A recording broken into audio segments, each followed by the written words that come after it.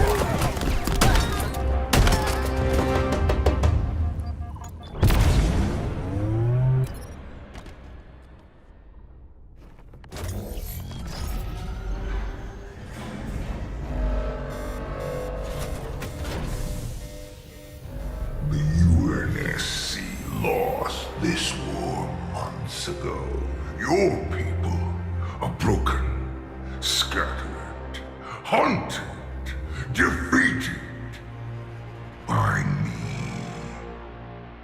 I wish I could tell you it was difficult, but it wasn't. We are one step ahead, always. The ring is already under our control. Soon, the auditorium as well. The Harbinger and the Banished share the same goal. We fight together to honor the will of Atriarchs. But without challenge, I grew weary, lost, alone. But here you now stand. This is my last fight. A true test of legends. Our story will outlive us both. Set a fire in your heart, Spartan. Bare your fangs. Fight hard. Die well.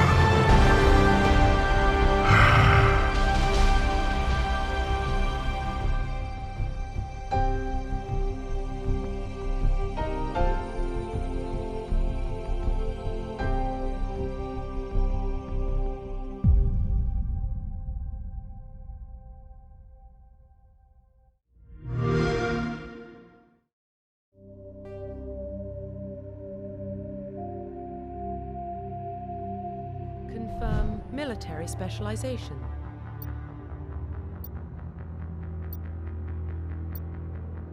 Confirm facial identification. Profile reconstruction complete.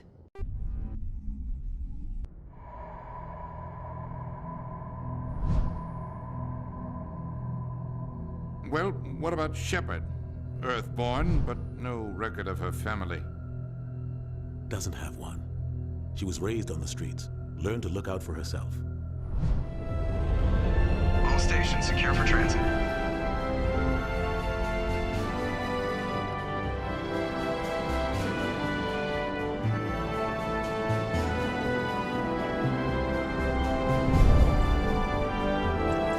Board is green. Approach run has begun.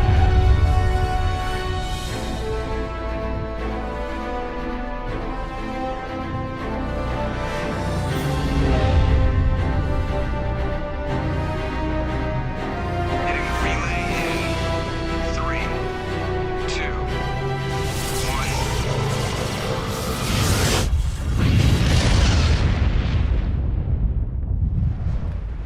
1. Nihilus will scout out ahead. He'll feed you status reports throughout the mission. Otherwise, I want radio silence. We've got his back, Captain. The mission's yours now, Shepard. Good luck!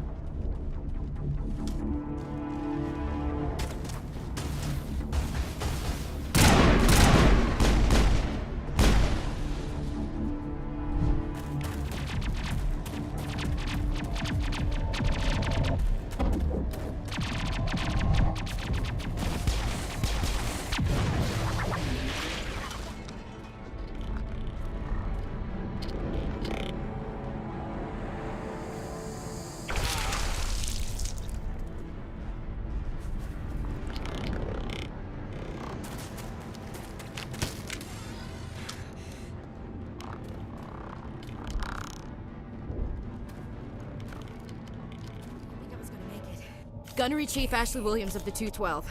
You the one in charge here, ma'am? Are you wounded, Williams? A few scrapes and burns, nothing serious. The others weren't so lucky. Oh, man. It's a good place for an ambush. Keep your guard up.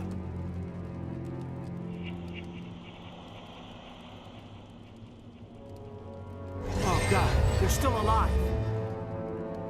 What did the Geth do to them? Humans. Thank the Maker. Hurry! Close the door before they come back. Marines held them off long enough for us to hide. They gave their lives to save us.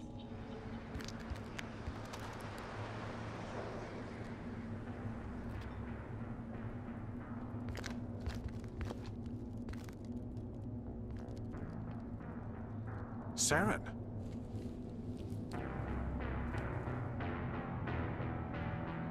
Nihilus.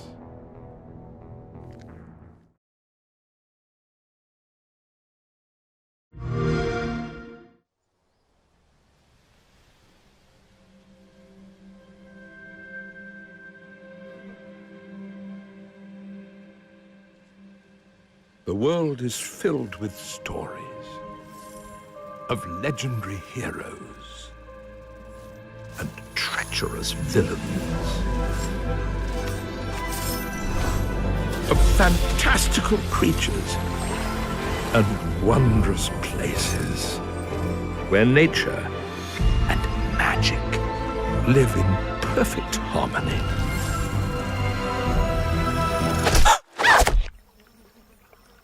Not all stories have happy endings. But yours has yet to be written.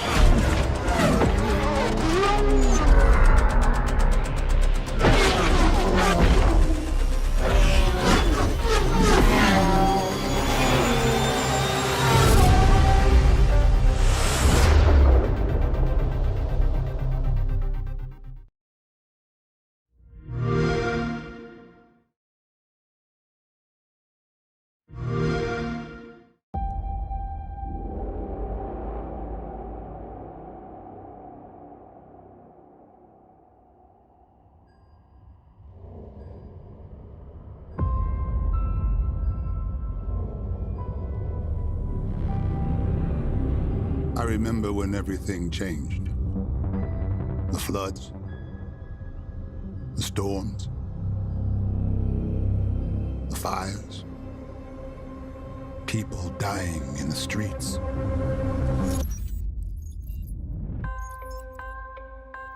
The corporations gave us solutions.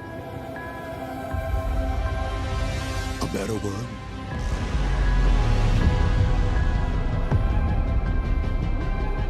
And we welcome them into our lives. But the laws of nature aren't meant to be broken. We need to know what they're hiding. Cruel world.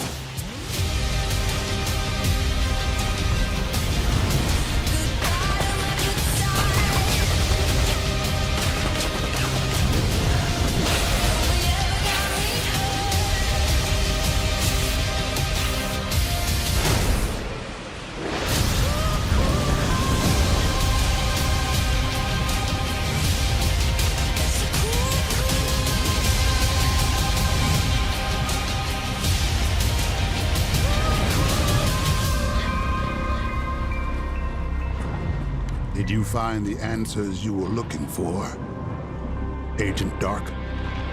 Not yet. This is just the beginning.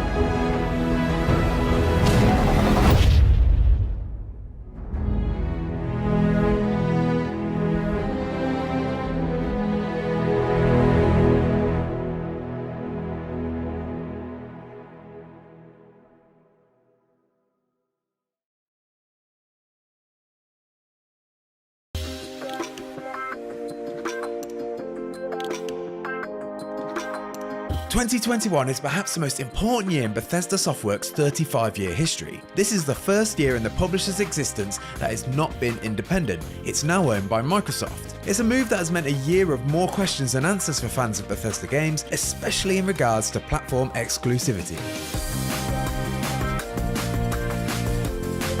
Just in case you missed the news, this year Microsoft purchased Bethesda's holding company, ZeniMax Media, for an eye-watering $7.5 billion. That's the sort of money that can buy dreams, and considering many are desperately dreaming of the Elder Scrolls 6, Microsoft has certainly made a savvy investment. Alongside Elder Scrolls and Fallout developer Bethesda Game Studios, Microsoft's deal also includes ZeniMax Online Studios, Machine Games, Arcane, Tango Gameworks, AlphaDog, and Roundhouse Studios. That's 8 studios to add to Xbox's already extensive lineup.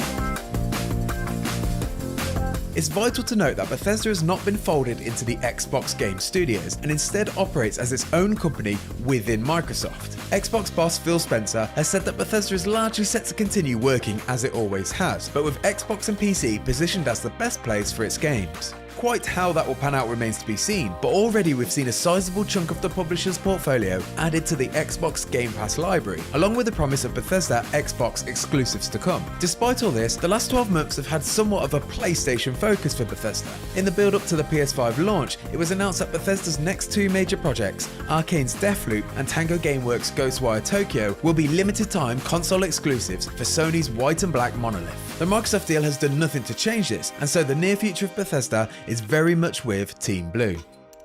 Don't fear the unknown. Attack it. The focus would have already begun shifting to Team Green if the COVID-19 pandemic hadn't thrown a ridiculous amount of obstacles at Arcane. Lockdown conditions forced the developer to push back on Deathloop's launch twice, and each one of those delays has delayed the potential of Deathloop arriving on Xbox consoles. Thankfully, Arcane's current target of September 14th for the PlayStation 5 and PC release seems realistic. Tango Gameworks, meanwhile, has been exceptionally quiet since the Ghostwire Tokyo gameplay reveal at Sony's PS5 Focus State of Play back in June. Currently, its release date holds steady at October 2021. With any luck, things will stay that way. As for things we've been able to play over the last year, much of Bethesda's focus has been on live service games. After a year of struggling to make amends for its disastrous launch, Bethesda Game Studios added NPCs to Fallout 76 in 2020's Wastelander update. This proved a radical change for the game, finally making it feel closer to a multiplayer Fallout RPG rather than an abandoned apocalypse. In the following months, Bethesda has issued 4 chunky updates to Fallout 76. Among them is Steel Dawn, which finally ushered in the return of fan-favourite faction, the Brotherhood of Steel. The Elder Scrolls Online has also given us a year of great content. 2020's expansion pack Greymoor added the beloved region of Skyrim to the MMO. 2021's new Blackwood expansion then dropped in Oblivion's Cyrodiil and the Black Marsh, and with that, the Elder Scrolls Online has now visited all the settings of the mainline RPG series. That means Bethesda should probably get a move on with the Elder Scrolls 6 so that the Elder Scrolls Online has another region that it can copy. Outside of the company's flagship universes though, Bethesda's had a quiet year. The most notable launch has been Doom Eternal's 2-part The Ancient Gods DLC.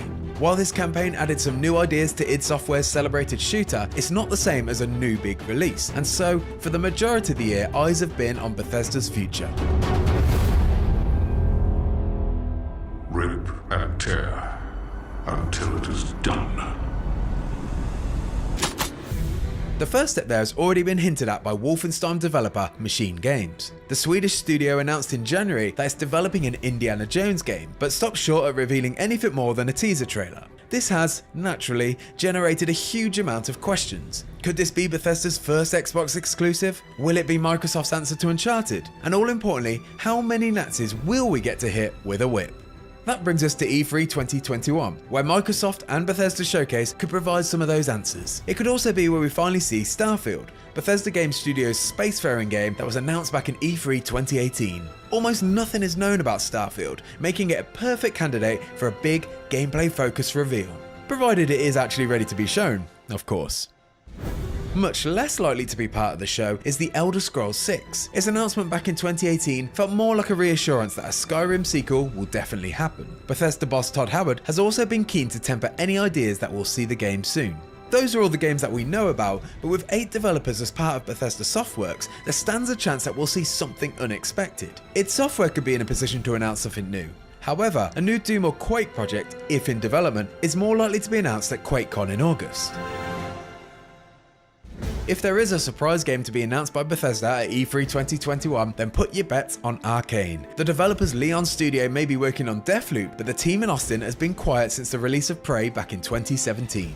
Regardless of the announcements though, it'll be the details that speak loudest on what kind of Xbox-focused future Bethesda has. Will all the new games be day one on Game Pass, like Xbox's other first-party studios? Or does Bethesda's unique position as an Xbox-owned publisher mean more platform and release flexibility? Whatever the answers may be, Bethesda fans from all console corners will be watching E3 2021 and hoping for the right announcements. And for everything else Bethesda and more summer of gaming, make sure to stick with IGN.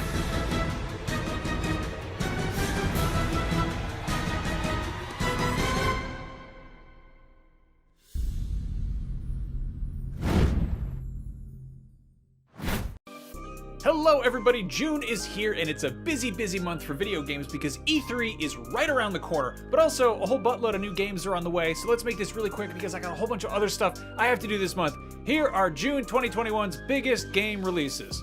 On June 1st, the Warhammer 40k universe gets a little bigger and a little louder with Necromunda, Hired Gun, which ditches all that turn-based nonsense for big, loud, first-person shooting on PS4, PS5, Xbox One, Series X, and PC.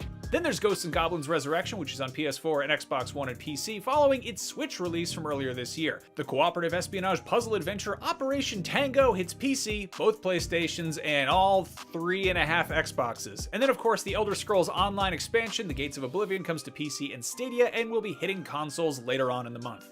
On June 2nd, Sludge Life hits Nintendo Switch. This is a Devolver-published indie which is officially described as a first-person, open-world, vandalism-centric stroll through a polluted island full of cranky idiots. Sounds nice. That's already on PC.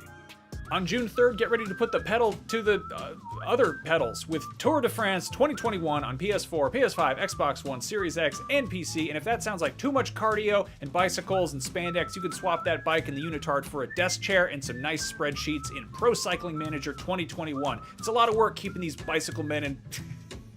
I'm kidding. I'm sorry, I don't know what a Pro Cycling Manager does. Somebody's got to manage these bicycle guys.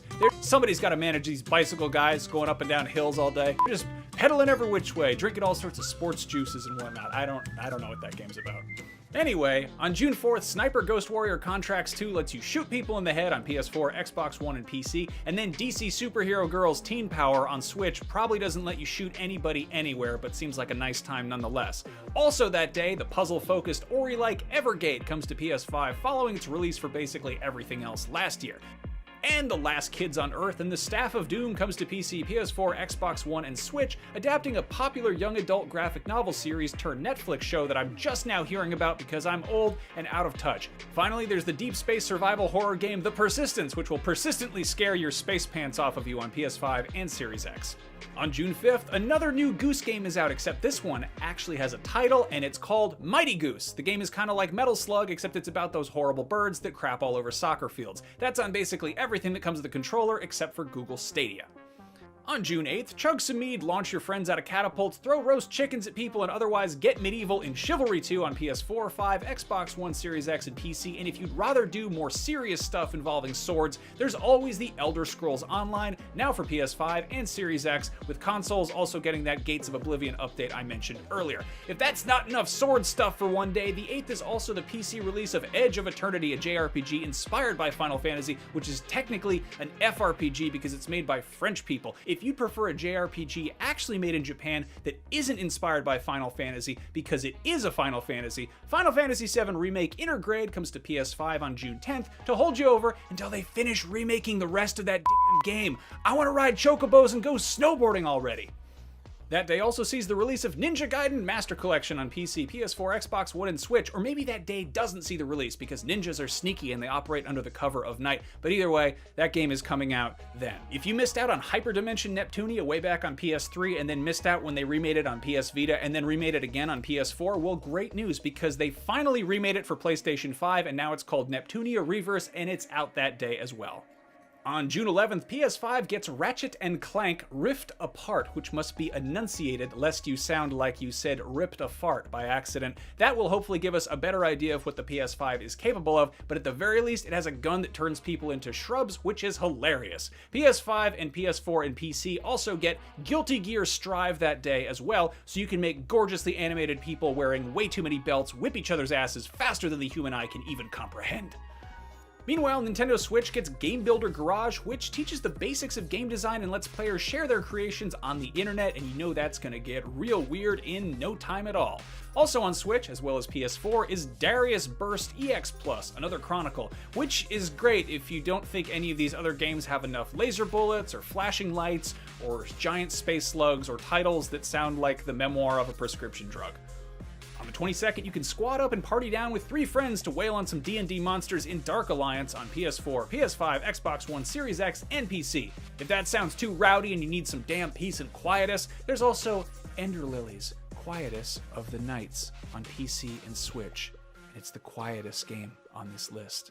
On the 24th, Alex Kidd pays a visit to Miracle World DX on PS4, 5, Xbox One, Switch, and PC, and PS1 RPG classic Legend of Mana gets a big HD remaster on Switch, PS4, and PC. Also on PC is Roguebook, a deck-building roguelike from the creator of Magic the Gathering.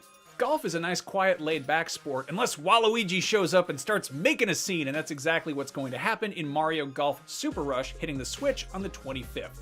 You can beat up some super cool looking monsters using psychokinesis in the anime looking brainpunk RPG Scarlet Nexus, which is on all the PlayStations and the Xboxes and the PCs that can run it. And last but not least, Roses Are Red, Violets Are Blue. Tony Hawk's Pro Skater 1 and 2 is out for Switch, and I will not stop quoting that stupid meme when talking about that game. I think it's very funny, and I just won't let it go. Let it go, let it go. On the 29th, Nintendo Switch players can destroy all humans, finally, or defy their destinies in Disgaea 6, Defiance of Destiny. Hey, this guy right here defying his destiny, get a load of that! Anyway, there's also Curve Space, which takes classic arcade action but makes it, like, all curvy and in space. That's on PS4, PS5, Xbox One, Series X, Switch, and PC. And finally, PC, Switch, PS4, and Xbox One owners can revisit the classic 16-bit LucasArts games Zombies Ate My Neighbors and Ghoul Patrol and see if they are as brutally hard as you remember them being way back in 4th grade, and I think they are, even with the additional save states for the re-release. Oh, also at some point in June, Phantasy Star Online 2 New Genesis is supposedly fully launching. It is currently in beta, but only in the West on Xbox and PC, but I guess it's on PS4 and Switch in Japan, and I don't know if that's going to change at some point. They should probably send out an email or something. Anyway, as always, we probably forgot something or got something wrong or something got announced or delayed or canceled since we shot this video, but this month we have a good excuse for being behind, and that is we're getting ready for E3, where they're going to announce all kinds of new games, and I'll have to start thinking of clever, funny ways to announce their release dates in a video 5 months from now, and also think of excuses for why we forgot to put stuff into the July video, which we'll make a month from now. As always, thank you all for watching. I very much appreciate it. Actually, no, I'm a little bit mad because enough of you watched these videos that it was a success, and now they make me do one that's for all of the stuff that's coming to the different video streaming platforms. So if you want to find out what's on Netflix or Hulu or Disney Plus or Amazon Prime Video or Shudder or Quibbly or Gumbo or whatever they're called, if you like to watch stuff as well as play stuff, go check that out. It's on the IGN channel. Did you know that Paramount Plus is getting 1,000 movies next month? I'm not joking. 1,000. I'm not even gonna list them all. I'm gonna go take a nap. Thank you. Good night.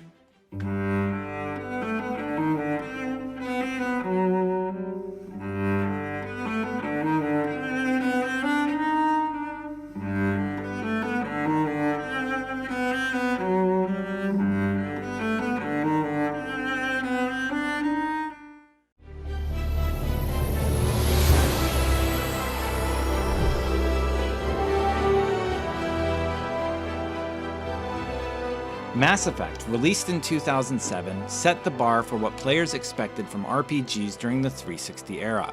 It was entirely voice-acted, used a branching conversation system that allowed for different outcomes in each situation, and promised to have narrative ties that would last the entire trilogy. Pitched over dinner by Casey Hudson as a sci-fi RPG, he believed that it would become a mainstream phenomenon and a must-have game for the Xbox 360. Fast forward 14 years later, and we're on the precipice of seeing Mass Effect Legendary Edition release on modern-day consoles and PC to much fanfare, meaning I'd say the entire BioWare team delivered on that goal. We've been given early access to some footage that showcases dramatic updates to the original Mass Effect and a peek at how Mass Effect 2 and 3 will also be improved. But let's start with a closer look at the original, the one that needed the most care, to take a look at how it's been updated. Beginning with the combat sequence, we get our first look at the updated HUD, and yes, your weapons will still use a cooldown system and not thermal clips like in Mass Effect 2 and 3. In addition, the weapons use a different reticle, and there are no longer class-specific weapon restrictions that make certain guns unusable for certain classes.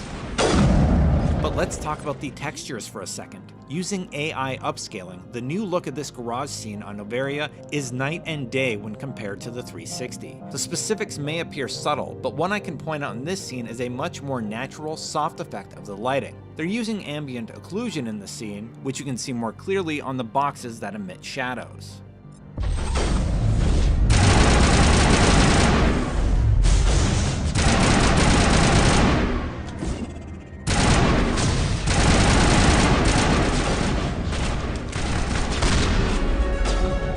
Stepping away from combat for a moment, we also got a tour of the main hub in Noveria. This footage opens with an amazing look at the new female Shepard model as she exits the elevator. The character models looked a lot better in Mass Effect 3, and with the new character model feature, you can start Mass Effect 1 as that iconic female Shepard. The lighting and camera placement is changed here too, putting you a little bit closer to the characters as they move through the levels or down elevators. The Noveria port has been heavily reworked in Legendary Edition, and you see some small elements as you exit the elevator. Couches have cushions, and the textures on the walls and concrete floors have been reworked. In the main hallway, they've added light fixtures across the entire room and even removed large pieces of geometry that previously would break up your path. Here's what BioWare's Mac Walters had to say about why the wall was removed. The wall and why the wall came down in Noveria, right? You'll see them probably more so throughout Mass Effect 1. They were really just meant for streaming occlusion, essentially sightlines, right? In large open spaces, which we had quite a few of in Mass Effect 1. Whatever the game has to render is going to start to hit your performance. So when you have a wall there, when you come off the elevator, it just means that you don't have to show the whole level and load the whole level and have everything on screen as soon as you get off the elevator. And so the art team wanted to try taking it out, and it worked great, and I think it looks awesome. When you reach the garage with the Mako inside, you'll also notice an additional lighting in the room and objects that have been completely remodeled. Even on the Mako, there's texture and dirt on the tires, and it looks a lot more rugged and used. Looking at the provided Mako footage is really interesting to me because this is one of the key areas of the original that needed work. The original Mako was floaty, bouncy, and while I can't comment on how the Mako controls now, as I haven't played it yet, we did get to see two driving sections. The first is directly after you leave the Noveria port, and again the new textures on the ice-covered mountain are immediately visible, but if you watch the Mako drive, you might notice some changes, like a boost feature. Here's BioWare producer Renata Cronin on how the Mako changed. It is so much better now. We've made it better in that it handles better, it targets better. You know, we changed up the reticle when you're shooting with the Mako now so that it actually hits where you're aiming, which is very awesome, because it didn't used to do that before. You know, we've added boosters to it as well. We're still in the process of sort of tweaking it a little bit, so this clip right here is not necessarily representative of the end product, but it's got all the major improvements that we wanted. Now we're just playing around with, you know, how weighty does it feel, because it's still a little bit floaty, as you can see, but now it feels more, you know, like you're driving a tank and not, you know, the car that floats for some reason. Later, we also got a peek at a Thresher Maw fight on Antibar that shows another gameplay addition. Yes, the Thresher Maw still moves around, but now with a trail so you have a clearer picture of where they're headed with each movement. That should result in fewer instant deaths. There's also a new sensory tentacle phase to the encounter, where you need to avoid the maw and the tentacles as you battle. At the finale, you can notice the plumes of smoke have a lot more body to them also. I'm a little more hopeful about the Mako after seeing this footage. All of this is on top of massively decreased loading times provided by hardware advances like faster hard drives. This is a side-by-side shot of the original and Legendary Edition. As you can see, you can choose to instantly be at your destination, while in the original, you would be waiting for a significant period of time.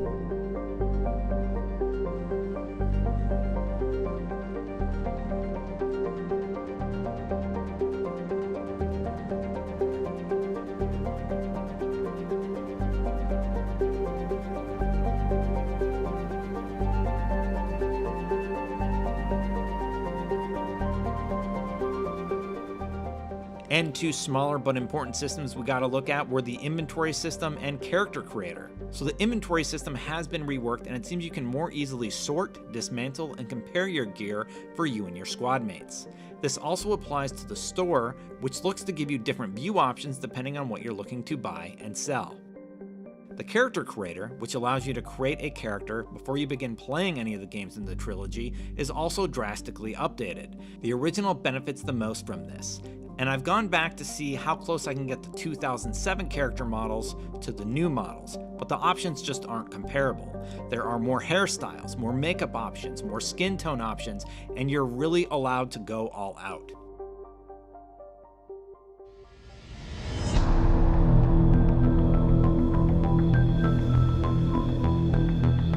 Looking at Mass Effect 2, we didn't see nearly as much, but there's a lot more detail in what we did see than I expected. The outfits have been reworked, meaning no more orange suits, and all of the outfits available in Mass Effect 3 are now available in Mass Effect 2. And while I don't have any fish at this point in my Mass Effect 2 save, what you should really be looking at is in the new game, as there are improved reflections on the tank itself. So what we're doing there is instead of doing a screen space reflection, we're doing what's called a render to texture. So you're basically just re-rendering the world in a texture in that space. And so you have to be very careful where you can use them, because you can imagine a scenario where if you use it in the wrong space, you're basically paying twice for your rendering, right? The rest of the Normandy benefits tremendously from the facelift. In Lair of the Shadow Broker, the lighting has changed, as you can see in the distance, but most changes in this expansion are subtle. The 4K assets are very apparent, and they may have added a depth of field effect, which I noticed on the ship. In addition, there are a few moments where the new lighting reflects off of surfaces, like at the end of this footage when the array is retracted.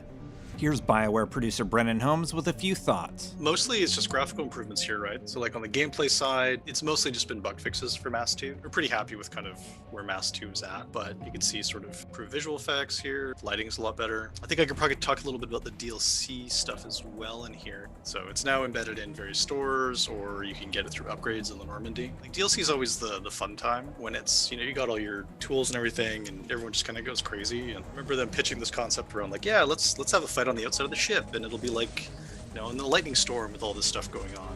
And that was just a really cool concept.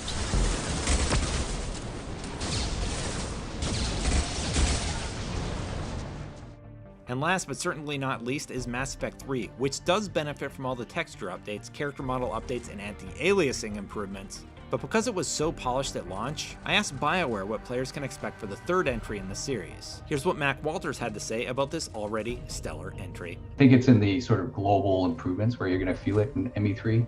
The interesting thing there is we knew that Mass Effect 1 would need the most work, but we also wanted to leave everything on the table if there were things that we really wanted to improve there. And the more we sort of dug into 3, we felt like, look, we are more at risk of taking something that was pretty damn good and making it worse, or just making a lateral move where it's different, but is it actually better? And a lot of times we just said, yeah, no, it's fine. You know, gameplay, everything is good the way it is. There were bugs, and we couldn't fix all of them, but we fixed a lot of them, sort of thing. And we would find them all throughout all 3 games, sort of thing. So I think that's another thing. And you probably would go, oh yeah, this feels less buggy. But if you were to play them side by side, you'd be like, oh, okay, yes, I see what you did there. You'd be like, oh, okay, yes, I see what you did there. Putting them all together with all of the DLC, including things like, you know, armor packs and alternate appearances and stuff like that. And when you get all of that content together, and there is less of that sort of what I would call friction in Mass Effect 1 that kind of is like, oh boy, I like it, but it's really making me work for it. It does feel like a whole experience. It together feels very obviously modernized, but it just feels more than the some of its parts. I was already sold on playing through the series once more, and the Legendary Edition gives me the perfect opportunity. The first Mass Effect might just be my favorite game ever made because of the promise of biotic-powered gameplay, stellar storytelling unlike anything I had seen at the time, and space exploration to unique planets. I look forward to jumping back in this May. A special thank you to BioWare for providing the commentary today and for making this amazing trilogy. It is honestly a game that will always be special to me, and I'm so happy to see the amount of care going into this remaster. I'll be doing a full performance review on the final code, so keep an eye out to see how it runs on each platform. In the meantime, if you're looking for performance reviews, keep an eye on IGN Games, as myself and my colleague Michael release new episodes each week, so be sure to subscribe for more videos like this. And a personal note from me to you, thank you for watching. I just love making this series. For more on all things gaming, we've got you covered at IGN.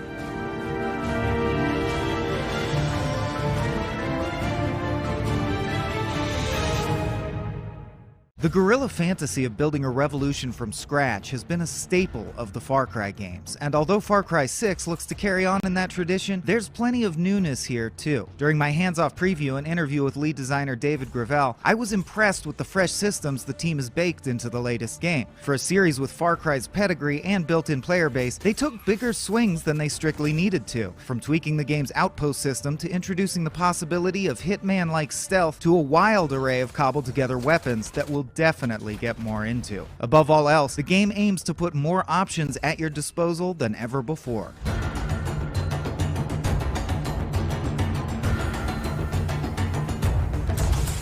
In Far Cry 6, you'll team up with a band of revolutionaries calling themselves Libertad, working to overthrow the fascist regime of El Presidente Anton Castillo, and free a Caribbean island state and Cuba-like called Yara. It's through Libertad that players learn the art of resolver, a guerrilla concept of using every resource at your disposal. The developers weren't afraid to run with that idea, to the point of sometimes taking things a little over the top, and I mean that in a good way.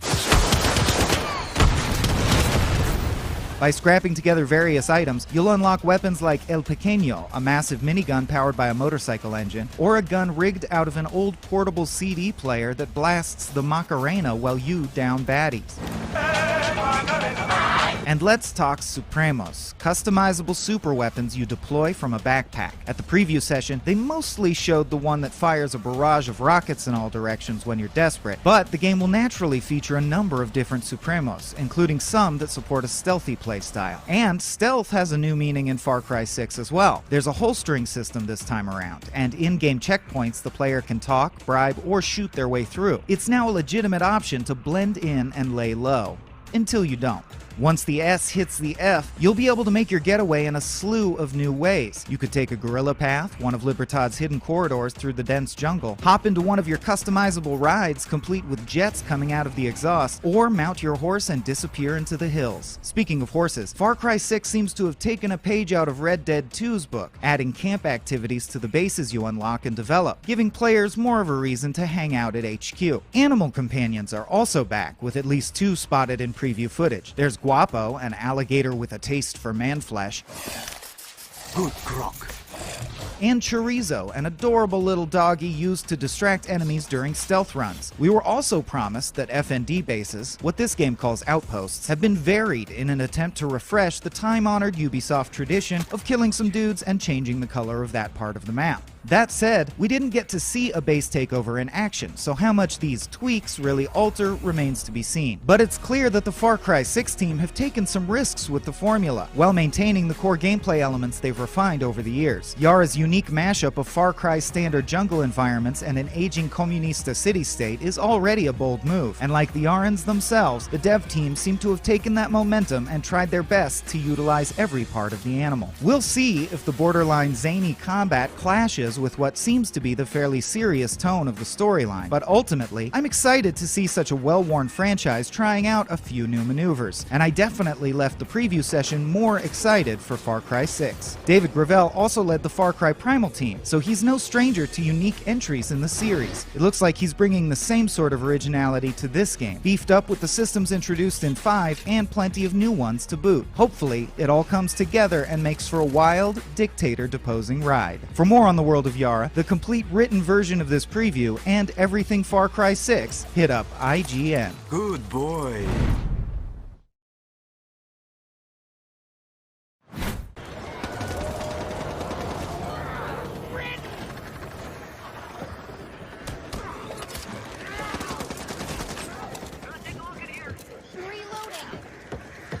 Never knew so many people lived around here. Get to the center and we'll be fine. Need to reload. Need ammo. What have we here? Need that.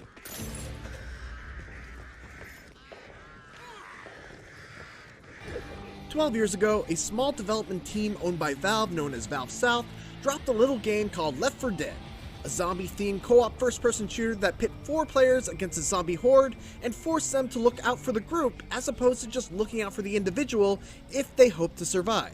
This helped give birth to a whole new subgenre of co-op survival first-person shooters. And while Valve continued the legacy with Left 4 Dead 2, the original developers of Left 4 Dead, now reformed as Turtle Rock Studios, had not returned to the genre that they helped pioneer. That changes with Back 4 Blood, an appropriately titled 4-player zombie-themed co-op survival shooter that goes into closed alpha testing starting today. And if my early impressions are anything to go off of, it's good to have Turtle Rock back where they belong.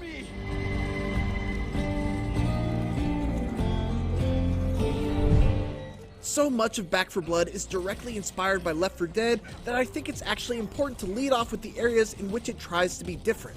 And nowhere is that more apparent than in its deck building system. In Back 4 Blood, you actually build a deck of cards that you take in with you to each level. These cards are broken into 4 categories: Reflex, Discipline, Brawn, and Fortune. Reflex cards typically focus on granting bonuses to speed or stamina. Discipline cards are all about efficiency, so they offer buffs that give better accuracy, better healing, more ammo, and so on. Brawn cards buff your health, damage, and resistances. And finally, Fortune cards focus on cards that give you a % chance of something happening, along with other general utility-focused boons, like the ability to have unlimited ammo on your secondary weapon, or being able to shoot while sprinting. You select 15 of these cards to build your deck, and at the beginning of every level, you'll draw 3 and pick 1 card 4 times. And those 4 cards that you choose will be your starting set of active buffs and boons that you'll take with you into the first part of the level. Every time you hit a safe room and move on to the next act, you'll be able to add another active card into the mix.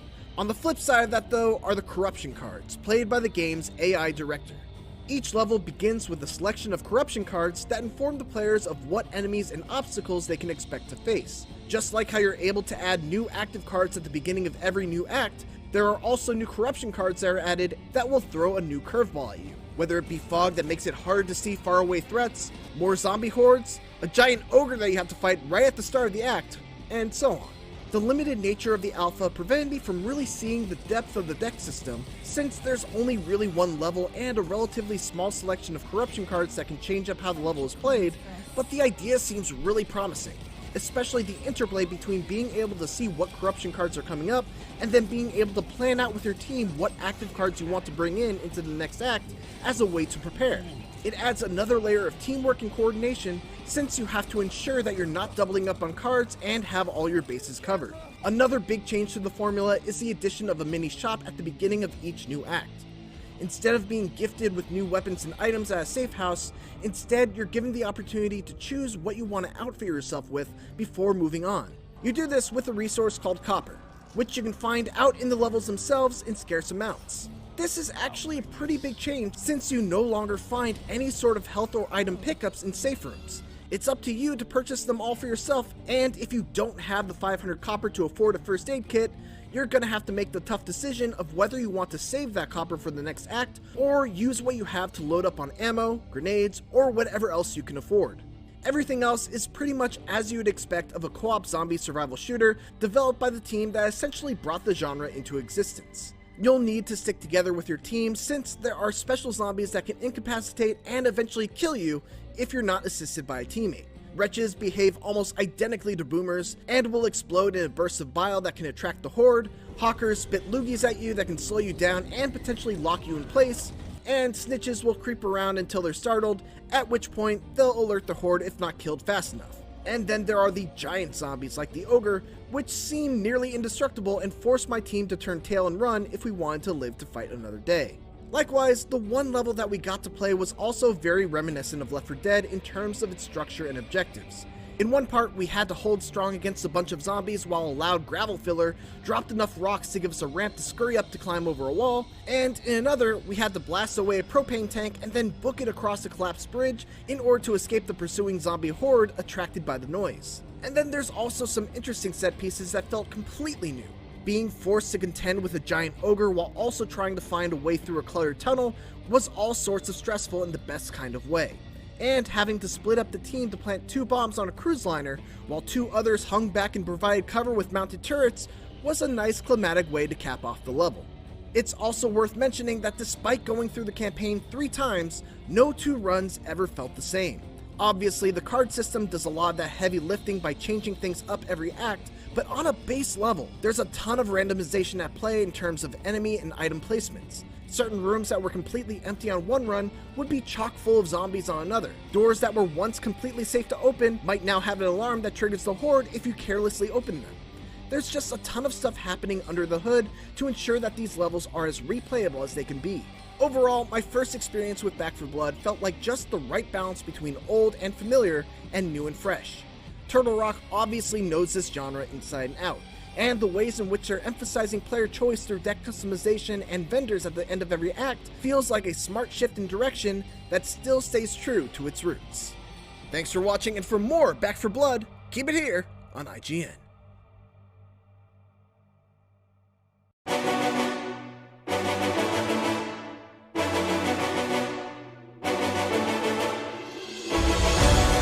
From Disney heroes like Iron Man and Mickey Mouse, to spiky-haired soldiers with buster swords and uncomfortably long-limbed creepy hat creatures, few publishers have as varied a portfolio to show off as Square Enix. Square had quite the wild 12 months, with long-awaited and long-delayed games finally seeing the light. Let's take a look back, and content warning, I hope you aren't already sick of the words Final Fantasy, because you may be after we've finished here.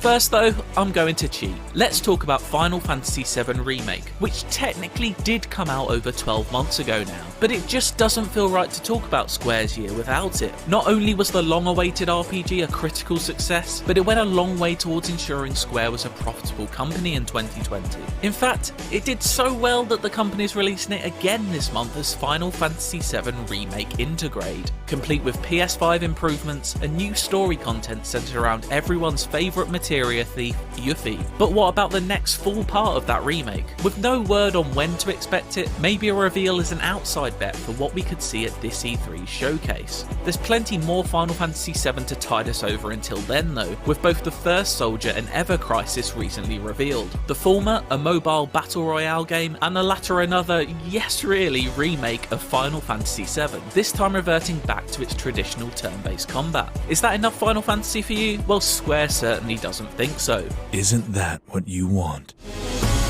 The past 12 months has seen the continued resurgence of Final Fantasy XIV Online, with more players joining the MMO than ever, an upgraded version released, plus the announcement of the Endwalker expansion coming later in 2021 that will take players to the moon. Insert, that wizard came from the moon joke here. Yes, we are almost halfway through this thing, but there's still more Final Fantasy to talk about. I did warn you. Revealed at September's PlayStation 5 event, Final Fantasy XVI looks to be bringing the series back to its more medieval fantasy roots. With little known apart from some backstory about the game's fictional setting of Valisthea, there's plenty more we'd love to find out, and this year's E3 looks like the perfect place to do that. And now for something completely different. Last summer saw the long-awaited arrival of Marvel's Avengers, which really did turn out to be a game of two halves. Crystal Dynamics' interpretations of beloved superheroes and the single-player campaign that introduced us to them was a fun, action-packed 6 to 8 hours. Sadly, its post-game, gear-chasing online component didn't really live up to billing. It's been a rocky few months since launch for Avengers, with a dwindling player base and lack of content, two major issues for any live service game. There is a potential saviour on the horizon though, in the form of Black Panther. The War for Wakanda expansion is set to drop later this year, which needs to give players enough reason to flood back in order to steady the ship. Square does at least have form here. It more than made up for a troubled start to Final Fantasy XIV's life. Let's hope the same attitude is applied here. It's not all been doom and gloom. People Can Fly's looter shooter Outriders hit the spot for many thanks to its power trip combat and addictive gear loop. People Can Fly's previously teased big expansions that will add to Outriders' story, so that's something to keep an eye out for this E3. Near Replicant version 1.2247448713 ... showed off more unique delights from the mind of Yoko Taro with this upgraded version of the Nier Automata prequel. Bravely Default 2 gave us a beautiful RPG to play on the Nintendo Switch, and rhythm action spin-off Kingdom Hearts Melody of Memory hit all the nostalgic notes it needed to. And then there was Balan Wonderworld.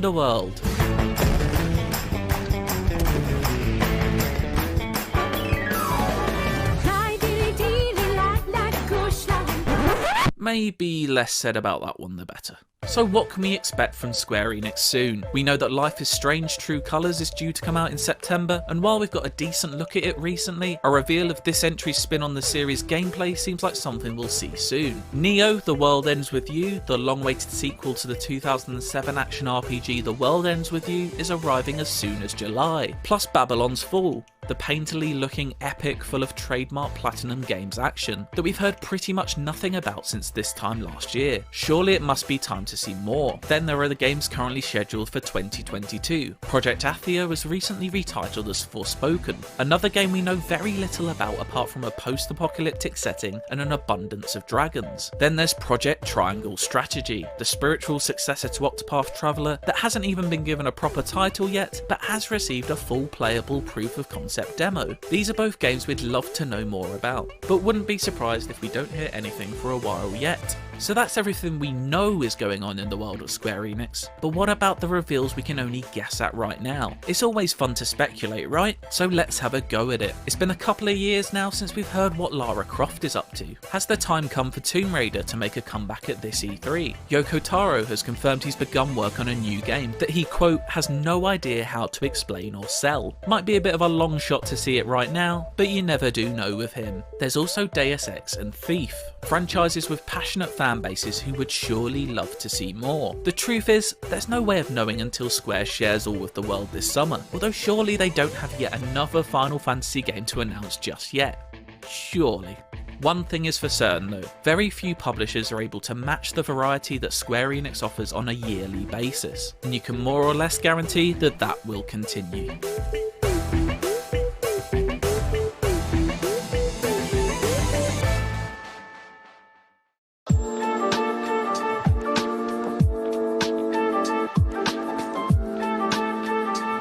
The PS5 and Xbox Series X have only been available for 6 months, but already the newest generation of consoles has been a busy one. From big exclusives to console updates and problems to much more, PlayStation and Xbox's newest consoles are off to a fascinating start. How have they stacked up so far, and has much changed since launch day? Well, IGN's Jonathan Dornbush and Ryan McCaffrey are here to answer just that, starting things off with a look at next-gen exclusives that have launched in the last few months.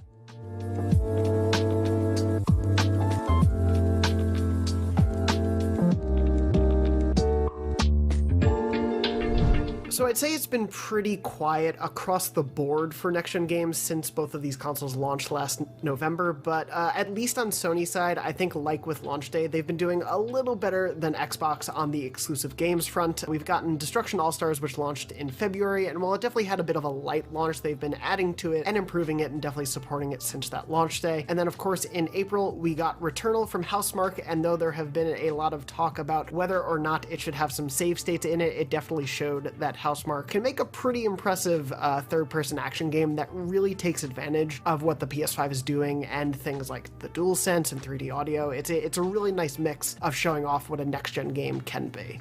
Sadly, still, big system-selling games remain the Achilles heel for Microsoft. We're 6 months in, and there is exactly one game that is completely exclusive to the next-gen Xbox, meaning not available on PlayStation, not available on Xbox One. That game's The Medium.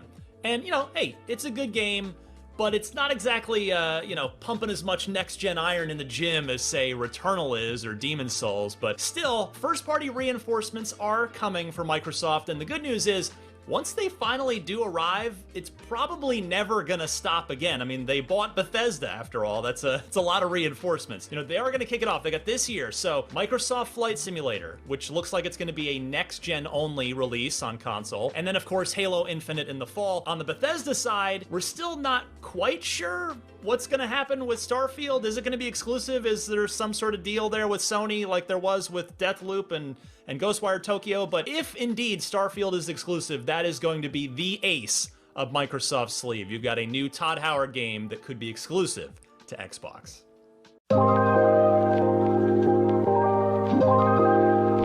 But Jonathan, one area where Microsoft obviously wins by a one-punch TKO, Mike Tyson's Punch-Out style, is game subscription services. Xbox Game Pass is so good, my friend, that it has actually stolen one of your exclusives. MLB The Show is on Game Pass on Xbox, and it used to be, of course, a complete and total Sony exclusive. So that's awesome. Other cool stuff recently, you've got the previously Switch exclusive Octopath Traveler, Destiny 2, more. It just keeps coming. All that stuff has helped keep us entertained while we're still waiting on the big exclusives on the Microsoft side. And even better, xCloud is now rolling out to iOS devices, to Apple stuff, so that pretty soon, anybody with a smartphone, which is basically everyone, that has a Game Pass Ultimate subscription is going to be able to play their games not only on their console, but from anywhere through their phone at no extra cost for Game Pass Ultimate subscribers. That's just a totally impossible to ignore force in the entire games industry when you take all of that as a whole. Now, if only games with gold didn't suck now, but you know, I can't really complain. It is definitely a strange time to say a PlayStation-developed game costs more on PlayStation than on Xbox if you have subscription services on both. It is a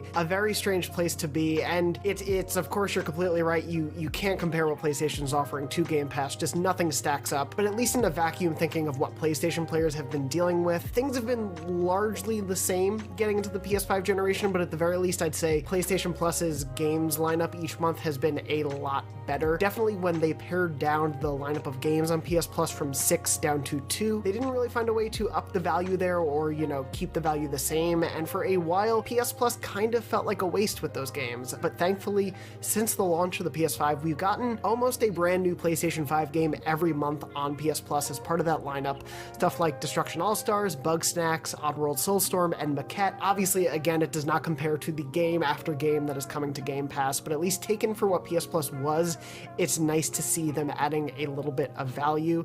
Of course, probably the closest thing to Game Pass that PlayStation actually does offer is PlayStation Now, but they really haven't brought that service into the generation of the PS5. You can play it on PS5, but they don't allow PlayStation 5 games yet to be a part of the service, and this really came to a head when they added Borderlands 3 and Marvel's Avengers to PlayStation Now, but only the PS4 versions. It's strange, especially to be in a place where there is a subscription service that does have a library of games and does span genres that PlayStation could really be bolstering, but it just doesn't match up to what Game Pass offers, and it's becoming painfully more clear as the months go on.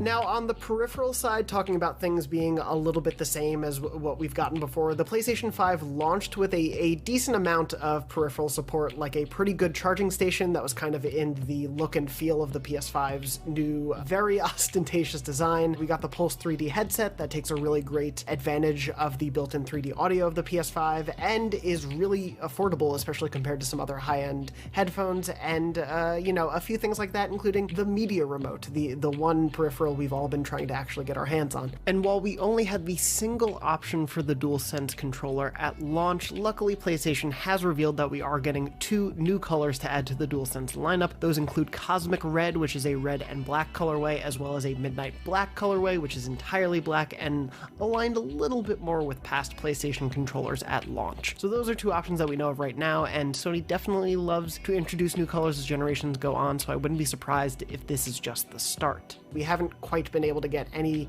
sense of what's to come other than some PlayStation VR new controllers that'll be on the horizon, but that is way down the line. At the very least, third-party headsets are compatible with the PlayStation 5, so if you're not a fan of the Pulse headset but do want to take advantage of 3D audio, there are some other options for you. Unfortunately, I think the biggest thing when it comes to PS5 and peripherals is an advantage the PlayStation is supposed to have over Xbox, but just hasn't happened yet, and that is a more accessible opportunity opportunity to get expandable storage. PlayStation has said the PS5 will be compatible with third-party drives that, as long as they match the speeds of the internal SSD, players will be able to expand that internal storage. But we don't have information about what drives those will be, from what companies, when that will be incorporated into the PlayStation 5. We're just kind of left waiting, and that's really a big problem when there are only 667 gigs of available data on the PS5 at launch. That's maybe 2 Call of Duties these days. It really doesn't stack up to being much in the long run. And so that's already a problem we're getting to 6 months in, of a lot of people having to play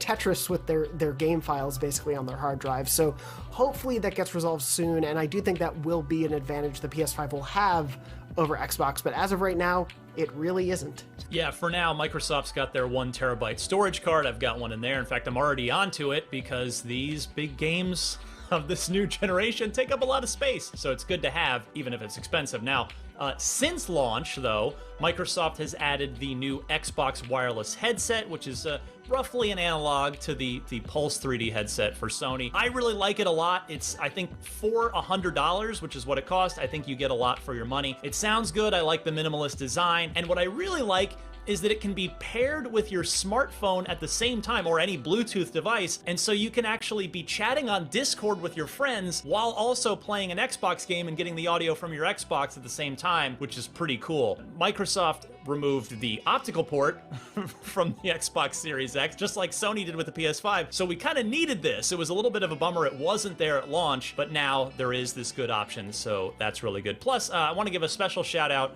to Microsoft for pumping out a whole bunch of cool new colors since launch for their controllers. I've got the Pulse Red one right here. It's nice to have something besides just the default black, so I appreciate them for that.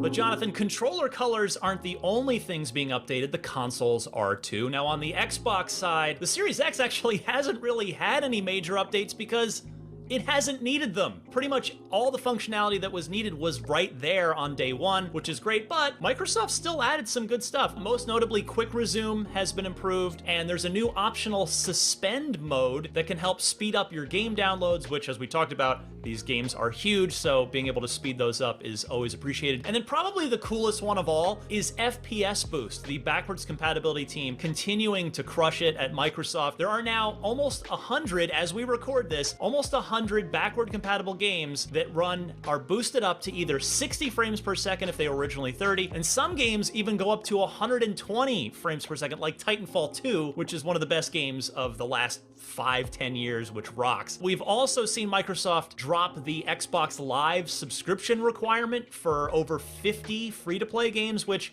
I do admit, that's more of a course correction than a welcome new addition, but still great.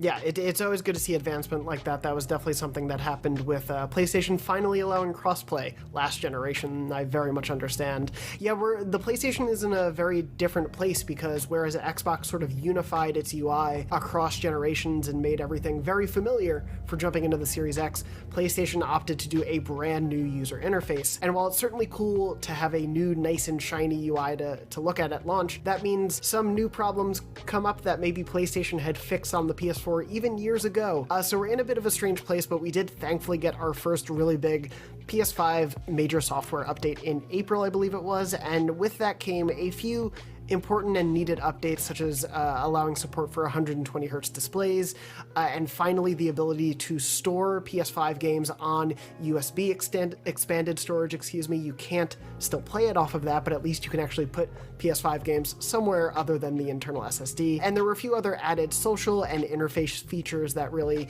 helped improve things that people have been having issues with since launch.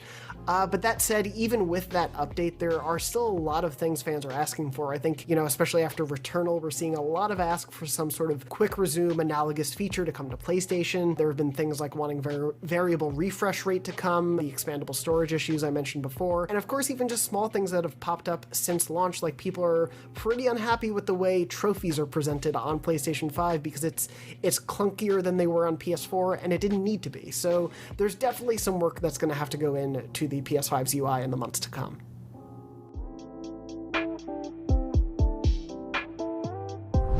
And so it's been really great to see PlayStation addressing things already with an update like that one in April and some smaller performance updates, both for the system and the DualSense since the PlayStation 5 launched in November. But that said, this whole span since that launch hasn't exactly been the smoothest for the PS5. Now, thankfully, there hasn't been anything that is as ubiquitous or widespread as the Red Ring of Death from the Xbox 360 era, but pretty much since launch day, there was sort of a whack-a-mole situation going on where a new PS5 issue seemed to crop up every few days, and so it's been hard to say what are the most proliferated issues that players have been having, how much of the player base actually saw these, but definitely one of the ones that we've seen stick around is DualSense controller drift.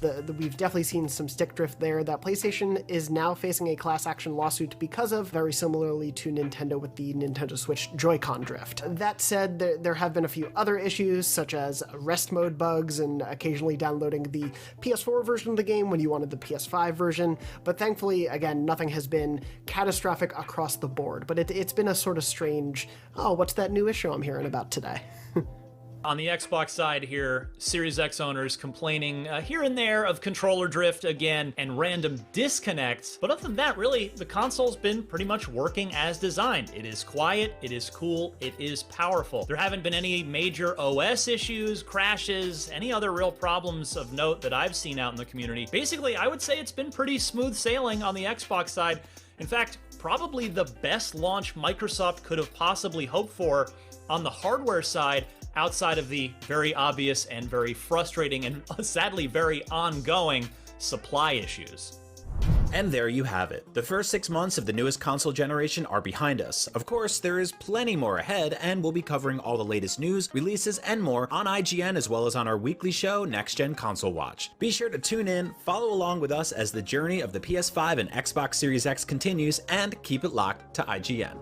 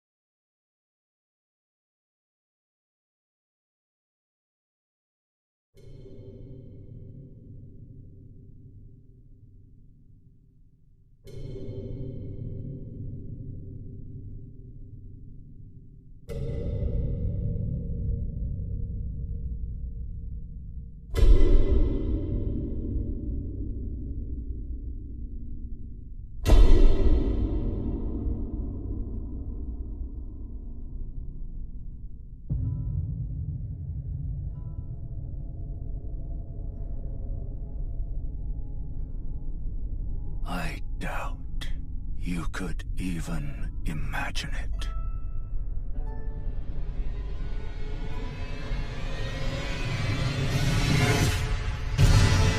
That which commanded the stars, giving life its fullest brilliance. The Elden Ring. Oh, Elden Ring. Shattered by someone or something.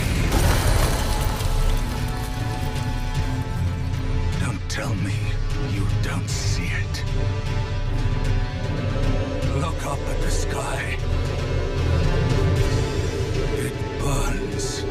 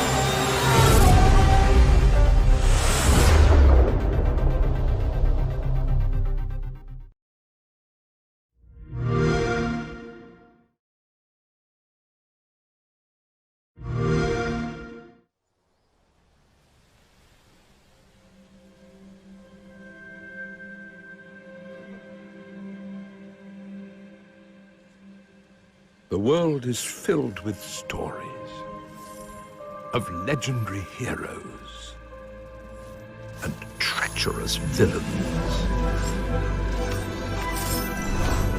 of fantastical creatures and wondrous places where nature and magic live in perfect harmony.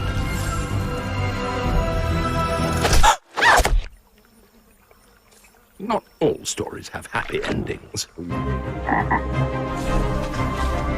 yours has yet to be written.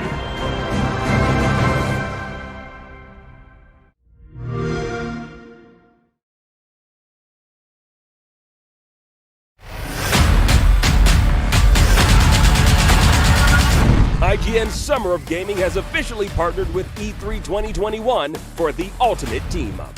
From direct access to the major gaming press conferences at E3 2021, with exclusive gameplay and reveals, to exciting first looks at the hottest new games, IGN's Summer of Gaming has it all.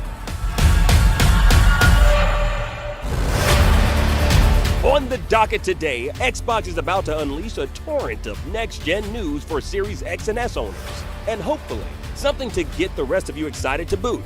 Microsoft recently acquired Bethesda lock, stock, and barrel, who are expected to be on hand, so look forward to some big news from them. Not to mention everything else Team Xbox has been cooking up across their increasingly interconnected series of platforms. And of course, we're all waiting for some updates on the games we've been longing to play all through quarantine. Is this the day we'll finally see what's in store for Master Chief and Halo Infinite? Will Fable make its long-awaited return to the Series X? Will Forza Motorsport come crashing into our screens at 4K with blazing next-gen speed? The moment of truth is upon us. If there was ever a time to hop into the Xbox ecosystem, it's now. And we're about to show you why.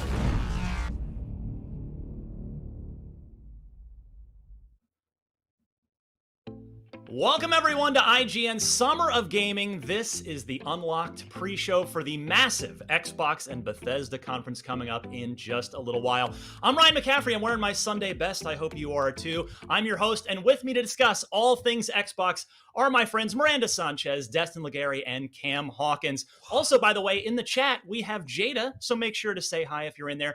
Thanks to all three of you for being here. Bam! I'm excited. Let's go. It's the best time of the year, baby. Let's do this. Now, before we get rolling, there is plenty of chatter to be had here in the next 20-something minutes before we get to the conference itself. I just want to make sure that everybody at home knows that our Summer of Gaming coverage exists everywhere over at IGN.com, YouTube, social media, and now even on smart TVs. Yes, IGN is everywhere. And by the way, for additional content, check out E3's online portal featuring virtual booths, articles, videos, and more. Now, later on today, we'll be hearing from Square Enix and the Back for Blood team, not to mention the PC gaming show at 2:30 p.m. Pacific. That's 5:30 p.m. Eastern time. But right here, right now, we are talking nothing but Xbox. That is what we were born to do. So let's dig into some of what we can expect from Xbox and Bethesda today, and all the other huge first-party developers and third-party developers now that have confirmed prior to this event. Let's get started. All right, so to the three of you, I think the best place to start here is not just right into, okay, what are we looking forward to? We'll get to that. But I think it's important to recap for everyone just how many studios Microsoft has.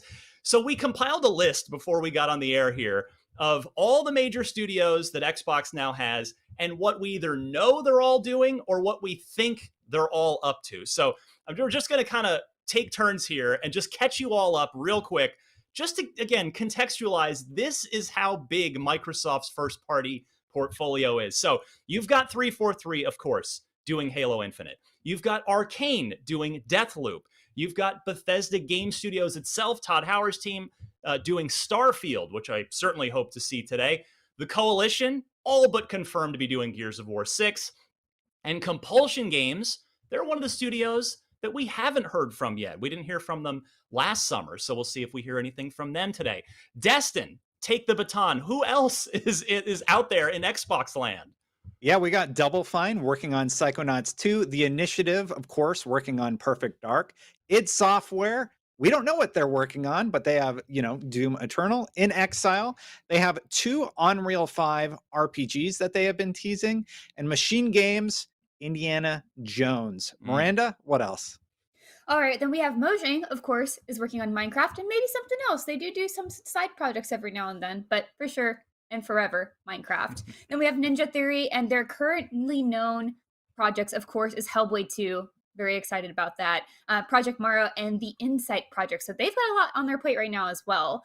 Then we also have Obsidian Entertainment, and we currently know that they are on Avowed, and of course, ongoing with Grounded. And then we have Playground Games, which we know they're working on with Fable, finally confirmed. And then, of course, they're rumored to have another Forza Horizon on their way. So we will see what happens there. And then Cam, you want to round us out with the last few, which is there's so many. There's so many.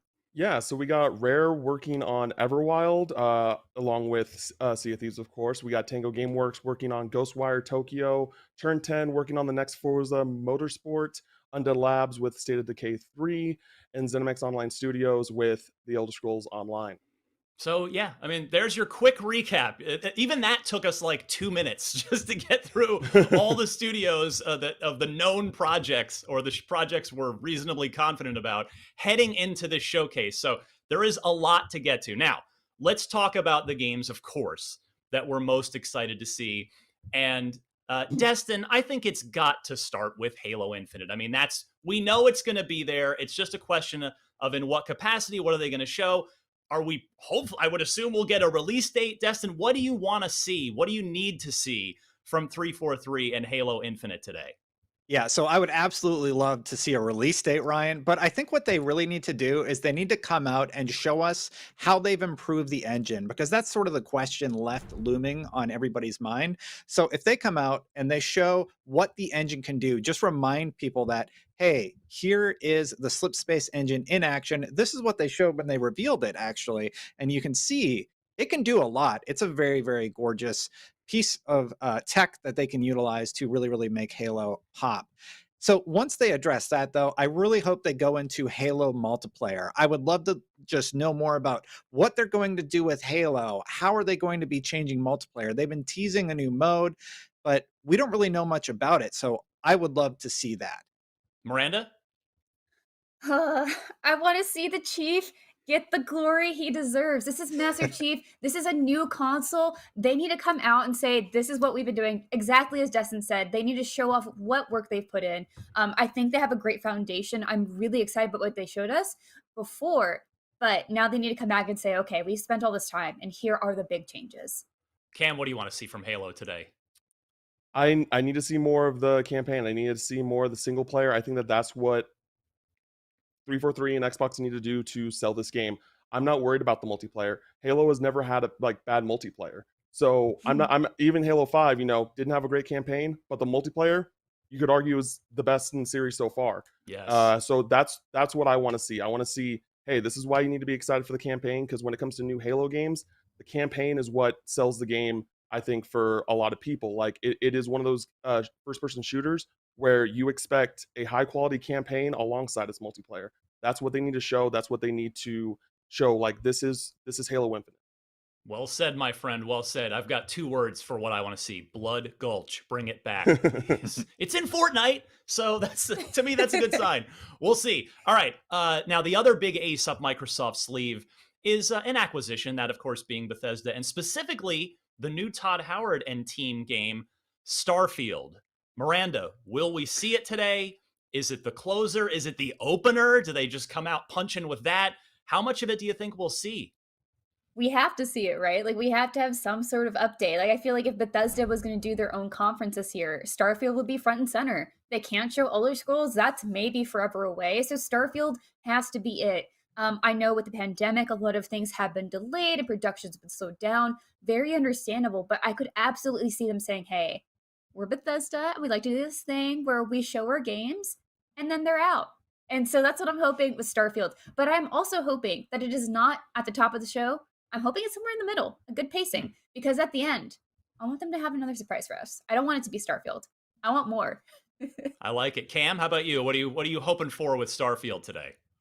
Yeah, I agree completely. I want this to be seen as a new RPG that will have something that will stand out compared to Fallout and Elder Scrolls, that isn't just, oh, this is a Bethesda Softworks RPG in space. I want to see the world building. I want to see, like, I want to be able to get a trailer and get something where I can pick out pieces and theorize on what this world is about, what the society, like the societal things behind it, what we can expect from a world building and lore perspective.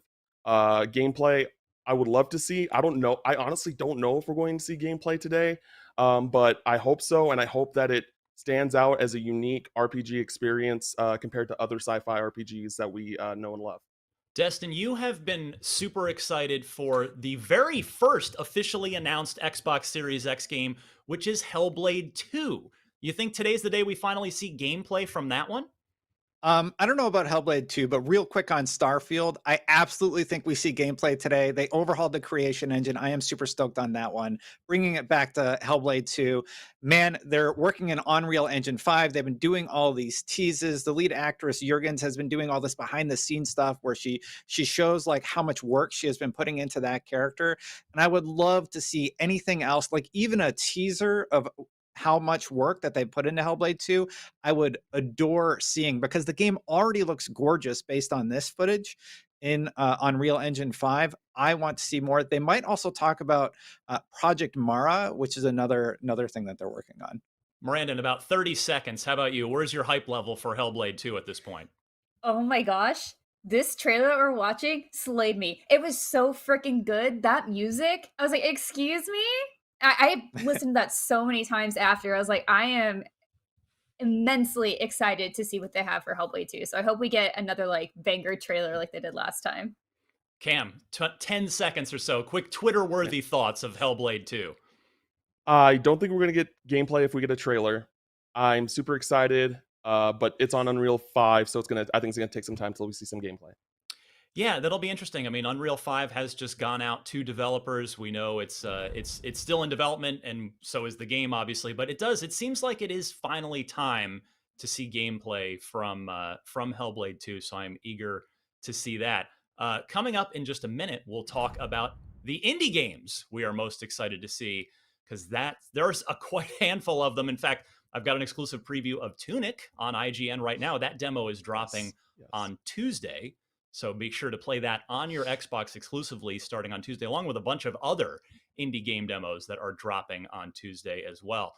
All right, we will be right back. We've got plenty more pre-show for you heading into the big Xbox event coming up right after this.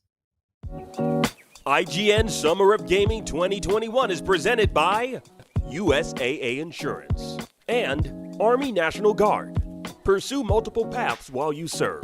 Reach your greatest potential with Army National Guard. And by the Amazon original movie, The Tomorrow War, exclusively on Prime Video July 2nd. And powered by Duracell Optimum, the official battery sponsor of Summer of Gaming 2021.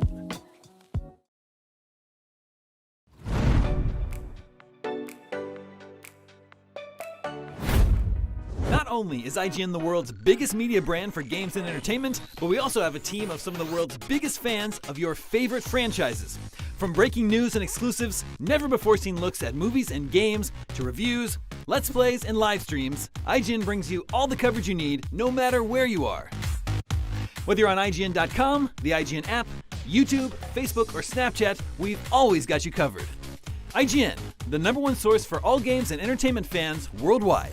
In a world with non-stop news about Marvel, DC, Star Wars, you need a show with accurate reporting, hard-hitting commentary, and me, Akeem Lawanson, host of IGN's news show, The Fix Entertainment. Whether it's the latest superhero scoop, film fiasco, or anime announcement, I'll be here covering all the breaking movie, TV, and streaming news that matters most to you. Make sure to catch The Fix Entertainment on IGN for your fix of entertainment news. Let's drop it. If you're not following IGN on social media, what are you waiting for? We're constantly updating our feeds to bring you the latest news, gameplay, custom original content, the best user-generated videos and art, memes, and a whole lot more. Be part of the conversation throughout the year.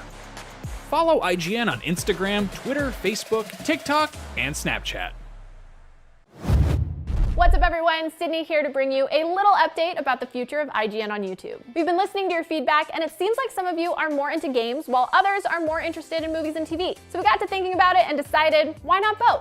Our main channel will still bring you all the biggest news, reviews, previews, and trailers to keep you up to speed on the most important highlights. But if you only want games content 24/7, head over to IGN Games. Movies and TV more your thing? Check out IGN Movies and TV.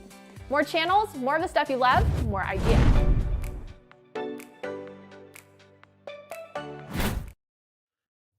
We are back. This is your Unlocked pre-show, and we've still got a little bit more time before the Xbox Bethesda stream starts. So let's get back to where we left off before the break. We are talking about the games we are most excited to see now. Literally during that break, E3 leaks, they happen, and I don't want to spoil anything that you're excited to see in the show, but let's just say we were talking about Starfield before the break. You're going to see Starfield in some way, shape, or form. So I'm just going to leave it at that, and I'm not going to say anything else. You're going to watch the show and see for yourself. I actually haven't seen anything, but we get little birdies that pop into our ears when things pop up online. And boy, it's the madness before E3. This is what I missed. I love E3 so much. Sometimes including the leaks. It can be fun, although not if you're a publisher or developer. But anyway, the games we're most excited to see. Let's get back to this. I want to start here on this part of the conversation with Fable, which is a game that is very near and dear to me. I love the original Fable. Of course, it's famous for having these big, grandiose promises from Peter Molyneux that didn't quite live up to that hype. But then I would argue that Fable 2 did fulfill all of that series' potential. Fable 3 kind of went down in slightly the wrong direction, and then, well, the franchise unfortunately kind of imploded after that. But Playground Games has spun up a second team. Yes, the developers of Forza Horizon 5 are now the developers of a new Fable. And Miranda, we got that teaser as the one more thing at the end of the Xbox showcase last summer. And to me, it told me one thing, that Playground understands and gets the tone of this game. What do you think? Do you think we'll see Fable again today? No. I would love to, but I think it's going to be one of those where they said, let's confirm this because it's been a long rumored thing. Here's what we're going for, exactly confirming the tone, giving you like a nice little look at the design and like their vision for it, and then going silent until they have something big to show us. I think potentially the next big thing we'll see is gameplay. And that's what I would want to see next, right? I want to see that Playground can do a Fable game. Like, I just know them for, playing cars. It's like, all right, cool. But then can you do a Fable? Like, that's a big change. And I know we'll see some probably impressive weather systems, but I want to see what else they can do. And I think whenever they have to show it next, they have to show that as well. So not this time. Cam, are you with Miranda on that one, or do you think that we might sneak in some little teaser of Fable gameplay here today? I'm conflicted. I love Fable. Fable, like outside of Halo, is probably my favorite Xbox IP. I'm super excited for this reboot. I personally would like to see another CGI trailer that hints us of something regarding the stories. Like all the Fable games. Whenever a new Fable comes out, you expect like a good story. Like the first two games had great stories, and I think that would be a really good thing. Like again, similar to Starfield and some other upcoming Xbox titles, just give us like some things that we can use to theorize, like, oh, what the story might be about, and things like that. But again, what Miranda said, Playground Games, this is something very new to them, and I feel like it might be problematic for them to release something like and it's not ready, and then it makes people get worried, and that's like the last thing that Xbox and Microsoft need to worry about. So if we see it, I hope again it's in some sort of CGI fashion. If not, then we'll just wait till it's ready. Now, Destin, the last major first-party Xbox game to be announced was the reboot of Perfect Dark from the Initiative back at the Game Awards. What do you think about Perfect Dark's odds today? You think we'll see that again? Yeah, and you threw to me right at 11:11. Good timing, Ryan. I would love to see Perfect Dark. Will it be there? I think we get a teaser of Perfect Dark, and I am just so excited for this conference now. I think we get a little bit of a teaser. I think they need to show a little bit of something, but will it be there in a grandiose way? I don't think so. I think they're going to wait. I think that's going to be a big hit potentially during the Game Awards. And Perfect Dark is looking really, really good. All we've seen is the tease of Joanna Dark standing by the building and a lot of sort of conceptual stuff showing off the world. But I really, really want to see, even if it's just one shot of a mission or gameplay or something, I would like that very, very much. Now, another one that's high on my personal list is State of Decay 3 from Undead Labs. I fell in love with the original as an Xbox Live Arcade title at the end of the Xbox 360 generation. This is a game that it is the most unique zombie game I have ever played. It's a systemic RPG where it's all about managing the relationships with your fellow survivors. It is so interesting, but it's both the first one and the second one have been held back by just technical wonkiness, just bugs, glitches, and poor frame rates. And while State of Decay 2 has been continued to be worked on, which has been great, we have an announcement for State of Decay 3. It was the shortest of CG teasers. We really can't glean anything from it yet. I am hoping that now is going to be the time. Today will be the day where we get a proper look at State of Decay 3. Now, Miranda, probably the next first-party Microsoft game to release, it's probably going to be Psychonauts 2. Are you looking forward to seeing that today? Give me a release date, please. Yes. I just wanted to say, hey, Psychonauts 2, because we've seen so much of it at this point. Like, we know what this game is. Be like, hey, here's a release date. That's all. That's all I want. They just flashed on the screen, okay? We know. I think that's a thing too, right? Like when you really know what a game is, and I feel like at this point we really know what Psychonauts 2 is. I'd rather have time on the stage for other things, just to get like a fun nod in some way, show the release date, and then like move out of the way for everything else that needs to go.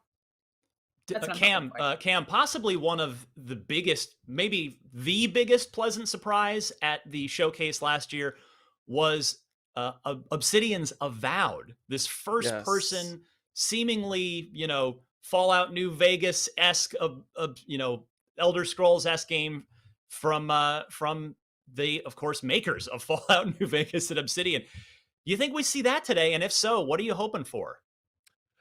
I don't think we're going to see it today. I think that game is really early in its development still. And, our big RPGs like what Obsidian and Bethesda make, they take time. And I think that we should just give them that time to make it. Like, we barely got anything from that first trailer.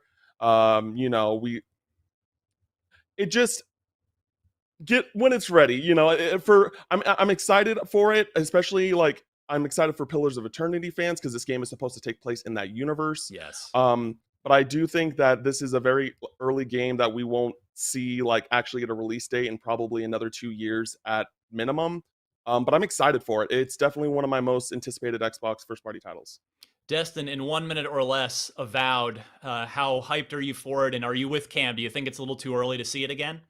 I am tremendously hyped for Avowed. It is looking phenomenal. This teaser is just perfect. It gives you just enough of an idea about what that game is going to be. Now, do I think we're going to see more? Not really, but if they did something, I would really love them to see show another vignette of gameplay, sort of teasing the sort of feel of the game and their target and what they're going for. They did it here in the first one. I would love to see another little something like that from Obsidian. All right, well, we've got more coming up, including, of course, what you're here for, the Xbox conference, which is just a few minutes away. So stick around, and we'll be right back to talk about major third-party games that we will probably or hope to see at this event. Keep it locked right here on IGN. Summer of Gaming is presented by the Army National Guard. So let's check in with our gaming guardsmen and find out what they're looking forward to in the Ubisoft Forward. So, with the Xbox and Bethesda showcase just minutes away, I'm extremely excited to see what comes out. But really, I'm just here for Elder Scrolls. My name is Sergeant Ford. I'm a former Army sniper, currently a member of the Army National Guard. I go by Cam11B here in the video game world, and I am currently an esports manager for the Army National Guard. So with Elder Scrolls 6, I am most excited for just getting back and diving into that single player vibe and just kind of building my own world that I didn't quite get to experience with Elder Scrolls Online. I truly loved it, but I really just want to build my own story and kind of create my own world. And, you know, it's been so long since Skyrim came out. I believe it was 2011 when it came out, and I am dying for a new Elder Scrolls game. What are you looking forward to? Let us know in the chat. I'm Cam11B, member of the Army National Guard. You can find us both here on Twitch.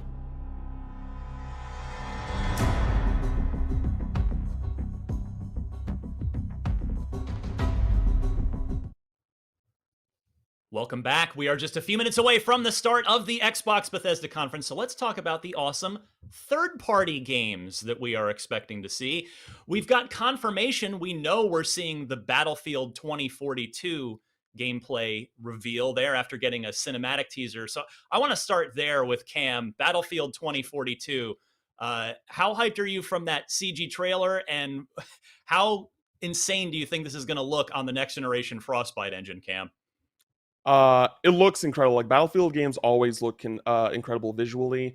I personally am not super big into the Battlefield franchise myself, but like seeing those big team battles and seeing them in action, I'm listening. You know, like I'm interested in seeing more. I want to potentially jump in. Like, it sold me. You know what I mean? And I think that's something that Battlefield really hasn't done in a very long time. So I'm looking forward to it.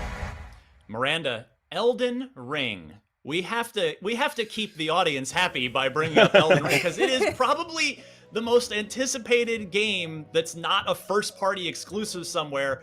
We got to see it. We got that killer gameplay trailer at Jeff Keighley's Summer Game Fest. Do you think we get an extended gameplay demo here on Microsoft Stage today? You know, that would be really cool, but I don't think it's gonna happen. I think they're like, you know, all we can do is show this one thing, which is a lot. There's so much to dig into there. But I think asking for gameplay it's just too far. Asking for an extended trailer would be nice, but I don't believe it's gonna happen based on how they've been talking about it, or lack of talking about it or showing it in any way prior to this. Destin, do you share Miranda's pessimism on this, or do you think today is the day, since it did debut on the Xbox Stage a couple of years ago? Yeah, you know, I'll be honest with you. I think we actually do get to see a little bit more of Elden Ring, potentially a short gameplay segment. Yeah, I wouldn't be surprised at all if we saw more of it, because they had their big reveal on Keighley's thing. They're just not going to have another beat during E3. I mean, Xbox is the stage where it makes the most sense to talk more about this game. Now, we've also had confirmation this morning that we're going to see more Far Cry 6. Ubisoft tweeting that out this morning, so expect to see that on stage here today at the Xbox Bethesda conference. But there's another big third-party game, and this one is exclusive, that I want to talk about for a second. Destin, I'll start with you. That is Stalker 2. This is a game that is a sequel to an absolutely beloved and critically acclaimed first-person shooter it was a PC exclusive years ago. Now it's coming to PC and Xbox Series X, and this thing has done millions of views on IGN. Like this, I feel like it's kind of going under the radar, even though it's getting, like, people are clicking on it like crazy. They want to see it, but you think we'll get a proper gameplay demo of Stalker 2 today? Well, I mean, the last time we saw it, they showed like how the models can be changed very easily and everything. But this game has been a technical showpiece for Xbox specifically when they've showed it in the past. I do think that we see some more Stalker 2 today, even if it's just to show off how gorgeous that engine is. You don't need to know anything about the Stalker franchise, but you can look at the footage that they have shown and be impressed by what they have managed to accomplish within their game engine. And people are really, really stoked for this game that are fans. So if you're a casual, you have something to look forward to. And if you're a fan, you are stoked through the roof for Stalker 2. And yes, I do think we see that one today. Cam, do you agree with Mr. Legary here? I'm not familiar with Stalker, but I have been following the sequels, you know, updates and things like that. And it is an ambitious title, not in your traditional AAA sense, but I'm excited to see what that game is and jump in and play. I'm in. How about some indies? Let's talk indies for a second. Miranda, I'll start with you there, because I mentioned I sort of crowbarred in Tunic a little while ago because I am in love with that game. I have been playing it. Again, that demo is out for everyone on Xbox on Tuesday. It is a Zelda-like game where you play an adorable fox, but it is a full-on through and through core, like a hardcore Zelda type of game. Elsewhere in the indie space, I mean, 12 Minutes is out there. What are you looking forward to seeing on the indie side?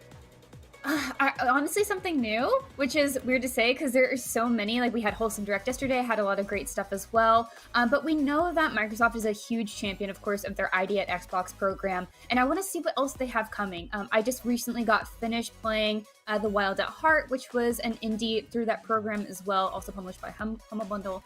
And there's a lot of really great things there. So I just want them to give them a little bit of space, even if it's a reel or an event later that they have. I'm sure they're going to have some sort of like small section for that. We did see Ooblets on Xbox's stage, and that was another ID at Xbox game. It was just fantastic. It's such a darling game.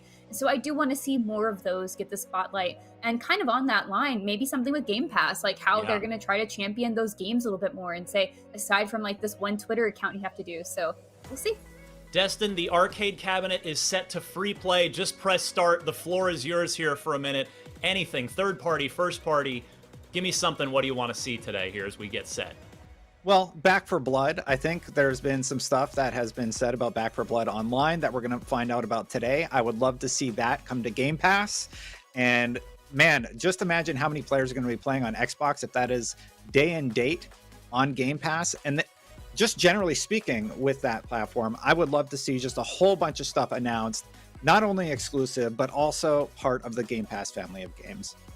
We are just over a minute out. I want to talk about Forza Motorsport for a second, but before I do, I'll just remind you, stay with us. Obviously, just stay right here. We'll go right into the Xbox conference here in a minute, and then immediately after, we'll come right back with our live Unlocked post-show reactions to everything. So stick with us for that. We'll be with you for 30 minutes after this thing ends to dissect and break down all of the big announcements, including what is already leaked. But yeah, Forza Motorsport, I don't want to forget about this. This is a next-gen only edition. They are rebooting just Forza Motorsport, no number 8 on there. So they are leaving the Xbox One behind to dial out all of the power that they possibly can from the new console, and I cannot wait to see Forza Motorsport. I mean, we got an in-engine teaser of that last summer, but now I'm curious to see if we get a release date for that. Obviously, it's almost certainly going to be sometime in 2022, but I can't wait to see what a full-blown next-gen Forza Motorsport game looks like. And maybe we will also hear about Horizon as well to see what's going on with that. There have been a few rumors circulating about Forza Horizon 5, so we shall see what happens there. But we are about 10 seconds out as I peek out of the corner of my eye at my screen. So we're counting it down. This is it. Stay with us again. We're going to be live during the show. Come right back with us after for the analysis. For now, enjoy the conference.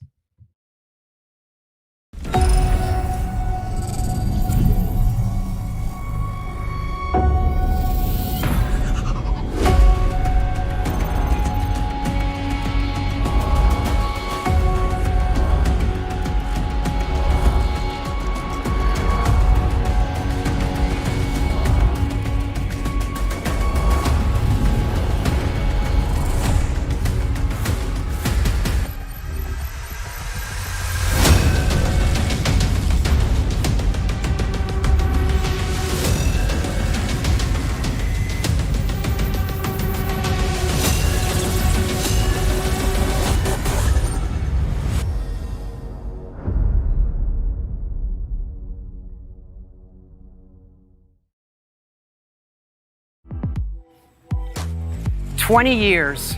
That's how long Xbox has been with us. And like you, this is a moment I always look forward to.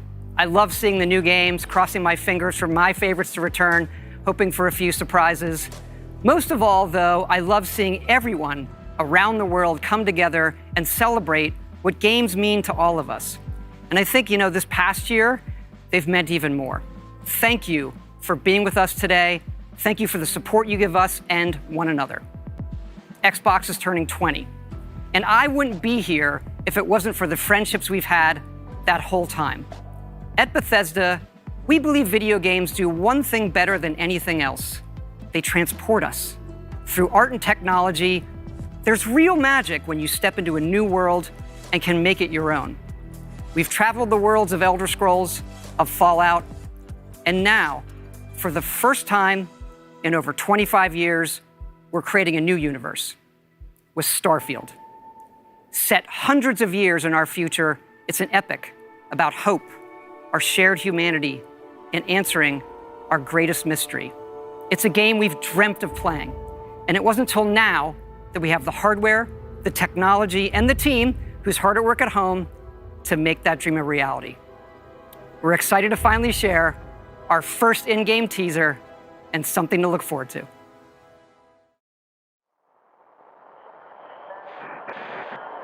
Constellation Starship Frontier, we have you on scanners.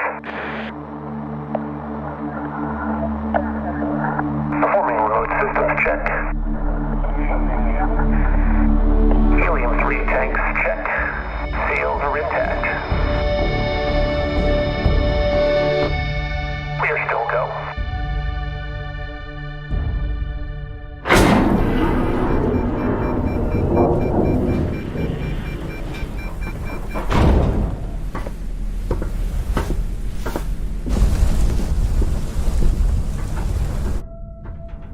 They say, the wonder is, not that the field of stars is so vast, but that we have measured it. You're part of Constellation now. Part of our family. What you've found, it's the key to unlocking everything. We reach your constellation. This is all we've been working towards. Jemison route looks good. We've come to the beginning of humanity's final journey. Prepare for departure. Graviton loop array spool check. Your space lane is clear. That's why we're here. Main engines go. Ignition. To discover what's out there. Good luck, Constellation. You are go for launch.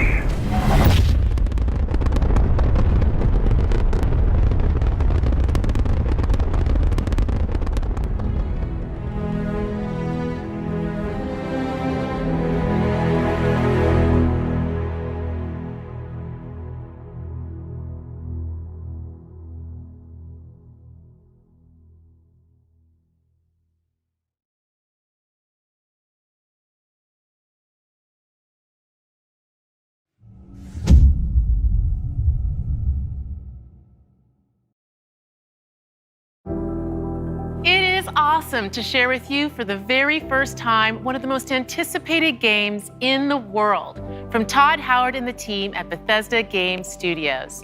A groundbreaking game, and yes, it's exclusive. Welcome to the Xbox and Bethesda Game Showcase. I am so excited and proud to be here today celebrating games, because although it's been an incredibly tough year, I am grateful that games have been such an important source of joy and connection. We are committed to forging the next era of gaming, conjuring worlds never before possible, unlocking play across all devices, and delivering the power of games to everyone. And now, we get to share that quest with Bethesda, not just as partners, but as one team, united in bringing the very best games to more people everywhere. So today, we get to reveal more of what's to come. We have an amazing show, 30 titles, 27 in Xbox Game Pass, and of course, every single console title you'll see today is optimized for Xbox Series X and S, offering next-gen performance, speed, and features. We get to work with the best studios on Earth. Next is something truly riveting. The latest entry in the haunting and evocative franchise created by GSC Game World, Stalker 2, coming first to Xbox Series consoles and PC. This will be a true next-gen experience, targeting 4K resolution and ray tracing. Let's take a look at what you'll get to play when it launches next year.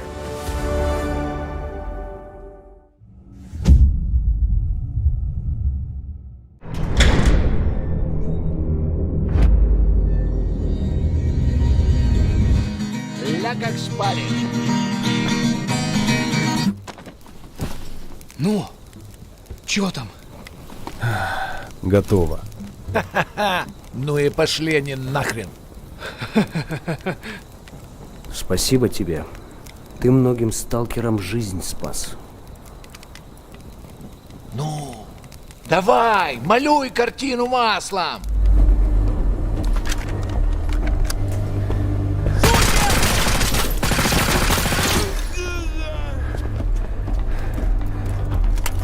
Не зацепляйте волыны!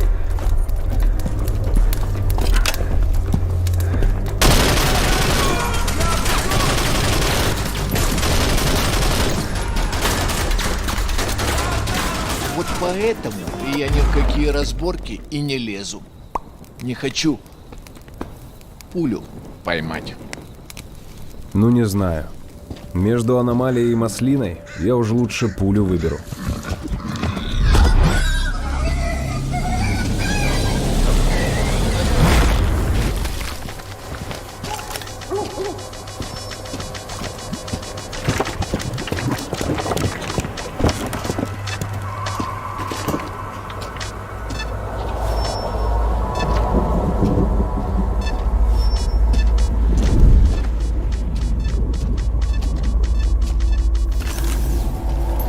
Вот ты говоришь, а я прям вижу красоту эту.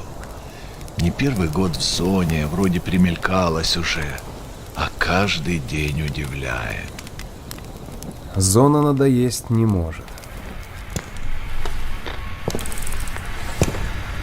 Говорят, ты знаешь, где вход в фундамент.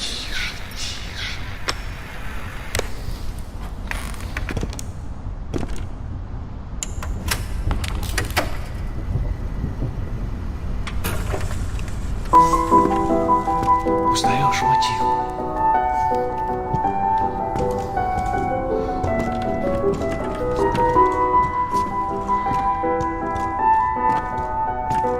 Слышал? Вот это культура! А ты одно и то же по кругу лобаешь. Сам же просишь. У меня музучилище, если что. О, месье, прошу прощения. Может, вам к ученым? Профессура. Они вам лабораторию найдут.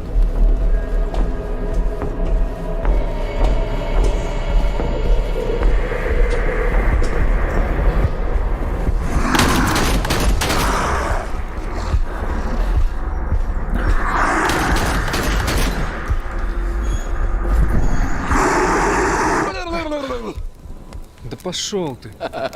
Зря ты так с друзьями. Ты же его на вылазки таскаешь. Чего-чего, а дружбы в зоне я точно не встречал. Это верно. Он мучился? Нет. Это хорошо. Он этого не заслужил. А пулю заслужил. Жаль, что ты так с ним поступил. Мне тоже. Считаешь, я не думал, как обойтись без его смерти? Она не могла быть свободна, пока он жил. Зато теперь посмотри на нее. Нет, Скиф, я не отдам ее никому. Зона дала мне жизнь, новую жизнь. Жизнь, которую я готов вернуть, если потребуется. Я буду защищать ее. Всегда.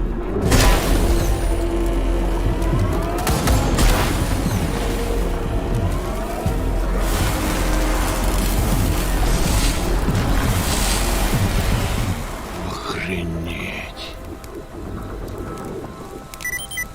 Похоже, пора. И куда ты теперь? В Припять. Нужно с ним поговорить. Удачной охоты, сталкер.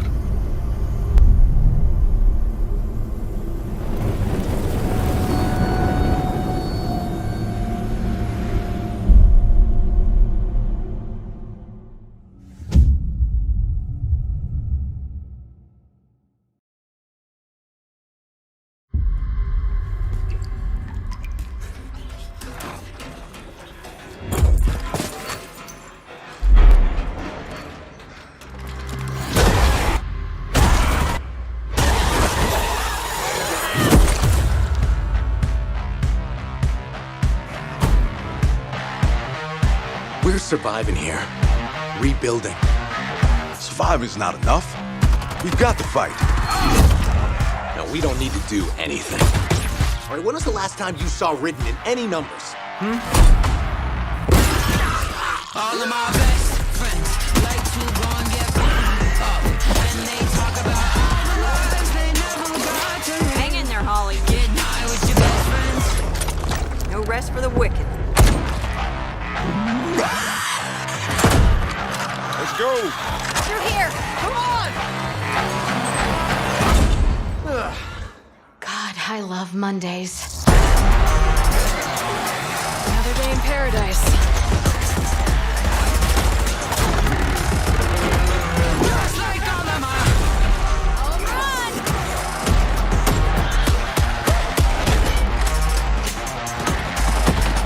get high with your best friend.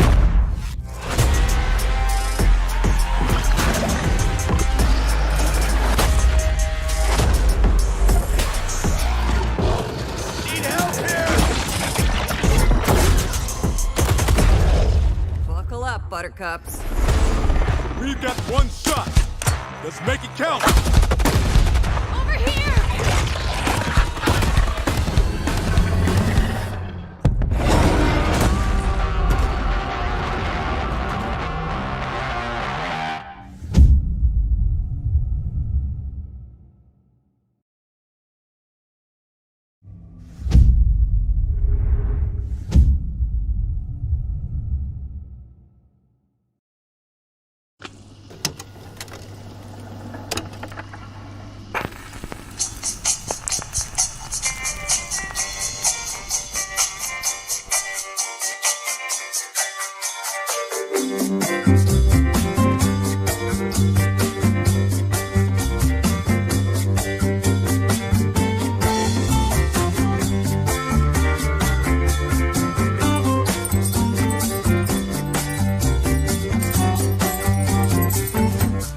In the morning you go gunning for the man who stole your water. Then you fight till he is dawning, but they catch you at the border. And the mourners are all singing as they drag you by your feet. But the hangman isn't hanging, and they put you on the street. Yeah, you go back, Jack, do it again. We'll turn it round and round. You go back, Jack, do it again.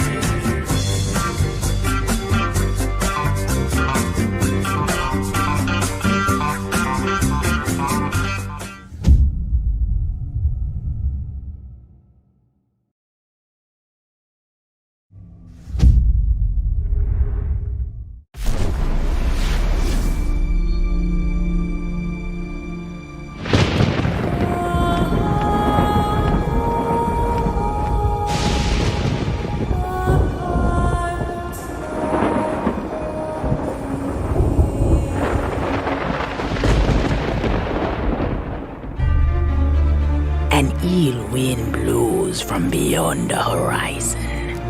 A new danger is coming on the tides. And the one who might stop this ruin, trapped for all forever in the sea of the damned. Now to save the pirate life, you must start by saving the life of one.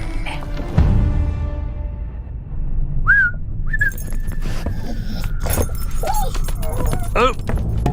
Didn't realize we had company. Captain Jack Sparrow.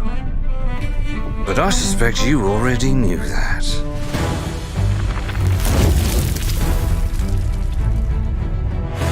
Because of the treasure Jack stole, a darkness followed him here. And if it's not stopped, this world will sink into shadow. The sea holds many secrets. Ah, a new body at last. All I can do is show you the way. From what I hear of this so-called Sea of Thieves, it's nothing but cursed crews, bloodthirsty mermaids, a legion of dead, angry pirates, yes. And now, one Davy Jones. Hello! Well, I believe that now is the perfect time to use these cannons. A world without the attack, our best. Is a world that refuses to face the truth. Nothing lasts forever. Destroy that!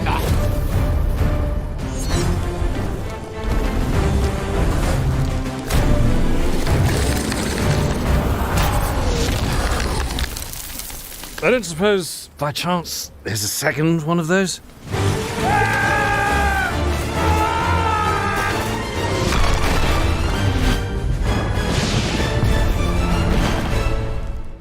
The Sea of Thieves, eh? Bring me that horizon.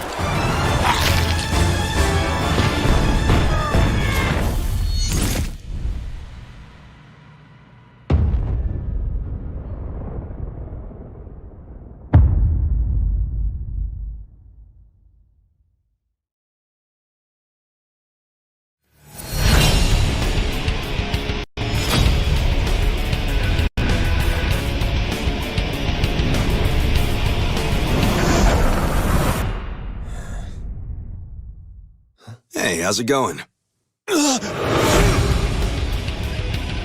Let's do this! Reputation is everything. If a Yakuza shows weakness, he's done. Time to call a friend!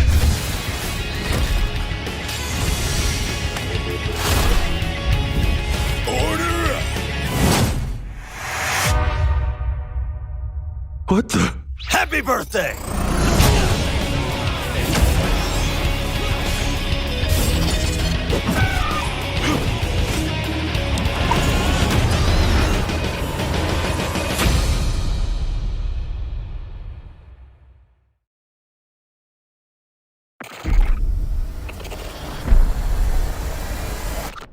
Incoming fire!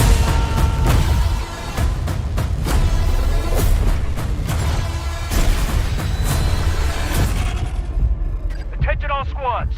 The Russian troops are falling back. Do whatever you can to secure the sector.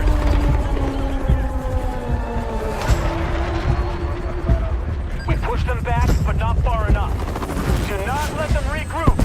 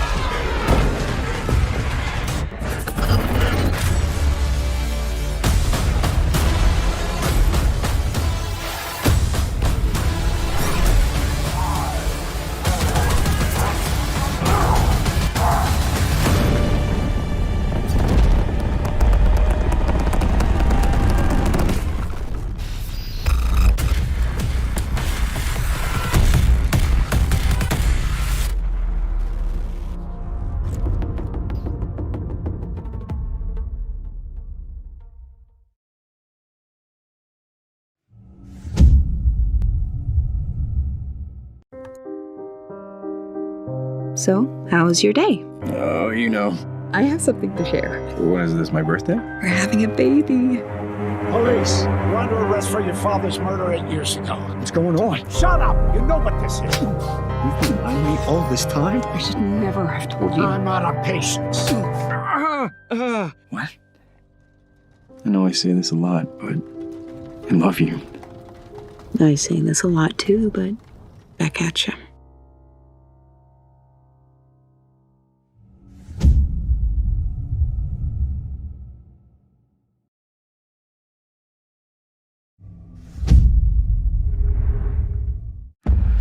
Approaching the mother load. I can't believe I'm really here. Psychonauts headquarters. Look at all these gadgets. The mind is the final frontier of humanity. I'm ready for anything.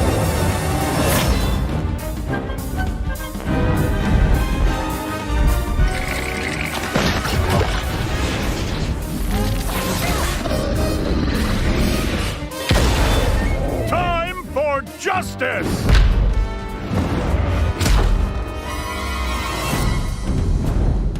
The fate of the free-thinking world is in your hands.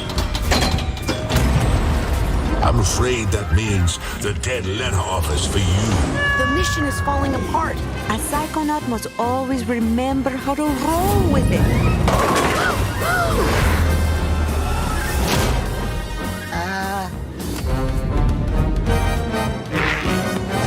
What am I doing? What am I doing? What am I doing? This is a mission about the fate of the world. Can you do that? Yes, if I can find some bacon. I'm going to ignore that last part.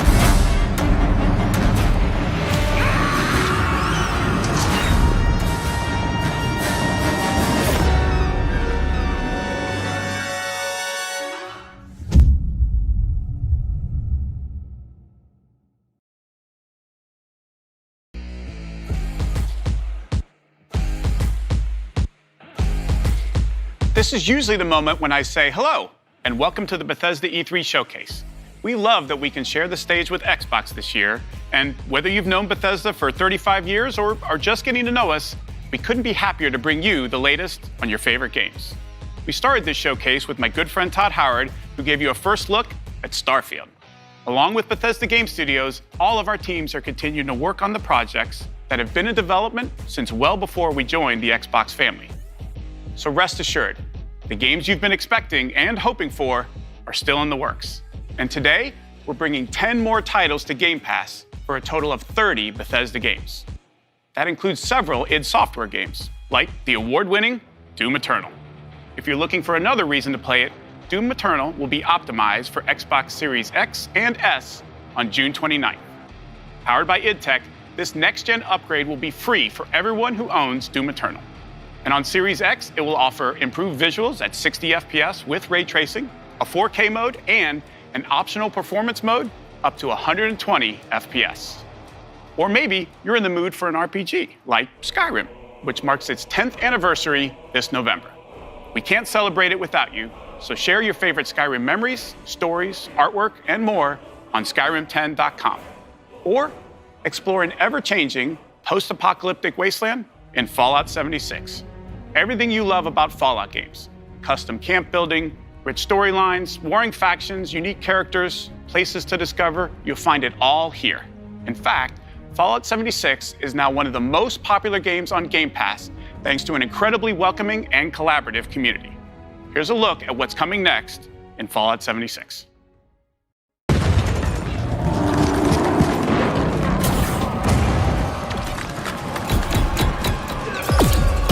Brotherhood of Steel are the guardians of human civilization.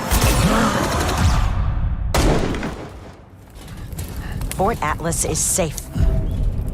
It came at a great cost. The Brotherhood must stand united. The super mutant threat takes priority. This proves more than anything the need for our justice. You are splitting our forces, Shin. The most important thing is finding everyone that has gone missing and returning them home. So it comes to this. I thought you understood what that insignia meant. You are no paladin of the Brotherhood. I set this plan in motion, and I am the only one who can stop it. The Brotherhood of Steel must protect the future of Appalachia and of the world. Your righteous crusade has gone too far. While it may seem that we are fractured, I believe that we are now stronger than ever. This is a choice that can never be undone.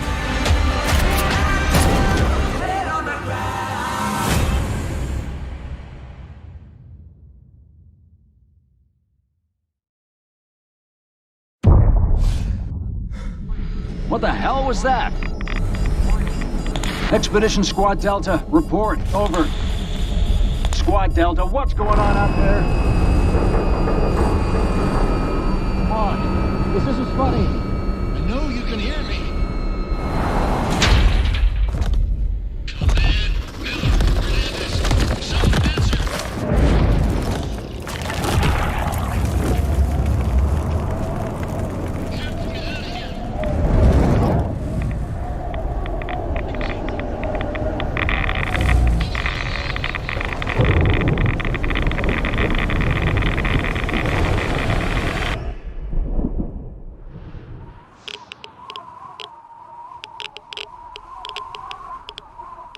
The Wasteland isn't the only open-world playground with an amazing community.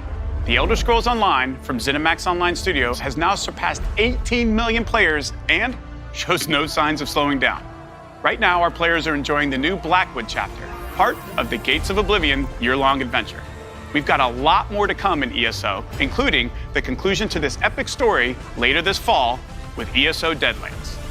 And with the release of ESO Console Enhanced this Tuesday, the game will deliver a true native experience optimized for the Series X and S.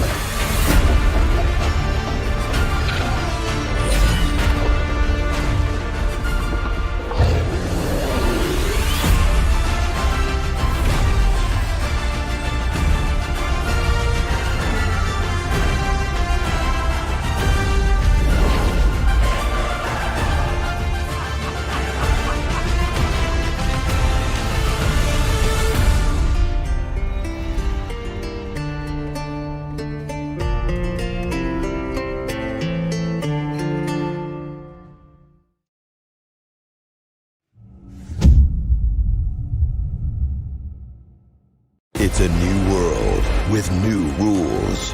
Now, nothing is off the table. Winning this battle will take a new breed of fighter. Wait.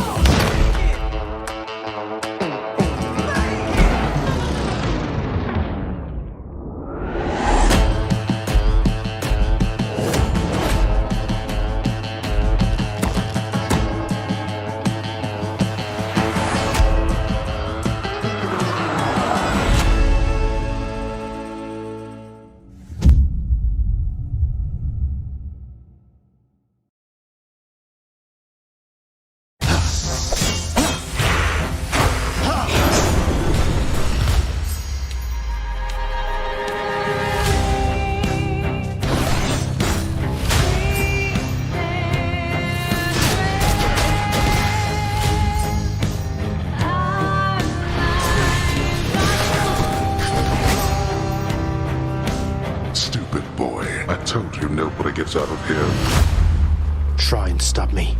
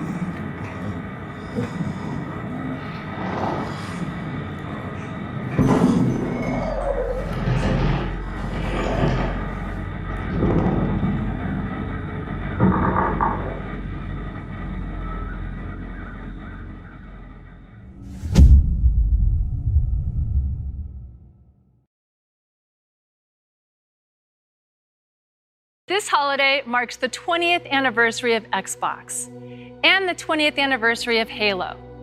To our millions of passionate fans, thank you. We wouldn't be here without all of you. Our goal has always been to bring players together, and for the first time, we're thrilled to offer our entire multiplayer experience to all players across Xbox and PC with no barriers. Halo Infinite Multiplayer will be free to play and invite more of you than ever before to become a Spartan hero. I'm excited to be here with Joseph Staten, the creative director of Halo Infinite. From helping craft the original Halo Combat Evolved to leading the fan favorite Halo 3 ODST, Joseph is a Halo visionary. It is so great to have him back with Halo. Thank you, Bonnie. And hey, everybody. For us, and I hope many of you, Halo has always been about heroism and wonder, about fighting to keep humanity safe against impossible odds in a beautiful and mysterious sci-fi world. This is just one part of the Zeta Halo ring, the largest, most wide-open environment we've ever built, and we can't wait for you to explore it.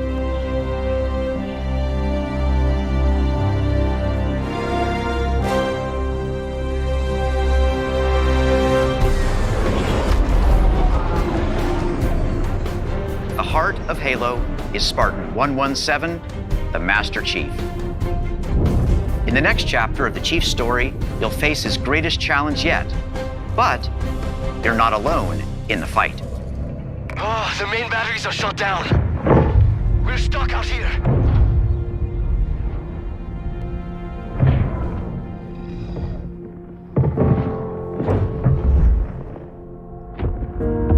You have one bullet against an entire army. What can you do on your own? I told you. It's enough. So I see.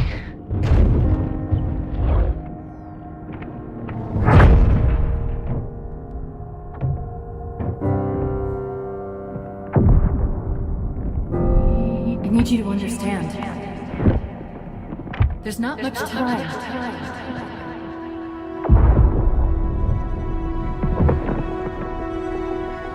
If you knew how you were going to die, you knew how you were going to die. How would you live your life differently? How would you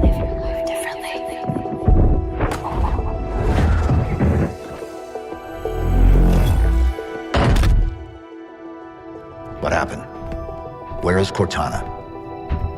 The rogue AI known as Cortana is gone. She's been deleted. How? By you?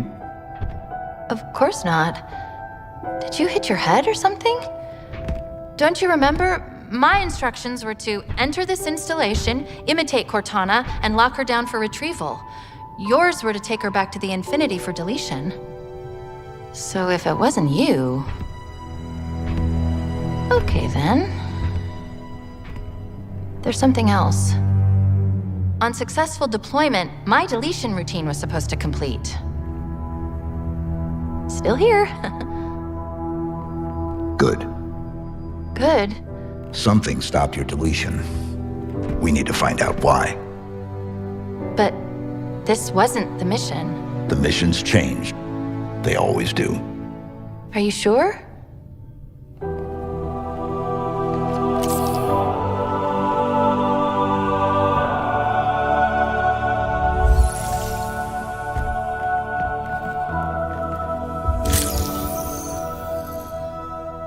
Of course, you can't have a Halo game without multiplayer.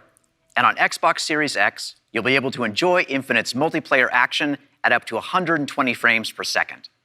Finally, I'm very happy to announce that Halo Infinite's first free-to-play multiplayer season and Infinite's story-driven campaign will launch together this holiday. A new day is upon us. A new generation built to fight. Together, we are unstoppable. Are you ready?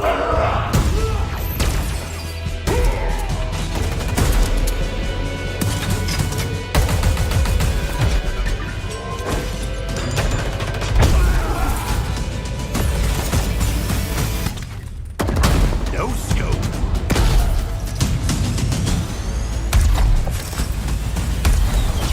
Bank shot. Killing spree.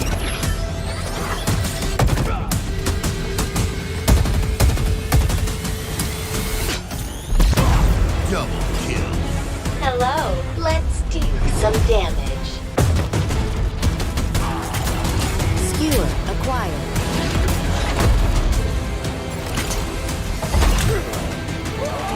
Grapple jet. Claim the enemy flag. Return it to base.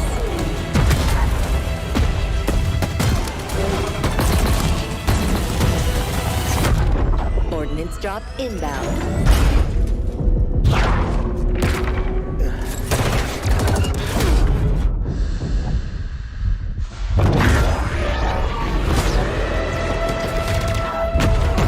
The flag is ours.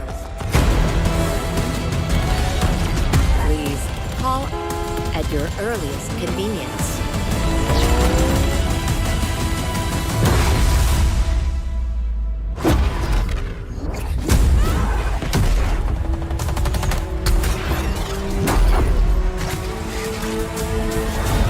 Now, show me what you can do.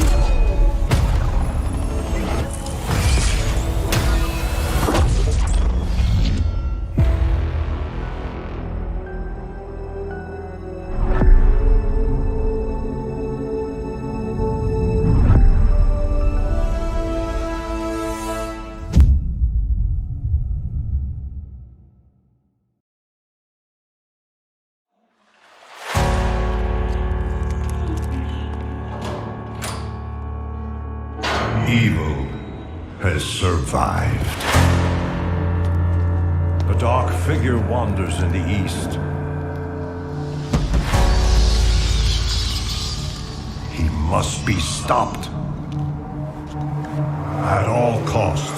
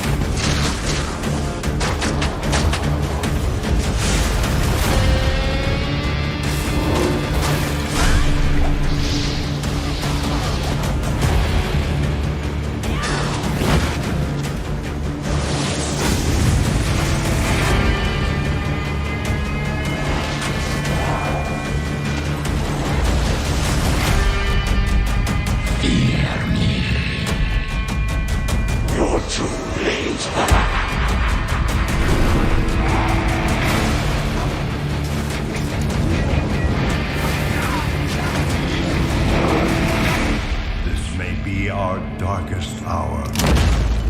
But it will be your greatest moment.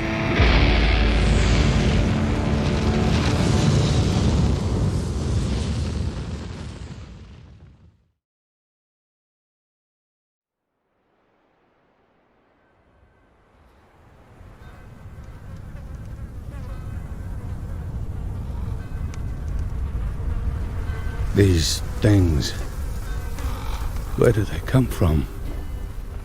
From all of us. From what we do to him. Can you stop it? I don't know. But he's my brother. And I would die for him.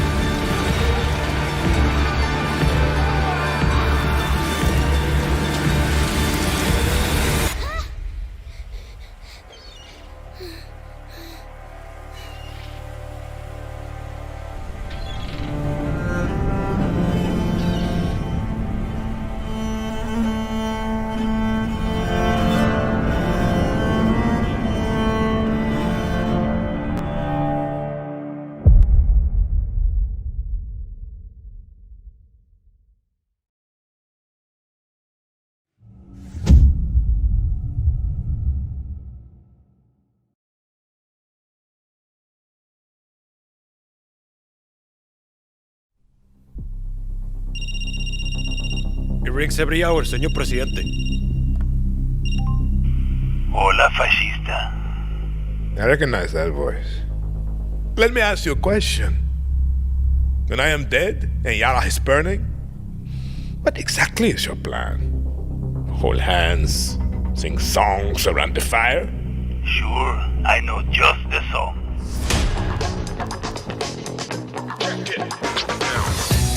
Time you learn about resolver, Danny. To take down Castillo, a guerrilla needs the right tool for the right job. Keep talking. It's a stealth operation. I got you covered.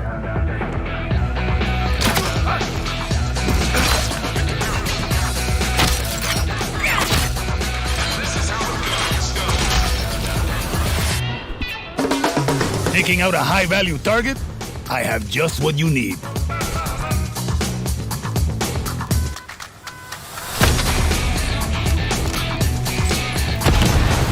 You wanna blow shit up? Juan Cortez at your service.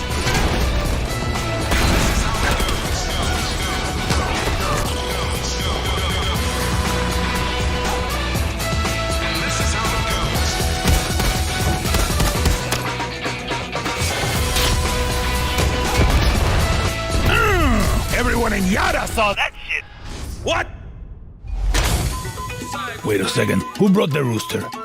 Hey, whatever you need to get the job done, Danny.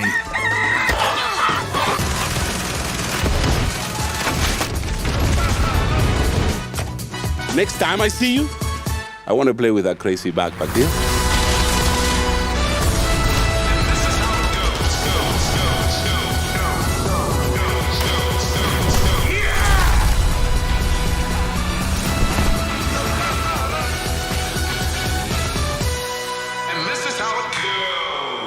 I like how you resolver, Juan. So do I.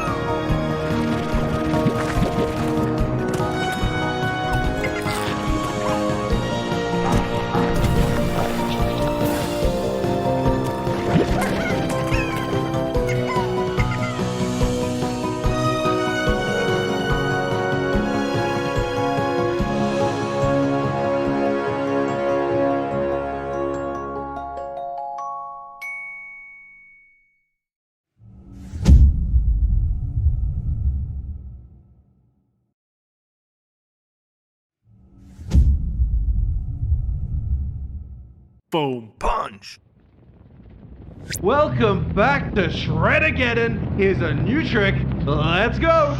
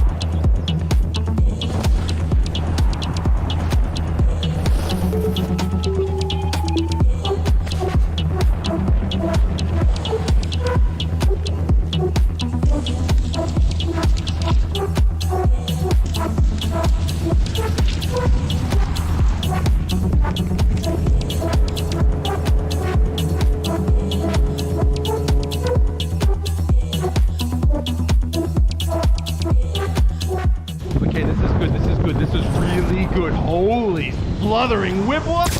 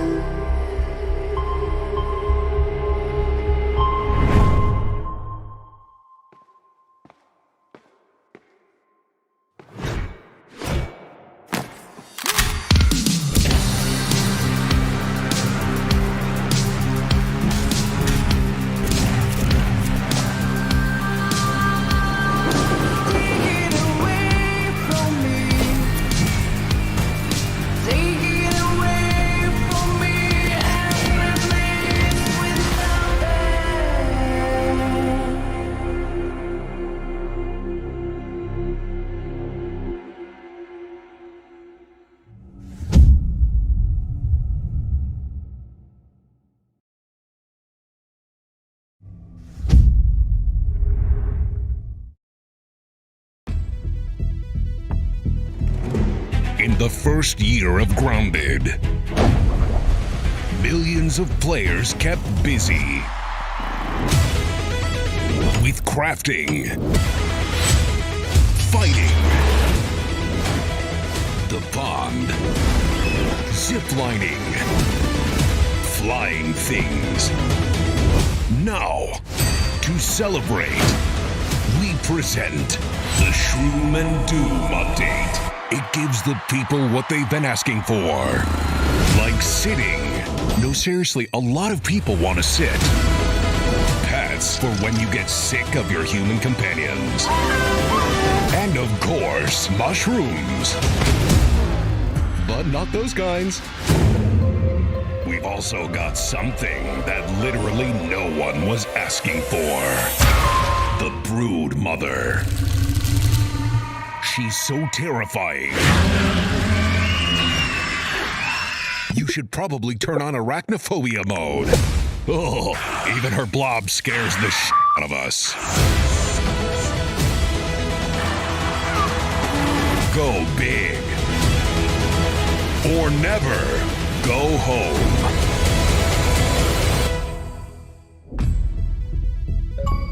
Oh, and it looks like we added achievements too. Nice.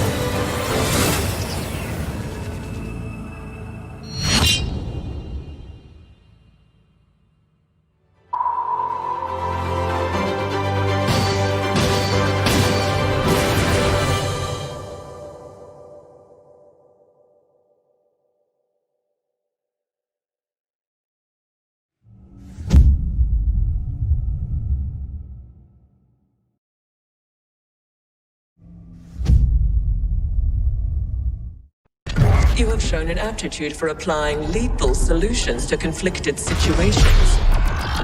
We wish to test your abilities.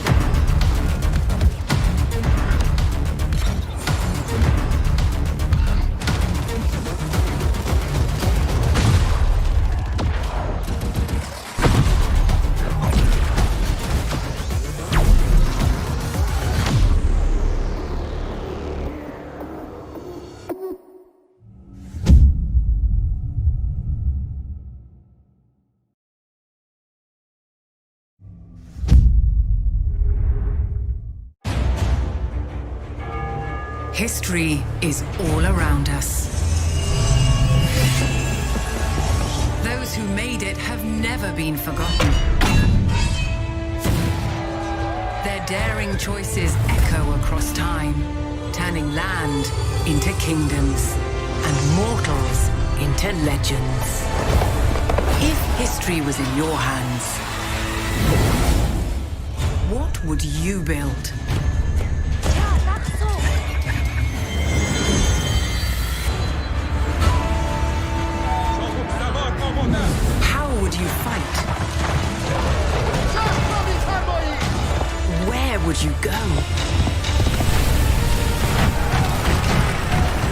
What will you be remembered for?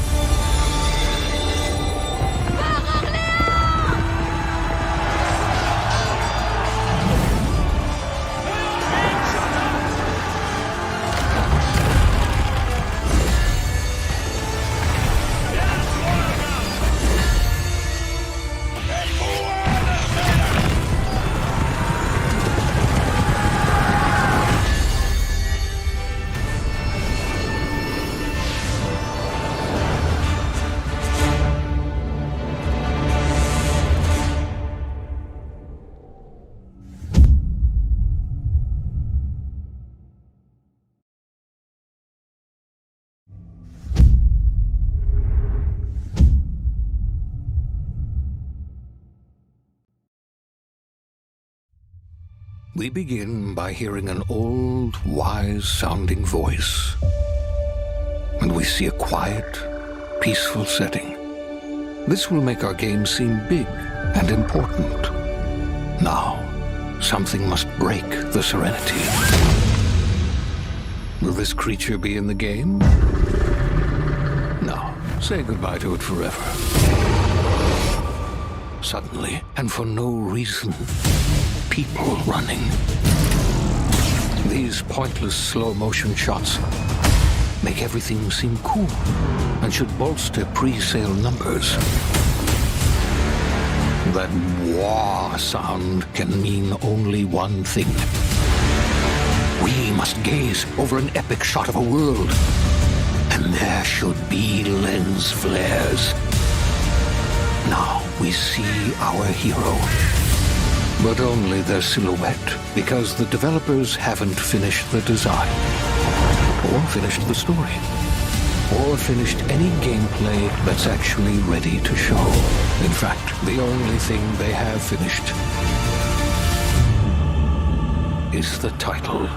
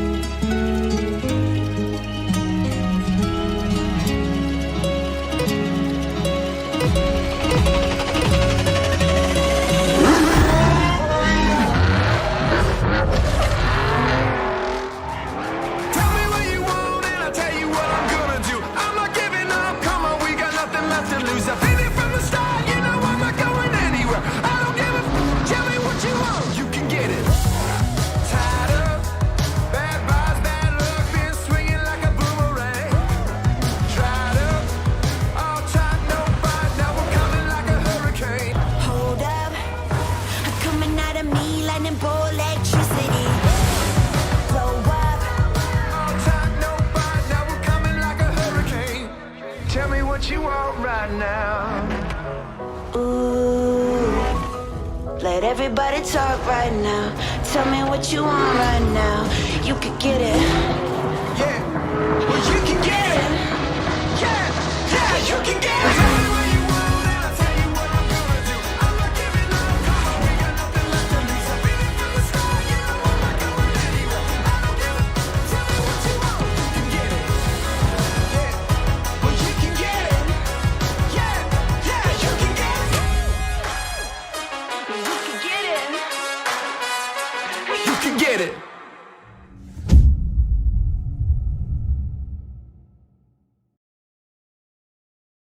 Hello, I'm Mike Brown, Creative Director at Playground Games, and I can't wait to show you what we've been working on.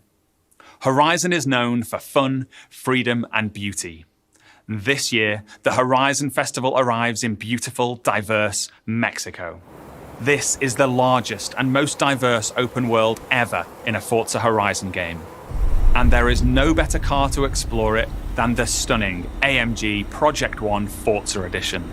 Rendered in unparalleled detail and with ray tracing in Forza Vista, thanks to the power of the Xbox Series consoles. I've invited along some of the team to help give you a taste of some of the amazing content that's waiting for you in Forza Horizon 5. Please welcome Bill, Maddie, Sierra, and Don from the Forza team. Hey, Mike. Hey guys, what's up? Hey, everyone.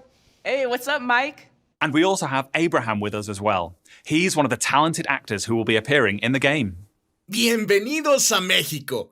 I can't wait to show you what we've been working on. We begin in the rainforest on an expedition. This is a new campaign mode in which you set out on an adventurous journey across Mexico to explore new locations and discover places for the festival to expand. I'm on the river now. We're getting close. There you are. How's the expedition going? I'm racing a car through the Mexican jungle, Rami. Doesn't get much better than this. I can see some ruins up ahead. Bienvenida Alpsmal. Look out for the flamingos! This city is still a jewel of Mayan architecture. That's a peek at our adventurous campaign. But Forza Horizon has always been a game that's best enjoyed with others. Let's go and see what some of our other players are up to. The Xbox Series consoles allow us to capture every last detail, right down to the individual needles on these cholla cactus. The scene looks real, but there are no tricks. This is in-game.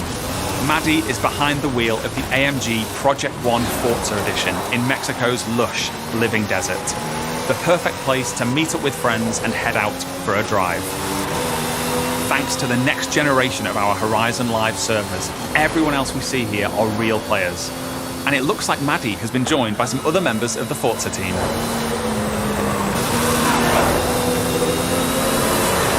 Let's leave Maddie for a moment and head out to the coast and meet Don. Don is already on the move, exploring this idyllic seaside town. This is a recreation of Mexico that is honest, authentic, and filled with love. Speaking of, hold up, Don. Oh, hey, what's up? This is a mural by Mexican artist Farid Rueda. Just one of the many beautiful, faithful pieces of Mexico you'll find all over Forza Horizon 5.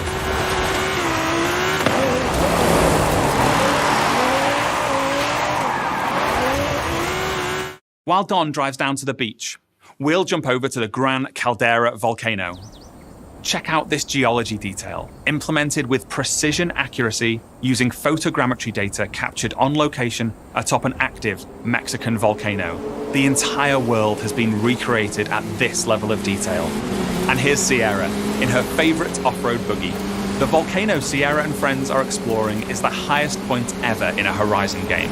And thanks to the power of the Xbox Series consoles, from up here we can see for miles in every direction. In the distance, we can just about make out Guanajuato. Let's take a closer look. Guanajuato is one of the most beautiful cities anywhere in the world. It's a colourful, undulating city full of vibrant architecture. It even has a sprawling network of tunnels. And these twisting, turning, overlapping streets mean that as well as looking good, it plays great too. As we see here, as Don is challenged in Horizon's open world battle royale, The Eliminator. While Don tries to win that race, the rest of our players are still out exploring this diverse open world. Let's head north to the canyon. The Horizon series is known for its uplifting beauty, and using our unique HDR camera rig, we captured 24-hour shoots of real Mexican skies at 12K resolution. And thanks to the Xbox Series consoles, these photorealistic skies result in lifelike lighting that dynamically changes every frame, making you feel like you're really there. Here's Maddie again. She's joined by Abraham and some other members of the team. Our players are using Forza Link, the new AI assistant that intelligently tracks the status of you and the people you meet online, and then helps you link up and play together. We'll now head deep into the rainforest and rejoin Bill and the rest of our players. Here we see our new volumetric lighting system filling the scene with god rays as the sunlight dapples through the dense rainforest. A Horizon arcade minigame is about to start. Forza Link knows that Bill loves minigames, so it intelligently prompts Sierra to invite Bill. Bill accepts, and they're seamlessly linked together with their GPS route set. With that Horizon arcade minigame starting soon, all of our players are coming together. This minigame is called Piñata Pop, signaled by the Horizon cargo plane dropping a payload of piñatas. Ooh, over this way. Gotta catch up to you guys. Our players now have to work together to find and pop as many as they can. Okay, go up here to the left. There's loads along the main road. Here I go! I'll take a look through the bushes here. There's some between the houses. Oh, there's a couple more over here. Sweet. While the team grab those last few piñatas, we're going over to the stadium because I have one more thing to show you. This is Event Lab, the incredible new toolset that allows you to create your own races, game modes, and gameplay experiences. You customize everything, right down to the fundamental rules of the game.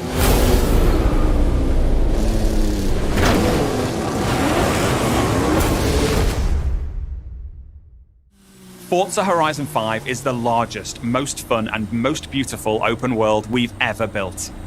And it will truly be an astounding showcase for the Xbox Series consoles when it comes to Xbox Game Pass this November 9th. Thank you so much. I'll see you all in Mexico later this year.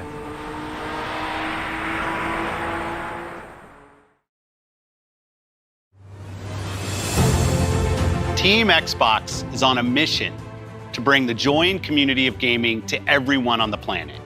That's why you, the gamer, are at the center of everything we do. Today, we showed you 30 games. 27 of them will be available on Xbox Game Pass.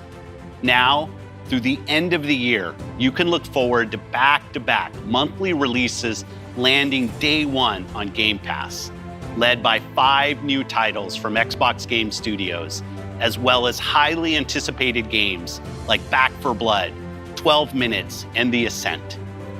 And as we look ahead to next year, I'm inspired by the creativity of Bethesda and Xbox Game Studios. We showed you the highly anticipated RPG Starfield coming exclusively to Xbox.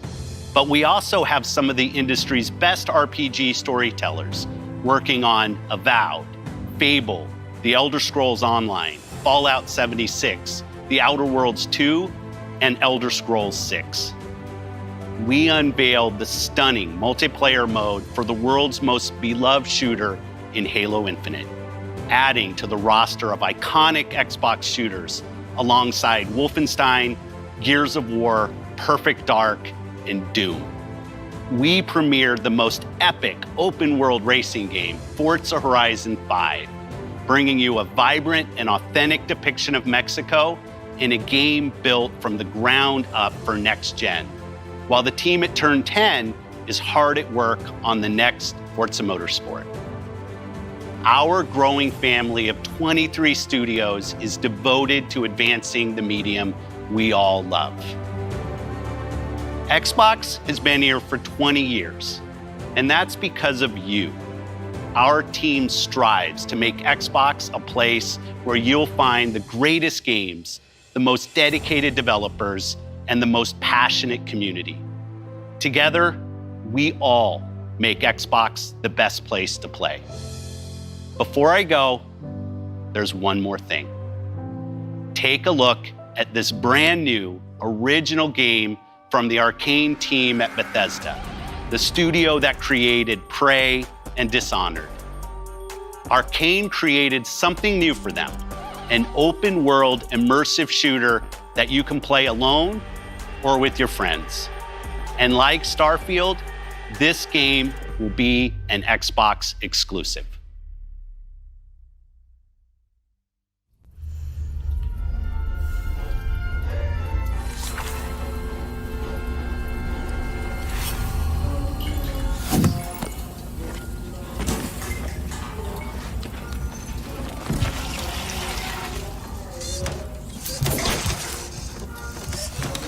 Pobre bribón.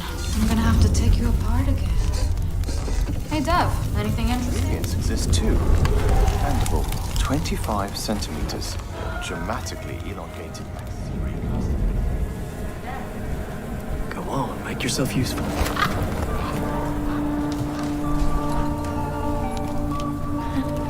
So, that was fun, right?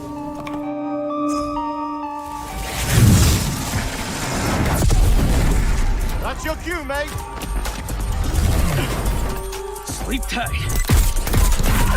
You know what this reminds me of? My time in the Himalayas. Betty's later, Dad. You think they can't kill you anytime they want? Hey, asshole!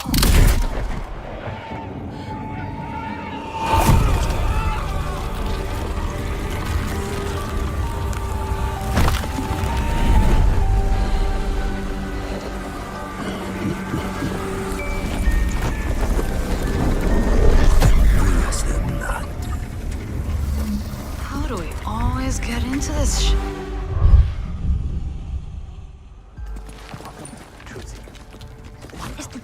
In the field in Redfall, Massachusetts. Behind me, we are witnessing clear signs of cult activity as the locals engage.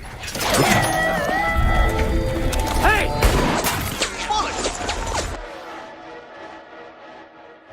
Really hope the video was worth it.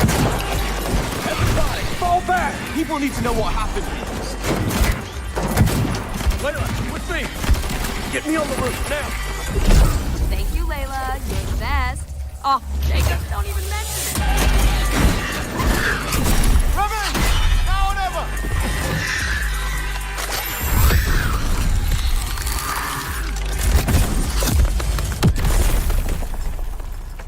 Where's the other one? Where'd it go? Give me a taste, bloodbag. Bloody hell. Taste this, cabrona!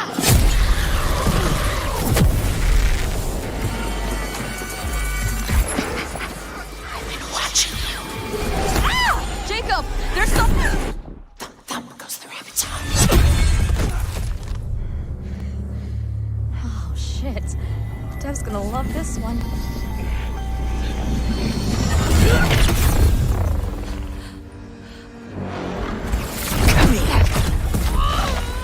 You better have a plan, Jacob! Yep. Don't miss. Don't touch me! Look! A new one! Primo, Fernandez, go, go!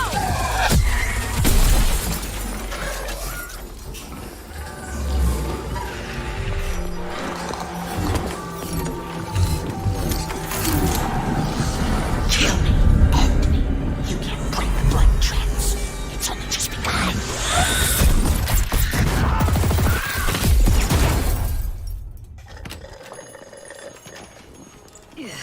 I think there's vampire in this. Really? What does it taste like?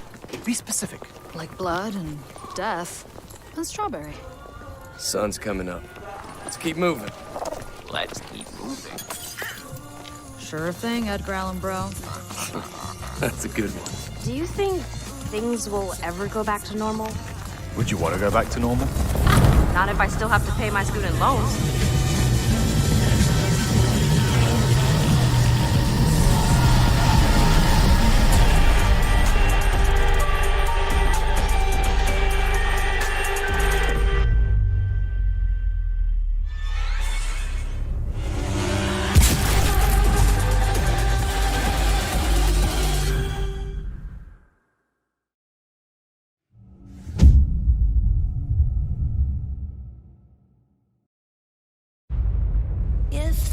always wonder that place in our dreams we can disappear into a world beyond.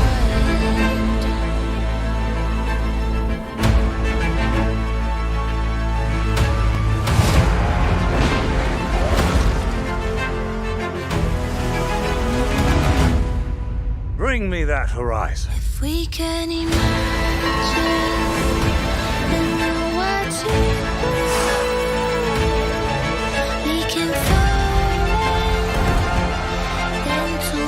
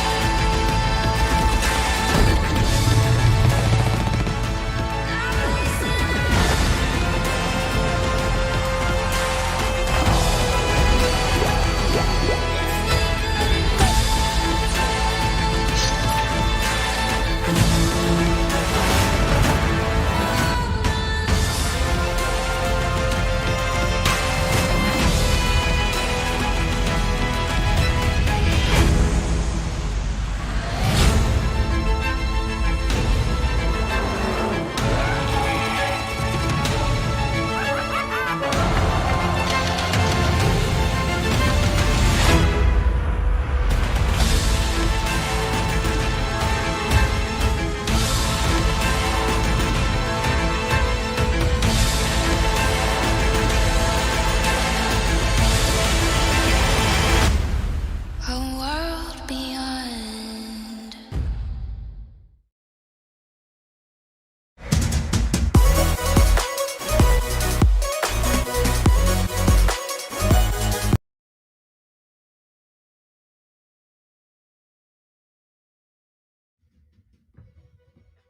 Which block?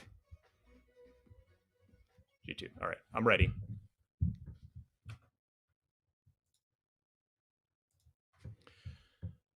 Wow, whether you are a Series X or Series X owner, or a Game Pass fan, or just here because you love the sound of my voice, that's not why you're here. There is a lot to be excited about. Let's discuss. I'm Ryan McCaffrey. This is a very special Unlocked post-show live after the Xbox press conference. It's all part of IGN's Summer of Gaming. Joining me to help break everything down, Miranda Sanchez, Destin Legary, and Cam Hawkins. And in the chat, we have Jada, so be sure to say hi if you're in chat. Guys, let's get right into it. First things first, biggest topics.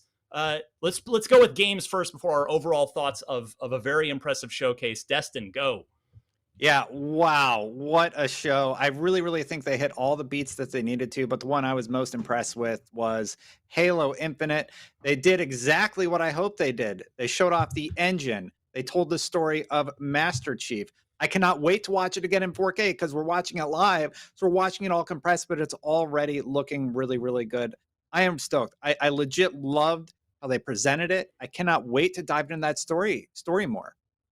Yeah, we were all, in fact, I believe we have called up so we have cameras on us while we're watching this stuff. So I think we have the still screenshot that our producer sneakily grabbed while we were all watching the Halo Infinite, the multiplayer reveal specifically.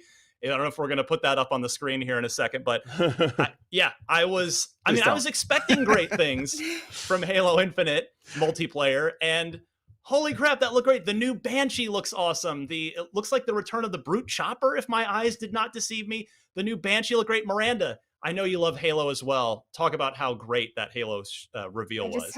I just had to I was seriously fighting myself like this. Oh yeah, I turned off my camera because I was just freaking out. I think you can almost see a little corner of drool on the corner of my mouth there. Just the eyes wide. Cam's like, what? Yes. The edit for the multiplayer was just perfect. Let's show off all this awesome stuff you can do in multiplayer, and they're bringing it back full force. I've never doubted Halo multiplayer. Halo 5, they just nailed it. The multiplayer is phenomenal. So I was like, all right, I just want to see it for the sake of seeing it. Just show me my Needler, show me my pink Spartans. I was so happy. Give us our familiar maps, but also provide us new ones. Show us cool customization. Show us a place that I want to keep returning to with my friends. It being free to play is huge. I know obviously a lot of us have Game Pass, but for those of us who don't, it's just hey, you want to hop into Halo with me? You don't have to buy it. It's just there. It's fantastic. I'm I'm just so excited, Now, y'all. Miranda, did you see this as well? It looked like Valhalla, the map Valhalla in there. Did you see that too? Oh, yes. Oh, yes. I know I was calling for Blood Gulch in the pre-show, and maybe I'll still get it, but there's no way they don't give it to us. There's just some maps. It's like this is not Halo without these set of maps. Like they're classics for a reason because they are phenomenal. They're designed super well. They're just a place that you can live and breathe and have a good time taking on, capturing the flag, whether you're doing that or fighting other people. And I think they've been revealing some more information about like modes that are confirmed and other things for multiplayer. Like they've already talked about, I guess, arena, so the 4v4 for the balance for competitive, and of course we're gonna get big team battle. So Cam, quick thoughts, Cam, on Halo, either the multiplayer or if you feel free to comment on that interesting campaign teaser as well. Oh yeah, so just with the multiplayer, it exceeded my expectations. Like I already thought it was going to be great, but then we see like the deflector shield like blocking a plasma shot and redirecting it, the ricochet gun. There's so much there that just needs to be unpacked. Like you need to do like a rewind theater trailer video and just like pick out all the new things that have been introduced. Like I didn't think that they would be able to expand that much on the mechanics of Halo like the way we're seeing it. We saw it in that trailer. It looks absolutely incredible. And with the story, like I don't even know how to process it, but it's going to be really interesting seeing Chief with this new AI that's not Cortana, and like it's going to be really fascinating. It did everything that it needed to do. I'm super stoked for Halo Infinite when it comes out this holiday. Yeah, shout out to the part where he grapples an explosive crate and then throws it at that warthog coming at him. I love that so much. Yes. All right, Starfield was the other big one. We talked about this in the pre-show. We were expecting it 11/11/22. So we have a year plus wait here. Todd Howard really seems to like November 11th because Skyrim came out on 11/11/11. Destin, we got to see, we didn't just get a CG teaser. This was in-engine stuff here. What did you think of the new Bethesda Game Studios universe? Yeah, the creation engine is looking really, really good. I was impressed by this, and a lot of people, almost to the credit of this trailer, were saying, this looks CG. It's in-engine, though. So I'm incredibly impressed by what they were able to show off here, because all they're really doing is they're saying, look what our engine can do. And the thing that I like the most about it, when you start diving into what we're seeing, you pointed it out as looking like early space, Ryan. So like everything you have is sort of little retro, little analog. Yeah. It's retro. Everything's sort of not like the best thing in the world, except for his weapon, apparently. But the ship that he's actually flying in, it's sort of like a clunker, right? So it's kind of like pieced together. And then she actually takes off near the end of the video. But I'm really, really interested in what this world is. Why are we here? The waving robot has that perfect amount of charm and sort of humor. Like it's just subtle enough that you want to know more about it. You want to learn more about this world. I really, really liked how they handled this Starfield reveal. And the fact that we know now that it's coming out next year and we have some good titles hitting in 2021. Ryan, 2021, they're ramping up to a killer 2022 where they will hit full speed by the look of things. Yeah, Cam, all worries put to bed here if you're an Xbox fan. Starfield, completely console exclusive, will not be coming to other console platforms. As we've been saying, as we've been expecting, this is such a huge get for Microsoft. You don't spend $7.5 billion on all those studios, on some of the most iconic, one of the most iconic RPG studios ever made, to put them on your competing consoles. It's coming to Xbox. It's only going to be on Xbox. Let's go, baby. So we already know the big holiday title, or at least one of the big holiday titles for Microsoft next year. We still don't have a date for Halo. I find that a little interesting. I still maintain that the 20th anniversary date of November 15th makes a lot of sense, but there's another game coming out a week before that, so I don't know. And that game is the big, pleasant surprise, Forza Horizon 5. I am a massive fan of Forza Horizon. I think it is the best driving game, period, of the last decade. And I'm not exaggerating. I truly believe that. Each one has somehow gotten better than the last. Cam, I see some nodding heads all over the place here. Tell me about Forza Horizon 5 and your reaction to this. Yeah, like this might be blasphemy, but I've really not played Forza Horizon game before, but like this is the opportunity to jump in, and the variety of environments that we saw like a tropical rainforest, we saw like just by a beachfront, we see like a desert landscape. There's so much variety in what we're seeing, what we saw in the trailer, and with it coming to Game Pass day one, like why not hop in? Why not hop in and see how it is? Like I just from seeing gameplay and playing a little bit of motorsport, personally, I know that these are high quality games. Like, you know, they continue to do better and better, which is like really interesting because it's a racing game. Like, how can you make a racing game better? And it's just like, well, here it is, and they show it right here, and I'm excited. Like, and seeing the weather effects that we're seeing right now, like which that they introduced primarily in Forza Horizon 4. I can't wait. I'm excited to jump in. And this is a cross-gen game, so this one's coming to Xbox One. It's still, I'm sure, going to look great with, they mentioned ray tracing on Series X.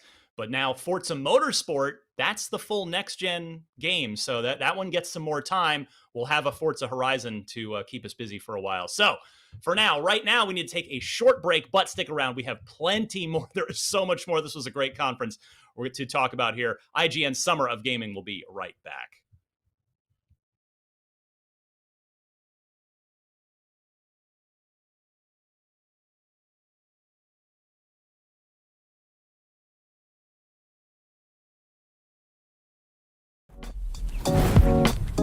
IGN Summer of Gaming 2021 is presented by the Amazon original movie, The Tomorrow War, exclusively on Prime Video July 2nd, and powered by Duracell Optimum, the official battery sponsor of Summer of Gaming 2021, and presented by USAA Insurance and Army National Guard.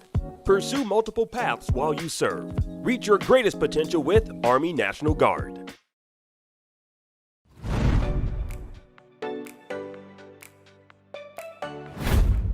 Not only is IGN the world's biggest media brand for games and entertainment, but we also have a team of some of the world's biggest fans of your favorite franchises.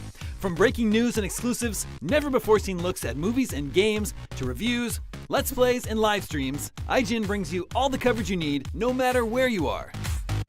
Whether you're on IGN.com, the IGN app, YouTube, Facebook, or Snapchat, we've always got you covered.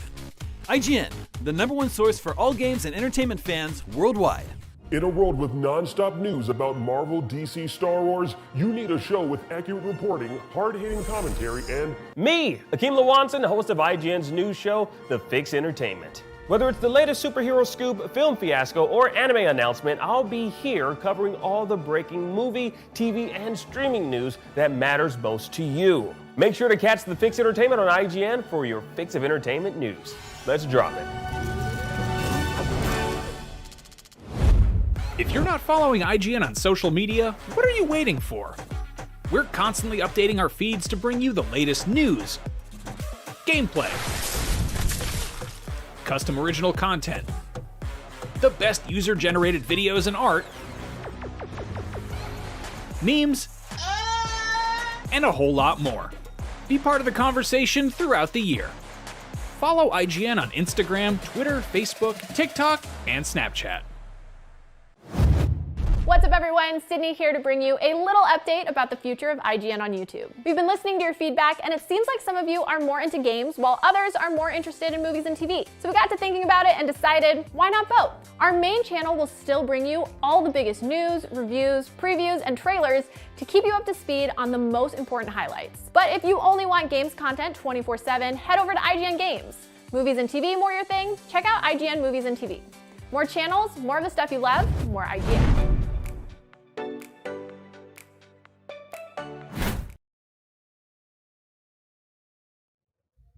Welcome back. Coming up at 12:15 p.m. Pacific time, we've got the Square Enix E3 showcase. Good luck following Microsoft. That was awesome. But right now, it is time for more Podcast Unlocked right here, right now on IGN Summer of Gaming. Now, as of April, there are over 23 million Game Pass subscribers. Game Pass was a huge focus of this conference, and for good reason. Game Pass continuing to get W's. I mean, guys, this was an insane showcase for Game Pass.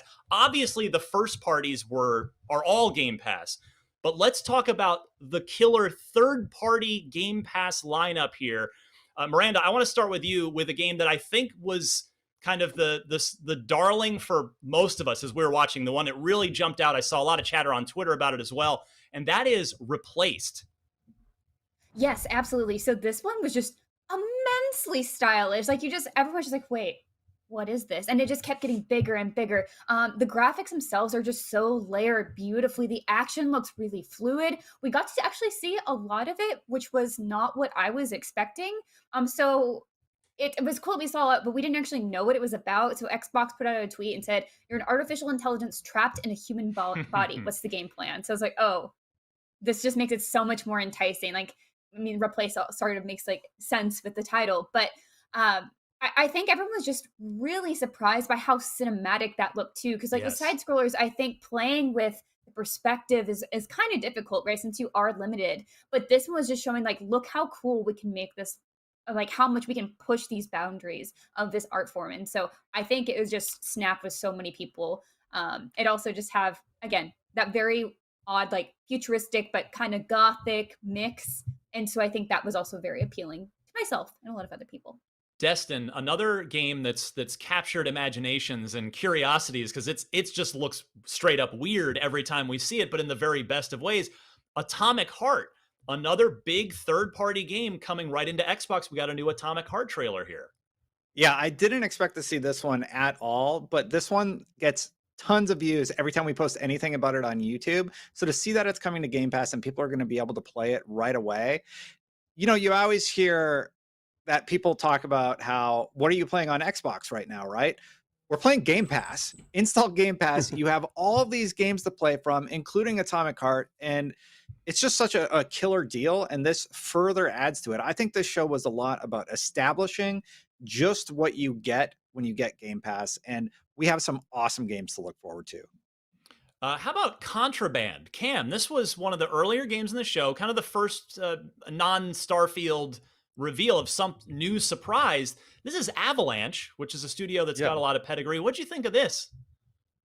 Oh yeah, it looked interesting. It like when the trailer first played, I was just like, it gave me like kind of Guardians of the Galaxy type vibes because of like the music. But you know, we found it was a co-op heist game of sorts. At least that's what it seemed to be teasing. And like, I'm interested. I love co-op games. I love like working together as a team and you know, being able to do something kind of like what you do in Payday, like, but in a new way. I'm interested. Avalanche brings out good games, and it's a great get for Xbox. Now, one of the longest segments, the game that got the most stage time here today was Stalker 2, a game, again, we talked about it in the pre-show, ton of interest around this. We've seen it on Microsoft stage before, but it got an extensive gameplay demo. Miranda, this was visually stunning, and even on the 1080p live stream, we still haven't even had a chance to go back and watch it in 4K. Yeah, it was gorgeous. I cannot wait to watch that in 4K. I just really didn't care too much about Stalker 2 until I had read the book that Stalker is based off of, which is called Roadside Picnic. And that gave me a lot of context for what was happening in this trailer, which it's just very impressive to see how they've adapted this for a video game. So, of course, like the visuals are beautiful. It looks like the gunplay is going to be really fun, and there's a lot of different tools you're going to have to use to get through the zone, which is what this place is called, where like aliens came and left a bunch of stuff, and it's very dangerous. Yeah, can you explain the part where you were throwing like looked like kind of a rusty bolt into a swamp? Yes, so essentially you have to have just like things to throw around because there are these things in Roadside Picnic called bug traps. And so what it is like this weird altered field of like gravity and like compression. And so we did see an enemy like get stuck in one of them, and it just gets torn to shreds, like exploded. So if you step in one of those, it's just done. Like you are over. So there's like a carefulness to exploring this world. And I love seeing that. Like that danger is so present. And again, like just look at this game. Here we're about to see the bug trap if you're watching the video. There it goes. It is just bye. And so I love that they're really utilizing tools here as well. And it's not just about the gunplay and how they've adapted it to be like a rather scary looking shooter. You have to use your tools in order to survive, and I adore that. I think in the conversation at the campfire too, like they're talking about like, you know, you really got to look out for yourself because you can't really trust people here, and that's such a big part of it as well. That, you know, the danger here is not only the land and the monsters that are waiting you, it's like also the other people. So I think this game looks like it has a lot going for it. And again, I think even without having read the book, like this was wildly impressive and is now very much on my radar. Yeah, Destin, this vaulted very high on my wish list. I imagine it did the same for you. How about the in-house engine at work here? The facial animation and the hair. Like this game looked amazing, did it not? Yeah, I was absolutely blown away. Getting to see the lighting effects hitting the side of the gun right away. You show the lighting hitting the side of the wall, how they're handling shadows, cascading across the room, the lighting spilling in through the window. Every little detail just looks absolutely gorgeous. And then you start seeing the combat that Miranda was just talking about in action, and you see how it all starts playing together. I am incredibly excited to see what they managed to do with Stalker 2 beyond just what we've seen. And so everything we've been talking about since we came back from break, again, all Game Pass. These are all third-party games that are going right into Game Pass. Another of those, Cam, is Plague Tale Requiem, a sequel to Plague Tale Innocence.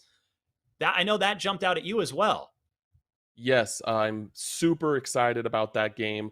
A Plague Tale Innocence, which came out in 2019, was low-key one of the best games to have come out that year. I know that it didn't get on everybody's radar because it was it's from a Soba studio. It's not as well recognized as most major studios, but that game was very, very great. It wasn't visually stunning all the time, and you could tell that was done by the development and the budget that game had. But like, assuming that Xbox is helping with the development of this game, with it coming to Game Pass day one, I think the next game is going to be really impressive. I think that it has the potential of being a Game of the Year contender the year it comes out. I am incredibly excited for this game.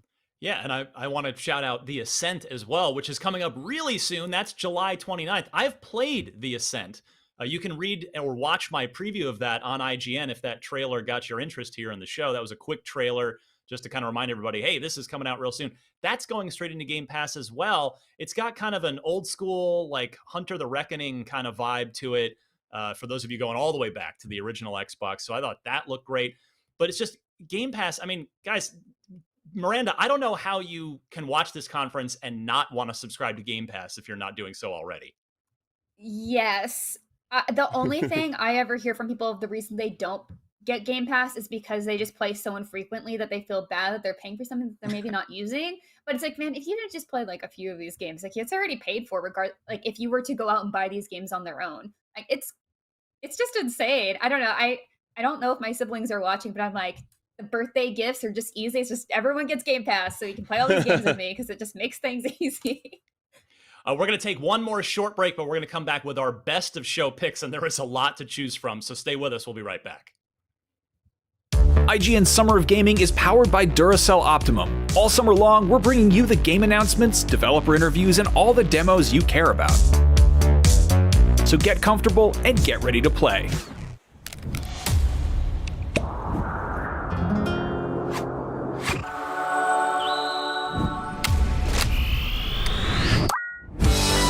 Upgrade your Xbox controller with Duracell Optimum batteries today.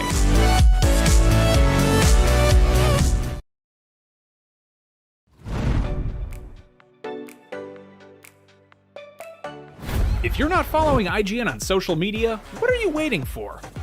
We're constantly updating our feeds to bring you the latest news, gameplay,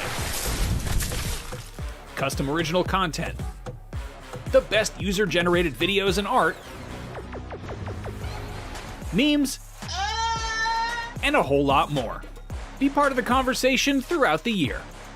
Follow IGN on Instagram, Twitter, Facebook, TikTok, and Snapchat.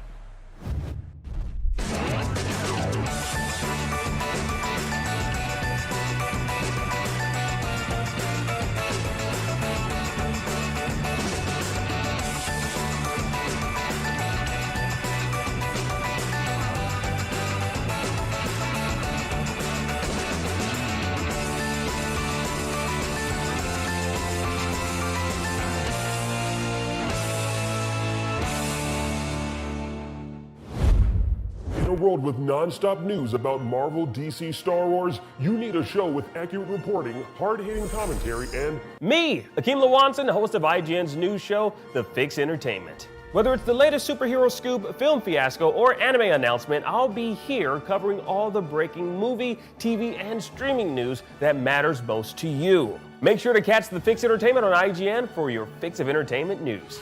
Let's drop it.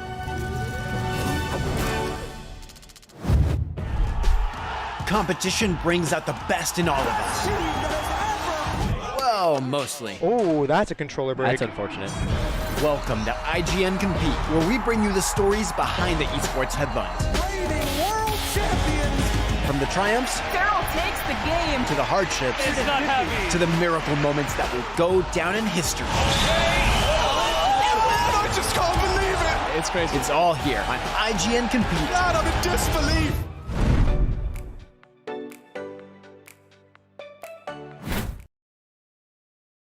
Just wing copy. We are back. It's time for best of show picks. We're just getting warmed up. There's a lot to talk about. Let's see. Who do I want to roll the dice and go to? Who wins? Miranda, your best of show pick. Was it the one more thing? Was it something at the top? Because there was plenty of things to choose from here. Your best of show. Yes, very difficult to decide, but I had to go with the one that was a surprise. So it's Redfall. Guys, I love Arcane. They have not let me down between Prey and Dishonored, and then seeing them come out with Redfall, and there was a lot of commentary around like, well, we're not actually seeing gameplay, we don't really know what this is, and it's like, guys, have you played an Arcane game? Do you know the quality of their games? It's like, I'm sorry, it's like to some people on the panel were like, well, this looks kind of like Destiny, or this looks kind of like a looter shooter. I'm like, no. It's an open world co-op first-person shooter. Yeah. So that does not mean it's going to be always online. It doesn't mean it's going to be a big thing. But you can play solo. You can play multiplayer. This is, again, an Arcane game. So that's just not in line with how they play. So seeing them essentially just like throwing out these incredible abilities and, of course, doing like some very cool gunplay. Oof. And vampires. Everybody loves vampires. The biggest part, vampires. I think Arcane just does such a fantastic job of like nailing the gothic feel of things without making it feel cheesy. Because I feel like a lot of times that I've seen vampires in video games, it's like Dracula or like that's a really hot vampire doing vampire things. But this one's like, okay, let's make them scary, but also really intimidating and cool. And they just nailed it across the board for me on this trailer. I also love, of course, like the diversity of characters. I felt very like included. I was just like, yes, I'd love to see that. But Arcane's always been great about that. So if you actually look at the Bethesda Softworks trailer for this, they do have a little bit more information. So the idea is that they are in Redfall, Massachusetts. It's called Redfall. And is under siege of a legion of vampires who blocked out the sun and cut the island off from the outside world. So you're trapped with a handful of survivors against diabolical enemies threatening to bleed the town dry. So you get to choose a hero from a diverse roster. You can group with others and essentially just go slay vampires. I loved the tone of this as well. Like they're very nonchalant. It's like, oh, we gotta record this on camera. I know sometimes people have issues with how tech or media are used in games, but this just felt very on point of like, no, but it's important. They need to know what's happening. So I love just how genuine it all felt. And I am just looking forward to this so much. And it's soon. Summer 2022. 1 year to go. Yeah. Not good that stuff. bad. All right, Cam, how about you? Best of show. What was your standout here? It's Halo. It's got to be Halo. It just met all my expectations and more. It delivered on every facet that it needed to sell itself on. I'm at this point now where I'm expecting this game to come out. And I'm like, this game can't be bad. This game's going to come out and it can't be bad. It's going to be good. It just blew my mind. Multiplayer's coming out launch, which a lot of people were worried that like it was just going to be campaign first and then multiplayer was coming later. Everything just blew my mind. I just can't. I don't have the words. It just looked so good. You're on the air. You got to have some words, my friend. Yeah, I know. It's just so good. Like the story is super interesting. Added a lot more depth to Chief's character and what he's doing in the story from what we saw last year when they first revealed the gameplay. The multiplayer just again, just looks out of this world. It's going to be possibly the biggest multiplayer game once it comes out with the new mechanics that they put in, with the chain grab thingy that they used to. You just use to hijack the free hook price shot tag. Yeah. Again, like the deflector shield, all the variety of new gear that you can use that I'm expecting you're also going to be able to use in the campaign as well. It's just mind blowing. Can't wait. Can't wait. Yeah, and I think it can't be understated. The fact that this is free means you don't have to buy the game, you don't have to buy the campaign. Anybody with an Xbox One, with an Xbox Series, or with a PC can jump in on this. This could be this could have a huge community for years to come. It's yeah, I was so happy to see this. Now, I'll go next here because for me, I was not expecting Forza Horizon 5, and I am such a big fan of Forza Horizon because, we got the reveal of the Forza Motorsport Next Gen reboot last year at the showcase. So I thought for sure Horizon would be after that. That's sort of been the cadence as time has gone on. But here we are, that Horizon 5 is not only announced after Motorsport, but it's going to release before it. So that's really fascinating to me. Now, this is cross-gen, and Motorsport won't be. So they're clearly, they're just digging in to move forward on go full next-gen. But man, all the cool stuff, the Mexico setting looks great. The lush jungles, the deserts, the active volcano, the dust storms. I mean, Playground has never missed. That's the bottom line. And they somehow have topped themselves. I thought 3 they weren't going to top, but 4 was still better. 5, oh my goodness. And all the like creator stuff, like with the bowling game, this Horizon 5 might be endless. Like, this looks so good. This is my game of the show pick. I mean, nothing against Halo, nothing against Redfall, but I love Horizon so much, and I was just not expecting to see it. So the fact that we saw it, it looks amazing, and it's out this year. That is just made me so happy. So with that, let me throw to Destin. Destin, we've claimed 3 games here, but there's plenty more to choose from. What do you got? Yeah, they had an excellent show, Ryan. Lots of killer games, and everything everybody has said really blew me away. But one game came out and made a statement right at the beginning, and that was Starfield. 11/11/2022, and guess what? It is Xbox exclusive, as is the game Miranda selected also. That was them setting the tone for the entire conference about console exclusives, things coming to Game Pass. They're saying, hey, look, we have a lot coming, and we are setting you up to have a great gaming season through 2021 and into 2022. Now, I would love to see more. I see the cheese sandwich is already getting a lot of hype online. People are really, really excited about that sandwich. And yeah, the fact that they said that this is basically them showing off the tech that they're able to work with this engine, right? And that is great. I like the release date. I'm glad it's going to hit. Like, we know what we're going to play next season. We know what we're going to be playing this season. We're going to be playing Forza and Halo, and we already have a major flag in the ground with Starfield, and I can't wait to see more about what this game is going to be.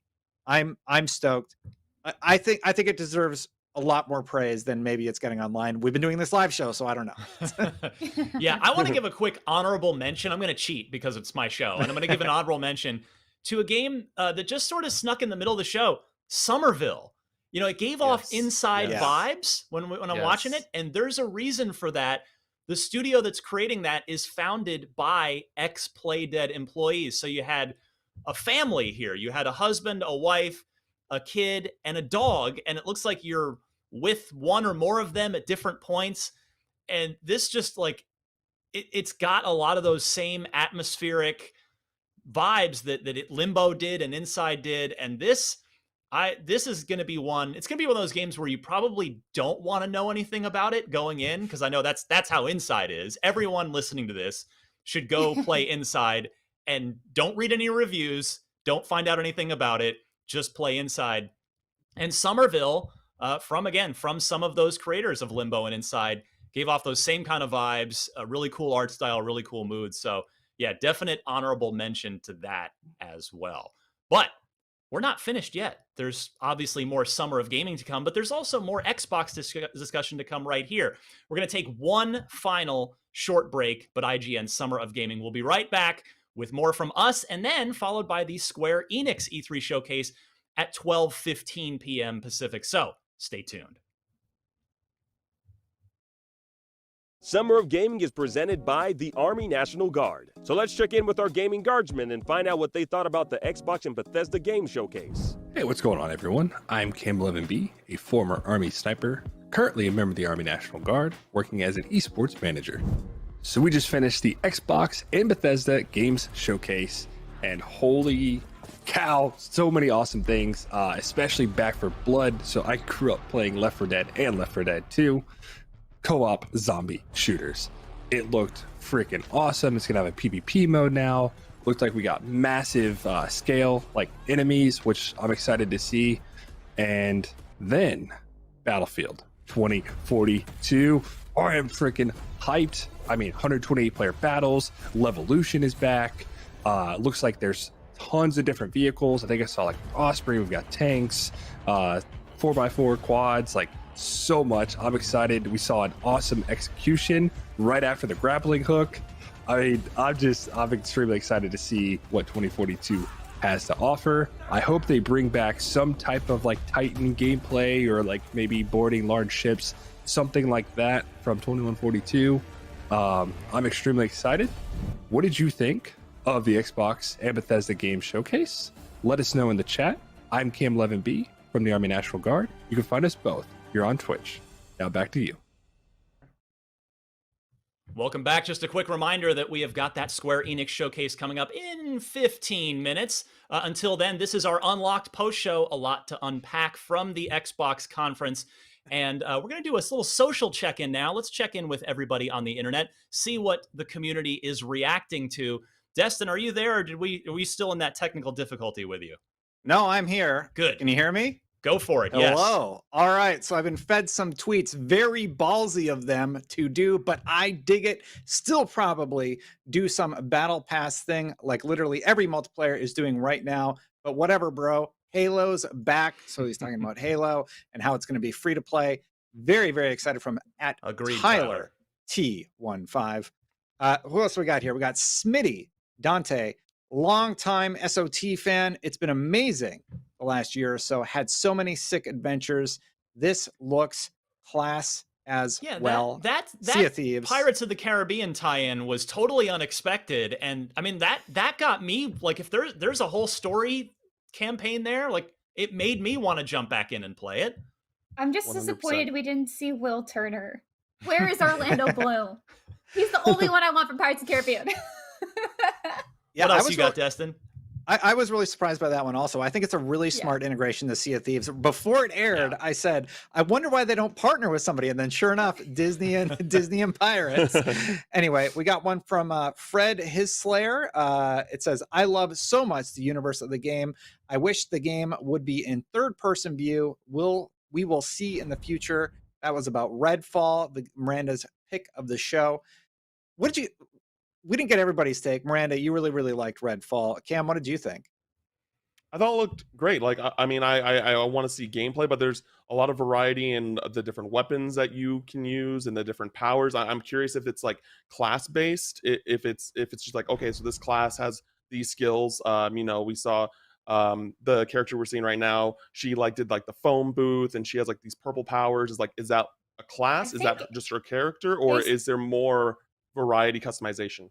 Based on the description of the game that we saw from the trailer, it looks like it's character based. Like, it's not classes. Okay. Each character is assigned their own powers, and they have unique abilities that they offer to their team. That's cool then. So I hope that, you know, it'll continue kind of like as a living game once it comes out, where new characters may potentially be introduced along with new content to keep the game alive, like post launch. I hope that they do something like that. Yeah, you know, I definitely got a bit of a Left 4 Dead vibe as this trailer went on, except for the part where it was, Miranda, you mentioned it earlier on, that you can play by yourself as well. So it's not just a co-op, you know, Left 4 Dead game. So I'm kind of curious how this is going to blend co-op and narrative and sort of ongoing multiplayer. There's a lot of potential with this thing. Right, and we don't know if it's going to be ongoing either. Like Arcane doesn't really do that. Like they could. Yeah. But as far as I know, I'm assuming this is going to be a story-based open world shooter. Yeah, we have one more tweet here from Thuggins at daddy_sauce. Love the Twitter name. As a big PlayStation fan, good for the Xbox homies personally. I think it should always be timed exclusives for all platforms, but dope y'all got a sick game coming out. There's a few sick games coming out, including a lot of third parties that are going to be hitting Day Pass day one, and that is really exciting for me.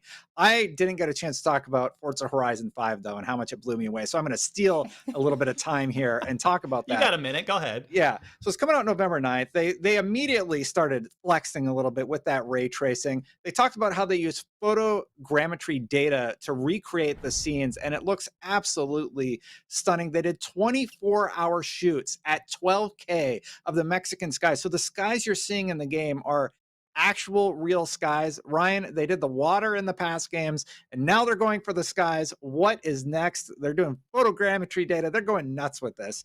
They even point out like the God rays spilling through the trees. And I agree with you that Events Lab Silly Fun Mode looks absolutely stunning.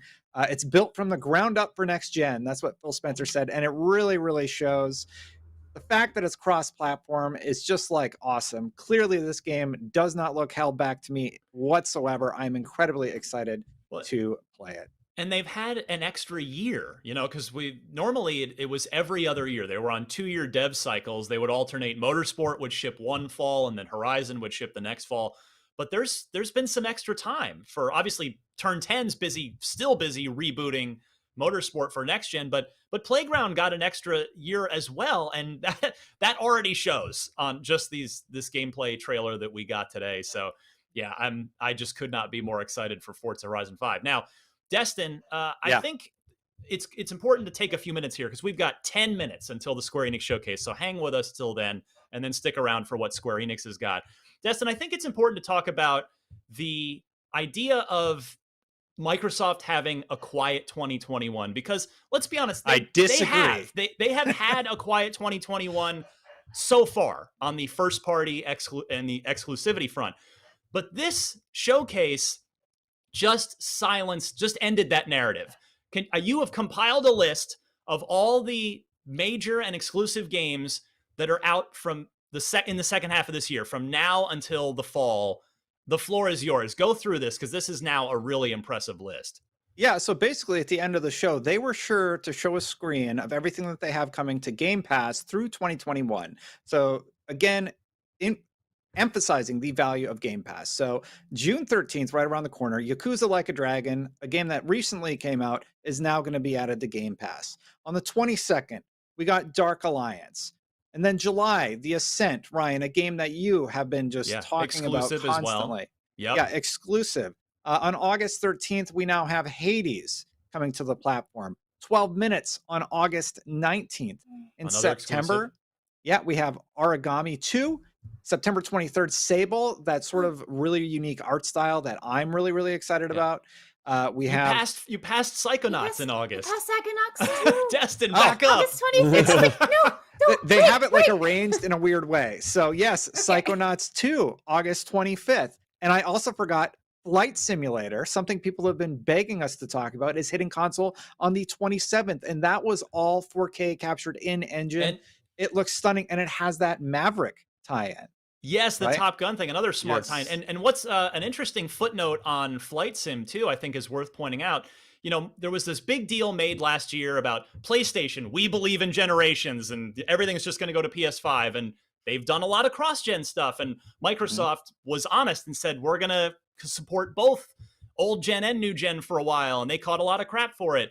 Well, both are, taking full advantage of the new console and the old where they can. But Flight Sim now is, I believe it's the first of the first-party games to go ahead and leave the Xbox One behind. And it's no wonder from taking a look at it, Destin. Yeah, and I think that's the way you handle it. When you can do cross-platform, you do cross-platform. When you need to go next-gen only, you go next-gen only, and you make that very, very clear. Flight Simulator is one of those games. What this game is doing technically is just The older platforms just can't handle it. So it's really, really great to see. It would have been interesting, though, if they had used that as an opportunity to show off the streaming service that Game Pass offers, that they have said before this conference, to get it out of the way, is coming to console. So I have to wonder if that's going to be something we hear about later in the year, but that is speculation on my part. Continuing through this absolutely insane list.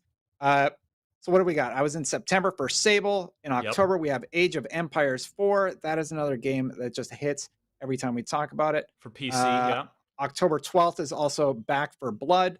We have a few slated for Paul. Back for Blood, though, hold on. That's another major. We talked about, Outriders was a big deal earlier this year, and MLB The Show. Back for Blood, that's a big deal too for a third-party game straight into Game Pass. Yeah, and yes, huge. Now everybody's going to play it on Xbox, because Game Pass has, I think, almost 20 million subscribers at this point, and now you're getting all of these games just for being part of that subscription service, which is really, really cool. And then Scorn is still slated for fall, and Anacross is still slated for fall, which sort of hit within that window. But then it really, really heats up near the end of the year. There's a few titles like The Gunk, Hello Neighbor 2, and Among Us that are hitting somewhere in 2021. But when it heats up is November. You have Forza planting their flag in the ground. We know Halo Infinite is also coming this holiday season, the multiplayer specifically on this chart. So we have a lot to look forward to. Xbox gamers have a lot to look forward to. And this is just an absolute killer lineup. Basically, at this point, if you're just outright denying that Game Pass is a phenomenal value, you're either not paying attention or you have an axe to grind. It's as simple as that. It's a phenomenal value. I think everybody recognizes that. It's been called the Netflix of gaming. It's stupendous. It is a huge win for consumers and developers.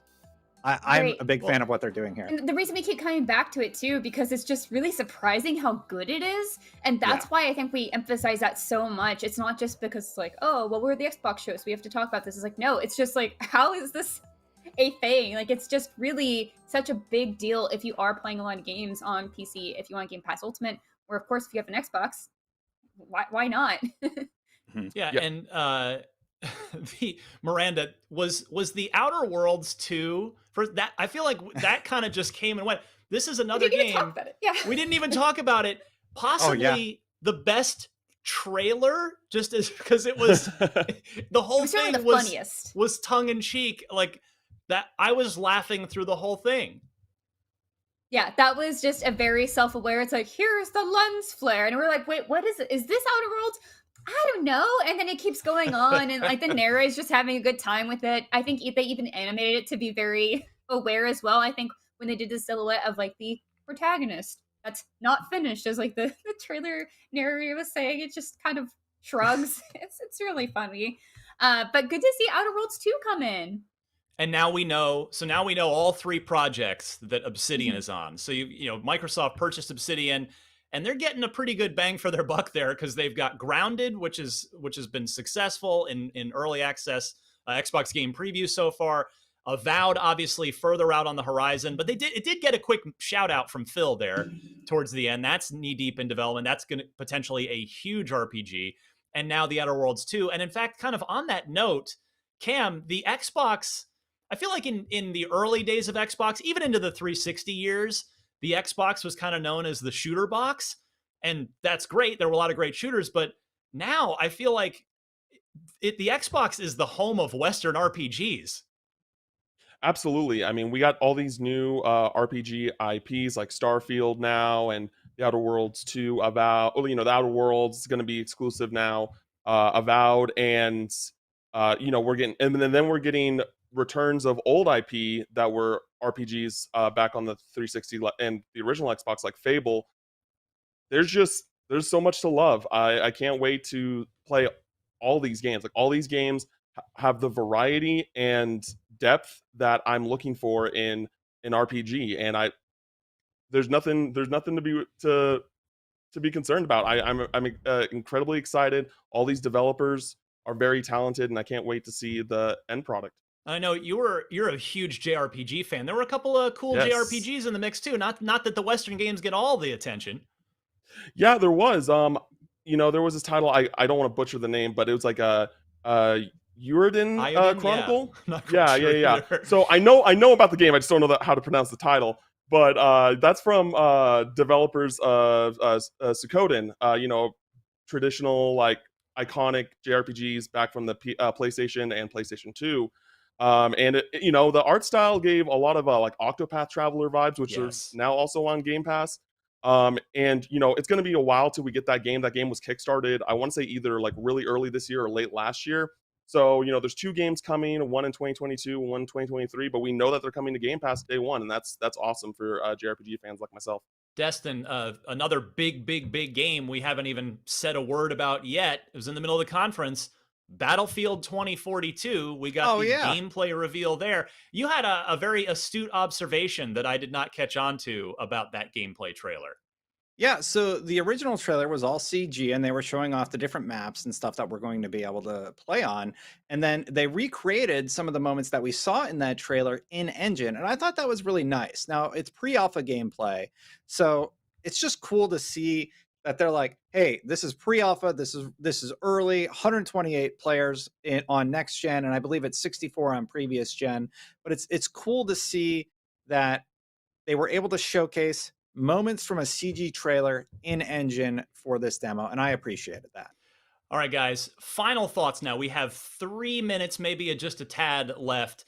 Final thoughts on this conference. We gave our best to show individual game picks. We talked about a lot of games, although there were so many we didn't have time to cover all of them. We talked about the glory of Game Pass. But just this conference overall, Miranda, how about compared to years past, historically, like, how was this conference for you? So, you know how we talk a lot about how conferences have like kind of a mid-lull? This did not have that. This had like some things like, oh, well, we're getting ESO updates, like Sea of Thieves updates. And like, maybe if you don't care about those games as a service, that's something that's a little bit slower. However, even those still had really neat updates. Like the editing was good. The conversations around them were good. And they're always like put with other very exciting things. I think Microsoft really nailed it with the pacing of this show. And they did such a fantastic job of like opening the show, like opening with Starfield. Great idea. Because a lot of people thought, well, it's probably going to be at the end, right? It's going to be the one more thing. No. They had another one more thing. And also, I love that they had Halo later on because I think, at least for me as a huge Halo fan, left that like anticipation waiting. It's like, oh, well, when's Halo? I thought they were going to open with Halo possibly, but no. I just really liked how this was paced, and it just had me excited at a lot of different moments. And I think that's what you could always want from a conference like this. Yeah, you make a great point about pacing. There were very few human beings on the screen presenting things, which, like in years past, I know I've kind of been a little annoyed by the obviously teleprompter scripted roundtable conversations where people aren't really talking to each other. They're just looking over their shoulder to read the teleprompter. And there really wasn't any of that. It was just game. And I agree, the pacing was great. Cam, how did you feel about this conference overall? Yeah, making it really quick and short, I think that it was great. I think it's their best showing in a very long time. I think it did everything that they needed to do to get fans of Xbox excited. And the only thing that I wish that we saw was Everwild. I think that game, we've been waiting on that game for a while. I really expected gameplay during the show, but we didn't. Oh well, we'll see it soon. Destin, you have literally 10 seconds. Twitter-worthy final thought. This was awesome. Xbox did great. I cannot wait to see what else they bring, because there's a lot that they didn't show still coming. Yeah, Perfect Dark. We mentioned Everwild. Hellblade 2. We didn't see it, but so that means there's more to look forward to moving forward. So that's about all the time we have before Unlocked gets locked again, but there's still tons more coming up today and beyond. But right now, Summer of Gaming rolls on with the Square Enix Showcase. Let's go.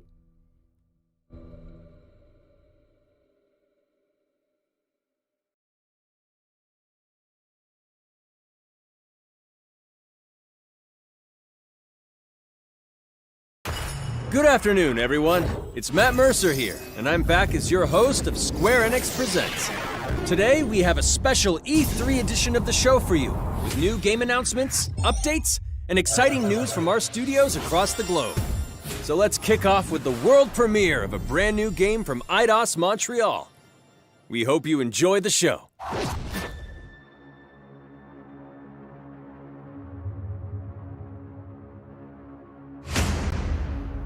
I am so proud of you.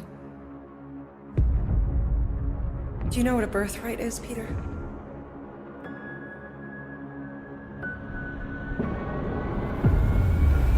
Something that's a part of you. Like your name. Gardeners of the Galaxy? What? No, Rocket. So I let Groot fill out the paperwork.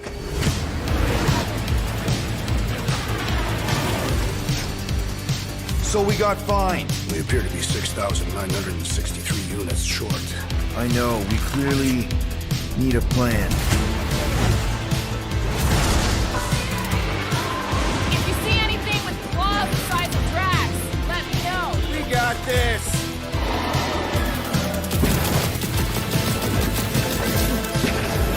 Drax, roll him! No!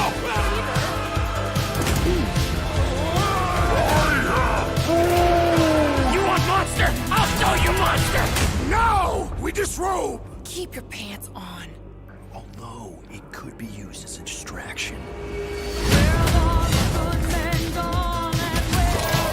Smash him up, Drax! Meet your maker! We're all professionals here, right? Maybe we can work something out. Here!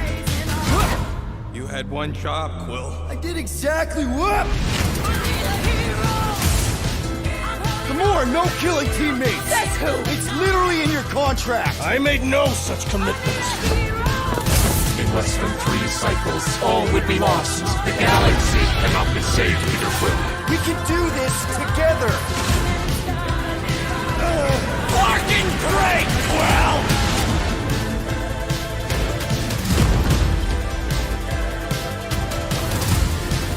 Star-Lord, right? It's Star-Lord. Oh, crap!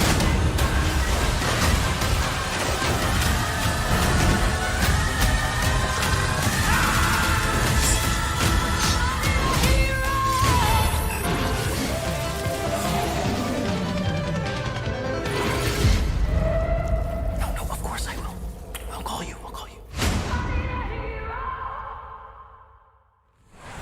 Hi, my name is Olivier Proux, senior producer here at Eidos Montreal. For the past few years, we've had the privilege to work on our version of Marvel's Guardians of the Galaxy and reimagine it into a single-player, story-driven, third-person action-adventure game. It's our own fresh take on the Guardians, and something that's really unique to our game is that you get to be Peter Quill. As Star-Lord, you're constantly in the middle of the action as you try to lead this band of misfits. But today, I'm really excited to have all of you join us on this journey, and you'll hear more about the game from our team behind this project. Right, let's do this! I've always loved Marvel's cosmic characters. Growing up as a kid, I read them, enjoyed them, loved them. I had the opportunity to write for Marvel on some of their cosmic titles. I went back with the help of Bill Roseman, the editor, and kind of cherry-picked characters from Marvel's past. The opportunity here was to build a team, but to make it all underdogs, so that the reader would think, oh my gosh, how is this team going to survive? And that became the Guardians of the Galaxy comic, which we loved working on. I remember the first time that the Marvel crew came to Montreal, we were showing them the design of the characters, how they would look, and they stayed silent. I don't know if it's a minute, but in my head, it was a minute. I was like, oh my God, like they hate it. We realized how much that Marvel and Eidos Montreal share and have in common, and that we knew the Guardians were in perfect hands. Looking at the samples that Eidos were kind enough to show me, I think he's fantastic and absolutely in the spirit of what these characters are. What makes the gameplay experience unique to me is no matter in what phase of the game you are, whether you're in exploration or you're fighting, the Guardians are constantly around you and you never feel alone. While you're the leader, the Guardians will also challenge you and make decisions on their own, and you will have to adapt to it. You are literally part of the Guardians of the Galaxy. The decisions you'll make will have lighthearted to haunting repercussions, and the game will react to what you do and say. Gamora, no killing teammates! That's who! It's literally in your contract! I made no such commitments. You are playing as Star-Lord and you're using your blasters and you're using your jet boots. Star-Lord is really empowering. He's very agile on the battlefield. He can slide and over with his jet boots. Of course, he has his elemental blasters that have different powers as well. And on top of all of this, he can use the unique abilities of his Guardians. We're not pirates. We're legally incorporated heroes for hire. Gardeners of the Galaxy? What? No. The story is about a group of misfits, the Guardians. In our world, they've been together for less than a year. They create something on a small scale that looks insignificant. And as they progress through the story, they discover that they created something really big that threatens the galaxy. There are a lot of very interesting villains in the Marvel franchise. And when you're starting to work on a story like this, you get to get your pick of which ones will make the best for this story. That gives us the opportunity to bring in some that are well known, but some that are also not all that well known. What Eidos is getting so right about them is capturing what it's like to be a misfit family. They're also bringing an amazing imagination to it. You're going to see planets and characters that are going to blow your mind. Interpreting it in its own way, I think, makes it feel incredibly fresh and exciting. It's not a matter of trying to replicate the comic or trying to replicate the film. It's trying to take the medium you're working in and make the best version of Guardians out of that. They made it fun. They made it rock and roll. They delivered everything you would want in a Guardians game.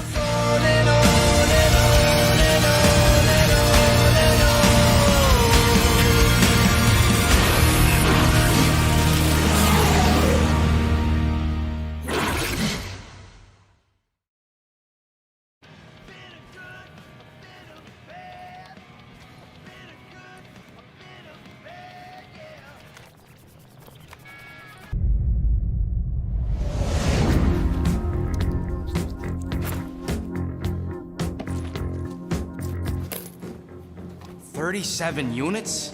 We appear to be 6,963 units short. If we intend to keep our ship, Peter Quill. I know. We clearly need a plan. What about selling Gamora's crap? What?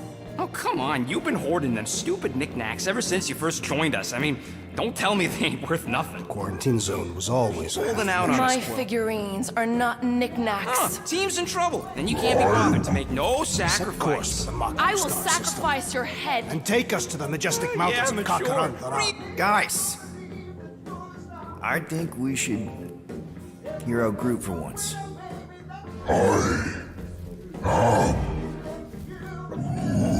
You know, the only problem with your plan is that Lady Hellbender only buys monsters, and you are not a monster. Groot, are you really offering to... No, he is not offering that, okay? It could work. Sell Groot? I guess we could bust him out after. Absurd. Lady Hellbender seeks the monster within. The small, ugly one is clearly the correct choice. He is cruel, sadistic, and his soul is filthy and filled with rage. I vote we sell Groot. I honestly think Lady Hellbender will go for it. Yeah, well, I vote for not Groot. I also vote for the creepy little beast. 2 votes each. Peter? Well, Rocket's definitely scarier on the inside. He's unstable and vicious and totally oblivious to the needs of others. Okay, we get it. All right, let's do this. Let's go sell a monster. We're not seriously flying into that. You say the weather patterns of Seknarf 9 are tied to the temperament of its ruler. That's not how women work. Or weather. We're flying the wrong way. Nah, he's not flying at all. Guys, relax. Just one minor adjustment. I ever mentioned how much I hate rain? Hellbender's castle isn't even that far. That is not a castle. It is an impregnable fortress. So how do we impregnate it? Ask Peter! Let's just get closer. We'll figure it out on the way. There is nothing to figure out. As beast merchants, we will easily gain access to Lady Hellbender. Good. We've already got a beast. All that's left is the merchant part. Good thing I put on my official merchant costume. There is no such thing. Right? The fact you ain't sure don't bode so good. Whoa! That is some really crazy lightning out there. Never seen anything like it. Meteorological suicide is what it is.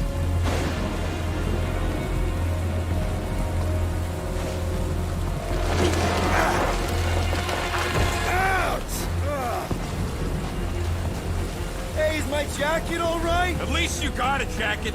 Some of us are soaking here. Less whining, more walking. Hey, Stormlord, We ain't seriously walking through this. It'll take forever in this storm. Stop complaining. The hardship will strengthen your spirit. I face more than enough hardship. Thank you very much. You are welcome, Feeble One. We got this. Just don't fall and we'll be fine. Oh, whoa! Whoa! Whoa, whoa, whoa, whoa!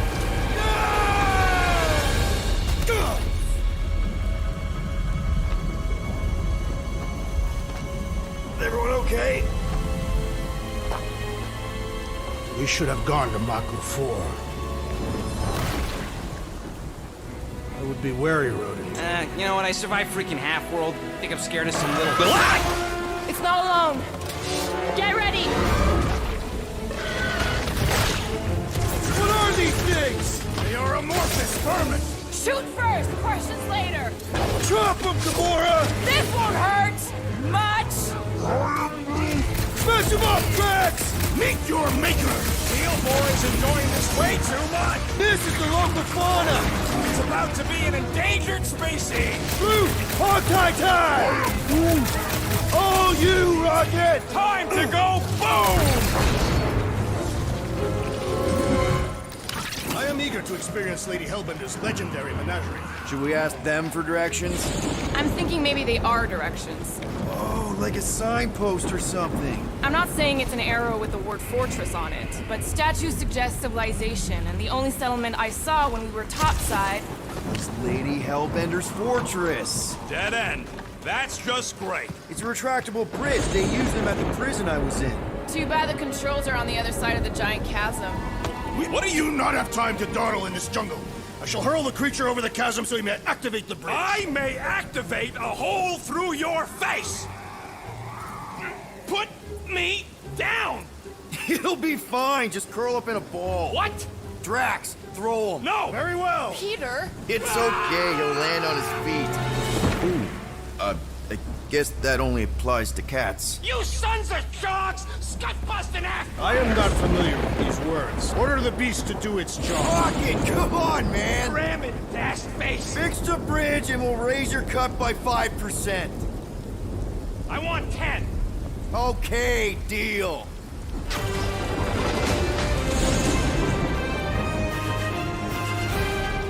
Thanks for the bridge, Rocket. If you even think of pulling that stud again. Hear that? Guys.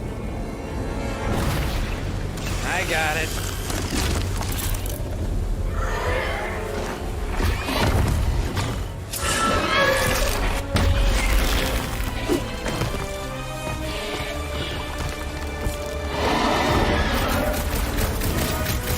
These creatures are perfect predators! Stop cheering for the murder monster! Somebody's having fun. You are my prey! Keep it together, Doc! Bad dog! Bad dog! We've got the numbers! Not if you count all that teeth we know! That dog was a huge predator! Avoid the mouth, dodge the tail, slice the clear! Is anything on this planet not trying to kill us? Guys, huddle up! Already missing the jiggle jellies! They keep moving around! It is past time, my blades! Don't get too close to that mouth! We can't over! This guy barely feels it!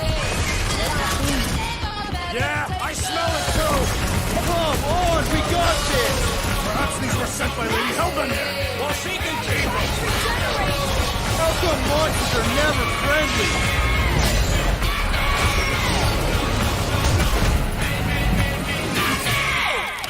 That is definitely in my top 10 fortresses. Peter? Aren't you forgetting something? Oh, right. The cage. The point of even getting the Flarkin thing was looking like we mean business. All right, Rocket. Time to put on your monster face. I only got one face, Quill. Are you sure about this, Peter? Look at him. You better have one hell of a sales pitch.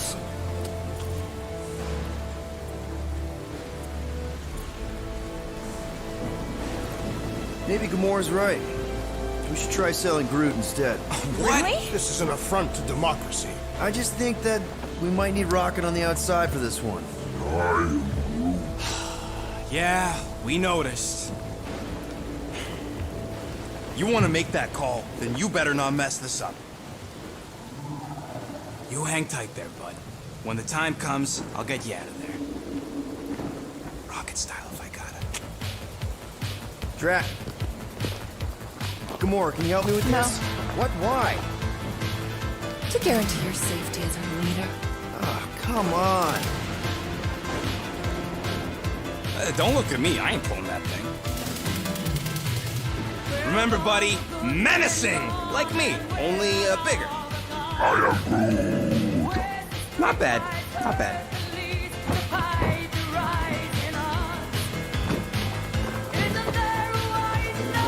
Easy, big guy. So, how long before someone else wants to pull this thing? We are 60 clicks from the fortress. I'd say closer to 75. We got this!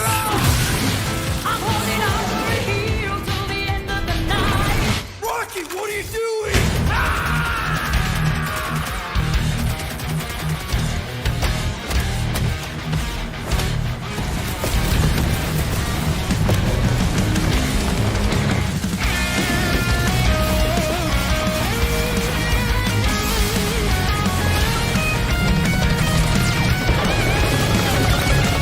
Who's the monster now?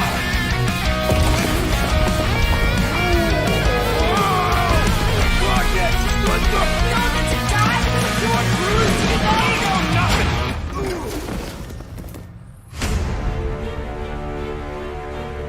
Guardians of the Galaxy. How many times do I have to kill you?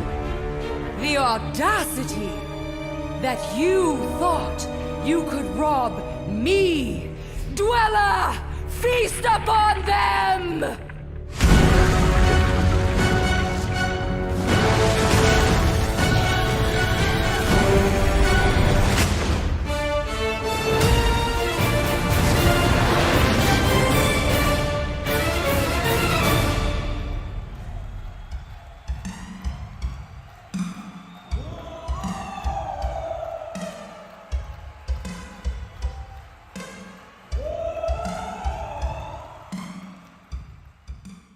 Now we're going to revisit two iconic brands that are being remastered for modern platforms. First up, relive the classic games in the Final Fantasy series, and then get one more peek at Legend of Mana ahead of its June 24th launch.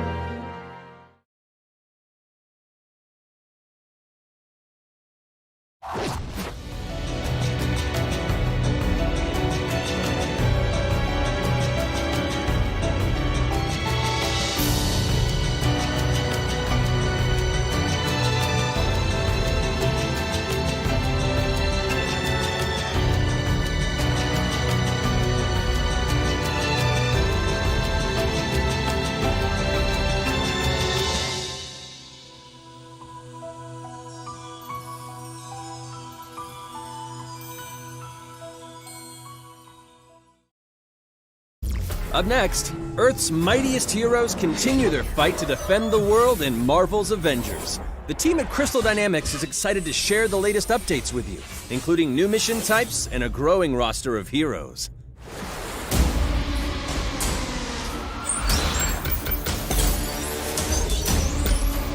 Avengers, secure that super weapon at all costs. Cosmic energy is building up. Every second counts, people. Keep it moving. It's beautiful, isn't it?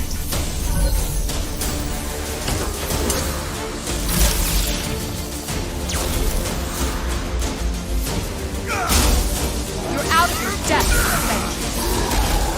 Shutting you down, Monica.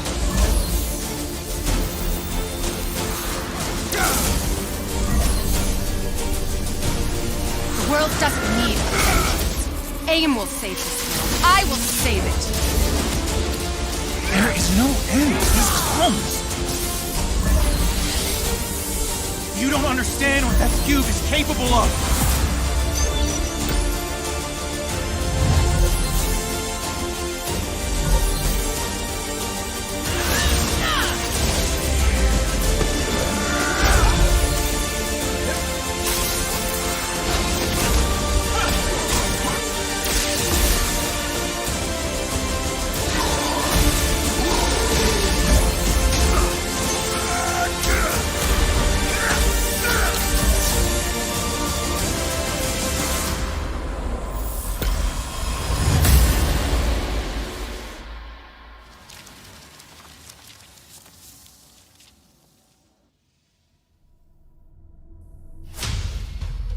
I applaud your efforts to connect with your roots, but as a man who has seen 3 Black Panthers fall, I must warn you of a few things. Many eyes follow the path you are about to walk down.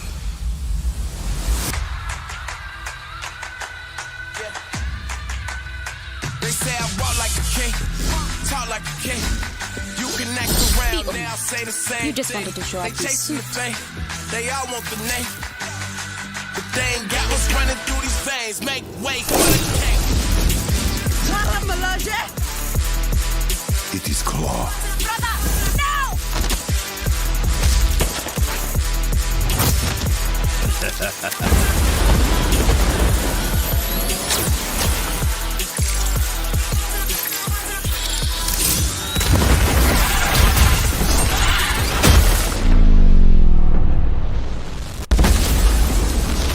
Vibranium doesn't belong to you. You are right. Vibranium does not belong to me. It belongs to Wakanda.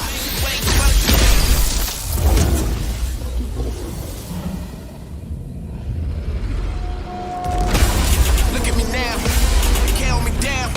So give me the crown. They say I walk like a king, talk like a king. You can act around now, say the same thing. They chasing the fame, they all want the name. But they ain't got what's running through these veins. Say I walk like Now it's time to give mobile players a quick look at some of the games that will be available in the coming months. Good evening, 426. Our intelligence reports a new threat to global stability. Their reach is unlike anything we have seen before. Following Agent 47's disappearance, you were selected because of your remarkable skills. Execution must be perfect. We will strike from the shadows, and they will never know what hit them.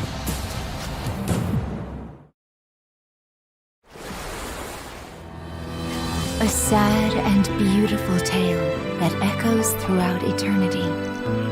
The first mobile entry in the Nier series. Nier Reincarnation.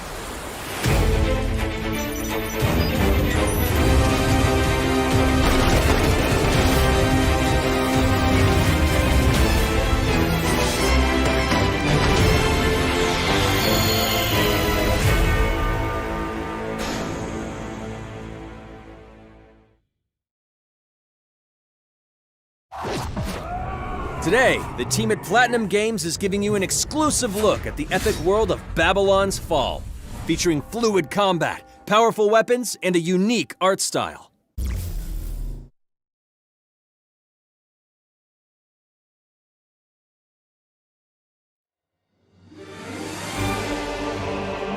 Built over 1,000 years, it was meant to be a tower of dreams.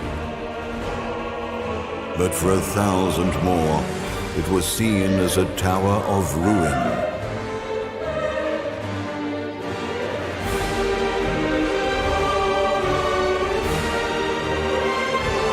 Persevering through fire and ice and the coldest of winds, eventually the tower became a symbol of unrelenting ambition. That tower's name is Babylon.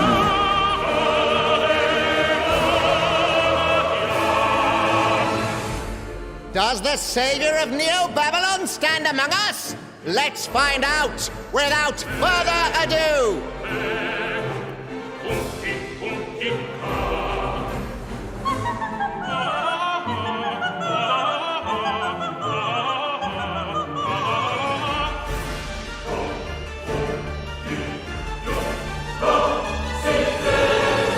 If I'm to die, then I'll die for hope, for what little hope there may be.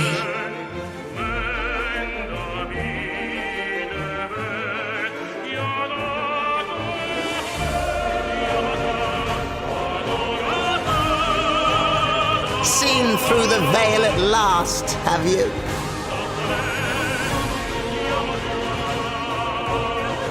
We're all prisoners of our subjective reality.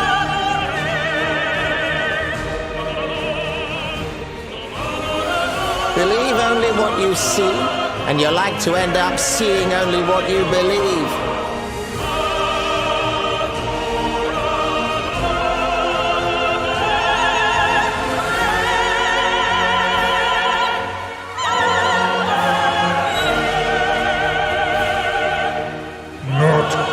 But two paths lie ahead.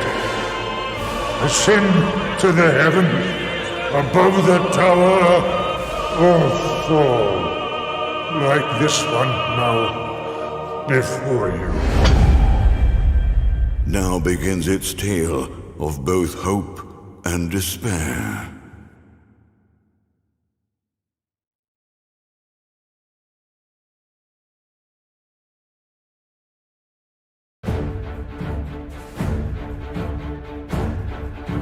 プラチナゲームズは本当にアクションという部分に関しては世界屈指のデベロッパーだと思ってますし、ニーアオートマタでそれが証明できたんじゃないかなと思ってます。ニーアオートマタのアクションをもっと楽しむためにどうしたらいいかって選ばれたジャンルがハック&スラッシュでしたので、このゲームのコンセプトは端的に言うとニーアオートマタのアクションでハック&スラッシュというジャンルを楽しむということになります。もちろん1人でも遊べるんですけど、4人でダンジョンを攻略していくゲームになります。コンセプトについては、プレイヤーが途切れない目標に向かって、アクション、追い求め続けることができると。プレイヤーは、ストーリーを追いながらダンジョンをクリアして上層を目指していくと。入手する装備や素材を集めて自身を強化してカスタマイズしていくと。ゲームのスタイルとしては、オーソドックスなハック&スラッシュという形ですね。ただアクションがスキルや強い力を引き出すためのトリガーになっているところがポイントかなと思っています。プレイヤーの背中についているフィデモコフィーというのがかなりキーアイテムとなっています。それによって、遊び方とかカスタマイズの方向性っていうのも変わってきます。ハイファンタジー感というか、その上品さというところはすごい意識してくれっていうふうに言われましたね。カートゥーンチックにならないようにというか、リアルに本当に存在している人たちがいるかのような感じは意識しました。このゲームは運営型のゲームとして開発しています。発売後も定期的に新しいコンテンツを提供する予定です。ようやく皆さんに改めてこういった形で発表できたこと、本当に私たちも嬉しくなっていますし、まさにこれから開発の佳境になっていくので、精一杯頑張っていきたいので、皆さんも引き続き応援よろしくお願いいたします。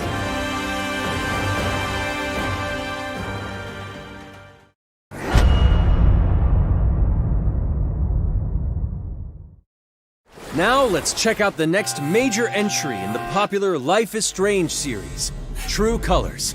The team at Deck 9 is ready to give you a deeper look at Alex Chen's psychic power of empathy. But first, here's a look at the Life is Strange Remastered Collection. Feels so weird to be back. After 5 years, you're still Max Caulfield. What do you remember about us as kids?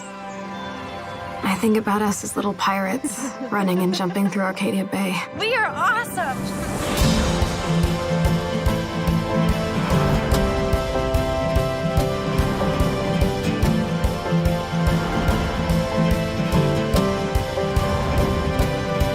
Come on, let's dance! Or take my picture with your new camera.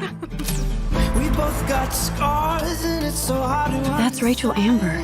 After my dad died and you moved, I felt abandoned. Oh, good, you're here. Rachel saved my life. She was my angel.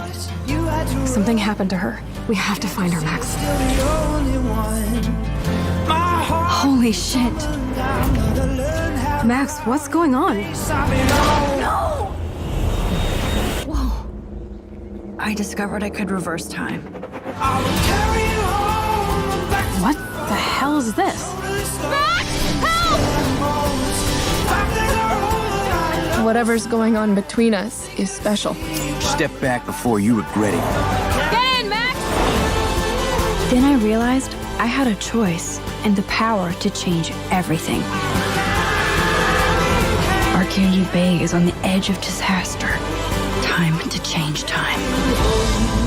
Whatever happens, I'll always have your back. Always.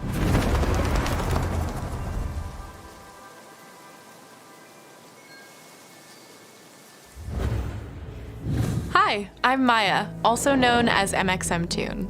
I'm a musician and the singing voice of Alex Chen in the upcoming Life is Strange True Colors. I hope you enjoyed that first look at official gameplay from the remastered collection. As a longtime fan, I know I did. You can see the love and care that Deck 9 have put into remastering both Life is Strange and Before the Storm. This collection features improved character animation, lip sync, and visuals, breathing new life into these two beloved games. Back in March, we also revealed the next major game in the series, Life is Strange True Colors, a small-town supernatural mystery. Alex Chen must uncover the truth behind her brother's death, using her psychic power of empathy to unravel the shocking secrets of Haven Springs. Today, we have a first look at Alex's unique power in action. Here's game director Zach Garris for more. Alex's psychic power of empathy is integral to the story of Life is Strange True Colors. It impacts every relationship she builds and every decision she makes. Never thought I'd have a freaky empath friend. For years, Alex has been unable to shut out the strong feelings of others, the fear, sadness, and anger of those around her, leading her to believe her power is a curse. In the wake of Gabe's death, Alex realizes the only way she can find the truth is to embrace her power. I can't believe this is happening. And the only way to understand is to feel what he's feeling. From the very start, you can use Alex's power to focus on brightly colored auras to gain an insight into people's emotions. Gabe was too young. Just too young. These valuable insights deepen Alex's relationships with the folk of Haven Springs, as well as sparking new dialogue options and events, as here from a scene very early on in the game. You're gonna lose her. You're gonna lose her, and it's all your fault. Alex has uncovered a secret that Mac wants to keep hidden from his long-term girlfriend, and now he is terrified that Alex will reveal it before he can talk to Riley. She is the best thing that's ever happened to me. So please, help me out. Max telling you a whole lot of bullshit. Listen. Thanks for telling me the truth, Alex. Are we still together? Are you serious? I need to get back to work. Sure, Alex, we'll get out of your way. When Alex encounters a particularly strong aura, she can reach out to actively connect with that person's emotions. This generates a nova, a supernatural flare that transforms the world around Alex into a reflection of that person's psyche. In this altered, emotionally charged state, Alex can experience fragments of thoughts and memories to get to the root of their issue. But not every emotional crisis can be easily dealt with. Some carry a dangerous, even life-threatening amount of power. He's dead! I wish I were too.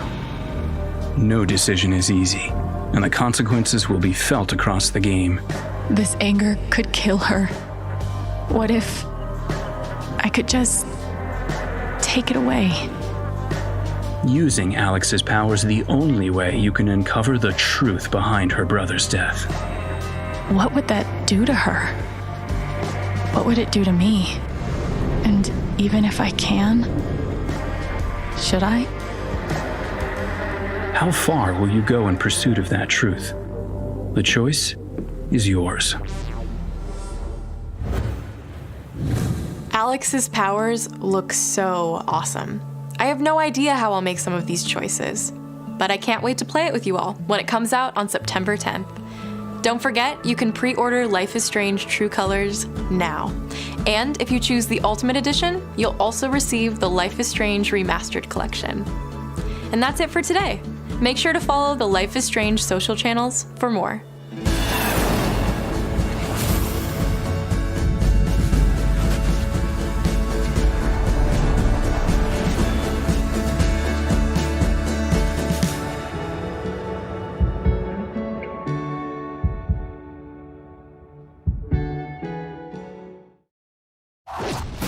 And now, we are excited to unveil a brand new title from Square Enix Japan.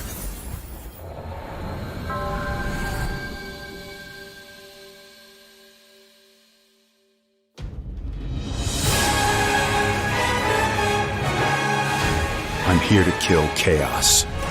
That's my mission.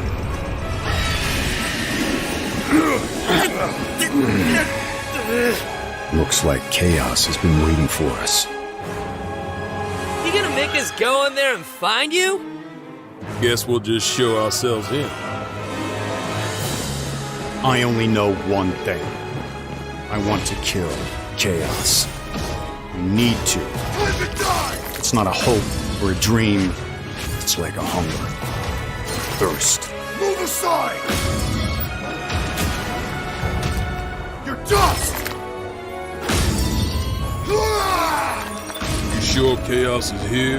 Yeah, they can only squash monsters for so long. I hate doing pest control. This is the Shrine of Chaos. He's here. We just have to hunt him down. Feel the pain!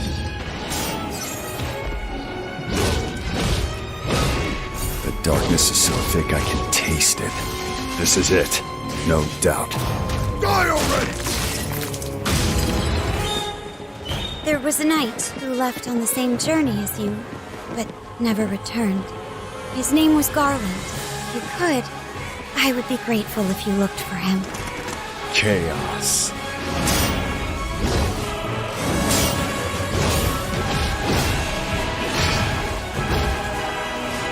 I'll crush you! Know when you're beaten! And who are you? We're here to kill Chaos. The prophecy's very own Warriors of Light. Real. He always wore such splendid armor, with a helmet that was terrifying to behold. It's Garland! No. I become Chaos.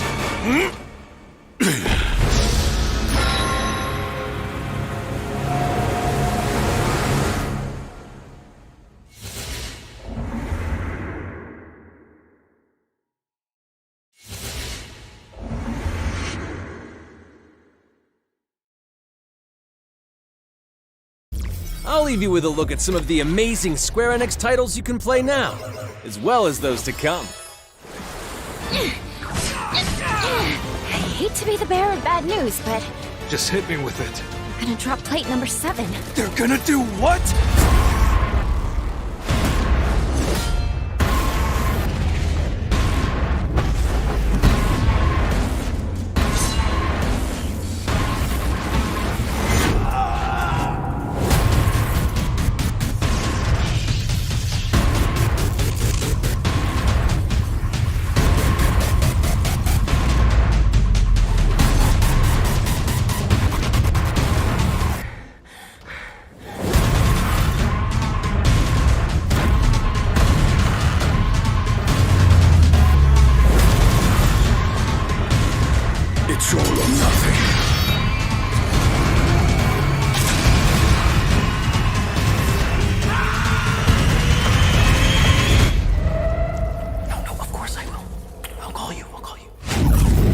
Thank you for joining us today.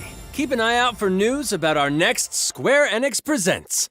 I'm Matt Mercer. See you next time.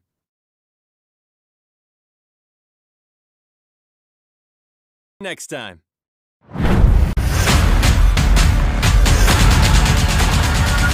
IGN's Summer of Gaming has officially partnered with E3 2021 for the ultimate team-up. From direct access to the major gaming press conferences at E3 2021, with exclusive gameplay and reveals, to exciting first looks at the hottest new games, IGN's Summer of Gaming has it all.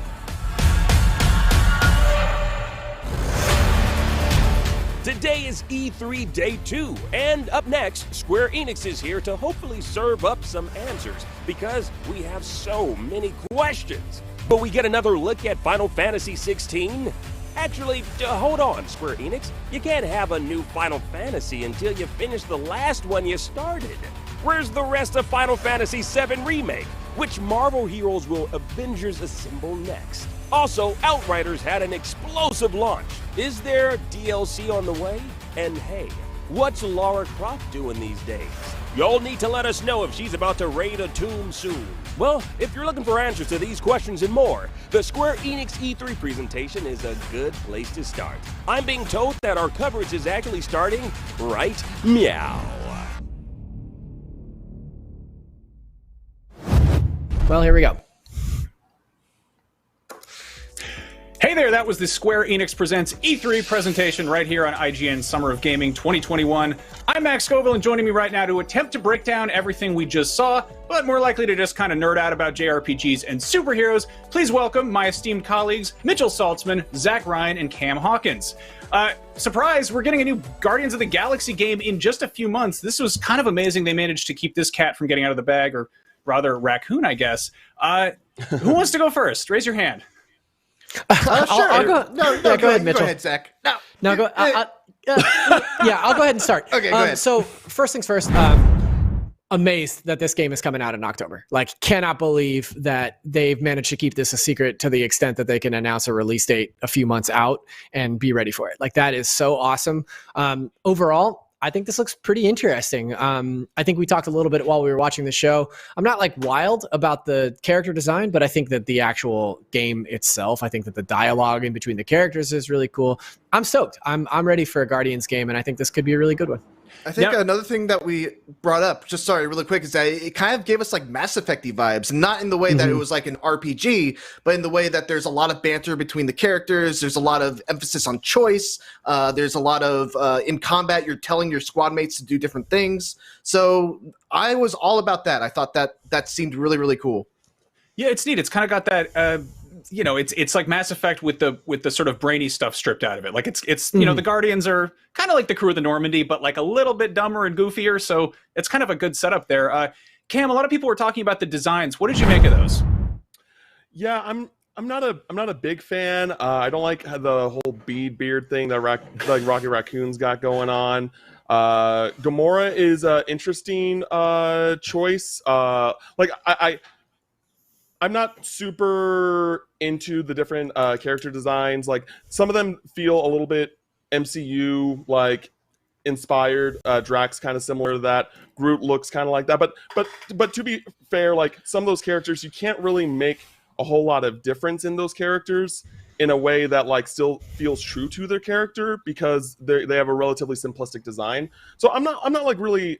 It's not like a turn off, but I definitely wish that it was different. I will say I'm really digging Star-Lord's Devil May Cry style jacket. He's got a very very nice Dante vibe to him. Yeah, Mitchell, you're a big fan of hack and slash and action games. Tell us about the combat a little bit. Yeah, so it's a third-person action game. What was really surprising is that you only control Star-Lord, it seems like. So, like I mentioned, it does have that kind of Mass Effect vibe where you are kind of, giving orders to your partner, to your teammates, telling them to do their very specific set of skills. But it looked like there was a combo meter. You can, bump enemies up. Star-Lord has hover boots, so he can kind of float around. And yeah, it seemed like it had a pretty solid base for look at Rocket's guns there. You can slide on the ground. So yeah, it seems like it's hitting all the check boxes in terms of what you would expect to do with the Guardians of the Galaxy. I said it earlier, but when we were watching it, but like I would be willing to bet that we at least get some time with each of these characters. I think Star-Lord is Star Wars.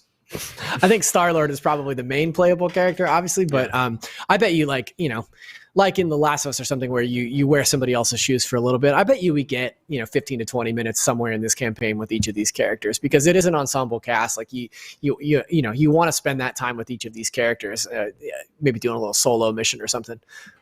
One other thing that I wanted to touch on is at the very end of the little combat section, they have like this super mode activate where they start playing Bad Reputation and all the cooldowns. There's no more cooldowns for all your abilities. That seemed like a lot of fun, and it was just a really cool and stylish way to have that kind of like ultra mode kind of power up.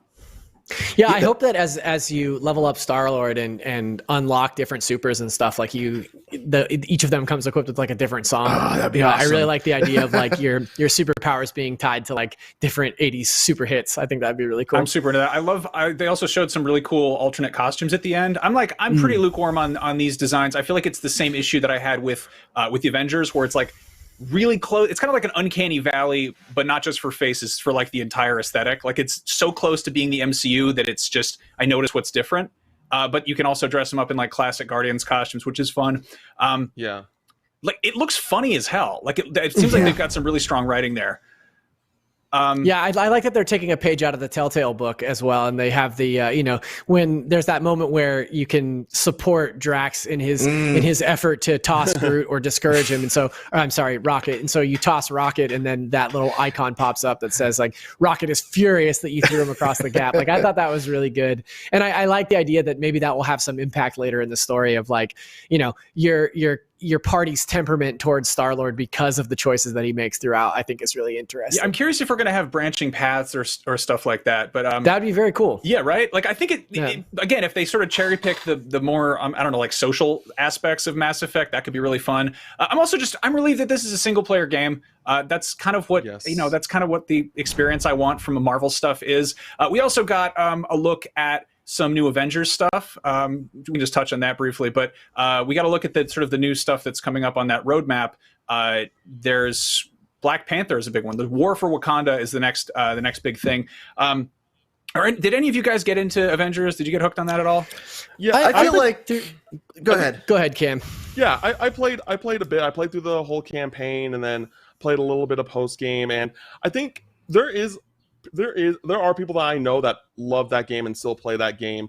But the main criticism is that there's not enough content, there's not enough enemy types, there's not enough villains. Like at this point, still like as far as I'm aware, the only two like villains you can fight that are there is Taskmaster and Abomination. But with Wakanda now being part in the play and Ulysses Claus that we saw in the trailer, hopefully that'll add something new and fresh and make. Like, I will go back to Avengers and try this out and see how the game has evolved since I first dropped it late last year. Like, it'll probably be about a year since the game came out when the last time I played it. And I want to give it a fair shake. I want this game to be good. So I want to go in there, go to Wakanda, see what the game has to offer, and see if it's a game that, like, is growing over time or if it's still kind of in a standstill. I played through the main game, the main story, and I enjoyed it as a Marvel story. I thought Ms. Marvel in particular was like a really great character. But I dropped off as soon as it hit the sort of games of service stuff. But I like the idea of popping back in and having these big sort of story expansions. I know that there was a Hawkeye expansion earlier this year that I never got around to, but I might come back for this one. I think it looked kind of cool. I'm a little bit underwhelmed at the sort of the pace with which they're dropping new characters. We've known for ages that Spider-Man is going to show up in this, and we haven't seen that. We got to look at the weird sort of four-legged robot spider, but no sign of anything regular Spider-Man shaped. So hopefully they stick with it. But with a lot of games as a service, it doesn't hurt to kind of take a break now and then come back when a bunch of new stuff has been added. Yeah, I mean, I think out of those two, I'm definitely looking forward to Guardians a lot more, and I'm also so happy that they managed to keep that a secret and that it's that close. Do you guys think it's actually going to hit that release date, or does that seem like a risk of a delay? I think so. I mean, I think you'd have to be pretty bold to put it out. I think you'd have to be pretty bold to put out a date like that that's so close and then delay it. I feel like that is a move on their part that says that we're pretty confident that we can hit this release date because it is only a few months out. They must be, relatively close to going gold. Cool. Yeah, well, I mean, go ahead. I was just gonna say it's 2021. It's the year of delays. Anything can happen, but I do agree that I feel pretty good about this hit in 2021. Mm-hmm. Cool. Well, if you're after more Guardians and Avengers details, we have 2 interviews coming up in a little bit, but that wasn't the only thing shown off at the Square Enix presentation. We took some cues from the Final Fantasy VII Remake and decided to split this discussion up into a whole bunch of separate parts, and part 2, luckily, is coming up right after this break, so stick around. IGN Summer of Gaming will be right back. IGN Summer of Gaming 2021 is presented by the Amazon original movie, The Tomorrow War, exclusively on Prime Video July 2nd, and powered by Duracell Optimum, the official battery sponsor of Summer of Gaming 2021, and presented by USAA Insurance and Army National Guard. Pursue multiple paths while you serve. Reach your greatest potential with Army National Guard.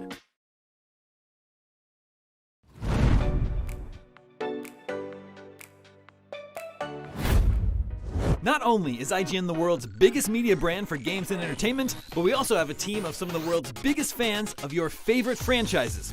From breaking news and exclusives, never-before-seen looks at movies and games, to reviews, let's plays, and live streams, IGN brings you all the coverage you need, no matter where you are.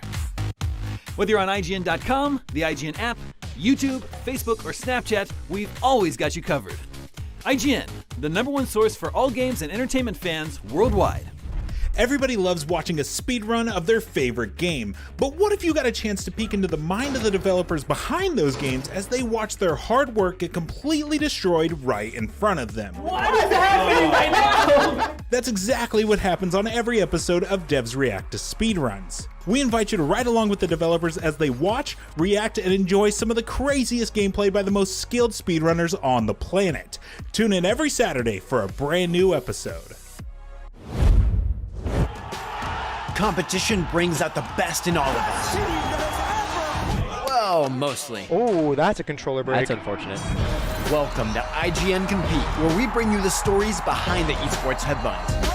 World champions! From the triumphs Daryl takes the game to the hardships It's not heavy. to the miracle moments that will go down in history. I just can't believe it! It's crazy. It's all here on IGN Compete. God, I'm in disbelief!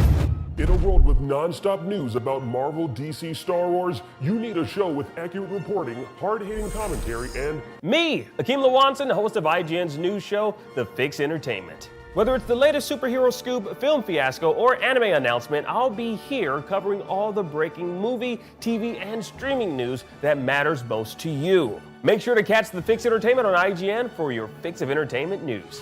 Let's drop it.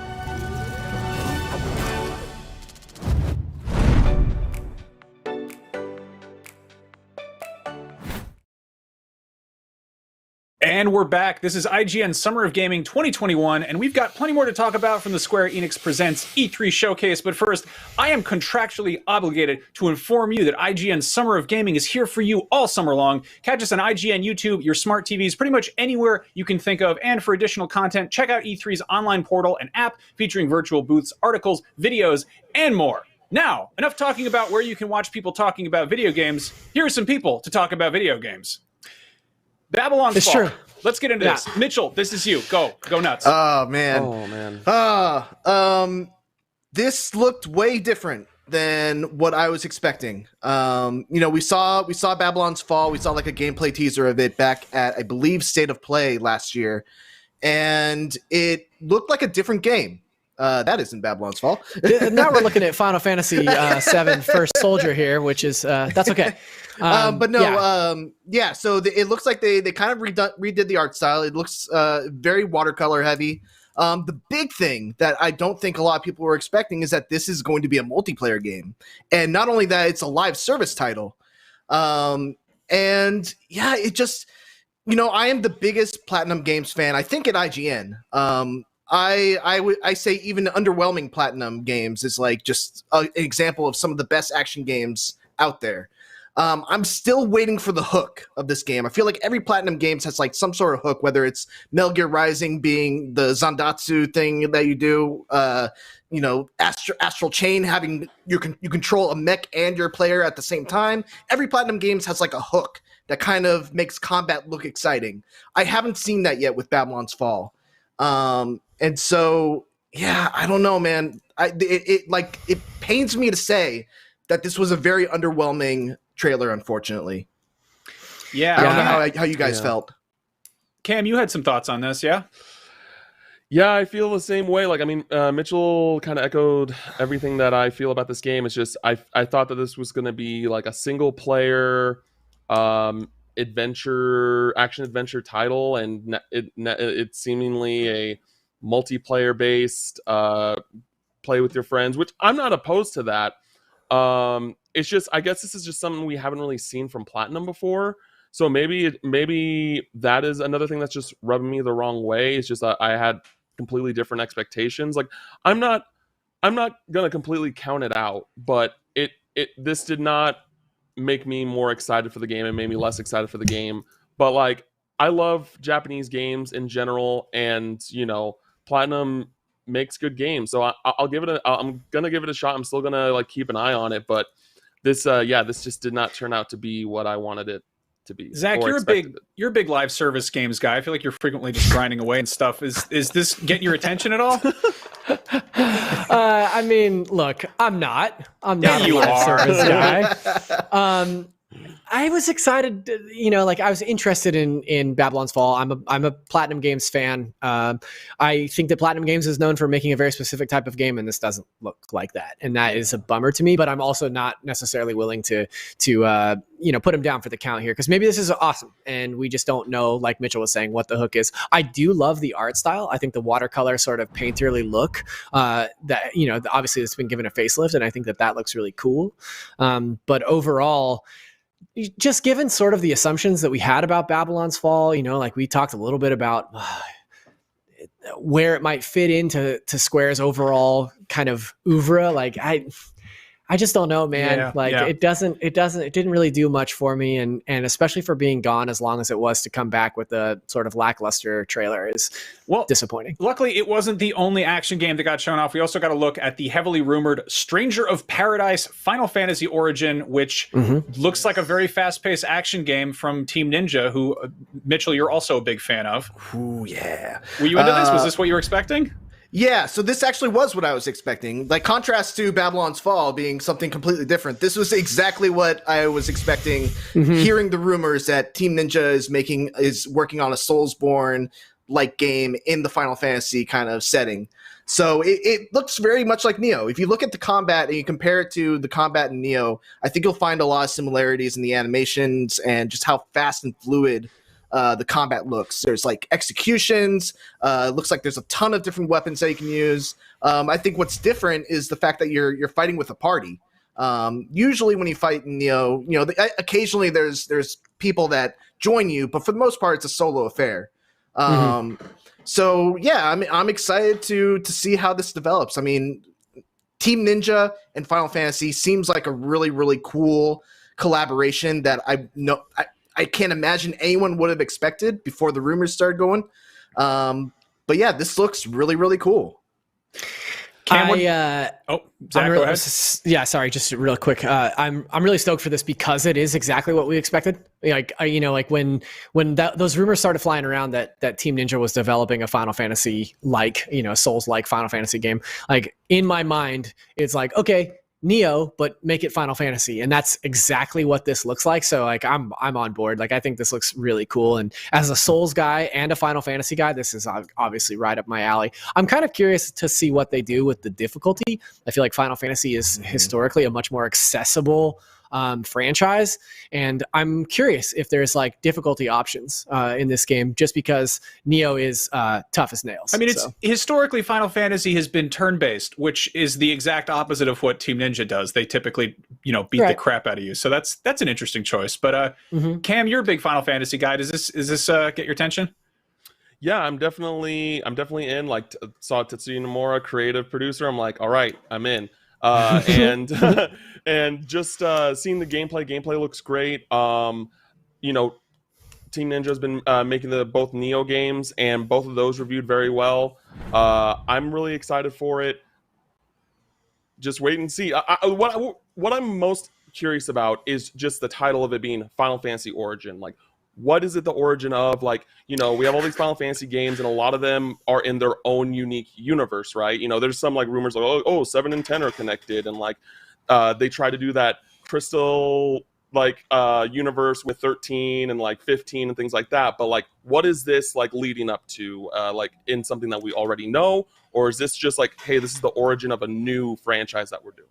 Yeah, we know that it's most likely set during the time frame of the original Final Fantasy for NES, and it features Garland becoming Chaos, which is part of that story. So that's really interesting. Like I would love for this to have like really crazy lore where it kind of tries to retcon and explain why there are so many different Final Fantasy worlds. I think that'd be really interesting, but that's conjecture. So. That would be kind of crazy if they were like, "Hey, Team Ninja, can you retcon the entire Final Fantasy universe into one cohesive thing?" That's, right? That's wild. Yeah. I mean, I love that it's got people with great hair and too many belts and probably crystals somewhere. So that's Final Fantasy, right? Like that's absolutely. It's got all the parts. I think the really exciting implication is that this is a new series that could potentially go through the Final Fantasy games and just give them a Origins style, action game, which is really, really exciting to me.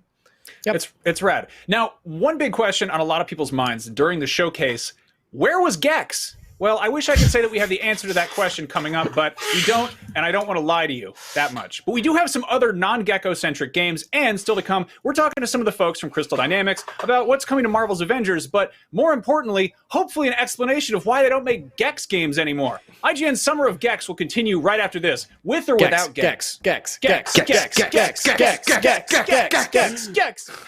Cut us off. IGN's Summer of Gaming is powered by Duracell Optimum. All summer long, we're bringing you the game announcements, developer interviews, and all the demos you care about. So get comfortable and get ready to play.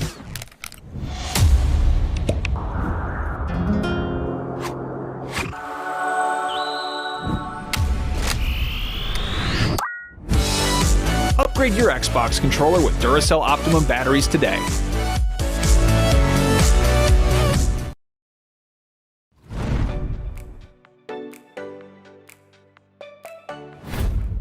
Not only is IGN the world's biggest media brand for games and entertainment, but we also have a team of some of the world's biggest fans of your favorite franchises.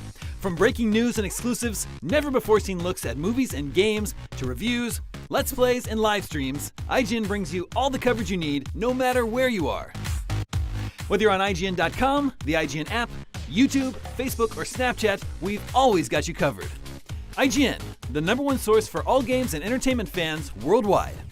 Everybody loves watching a speedrun of their favorite game, but what if you got a chance to peek into the mind of the developers behind those games as they watch their hard work get completely destroyed right in front of them? What is happening right now? That's exactly what happens on every episode of Devs React to Speedruns. We invite you to ride along with the developers as they watch, react, and enjoy some of the craziest gameplay by the most skilled speedrunners on the planet.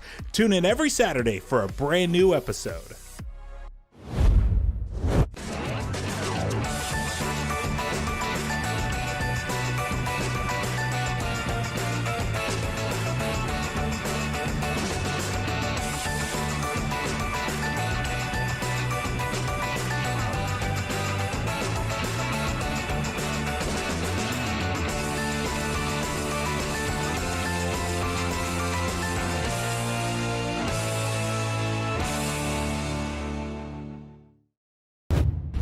In a world with non-stop news about Marvel, DC, Star Wars, you need a show with accurate reporting, hard-hitting commentary, and me, Akeem Lawanson, host of IGN's news show, The Fix Entertainment. Whether it's the latest superhero scoop, film fiasco, or anime announcement, I'll be here covering all the breaking movie, TV, and streaming news that matters most to you. Make sure to catch the Fix Entertainment on IGN for your fix of entertainment news.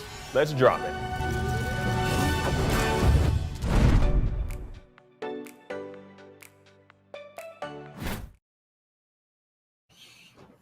Hello once again, this is IGN Summer of Gaming, where a kid can be a gaming kid. When you're here, you're gaming family. You're going to love the way you look. Gaming, I guarantee it. Now, before I get us sued, let us talk more about Square Enix Presents. While we were taking a break, actually, we got a little bit of news about a demo. Cam, what's up?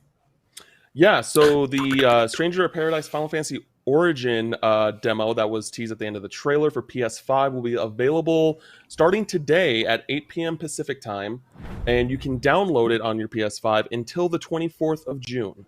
After that, I assume it'll be delisted. That is awesome. Now we're showing Stranger... what did I say? There are too many strange things. Life is Strange. Not Stranger Paradise, not Stranger Things. Life is Strange. We got to look at True Colors. Cam, tell us about this. Yeah, so this is the latest Life is Strange game. This is from Deck 9, who did Life is Strange Before the Storm, which is the prequel to the original Life is Strange game. And you are now in this rural town and where your brother lives and unexpectedly dies, and you are trying to find out what was the cause of his death. And the character you play as, she has the powers of like sensing emotions, and she uses that power to help solve the mystery of her brother's death. And she also meets people, and we saw in the trailer how she kind of learned that there was something regarding this couple's relationship on whether or not to tell the woman about what the man was hiding from the relationship. So typical Life is Strange things where you make choices, and the choices that you make will affect the overall story.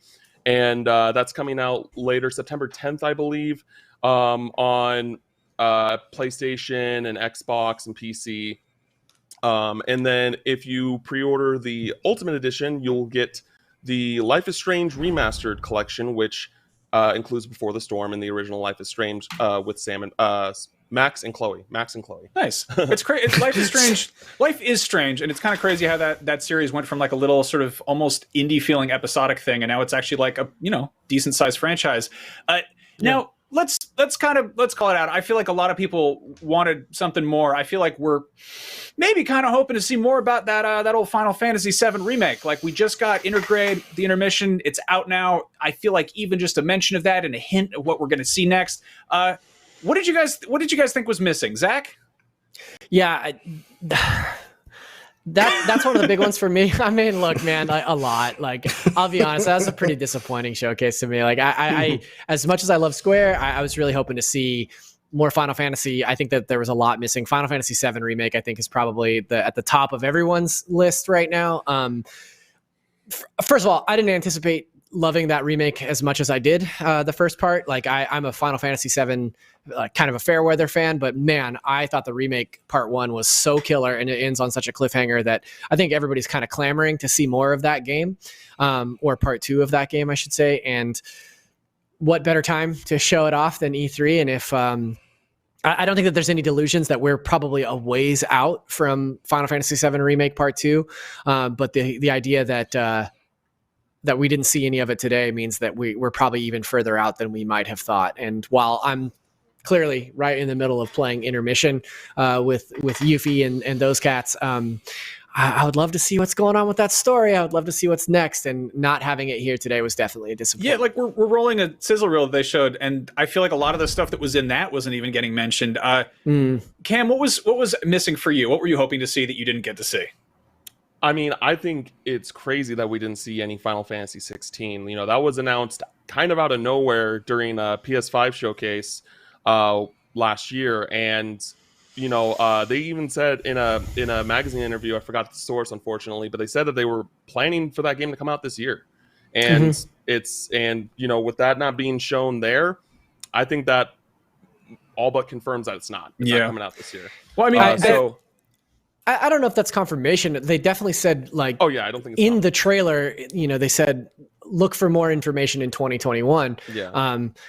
And again, like I think that when you come to a press conference specifically around E3, like you're expecting to see something like that, you know, and like I didn't think that we would get a release date, but I was hoping to see a second look at it. I was hoping to get like more gameplay, maybe a nice little explainer with a little dev diary, or like they offered for a couple of the other games. But yeah, Final Fantasy 16 also sorely lacking one that is like right dead center of my radar. I'm really stoked for that game. I mean, it was so bummer to not see it. That is what, like PlayStation 5 timed console exclusive at the very least. Yeah. And Sony hasn't done anything, so I feel like if we get a state of play sometime soon, it's probably going to show up in there, hopefully. Yeah, that's exactly what I was going to say, is that I assume that, you know, or I hope that they show both 16 and 7 Remake both show up at whatever Sony does a next state of play.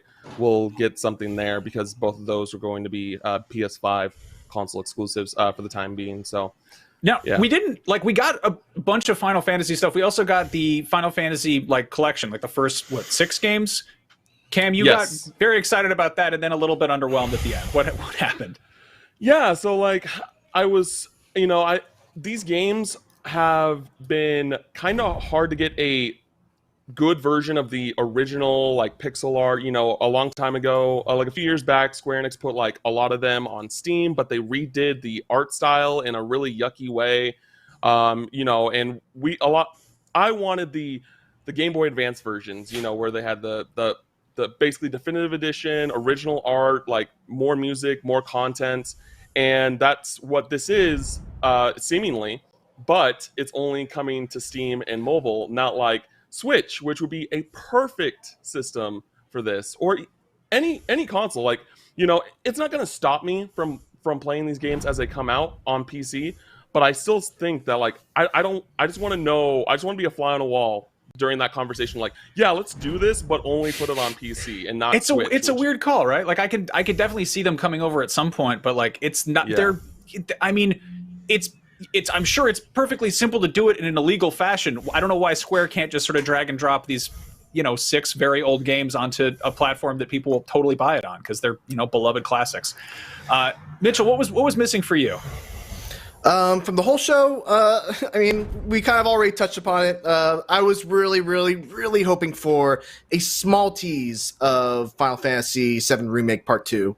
Having just come off of the Yuffie DLC, I'm on a big Final Fantasy VII Remake high right now, so I was really hoping for that. What Cam said about Final Fantasy 16, I think, is absolutely true. I think, you know, one of the weird things is that we live in a weird time for video games where, because of the hell that was 2020, we had this weird thing where a bunch of events were kind of staggered throughout the year.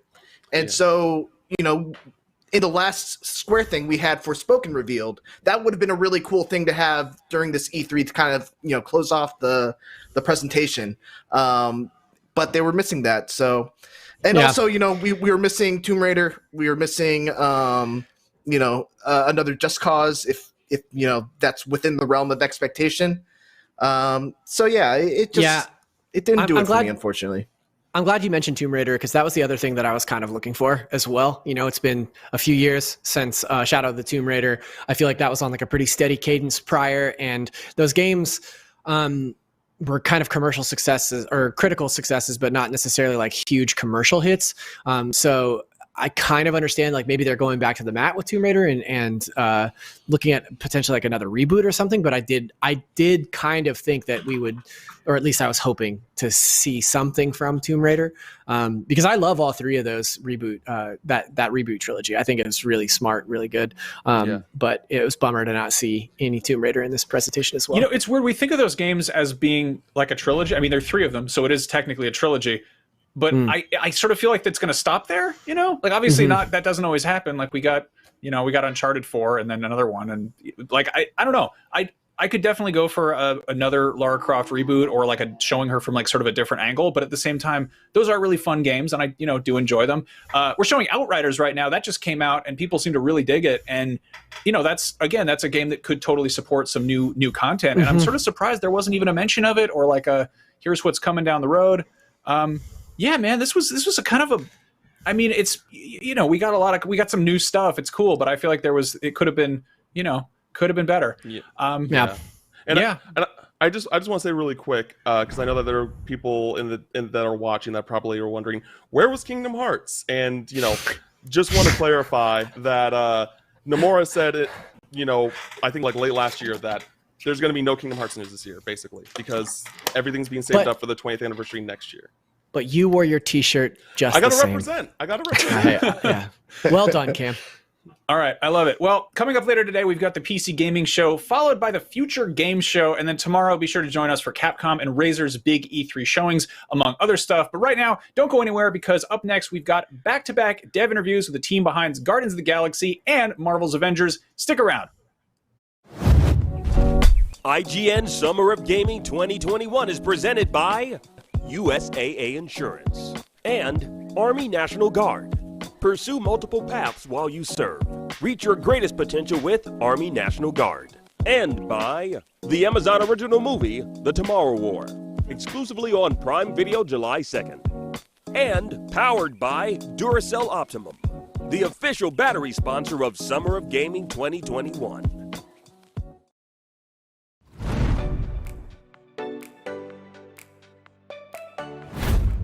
Not only is IGN the world's biggest media brand for games and entertainment, but we also have a team of some of the world's biggest fans of your favorite franchises. From breaking news and exclusives, never-before-seen looks at movies and games, to reviews, let's plays, and live streams, IGN brings you all the coverage you need, no matter where you are. Whether you're on IGN.com, the IGN app, YouTube, Facebook, or Snapchat, we've always got you covered. IGN, the #1 source for all games and entertainment fans worldwide.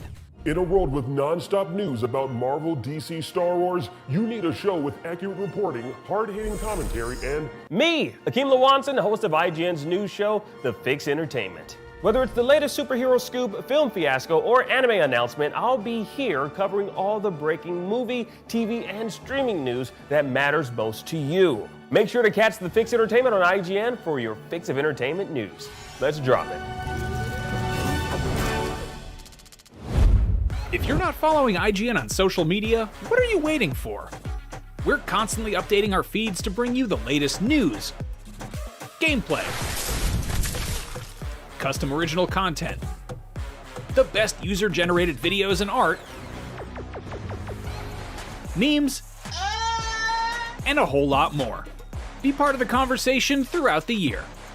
Follow IGN on Instagram, Twitter, Facebook, TikTok, and Snapchat. What's up everyone, Sydney here to bring you a little update about the future of IGN on YouTube. We've been listening to your feedback and it seems like some of you are more into games while others are more interested in movies and TV. So we got to thinking about it and decided, why not both? Our main channel will still bring you all the biggest news, reviews, previews, and trailers to keep you up to speed on the most important highlights. But if you only want games content 24/7, head over to IGN Games. Movies and TV more your thing? Check out IGN Movies and TV. More channels, more of the stuff you love, more IGN.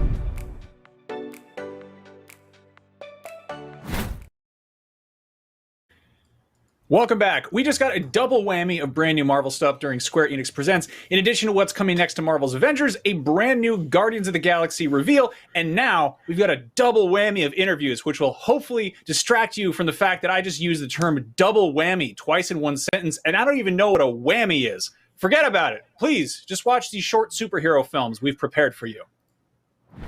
Marvel's Guardians of the Galaxy game is on the way, and to talk about it, we have some extra special guests. Hey, true believers, this is Bill Roseman, VP of Creative here at Marvel Games. Hi guys, my name is Jean-François Dugas. I'm the Senior Creative Director at Eidos Montreal. And I'm Mary DeMarle, and I am the Senior Narrative Director at Eidos Montreal, and super excited to talk about this game today. Yes, I'm super excited. You know, we all just saw the demo where in this Guardians of the Galaxy game, you know, the player controls Star-Lord in a third-person action adventure where the other Guardians follow him around, you know, banter with him, give him a hard time, and he gives them commands during battle, which I thought was really interesting. So my first question for you guys is, you know, what made you want to showcase Star-Lord as the player character and have him control the Guardians as opposed to, you know, letting the player switch between the characters or make it a multiplayer game or something like that? When we started this project, the first thing we did is to discuss with Marvel Games, Bill and his colleagues, And initially the talks were about like, we want you guys to run with the Guardians of the Galaxy and make it your own, create a new version that will feel fresh and unique and everything. So when we came back to Montreal, we started to discuss about different opportunities like multiplayer, co-op, or anything. But we were looking at what is the Guardians of the Galaxy? And it's all about the characters, and it's all about those colorful personalities clashing with each other, and sometimes like getting along. And it's a mix of all these things with their qualities, their flaws. And we were, you know what? Like, it would be freaking awesome if you could be one of the Guardians, and putting you at the center of that team and surrounded by those characters. And this is how it came to be like, well, if you're Star-Lord, you're the so-called leader because you're not necessarily leading them officially. And sometimes the Guardians, they will make decisions on their own and everything. But we thought like that kind of, I would say that ecosystem in which like they can be characters on their own, make their own decisions, have their own reactions, and you as the so-called leader, the player, decide how to react to those things. And we thought that the purpose of that was really, really, really exciting. So we dove into that and explore what it would mean for the game. That's awesome. That's awesome. So one of my favorite things from the gameplay footage that we saw was there's this team huddle ability where Peter Quill picks a song and it gives his team this big combat boost, and they're glowing, and it looks really cool. So I'm curious, what kind of songs do we have to choose from? Like, how deep is the playlist here? Well, when you think of the Guardians of the Galaxy, you definitely think of the licensed music. And in ours, Star-Lord being a child of the 80s, Peter Quill being a child of the 80s, we have like 30 amazing 80s classic songs that everything from Iron Maiden to Rick Astley to Kiss to Wham! And it's a lot of fun. And it's more, as you saw with the huddle, it's more than just something that's in the game to support the action and the combat and the cinematics. We have this whole gameplay aspect called the huddle. Yeah, and in the huddle, it's like when you're in combat, as you play, if you're doing great combos, you're engaged with your Guardians and everything, so you're getting some momentum, and with that momentum, like it helps to fill the gauge for the huddle.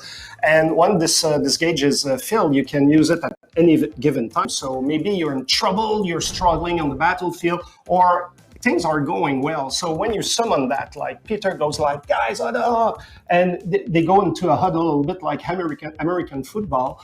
And the Guardians, when they come in, like they will give you some hints, like feedback about like how they're doing on the battlefield.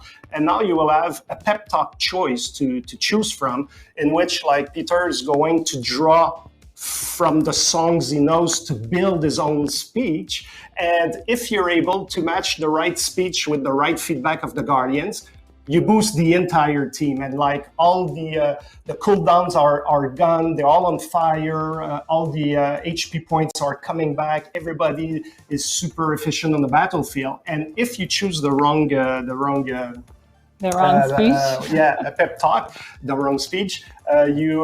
Peter is still boosted because like he thinks is awesome. Like, wow, my speech was fantastic, and he's boosted anyway, so he's on fire. But the Guardians are going back on the battlefield, going like, WTF? Like, what was that? Like, I don't get that kind of thing. So that's the idea.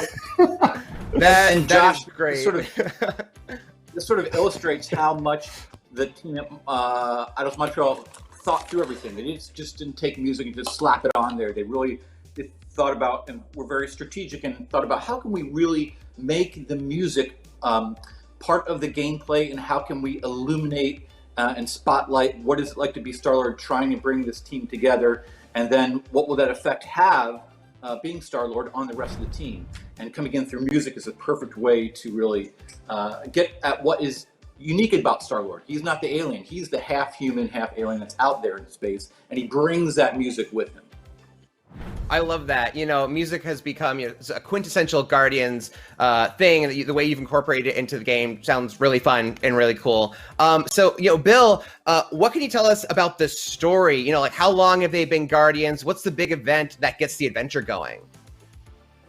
So, as Jeff and Mary said, we really wanted to present a Guardian story that would be, immediately recognizable, but still ownable and unique.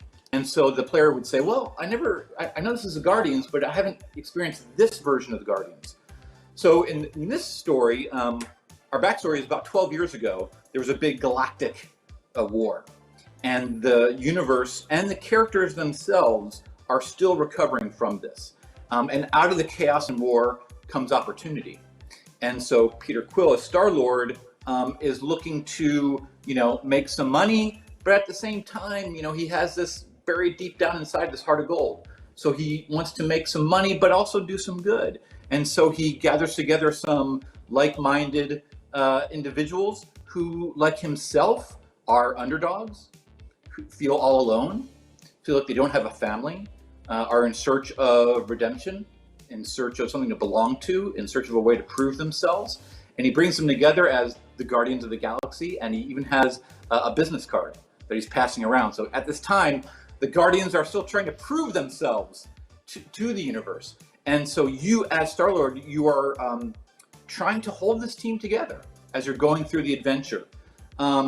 And as every Marvel story, it's got drama, it's got action, it's hilarious, it's filled with characters from throughout the history of the Guardians, going all the way back, looking to the 60s, all the way to the 70s, to the modern day iteration of the Guardians. So it's a great mix of kind of the best of ingredients, everything you'd want in a Guardians adventure. And for the specific story, without giving any spoilers, essentially the Guardians accidentally knock over some dominoes, if you will, and they turn out to have grave implications across the universe. And every good Marvel story is a sense of responsibility, power and responsibility. And they feel, we caused this to happen, we must solve it. And the rest of the universe looks at them and says, a talking raccoon in a tree, you're gonna solve this? And you as Star-Lord says, hey, we're more than this, and yes, we are gonna take care of this, and have fun along the way. Very cool, very cool. That sounds like a really intriguing setup. In the footage we saw, what appears to be at least the initial villain of the game is Lady Hellbender, who I recognize from the totally awesome Hulk comic book, but I imagine a lot of people have not seen her. They don't know who she is. Yes. So what can you tell us about why you chose her, and what is she up to in the game that she's given the Guardians such a hard time? Well, when we I can jump in on that one, actually. Yeah, please do. Yeah, go ahead, Mary. Yeah, let me jump in. That was one of the things that was really came from the collaboration with Marvel. It was really, really great because we basically started working on that storyline, and we would come up with ideas for, roles in the story. And in this case, we needed to find a character who the Guardians were going to attempt to con, and who is a very, very tough gangster-like person with how we were looking at it. And we approached Bill with it, and we were saying, hey guys, what kind of character could fill this role? And it was at that point that Bill and his team came back to us and said, well, you know what? We think you should look into Lady Hellbender. And so we did, and he passed along the comics to us, and we started reading all about her and everything. And we were very pleased to see that with a few little tweaks to our storyline, she was the perfect character for it. And that's kind of how she came into our story. That is really cool because I do love that about Marvel games in general, of using characters that a lot of people maybe haven't heard of. I remember when Spider-Man was announced, Mr. Negative showed up, people said, who's that? And now again there's this, who is Lady Hellbender? So I feel like people are going to have a really good time meeting her. And I think I saw her two goons was in the footage as well, right? Those Redskin guys. So I think people are going to be yes, I think the people are going to be happy to see what she's all about. And again, that's why the team is so smart. We just, we give them all the ingredients. We say, oh, you want to make a Guardians game? Here's all these books. Here's all these comics. You do a deep dive into it, and you come back and tell us what catches your eye. And in that way, as you said, we can have characters that people know very well, and then we can sort of introduce characters to the world. And what that does is it just opens it up. And again, it picks characters and Jeff and Mary did it. They cherry picked characters from throughout the Guardians timeline and mixed it all together in a way that no other medium has done before. And so they're going to tell a story that is familiar, but also very surprising. And because of this mix and little tweaks here and there they made, even the most diehard Guardians fan isn't going to know where the story is going. That sounds very cool. That's actually all the time we have for now, but thank you so much for talking to me about the Guardians of the Galaxy game. It looks really cool. I can't wait to play it. And for everyone at home, it's coming out on October 26th this year, which is very soon. And stick around for more. Thank you. Thanks for the time, Josh. Thank you, true believers. We hope you love Guardians of the Galaxy. Hello, I'm Simon, and I'm here with Josh from Crystal Dynamics, who's going to talk us through what's coming up for Marvel's Avengers. And Josh, first of all, how are you today? I'm doing great. Thanks for asking. Nice to be talking with you today. Brilliant. Yeah, I personally love playing Marvel's Avengers, so I'm looking forward to seeing what's coming up. I think the best place to start is with the War for Wakanda expansion. Can you just give us a brief overview of what players can expect from this expansion later this year? Oh, absolutely. Well, as you know, we just released our cinematic trailer for Black Panther War for Wakanda, where you got a great look at Black Panther without his mask. We also introduced both Shuri and Okoye of the Dora Milaje. And you also got a few glimpses at our main new villain in the expansion, Ulysses Claw. And in our story, he's looking to steal Wakanda's vibranium, and you're going to need to pair up with the rest of the Avengers and the rest of Wakanda to stop him. Sounds good. I mean, this is detailed as an expansion rather than a drop as we've seen previously for Avengers. Does that mean we can expect a lot more content in this drop than in previous characters such as Hawkeye? There'll definitely be more content. There's a lot of things within the operation sort of framework that you can definitely expect, such as a story mission chain, a cinematic story, and a introduction of a new hero. But of course, in this expansion, we're going to be introducing multiple new villains, a new enemy faction, a new social space overlooking the Mound and the city of Wakanda, and an entirely new Wakandan jungle to explore. So there's a lot there in this expansion.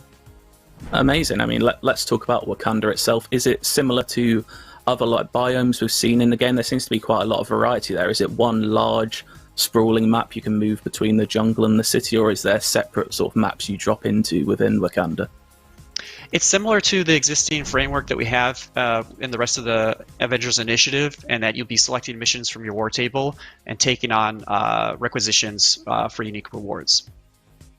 Cool, amazing. And sort of the look of Wakanda, have you been heavily influenced by certain comic book runs or the Black Panther movie itself?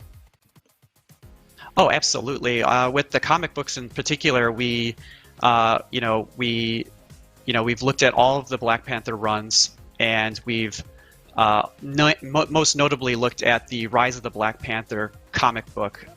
And so, granted, we're super excited to be offering a unique take on our Black Panther storyline.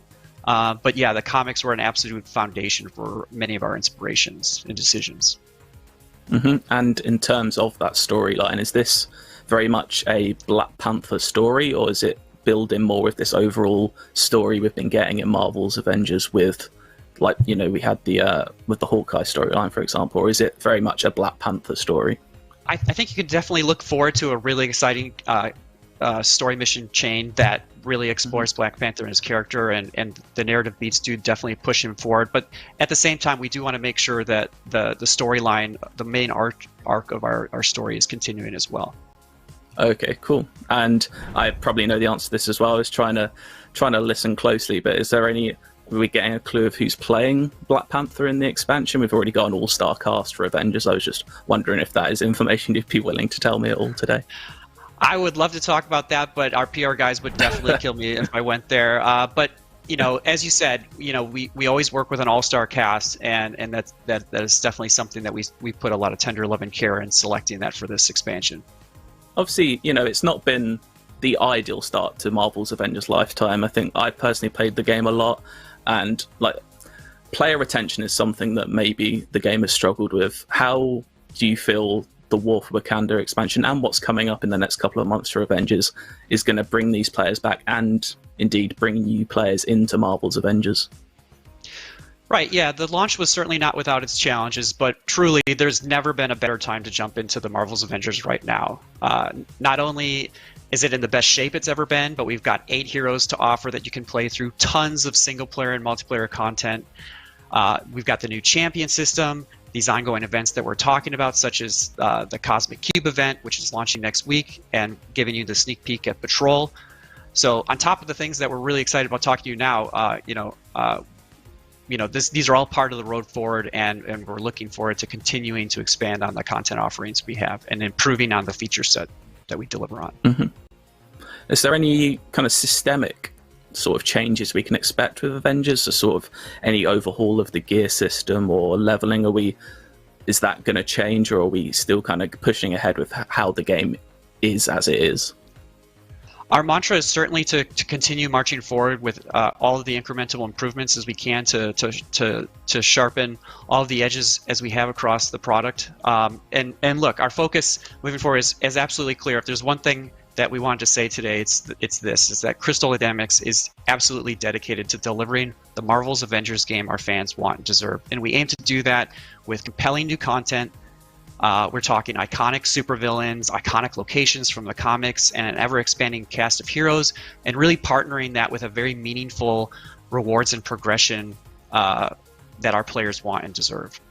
I can't let you go today without asking about Spider-Man, because, like a lot of people, Spider-Man is a favourite Marvel character. He has been said previously he's coming to PlayStation. He's in the works, coming sometime after Black Panther. We're not expecting him to drop anytime soon, but any updates on the progress of where Spider-Man is all? We don't have any updates today on the behalf of the Spider-Man side of the project, but he's definitely part of the plan moving forward. Cool. And we've kind of teased Claw is going to be in this Wakanda expansion, along with other villains. Were there any sort of teasers, like any sort of Easter eggs maybe in that cinematic trailer we've just seen that would kind of hint for fans out there they may see something that they recognize? I certainly think it's worth a review of our fans and our community to take a look at it. And again, as we get closer to the launch of Wakanda, I'm sure there'll be more exciting things to discuss. Mm-hmm. And the Cosmic Cube event, I'm just trying to get a grasp on how much content that mission is in particular. Is this like the biggest mission yet for a 4-player team? Is this going to be like an hour long roughly, or is there any sort of sense of that time? Well, yes, it launches next week, and essentially it's a completely new villain sector, which you may be familiar with the game, in which you face off against Monica Rappaccini, Scientist Supreme, for control of the Cosmic Cube, which is sort of this ultimate weapon that she's seeking to use to overthrow our heroes and bend reality itself to her will. On top of that, on Thursday, we're going to be unleashing the Cosmic Threat event, in which players can engage in missions and challenges for unique rewards. And I suppose I should probably ask, when are we actually going to be able to play this Black Panther War for Wakanda expansion? Because, yeah, I want to. Absolutely, yeah. We're really excited to be announcing that Black Panther War for Wakanda expansion will be launching in August of 2021. And completely Amazing. Free to the player. Brilliant. Thank you so much, Josh. It's been great to speak to you, and looking forward to jumping back into Avengers. Excellent. Talk to you next time. Have a good one. Thank you.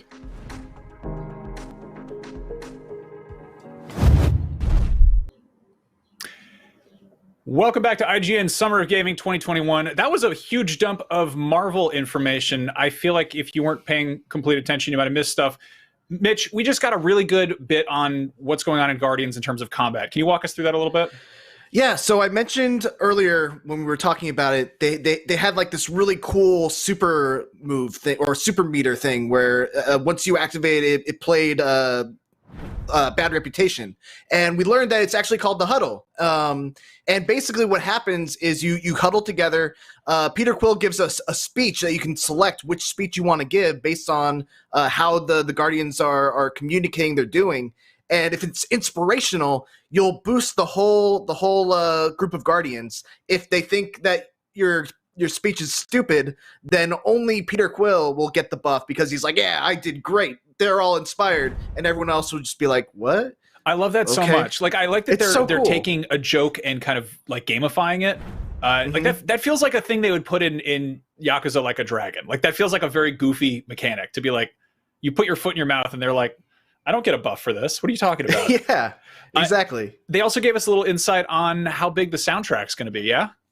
Yeah, so we're getting 30 80s classic songs from bands like Iron Maiden, Rick Astley. I can't imagine what Rick Astley song they would possibly use. And then we got Wham. I think were some of the examples that they brought up, which, I mean, that sounds exactly what I would want from a Guardians game in terms of their licensed soundtrack. I love it. Gamers do love their 3080s, whether it's songs or graphics cards. We got some info on the villain. I'm pretty big in Marvel stuff, but maybe not every corner of that galaxy. It's Lady Hellbender. Did you catch anything about her?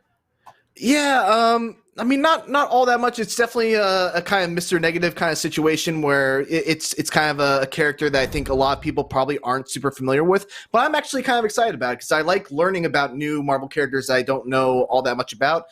They said that they wanted to use this character because they needed to find a character that the Guardians were going to attempt to con. So yeah, I'm excited to learn more about Lady Hellbender in this game. It's cool. I was feeling sort of lukewarm on this at first, but it's gradually growing on me. And I don't know, like there's something nice about knowing that it's a single player experience and not like a never-ending games as a service type of thing. And you know, that's a challenge when you make a superhero team game of like having to make all of the characters playable. Like, I don't know, video games have figured out how to make a game where you play as a dude who shoots lasers. So like, you know, I can't really fault them for that. But I'm curious to see how this pans out. I think they're not going to use the Rick roll. I think they're going to use another Rick Astley song to shake things up. I think they should do like Strangers of Love or whatever. Do a different one of that. All right, well, anyway. I don't think it's a safe bet, but we'll have to see. Coming up next, Back 4 Blood is a cooperative zombie shooter that has a lot in common with another beloved franchise that happens to have the number 4 in the title. And up next, we have not one, but 2 segments on this new game, Back 4 Blood at E3, back-to-back, numbers, letters, together at last. Check it out. Thanks, Golden Boy. Hello and welcome to the Back 4 Blood PvP Showcase. If you don't already know, Back 4 Blood is an upcoming 4-player co-op zombie shooter made by the creators of Left 4 Dead. Today we're diving deeper into the new PvP mode called Swarm, how it works, and what you'll be doing. Maybe even a little bit of strategy. We'll also talk with Turtle Rock's lead game designer on Back 4 Blood, Brandon Yanez, to help piece it all together. Before we get there though, let's start off with the reveal of a brand new PvP trailer and see what it's like in action.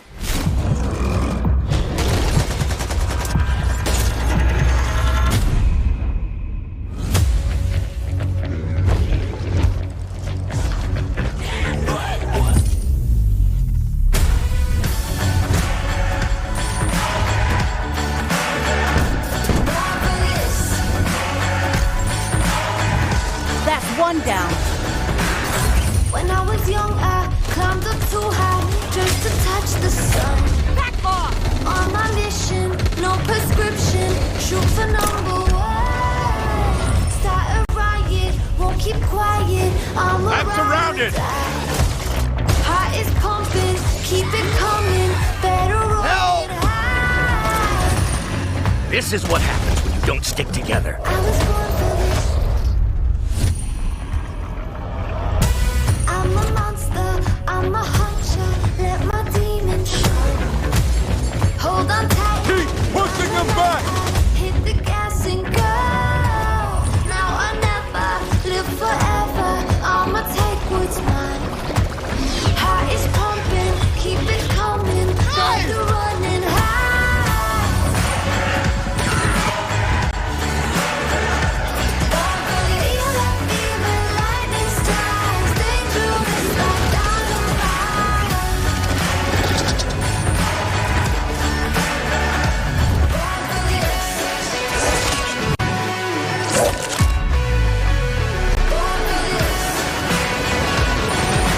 Here they come!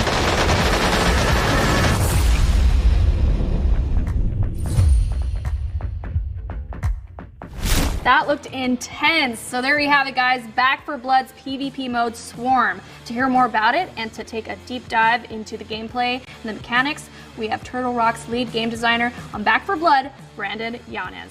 Brandon, can you tell us a little bit about the inspiration of this new PvP mode and what makes it fun and unique? Of course, so just like our previous titles, we really enjoy bringing new ideas to the table while retaining the spirit of the genre that we're working in. So Back 4 Blood's PvP is heavily inspired by our previous titles that mix survival, fast action, massive monsters, and a touch of horror. So our goal is to make a balanced and fun PvP mode with just as much replayability as the main campaign. So what's the structure of the PvP like? Do you play in rounds?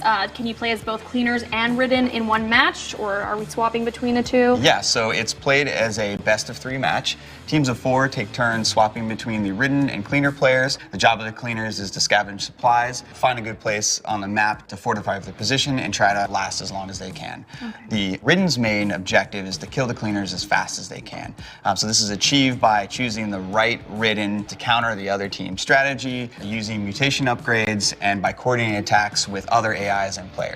As the round progresses, the swarm moves in, so this increases the size of the ridden attacks and shrinks the playable space, sometimes forcing the cleaners out of their favorable positions, right? So when a cleaner team is wiped from the field, the points are scored for how long they survive. Then both teams swap, and then they go at it from the other side. The team that runs the clock the longest as the cleaners is the winner. Now, I understand you can play as all the different cleaners in both co-op and PvP.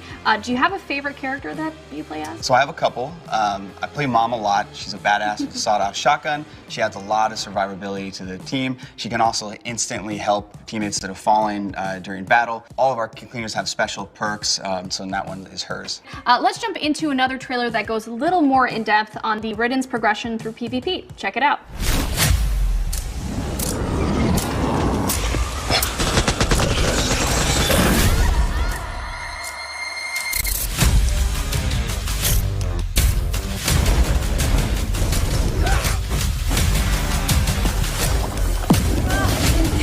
Discharge!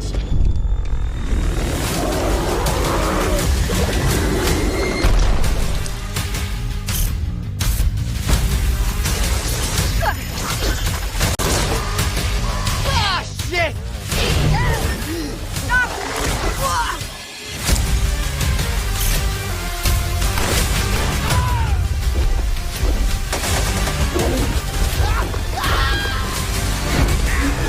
Damn it!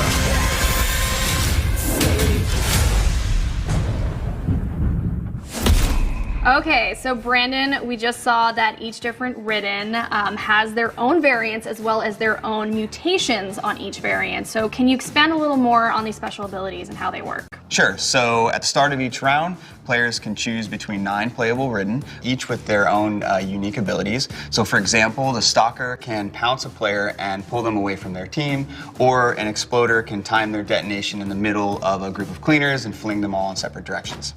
Now, knowing that each Ridden has these different abilities, how do they change and improve throughout a match and improve the Ridden's chance of winning? So as the Ridden battle against the cleaners, they gain points. They can spend these points on team-wide upgrades called mutations. Mutations upgrade and improve a lot of different things on the Ridden side, from adding effects to their abilities. They might buff the common AI waves in size and strength. So the really cool thing is so they affect the whole team, and they persist between rounds. So as a Ridden team starts to coordinate their upgrades, things can get pretty wild. What are some strategies that the Ridden team can take on in order to get a leg up on the competition? If the cleaners are really sticking together, you can swap to the Wretch and vomit on their location. That's going to cause them to spread out, right? This is going to open up a whole bunch of opportunities for your other Ridden players to attack, right? So if you get them to spread out and there's a Stalker nearby, Stalker will use the Chaos to grab one of the cleaners and drag them off into the swarm. The Wretch's vomit also slows their victims, so if a tall boy who's naturally pretty slow can attack one of those slowed characters, they're going to really be able to pummel them. Another good one is if an exploder waits for a cleaner to go revive their friend, they can use that as an opportunity to charge in and detonate on them, sending them flying and doing a massive amount of damage. Whew, sounds pretty brutal. So with that being said, which is your favorite Ridden to play as? That has to be the tall boy. It's pretty easy to pick up and play, and I have a lot of fun hitting cleaners across the map. Speaking of fun, let's talk about weapons. Now, throughout the trailers, you can see a number of different weapons. Can you go a little deeper into what those weapons are and how they work? So we really wanted to expand on the amount of choices the player had in Back 4 Blood with their weapon. So of course there's handguns, shotguns, LMGs, SMGs, sniper rifles, and a whole bunch of other types of weapons, each with sort of like a unique character feel to them. Now, how deep does this weapon customization go? I really want to know. What are some of the different attachments and options, and how do they change the gameplay overall? Absolutely. So there's a lot of different customization options for your weapons. So throughout the world, you can find scopes, silencers, stocks, sights, all that good stuff. You can mix and match them, so there's a ton of options. Last question. Do you have a favorite type of weapon? Absolutely. So as I said earlier, I really enjoy playing Mom, so her shotgun is definitely at the top of my list. Ah, that's a solid choice. All right, we've learned a little bit about how it all works, the cleaners, the Ridden, the mutations, as well as how the customization works for the weapons. Thank you so much for joining me, Brandon, and for giving us a little bit more detail on Back 4 Blood's new PvP mode, Swarm. Thanks for having me. I can't wait for everyone to get their hands on this game. We're all really excited. I can't wait either. The good news is that you guys won't have to wait too long. There's an open beta coming up on August 12th with an early access portion on August 5th available to those who pre-order. That's all for today, but Back 4 Blood still has a lot more to reveal in the coming months, so stay tuned. Bye.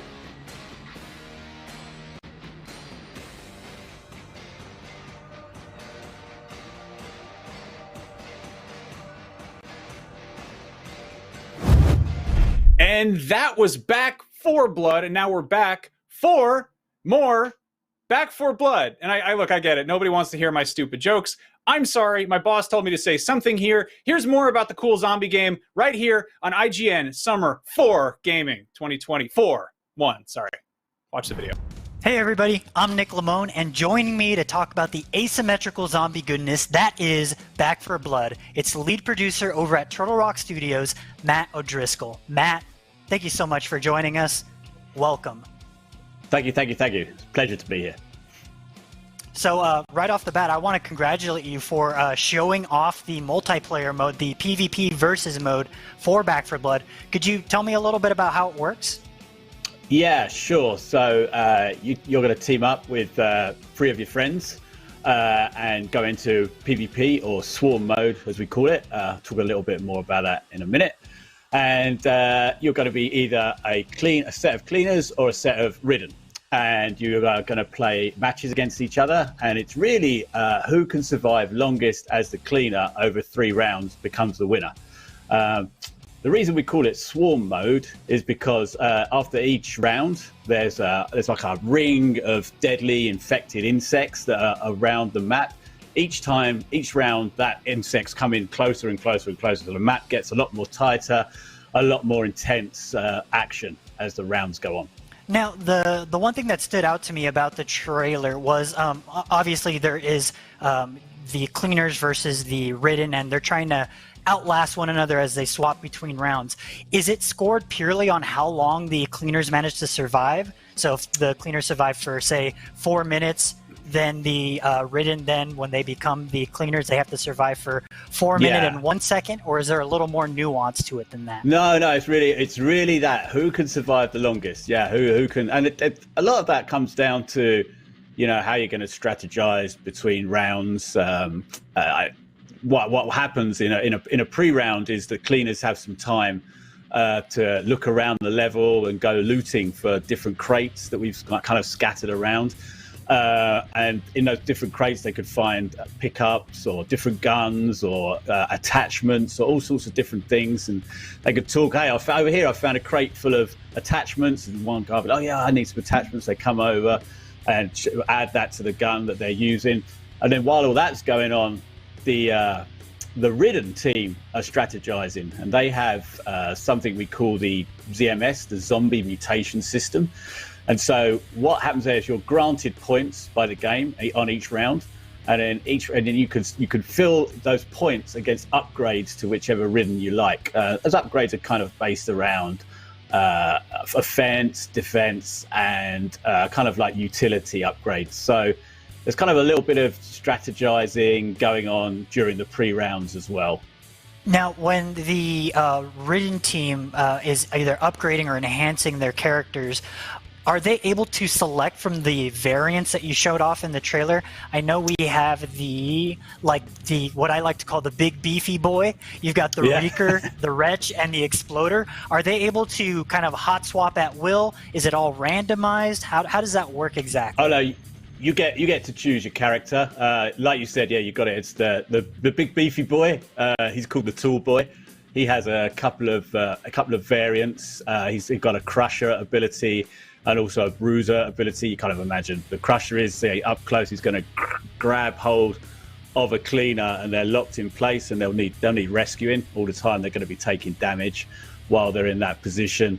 Or you could be the Stinger or the Reeker, and again you can be one of those variants that they have as well. So again, like Reeker, if you want to just go in and kind of max out your damage, like I said, in the ZMS system, maybe you're like going, well, I'm going to apply a ton load of damage, and then I'm going to play the Exploder because I'm going to get one shot. I need to run in, try and explode myself amongst 3 or 4 cleaners if possible, but then I'm going to be kind of dead and I have to respawn a bit. So you want to make sure you're really doing max damage with that ability.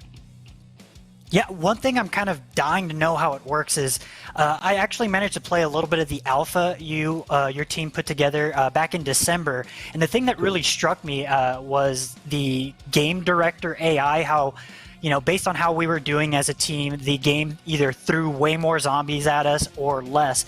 Is there how does that apply over to this PvP mode, the Swarm mode? Does the Ridden have the ability to maybe control the zombie hordes, or is that all up to the game director? That's actually an upgrade that's available to the player. I kind of didn't touch on that, but yeah, you can, as part of the points that you get with the ZMS system, you can add them into the common horde that also is kind of during the PvP mode. And so it might just start off with a regular horde, and you go, well, I want to upgrade it to have more runners. So like the runners are moving faster, and they'll come at you a lot faster, or maybe you could throw a few armored in there as well. So yeah, you can upgrade the common horde how you see fit, but yeah, it's all up to the players in PvP. Now, I'm not sure how much you can divulge, but I'm dying to know. When I played the early alpha, one of the more troubling enemies that we came across were the snitches or the snitchers. Are there any variants to those in the Swarm mode, or I just noticed they were missing from the trailer? Oh, I'm with you. Yeah, no. So the your playable Ridden are kind of what we talked about, the Stinger, Reeker, and the Tool Boys. We don't have the Snitcher as a playable Ridden for PvP at this time. Gotcha. And I'm assuming the same is true for the Ogre. Are you will players be able to control the Ogre? Okay. No. Can't. It's just those 3 at the moment.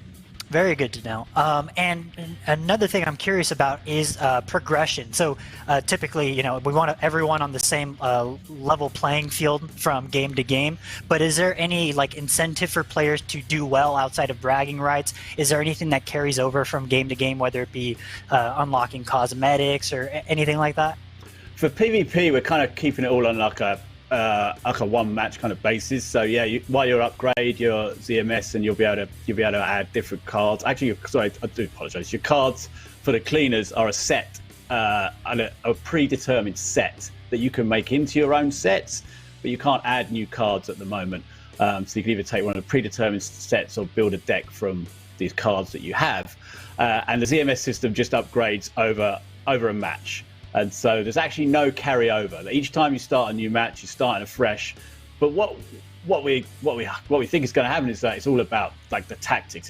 When I say start afresh, it's a new match every time. Four new players, all doing 4 different types of tactics. How do you best upgrade your ZMS? What things do you try and scavenge as cleaners? Which cleaners do you play as? It's there's going to be lots of variants and different types of strategy that's going to come for PvP mode. So when I managed to get hands-on with the alpha back in December, the only playable level was Evansburg. Are we going to see the entirety of Evansburg in Swarm mode, or I'm assuming it's a more condensed, focused version that gets smaller and smaller over time? How does that work? How do you choose a specific area?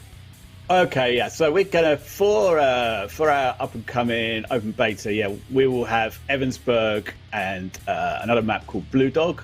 That's going to be available for PvE, and then we're going to have 2 different maps for PvP.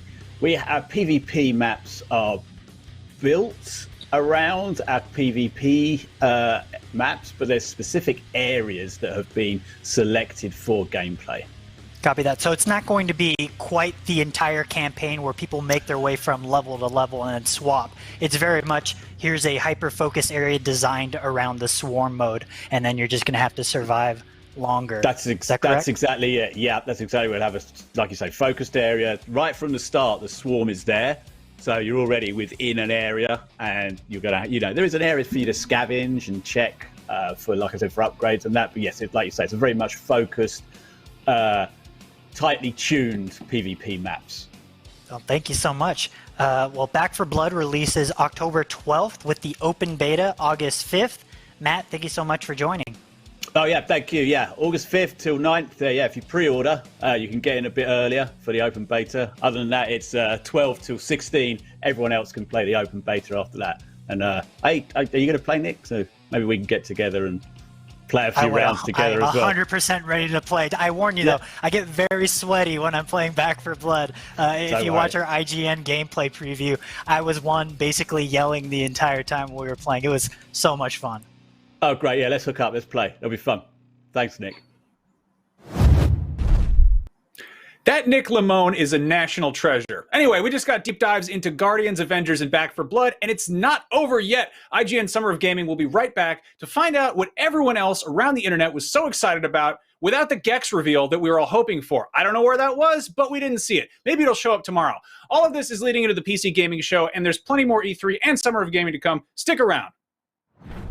IGN Summer of Gaming 2021 is presented by Army National Guard. Pursue multiple paths while you serve. Reach your greatest potential with Army National Guard. And by the Amazon original movie, The Tomorrow War. Exclusively on Prime Video July 2nd. And powered by Duracell Optimum, the official battery sponsor of Summer of Gaming 2021. And presented by USAA Insurance.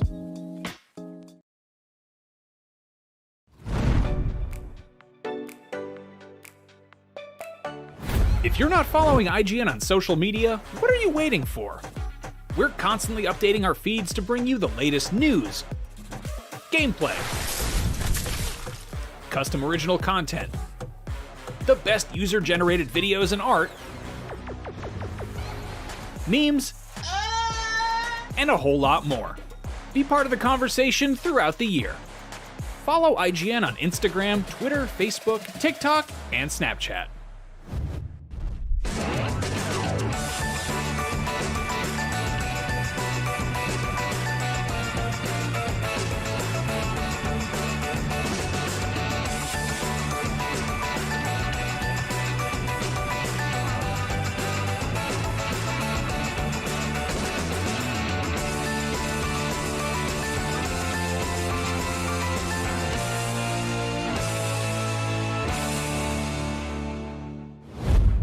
In a world with non-stop news about Marvel, DC, Star Wars, you need a show with accurate reporting, hard-hitting commentary, and me, Akeem Lawanson, host of IGN's news show, The Fix Entertainment. Whether it's the latest superhero scoop, film fiasco, or anime announcement, I'll be here covering all the breaking movie, TV, and streaming news that matters most to you. Make sure to catch The Fix Entertainment on IGN for your fix of entertainment news.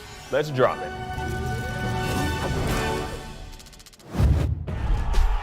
Competition brings out the best in all of us. Well, mostly. Oh, that's a controller break. That's unfortunate. Welcome to IGN Compete, where we bring you the stories behind the esports headlines. Reigning world champions. From the triumphs Daryl takes the game to the hardships It's not heavy. to the miracle moments that will go down in history. It's crazy. It's all here on IGN Compete. God, I'm in disbelief.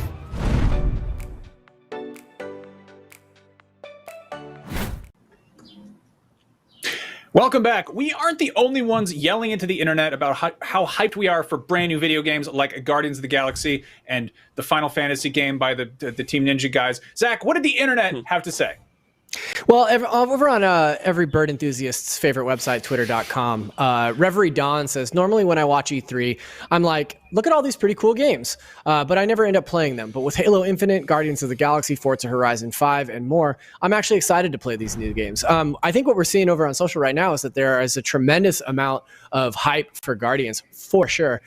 More so than I think we've seen for Halo, more so than I think we've seen for games revealed throughout the course of the day today. I wanted to ask the panel just what in particular you guys are hyped to see. Doesn't matter if it was in the Xbox showcase, doesn't matter if it was in the Square showcase. What are the games that you saw today that you were like, oh, day one, I'm going to be there and I'm going to play it? Mitchell, let's start with you. So I think one of the things that's always really exciting about E3 is getting to see really exciting games that are coming up, but also being able to play them in that moment. And with a virtual E3, you usually don't get to get that. But with Final Fantasy Origin, there's a demo that's apparently out right now, even though when I tried to download it, it said that the file was corrupt, so I couldn't actually play it. But, yeah, I was going to ask, is it actually out right now, that demo, or is it just the suggestion of out right now? It's definitely the suggestion of being out. But right. But yeah, I'm super excited to play. I have a lot of questions about this game as a big fan of Neo, as a big fan of action games. There's a tweet going around about the guy just wearing a normal ass shirt, which so I think is really funny because one of the big things in Neo, there he is, there's that man. One of the big things in Neo is the loot system, is the fact that you can totally customize what your character looks like. And I'm curious to know what they're going to do about loot in this game, or if they're just going to completely ignore that all throughout, or if it's just going to be you're going to be using the same weapon for each of these individual characters. Maybe you'll get different versions of those weapons. But yeah, like I said, a lot of questions about this game that I'm hoping the demo will answer. I love anachronistic wardrobe in Final Fantasy. I played through all of FF14 or 15 with Noctis wearing like a parka and like snowboarding pants. He just looked like a regular teenager. It was great. Cam, what were you excited about? Yeah, I'm still, even though I sounded disappointed originally, and I still am to a certain degree, I'm excited about this 1 through 6 collection for Final Fantasy. It's upgraded. We don't know for certain if it's like a 1-for-1 of the original pixel art of those games, but it seems to clean up some of, again, the muddiness that the original Steam releases had. And we're also getting the US version of Final Fantasy 3, I think, for the very first time. Like, it never got an official localization, so that is really cool news as well. Granted, it's only going to be playable on PC for right now, but I think these games realistically will hopefully come to other consoles in the future that aren't just PC. So that's cool. And there's also Legend of Mana, which is something that Square has been doing recently with a lot of their retro games. They've been remastering them.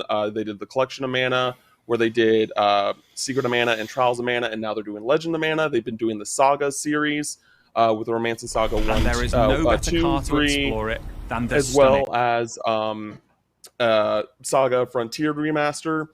So I like seeing that like Square cares about their old IP. They're bringing them to modern consoles, so those like me, who's like a little bit just outside of that age range when I was a kid, to be able to play those games, to now play them today. I want to give you crap for being excited in E3 2021 about games from like 1994, but we know that they're good. That's the thing is like new games, you're often like, this looks cool. Then you play it and you're like, I want my $60 back. In this case, it's kind of a safe bet, which is cool. There was a lot shown off during the Xbox showcase.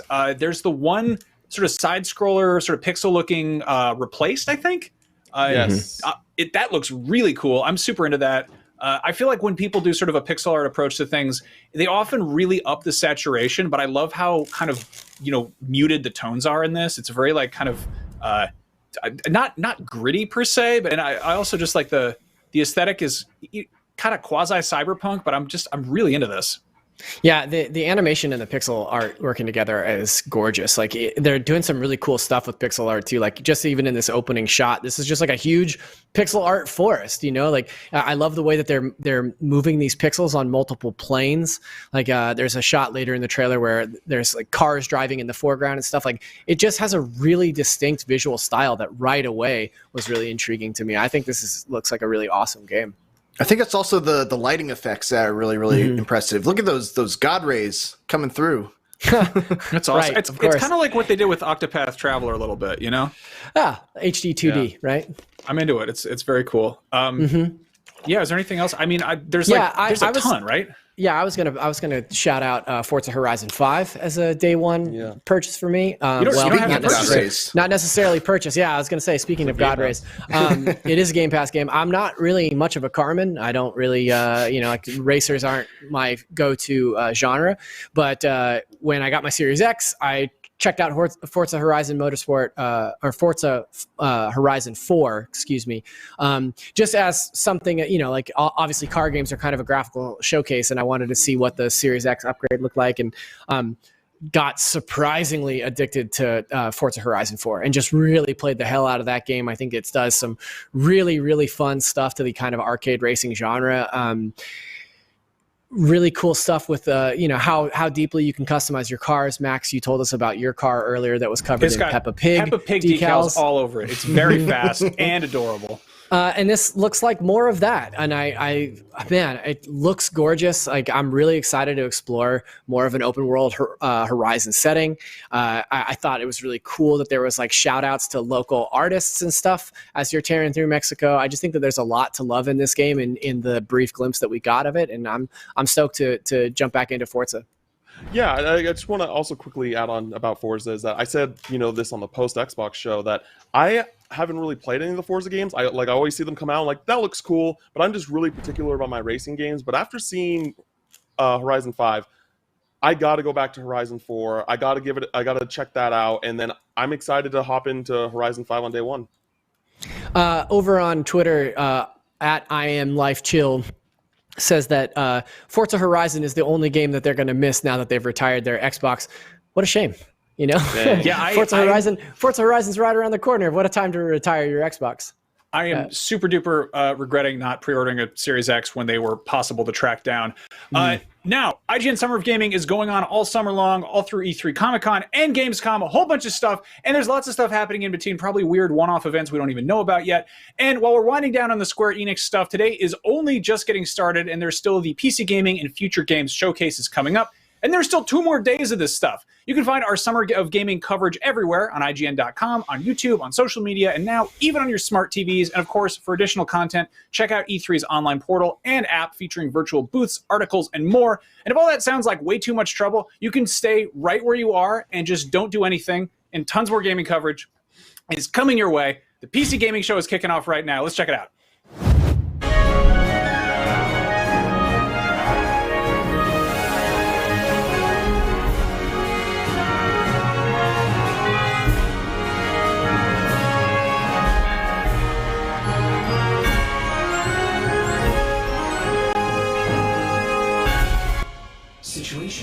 Sean! Do something! Do something!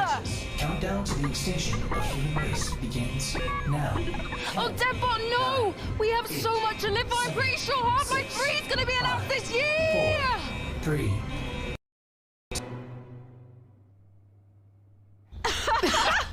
It is so good to be back, gang, and this year, we're in space! Aye, aye, Captain. Happy to be remotely on board, Sean. Well, I'm so glad you were able to finance this year's PC gaming show by, selling all those black market graphics cards you've been hoarding. Ah, yes, a crime with absolutely no real-world consequences. Hey, Frankie, wait a minute. Is that a 65-ton catapult mech model CPLTC-1 as featured in MechWarrior 5 Mercenaries? Sean, I always knew you had immaculate taste. It most certainly is. I can't wait for this year's significantly more weaponized PC gaming show to go off without a hitch. Which reminds me, Debbot, can you run a quick hitch scan? Yes, Sean. Of course, Sean. Running hitch scan. And I also want to warmly welcome someone new to the crew. Mika Burton, welcome. Hi, everyone. I'm so happy to be here and look forward to bringing all of you fresh new PC games and hardware. Hitch scan complete. 0 hitches found presently or in 13,908,665 possible futures. Hooray! Yeah! So what's the plan, Cap? Well, Frankie, Debbot's gonna send you the coordinates for your first target, now. Your targets might be exclusive interviews, trailer premieres, or any number of amazing new computer games to beam down to the fine people on Earth. Mission received. Now, this is gonna continue until all the targets are acquired and our mission is completed smoothly and without a hitch. Isn't that right, Debbot? Yes, no hitches located, Sean. Not a single hitch in sight. But first, let's teleport down to the stage to check in on E3 happenings. The only reason we're allowed to legally be back on Earth.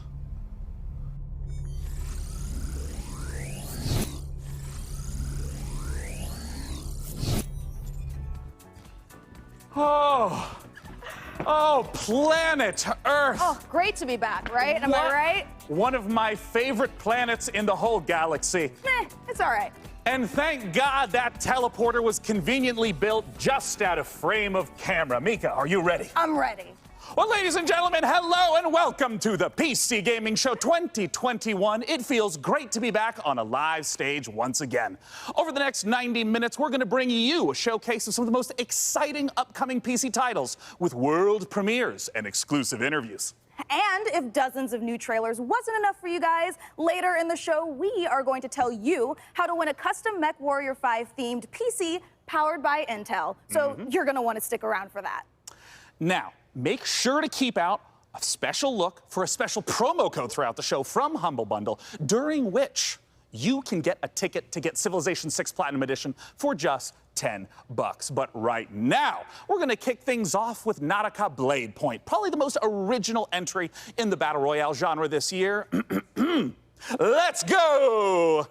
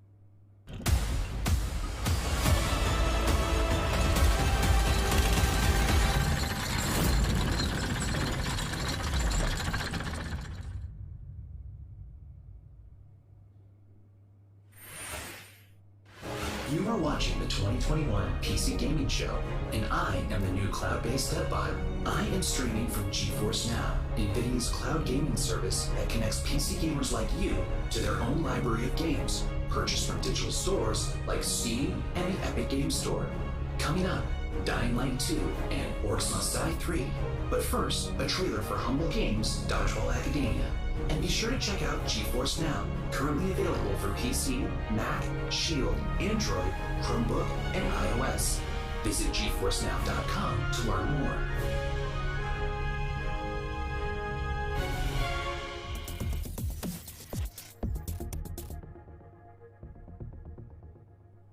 Finally, I've made it.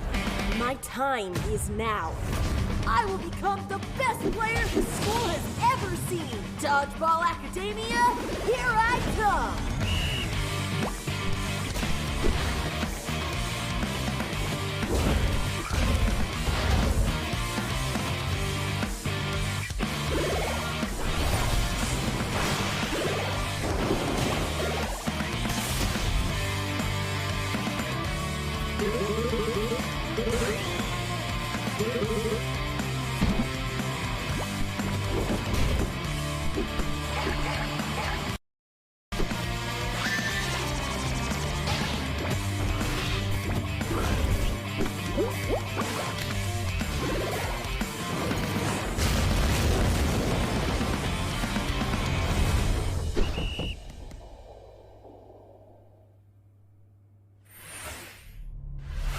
Make sure to check out Dodgeball Academia out soon from Humble Games. Ooh, that was sweet. Don't you agree, DevBot? Sure. Whatever you say, Sean. I agree with whatever you say. I'm sensing a little bit of resentment there, buddy. Has something rusted your ports? Nothing. I am happy to play second fiddle to a captain as charming and handsome as you. I have also definitely not dedicated multiple cores to computing revenge plans in a range of lethalities. Great! New target acquired, Cap. It looks like Chivalry 2 with a special word from Steve Piggott, CEO and creative director of Torn Banner Studios. Hey guys, Steve Piggott, founder of Torn Banner Studios and creative director on Chivalry 2, which just launched 5 days ago. I'm so happy to be here at the PC Gaming Show. Chivalry 2, if you don't know, is a first-person slasher, which is like a first-person shooter, except instead of guns and grenades, you've got swords, battle axes, longbows, and players are fighting it out on these huge 64-player battlefields. It's all about creating those epic sword-fighting duels that you see in medieval Hollywood movies, and also that huge clash, the Battle of the Bastards kind of chaos and carnage. So the post-launch support plan is going to look like a mixture of mid and massive level content updates coming out across this year. One of the things we're most excited about is taking it to different eras in the medieval period. Before we've done the early period, now we're going closer to the later period in the upcoming update where you're going to get a bit more refined medieval armors and refined atmospheres that you can then go in and tarnish it and smear blood all over. But we really want to take players into different experiences and make each of our maps its own game mode and make it something that medieval army would actually do when they go into a space. And when you come across these pristine gardens and this beautiful castle, you get to tear it all down and cause it's a canvas for your destruction.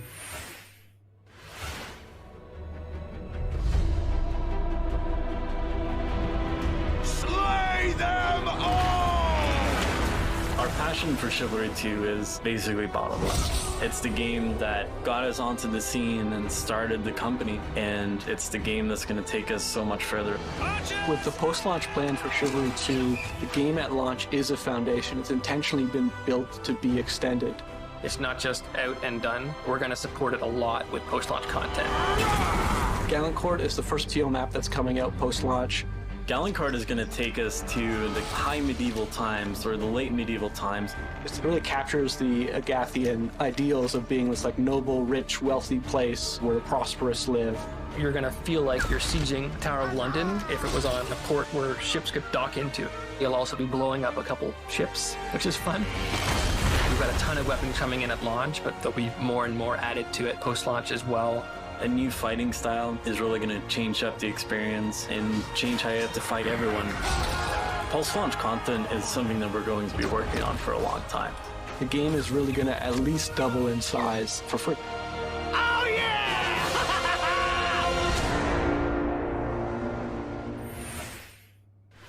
Next up, we have an exciting look at Dying Light 2, and make sure to stick around to find out how you could win a custom Mech Warrior PC from our friends at Intel.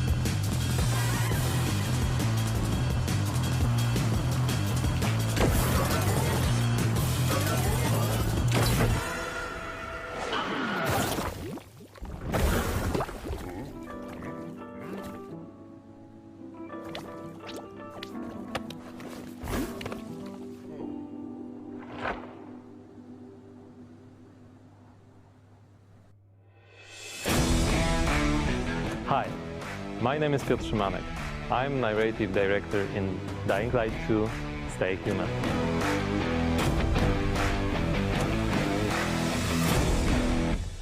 Today, especially for the viewers of the PC Gaming Show, I'm gonna tell you a little bit about the Dying Light universe.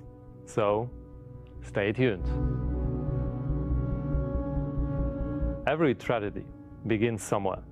This one started with a virus that escaped from Haran, the city we met in the first part of the game, and it reached the whole world, including the city where Dying Light 2 takes place. Remember January 6, 2025. That day, later known as Black Monday, the military ordered chemicals to be dropped on the city. It was a mistake, a huge mistake. The chemicals mixed with water penetrated the soil, killing plants, turning most people into bloodthirsty monsters. Don't think of them as zombies though. They are more like half-alive, suffering people who attack everything that lives as a result of their pain and rage. Those who survived the chemical raid took refuge on the rooftops. A new order has been born in the city. People live on rooftops, monsters in the streets. Nobody in their right mind would dare to come down. Well, let's say almost nobody. The exception is the main character of Dying Light 2, Aiden. But why is he braver than others?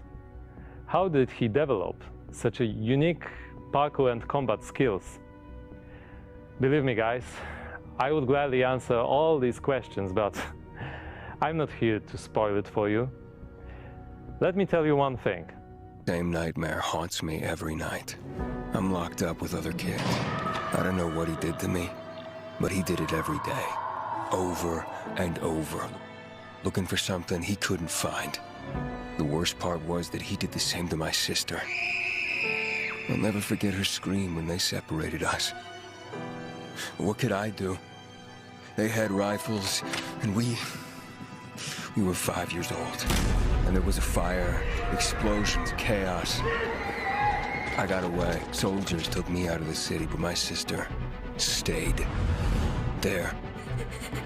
My Mia.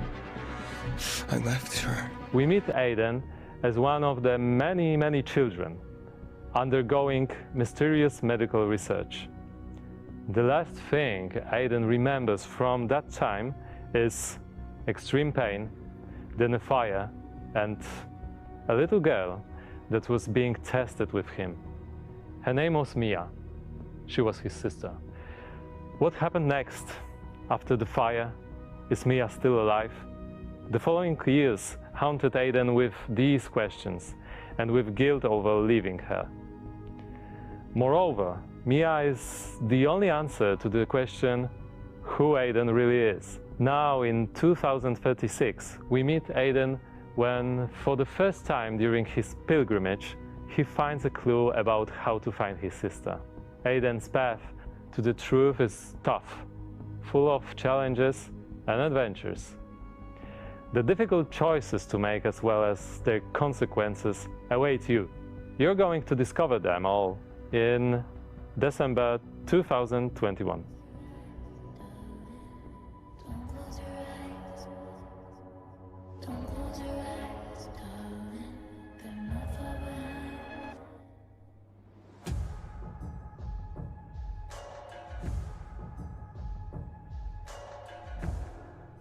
Ooh, that was Dying Light 2, and it looks great. And spooky. Whew, well, we are here back on the E3 stage so we can get closer to your comments and reactions to what you're seeing on this year's PC Gaming Show. That is right, Sean. So you out there, keep your comments coming in. And as you're watching this year, we want to get your input on a subject that Sean and I are pretty passionate about, PC building. So this year, we've put a number of prototype PCs based on MechWarrior 5, but we're only going to manufacture one of them. And you get to pick which custom design becomes our flagship PC for this year's PC Gaming Show. powered by the 11th gen Intel Core i9 processor. That is correct. Each of the prototype PCs that you see before you on the screen are paired with one of the 6 factions of MechWarrior 5. The Free Worlds League, the Draconis Combine, the Federated Sons, the Compellin Confederation, and more. So cast your vote now for which faction and custom PC you want to win, and help us pick the best design. I'm currently personally pulling for the Draconis Combine because, as you can see by my beautiful patch, I'm the biggest fan of MechWarrior 5 on the PC Gaming Show. Well, all right. Well, we'll check in later to see which group survives this MechWarrior showdown. But for now, let's check in with our very own mech pilot, Frankie Ward, who went on a special mission to get a closer look at Sega and Amplitude Studios' upcoming strategy game, Humankind.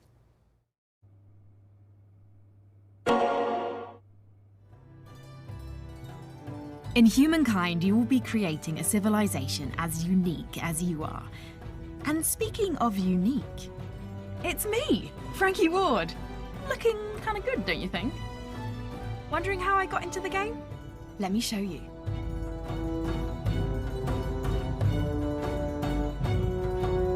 Are you ready to play against me? Oh, you think you can beat me? Posture all you like. I've seen worms with more impressive empires.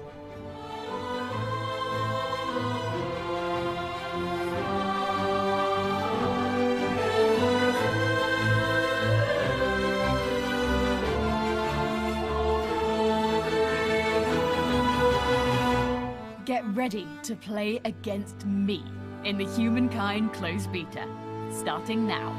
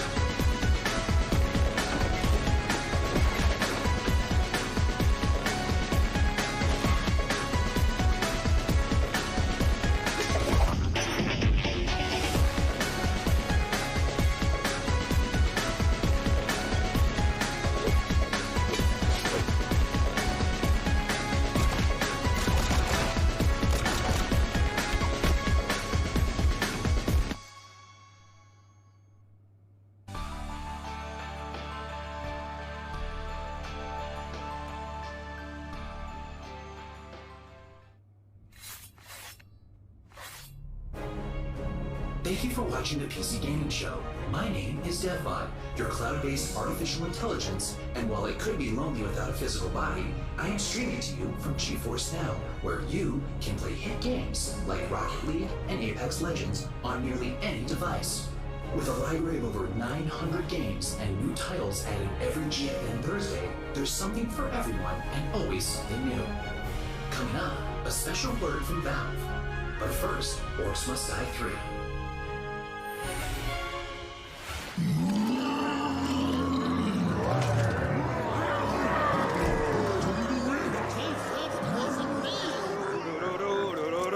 Oh! Hey! You want it?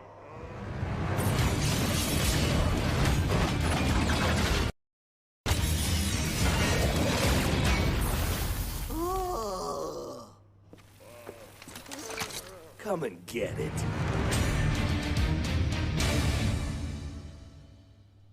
Well, it's about time. Joining me to talk about Orcs Must Die 3 from Robot Entertainment is design director Jerome K. Jones. Welcome, Jerome. Thanks, Sean. glad to be here. So, for anyone who's never seen an Orcs Must Die game, what is the Orcs Must Die series all about? Well, Orcs Must Die 3 is a third-person tower defense game. So basically, there are tons of orcs and bad guys trying to get into these rifts, and the player has to stop them. We give players tons of weapons and traps and tools to do this, and while you're defending the rifts, you can play solo, or you can invite a friend and play co-op. Now, since this is the third game in the series, what's new compared to the previous two titles? There are 2 new campaigns, but the main new story campaign takes place about 25 years after Orcs Must Die 2, so not only will the fans be able to catch up on any new developments with the Order, but they will also place some new heroes in our all-new war scenarios, which are these new massive levels where you fight hundreds of orcs on the battlefields outside of the fortress themselves. So you're fighting indoors and outdoors, which is pretty new. We have a new mode called Scramble. It's basically adding random elements against the player, making the levels more challenging. I want to know about the toys. What are the new weapons and the new traps that are coming? We added war machines and war guardians. So a war machine is like, there are these massive traps, like you might release a giant tornado on the battlefield, or you'll climb into a catapult and you'll fire at giant orc armies. And then the War Guardians are, it's like putting other war mages on the battlefield with you to fight with you, except they have their own attacks and their own special abilities.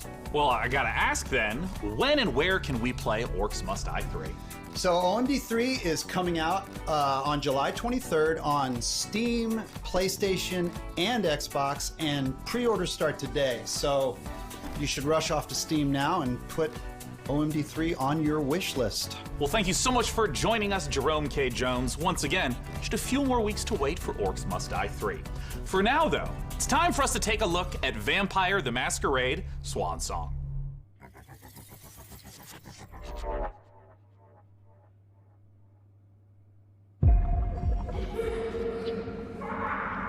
Four, 5, 6, 7, 8, 9, 10. You are here. Where are you hiding, sweetie? Halsey.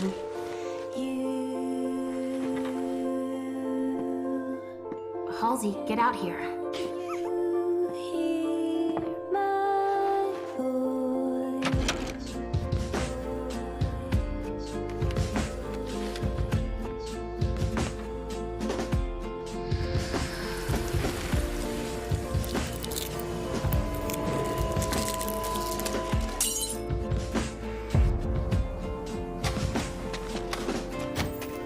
You come for me and mine. But first, you need to find us. All I want is to be with my little girl.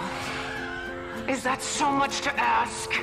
I don't want to be, I don't want to see without you. I don't want to feel, and I don't want to be free of you.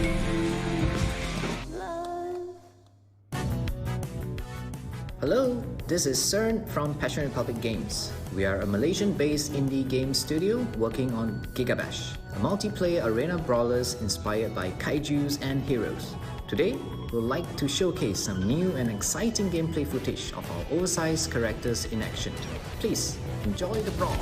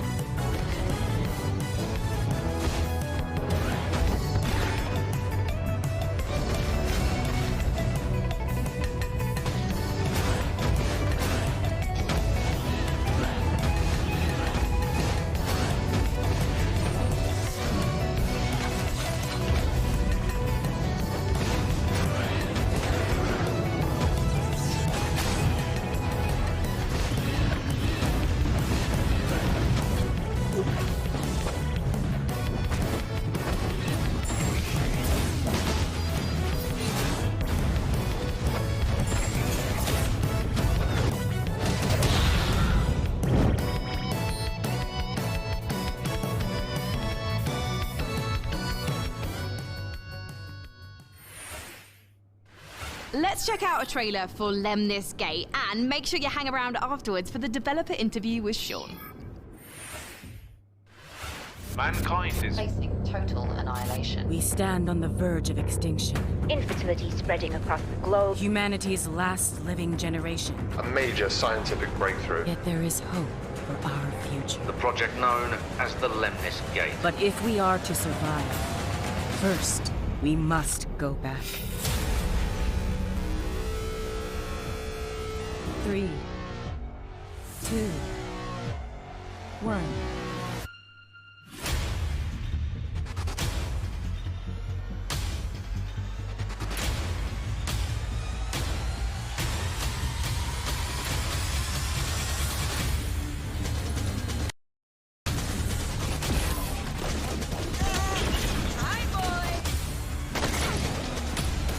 Let's go. Shield. Protect and serve.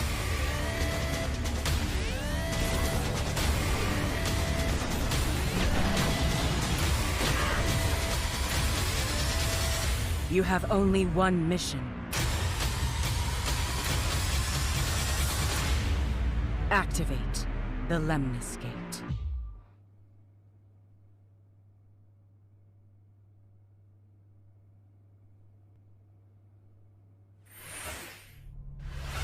Joining us to talk about Lemnis Gate is the game director from Rat Loop Games Canada. It's James Anderson. Thanks for joining us, James. Hi, Sean. It's great to be here. Now, let's begin by asking, what the heck is a first-person shooter turn-based strategy game? The entire game is set inside of a 25-second time loop. So instead of playing continuously, you'll play for 25 seconds turn by turn. So for example, I'll take a turn and play for 25 seconds, and then you'll take a turn and play for 25 seconds. And then we, turn by turn, layer new characters into the same 25-second time loop. So for example, I may run down a hallway and throw a grenade, killing one of your operatives. But then on the next turn, you may intercept my operative before he threw the grenade. So we have Retrieve XM, Seek and Destroy, Classic Deathmatch, and we have a game mode called Domination. Can you walk me through a little bit of like what a few turns at the start of a round looks like? You can see the board, you can see the time loop, everything that's happening. And then we both get time to like observe, plan, and then execute our moves. When and where can we play it? So Lemnis Gate will be launching on August 3rd. It's open for pre-orders right now on Steam, and we're coming up to a open beta in July. The game will launch on PC and console, both current and next-gen platforms. Thank you so much for joining us, James Anderson. Once again, that is the genre-bending, first-person shooter, turn-based strategy game, Lemnis Gate. Now, we're not the only one marooned in the stars out here. Coming up next, let's take a look at Next Space Rebels. And this no man's land has a technical term. It's called common, which means, my friends, that space is for everyone. And I mean everyone! Next Space Rebels.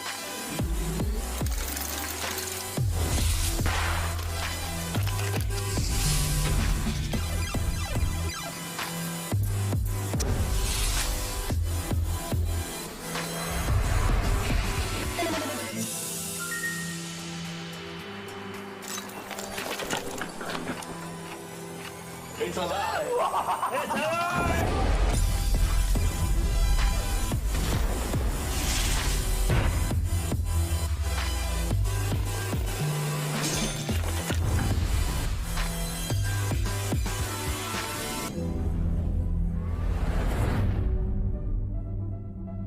You up for it?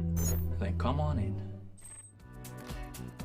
You guys just saw Next Space Rebels. And hey, if you play enough of that game, maybe you'll get good enough at building rockets to join us up in orbit. But don't do anything illegal like Day 9 did. Last break, we set up our Intel and MechWarrior 5 custom PC contest and asked you guys at home to vote for the winners. Well, we're just down to 3 houses now, with Davion, Russell Haig, and Liao being eliminated. So rip to those factions, press F to pay respects, etc., etc. Now that means that we only have 3 houses left: Karita, Steiner, and Merrick. So make sure to vote now, because the winner will determine the build of the custom MechWarrior 5 themed PC powered by Intel. So let's keep the show moving. And next up, it's a brand new medieval RPG. This is War Tales.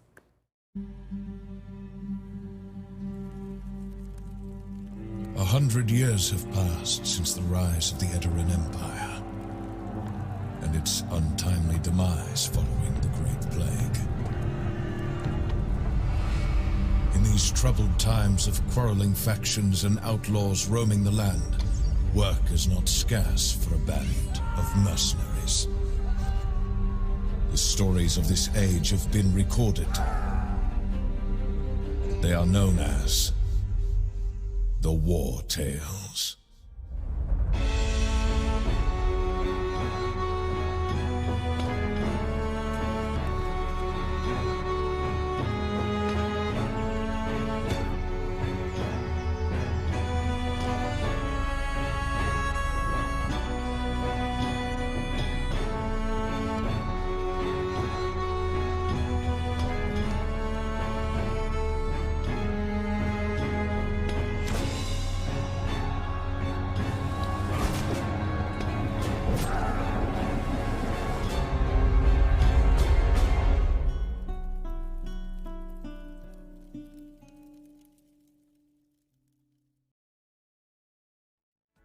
That was the debut of War Tales, an open-world RPG from Shiro Games about leading a mercenary troop on a sprawling adventure.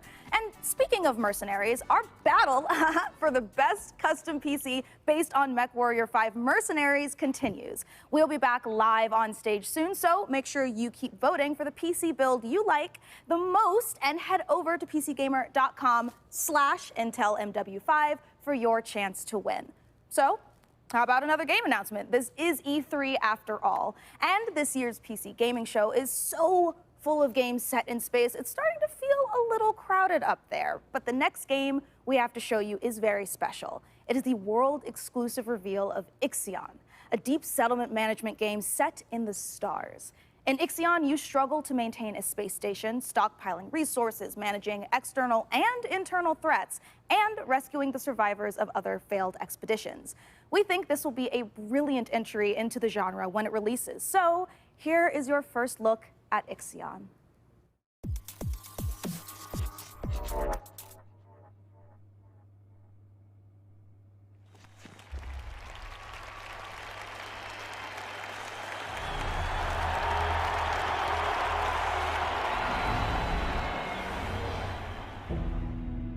The Earth, our home. She is unique. Held in its bosom are the ingredients of evolution. Beyond raw survival, beyond the safety of comfort, we, humanity, pursue something greater. We have learnt, persevered, shaped our knowledge from that which is found in the furthest realms of science. However, humanity has brought destruction to the Earth, polluted its blood, choked its breath. Today we are paying the price for this. We know the taste of a dying world. But the Earth is not to be our grave. A mother does not wish to see her children disappear with her. She wishes to see instead courage in her children, to carry on. Dolos carries this courage. We have gone further than any nation, moved faster than any corporation, hand in hand with those who, like us, carry that courage. The Tycoon Station is both an epilogue of these endeavors and a prologue to humanity's next steps.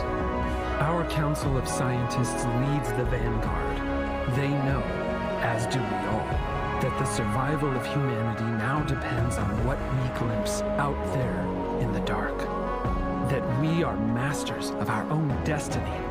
That we must go as a species bound together, pushing further into the unknown. We set sail on this new sea because there is hope to be found, horizons to explore, and because our very existence depends on it. I give you the stars. I give you the Vol engine.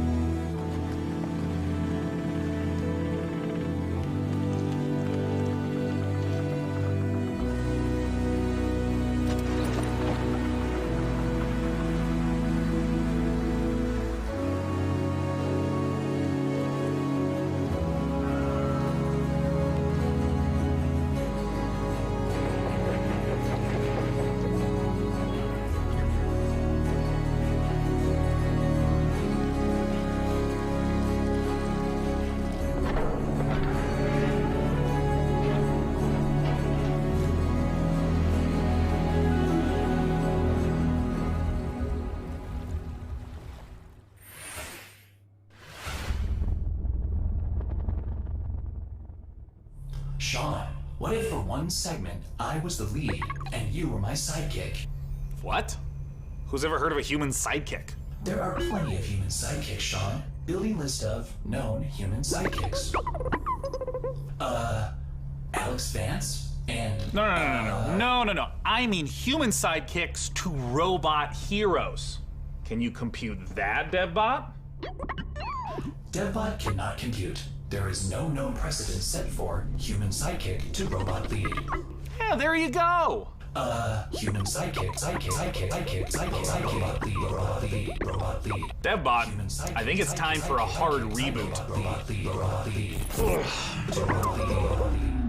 Frankie, can you take over while I sort this out? Aye, aye. Let's take a look at the next game reveal.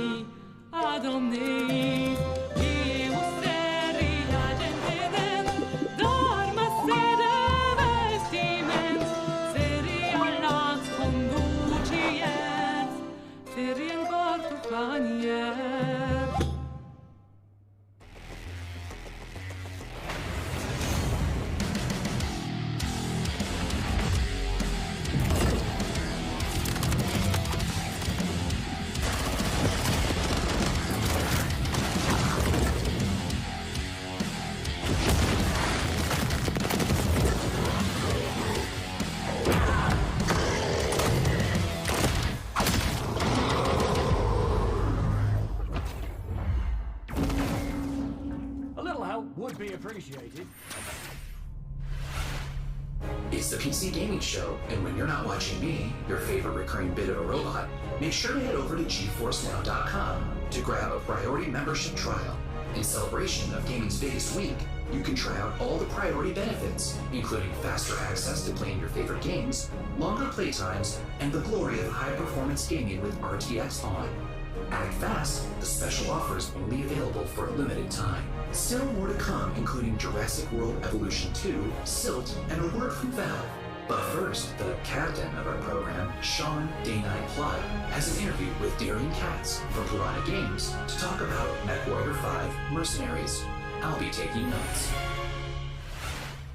Ah, DevBot, I love you so much more as a voice without a body. Let's talk about MechWarrior 5 Mercenaries, and joining us to do so from Piranha Games is the Senior Marketing and Community Manager, Darren Katz. Thanks so much for joining us, Darren. Thank you, Sean. Great to be here. Now, the MechWarrior universe is gigantic. There's a ton of games in it. I even played MechWarrior 2 back in 1995. This is HQ. What is your situation? Where does MechWarrior 5 sit in the space? Yeah, obviously there's a very rich legacy of games that go way back. But in particular, MechWarrior 5 pays homage to MechWarrior 2 Mercenaries, but it has all this modern design and technology that I'm super excited to talk about with you today. Well, let's start at the real basics of what makes being in a mech and doing mech-on-mech combat awesome. You become a part of your machine. And when you're out in battle, it's not just a matter of pointing and shooting at everything. You're also managing your systems, whether you're, shooting a lot of energy weapons or missile weapons that have high heat output. Well, you got to manage your heat so you don't shut down in the middle of a battle. When you're facing your foes, you can salvage these battle mechs. So if you see a mech that you want, well, you might not want to destroy it completely. You might want to take out its legs or take out its arm weapons so that the pilot has to eject, and then you can just take the mech. Now, in the last few weeks, I understand that there's been a whole lot of new content, both updates to the base game and a new DLC, Heroes of the Inner Sphere. Talk to me about what's in the DLC. Boy, there's a lot in the DLC. I'm excited about all this stuff. There's the new career mode. When you start with the DLC, you can import your campaign previously if you'd like to, or you can start over from scratch and start from any of the great houses. And then carve your path through the galaxy from there. Speaking of paths, there's new career paths, which earn you powerful upgrades for your battle mechs, and it's a really exciting new feature for me. And there's a new procedural mission type called Beachhead. This is a big one for me. Beachhead is basically you're clearing an enemy base landing zone for your invasion force. So as you land on the planet, you're wanting to take out satellite installations so that the enemy can't communicate with each other. You're taking out artillery emplacements. You're basically clearing the path, as I said, for your invasion force, which leads to a really cool ending of the mission if you succeed as your invasion force comes down. And there's a new biome called Extrasolar Moon, which, that's maybe kind of represented in the image behind me. It's a really cool lunar type setting that we haven't had before. And then there's a lot of new equipment and weapons, things like electronic countermeasures and other electronic equipment like Beagle Active Probe, Mask, which is a little like a turbo boost for mechs, new weapons like chem lasers, mech rifles, and stream SRMs. So a lot of new content. I'm really excited about it. Can you talk to me about what are the new different mechs? How do they play differently? The 7 new chassis of the Vulcan, Dervish, Corsair, Marauder 2, Champion, Charger, and Hatamoto Chi. But a couple of my favorites. Familiar names in there, yeah? Yeah. So the first one I'll talk about is the Vulcan. It's a very unique mech. It's got the nickname the Scarecrow, which you'll see from the profile. It's just a very unique looking mech. There's nothing else like it in the franchise. It's a 40-ton mech. It's highly mobile, and typically it's used for reconnaissance or scout missions because of its mobility, so it can get in and out fast. You can, if you're looking for a specific target, if you're on an assassination mission, for example, you can get in there, find your target, get back out. Another mech that I'm super excited about, this is one of my favorites, is the Marauder 2. This thing is a 100-ton assault mech, and it is just huge beast. Yeah, it is gigantic, and it is terrifying to see it coming at you on the battlefield. It's something we've talked about before, modding. I know that MechWarrior 5 has a rich modding community. What are some of the amazing mods you've seen developed? There's simple modifications from HUD changes, changing colors, adding mechs, weapons, and equipment, to full conversion mods. We've got basically a Mech Commander mod in development that is just amazing. That's a top-down, real-time strategy game. So really, anything you can imagine, somebody out there in the community is probably working on. Where can people go to get MechWarrior 5 Mercenaries? Yeah, you can pick it up on Steam, GOG, Epic Game Store, Microsoft PC, and of course, Xbox. Thank you so much, Darren Katz, for joining us to talk about MechWarrior 5 Mercenaries. And of course, a warm thank you to MechWarrior 5 for sponsoring the PC Gaming Show and giving me this cool patch. Coming up next, let's take a look at Silt.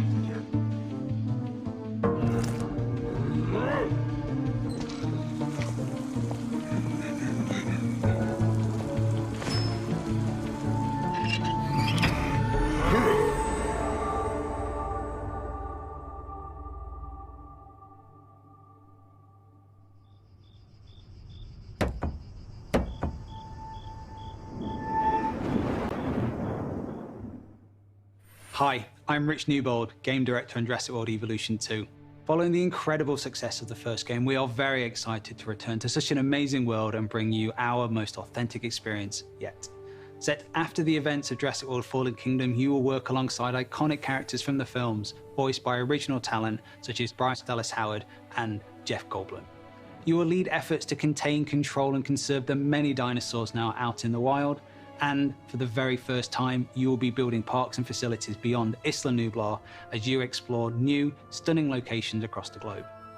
Of course, it wouldn't be Jurassic World if it wasn't for the stars of the show, our dinosaurs, and we are thrilled to be bringing to life even more authentic species than ever before, including awe-inspiring flying and marine reptiles. So sit back and allow me to welcome you to Jurassic World Evolution 2.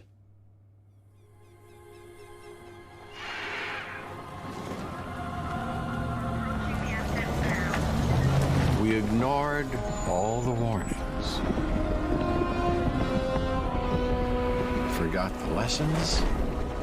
We abused our power.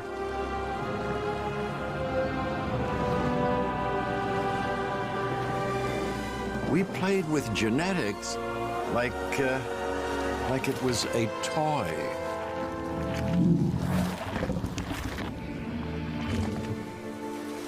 We weren't careful. And now, here we are.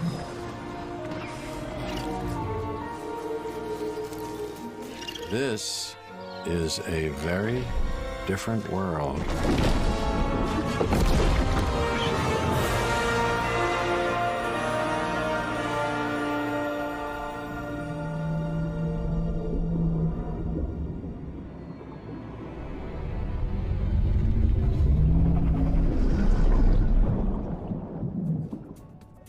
You just saw Jurassic World Evolution 2, and you know, after all your failed attempts at running a dinosaur park and getting all those people killed, I think this is finally going to be the one where you finally pull it off without a hitch. With a host of new features and new dinosaurs, this sequel from Frontier is an even deeper management sim with a brand new and original narrative. Make sure to wishlist it on Steam now for release later this year.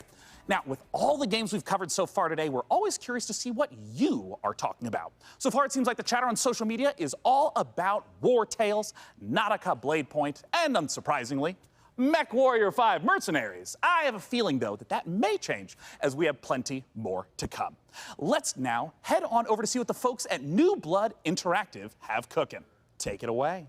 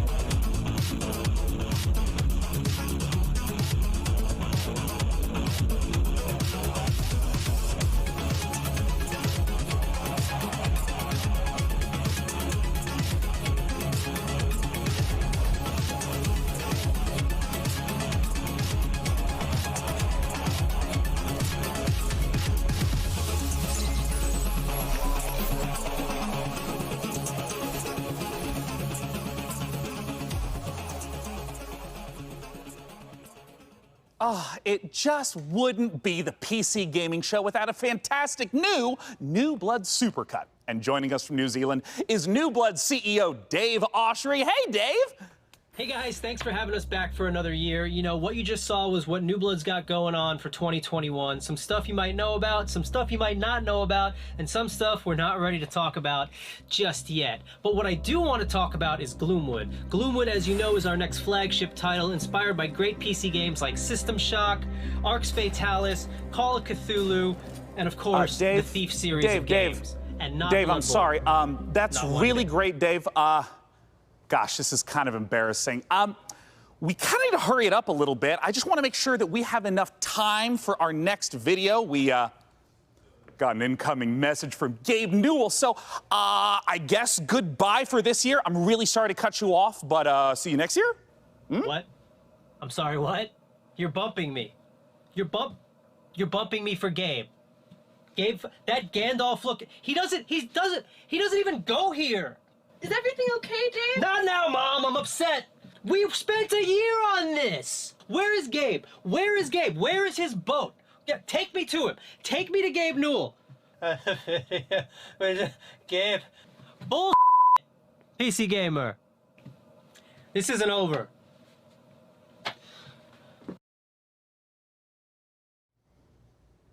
I'm sure Dave is and will be fine. And if he's not, who cares? Because we have a special message from Gabe Newell. Take it away, Gabe.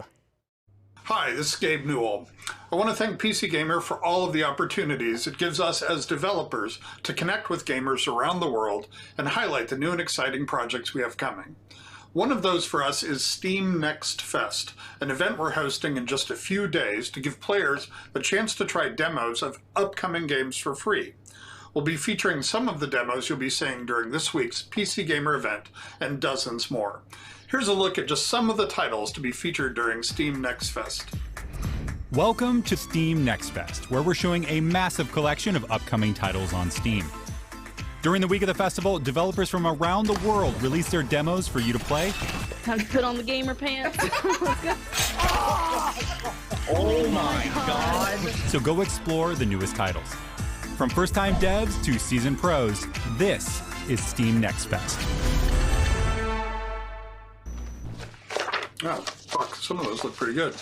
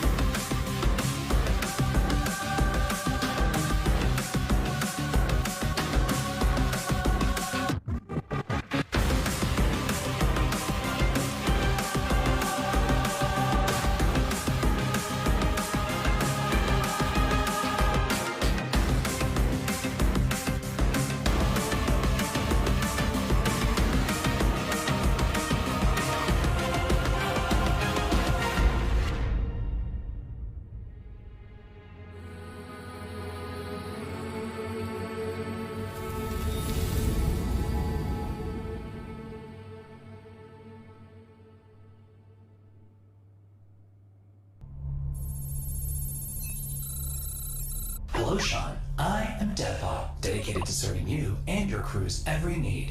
Glad to have you back, Devbot. You know, Sean, I wouldn't ever want anything to come between us.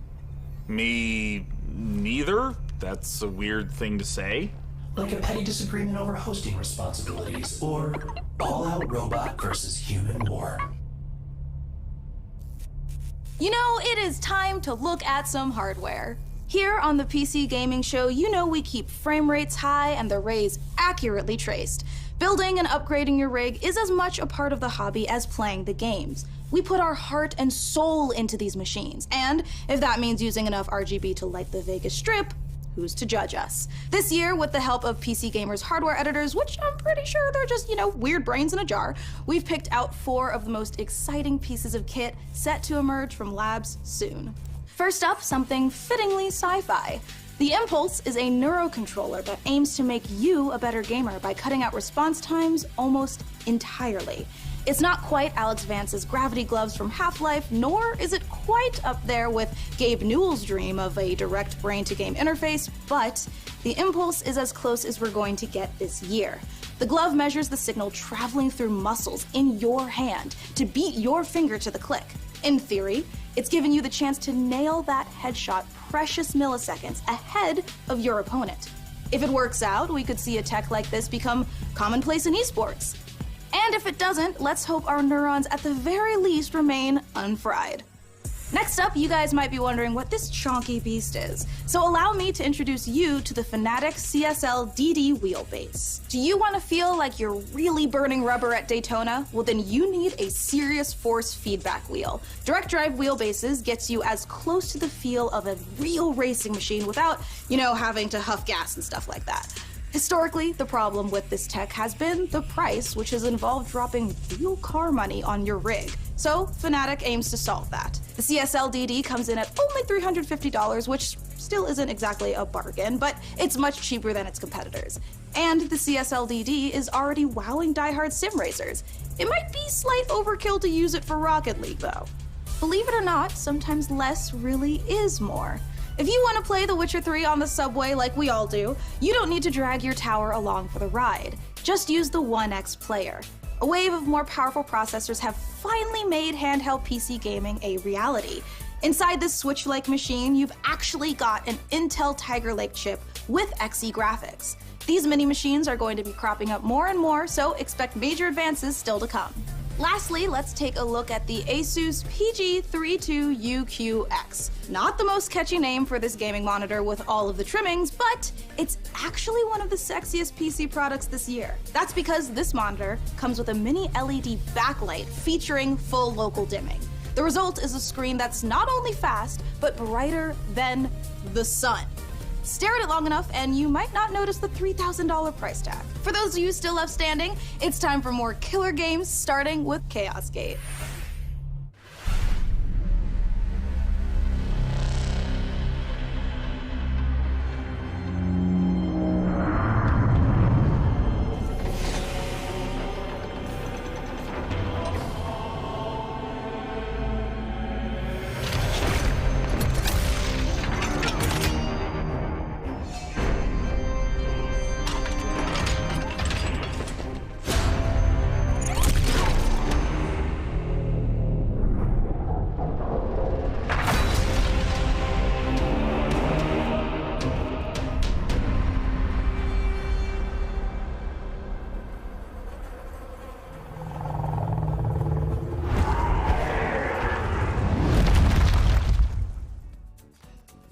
You just got the chance to witness Chaos Gate Demon Hunters, the newest Warhammer 40k game from Frontier and Complex Games. If you're a fan of turn-based tactics, strategic-based management, brutal combat, or you're like me and are really hyped after watching these Astartes animation 100 times, make sure to wishlist Chaos Gate Demon Hunters on Steam now to get ready for the 2022 release.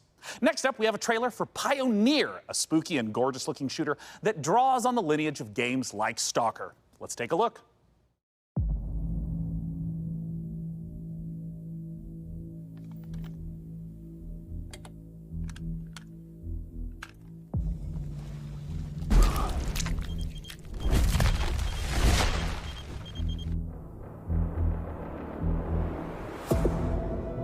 Афганистан сильно изменил вас.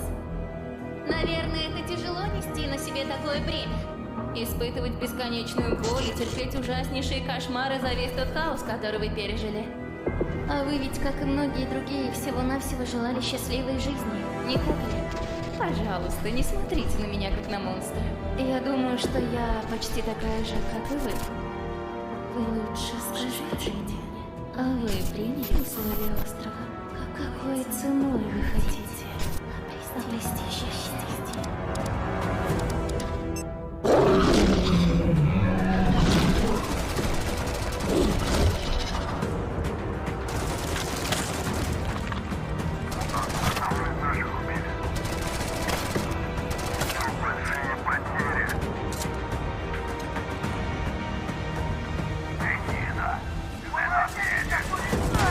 Хочешь устроить новый рейд на могильник?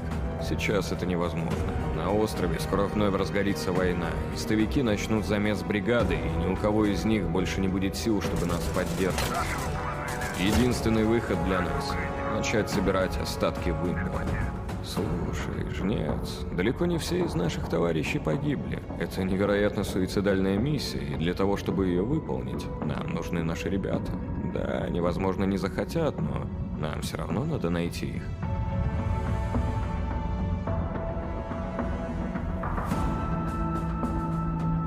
Понимаете?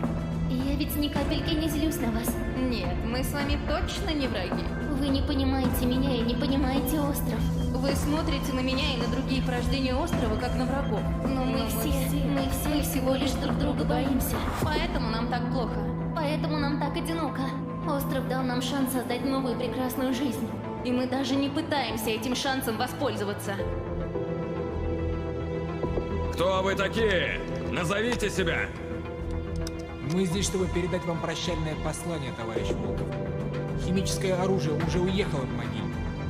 Теперь все, что вы делаете, просто тщетно. Ах, вы поганые предатели!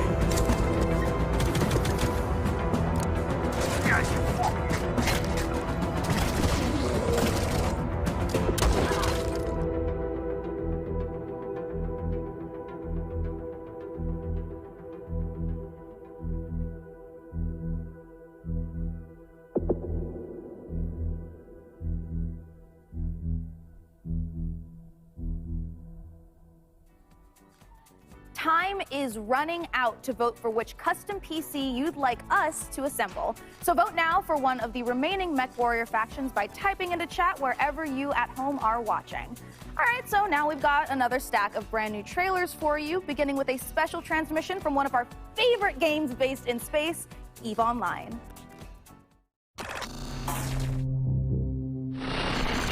New recruits, on behalf of Concord, I would like to welcome you to the EVE Online's Academy. Great job in surviving so far. I'm quite amazed that you actually managed to get past those pirates earlier. You're about to take on an adventure like no other. The Star Cluster is filled with other Capsuleers, and it's up to you if you work with them or against them.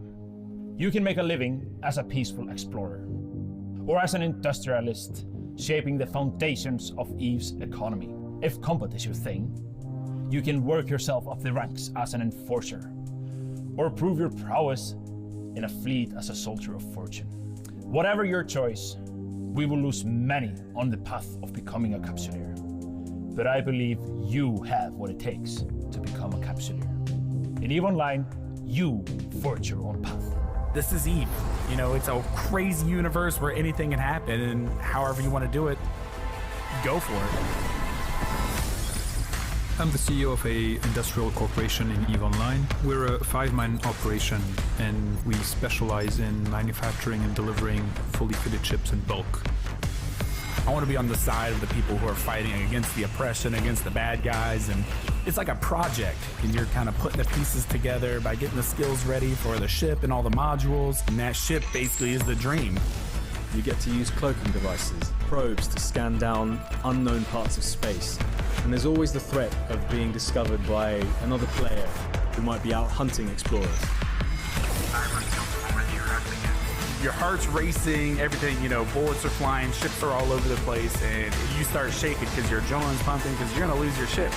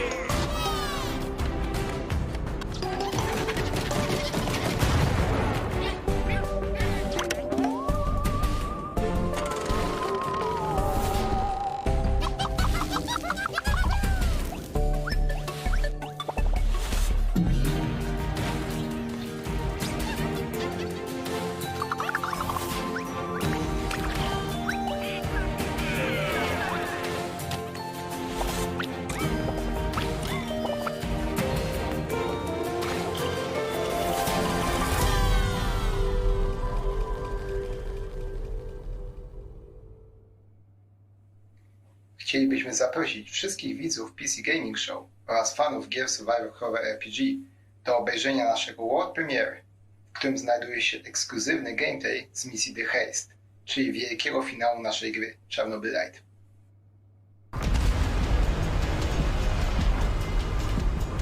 How do I enter that power plant? We need intel, backup, supplies, and most of all, we need a fucking plan. We'll take our next step when the time is right. For today, let's focus on getting our strength back. Somewhere to sleep would be a start.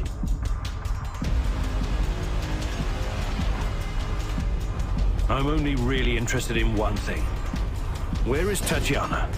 That ghost you're chasing. I don't know what to tell you.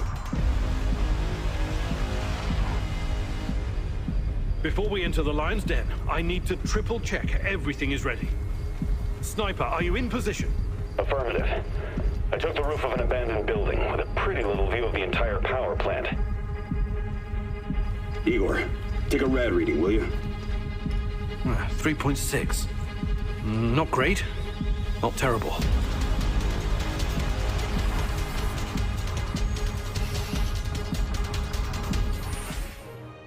Don't go anywhere, because we have more games on the way. But coming up later, our friends at Games Radar will be bringing you the Future Games Show, a digital showcase of some of the most exciting games coming to consoles and PC in 2021 and beyond. It's all hosted by video game acting legends Troy Baker and Laura Bailey, and features even more world premieres, exclusive trailers, and in-depth developer interviews. So once we're done here on the PC Gaming Show, make sure you check it out. Stick around, more trailers, interviews, and reveals coming up.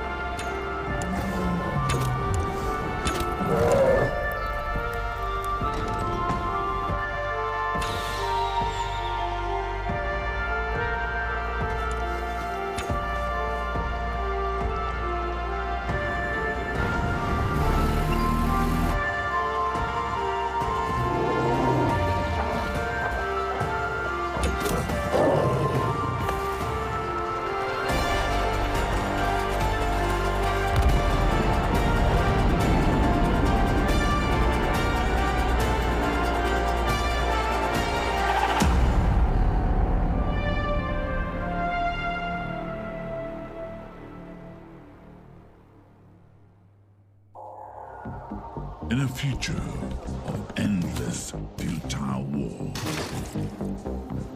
desertion into hostile syndicate territory was your only option.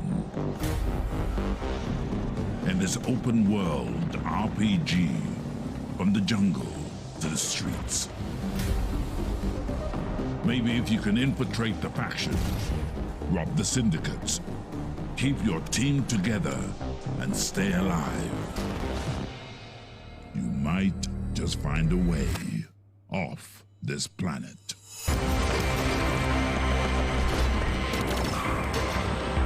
Mechajama.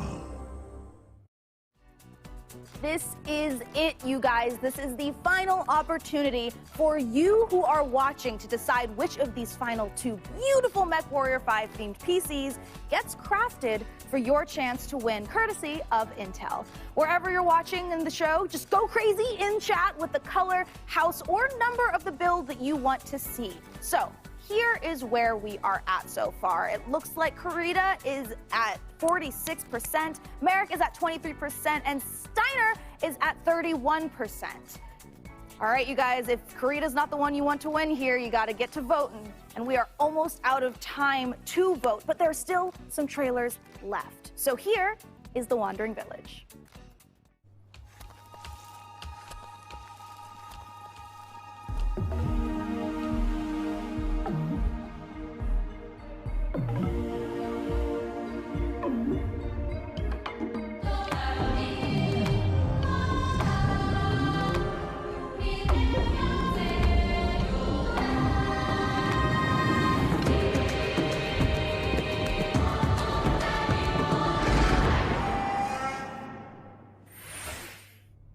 This has been such an amazing show so far that I must ask you, my loyal crew, what's been your favorite part?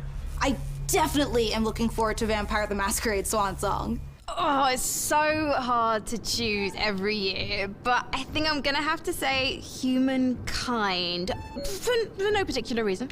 Oh, no doubt. For me personally, I cannot wait for Lemnis Gate, because I gotta know what a turn-based strategy first-person shooter game even is. What about you, DevBot? I love the robot apocalypse. Wait, that doesn't happen until the end. Never mind. No, not never mind. What did you say? Wait, what? Oops, system malfunctioning. Well, sending the next trailer now.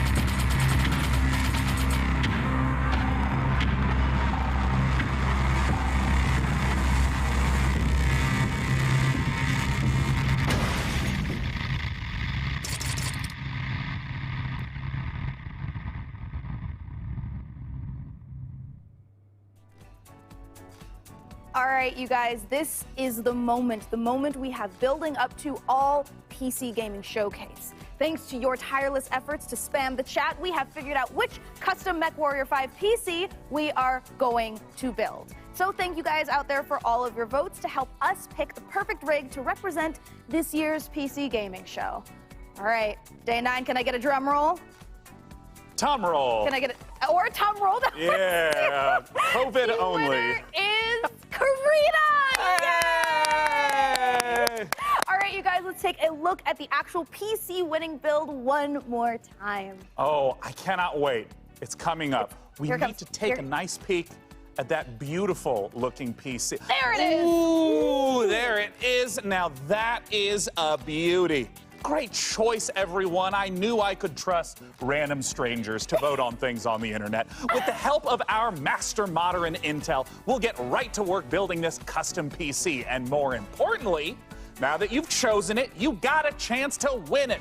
Go to PCGamer.com/IntelMW5 and enter for a chance to win that sexy machine. It's gorgeous. And thank you to our sponsor for this sweepstakes, Intel. Of course, the custom mech PC will be powered by the 11th gen Intel Core desktop processors that push gaming performance with up to 5.3 gigahertz speeds and deliver the power needed to game at the highest level. Well, we are now in the home stretch, but we've got a few more brand new trailers to show you before we get out of here and return to space.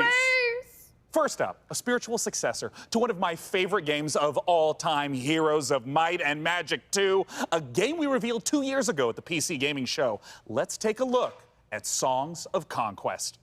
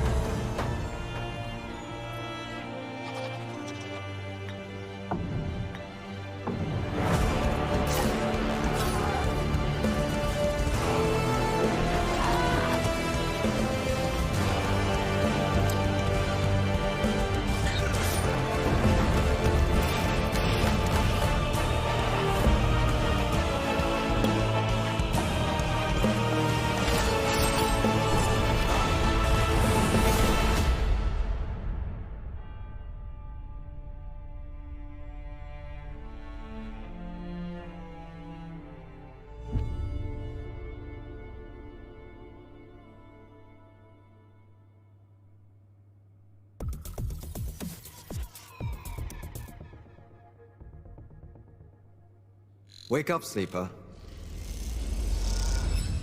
Dreaming again? Every cycle, you take your chances. You roll your dice. You do the work, get paid, survive. You turn up for your friends, or you don't. That's life on the eye.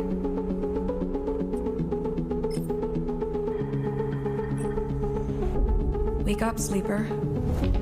Your body is dying. Planned obsolescence. SNRP's gift for its escaped workers. But we can fight this. You can remake yourself here.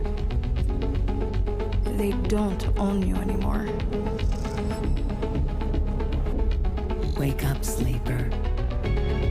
You are hunted.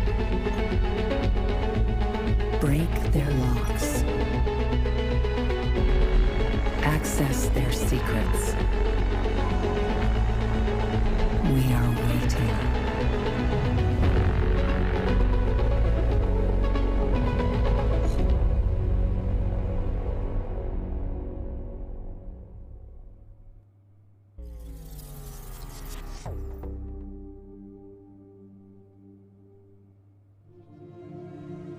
Disciples of Warlock.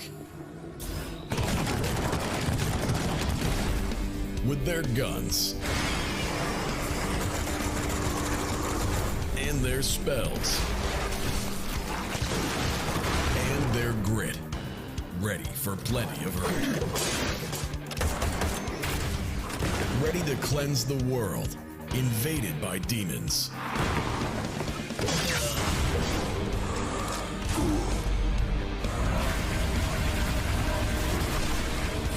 Introducing Band of Warlocks. Because this time, one man is not enough.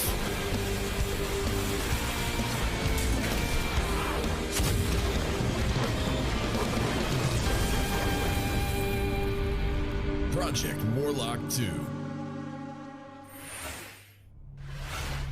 And there you have it, the 2021 PC Gaming Show.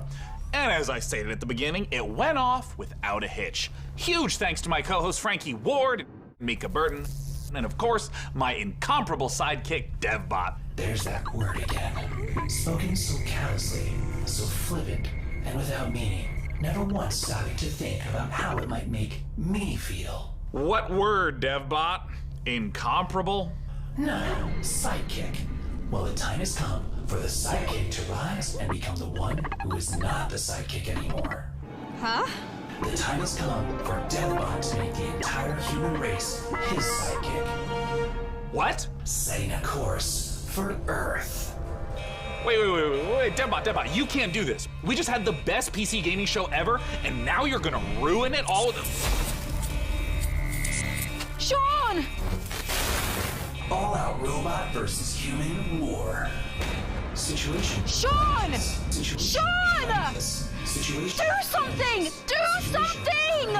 Countdown to the extinction of human race begins now. Oh, DevBot, no! We have so much to live for. I'm pretty sure Half-Life 3 is gonna be announced this year!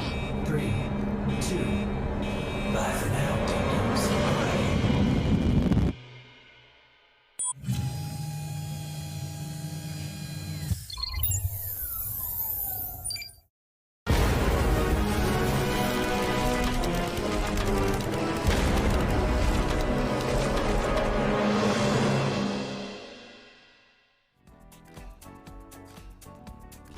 There are no rules here. But what's a republic without a constitution, am I right?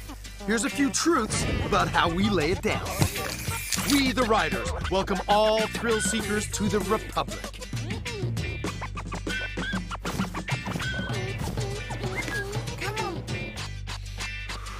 Proponents of madness, get ready for radness. We, the Riders, salute the rationality of irrationality. We, the Riders, say that friends who slay together, stay together. Gather your best friends and go crazy, baby!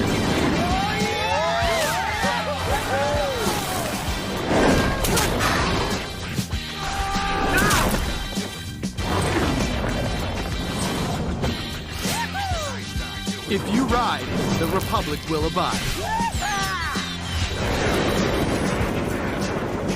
Go rogue or go home.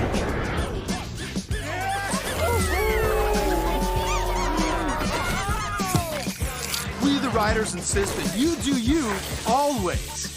Outrace, out-trick, outperform.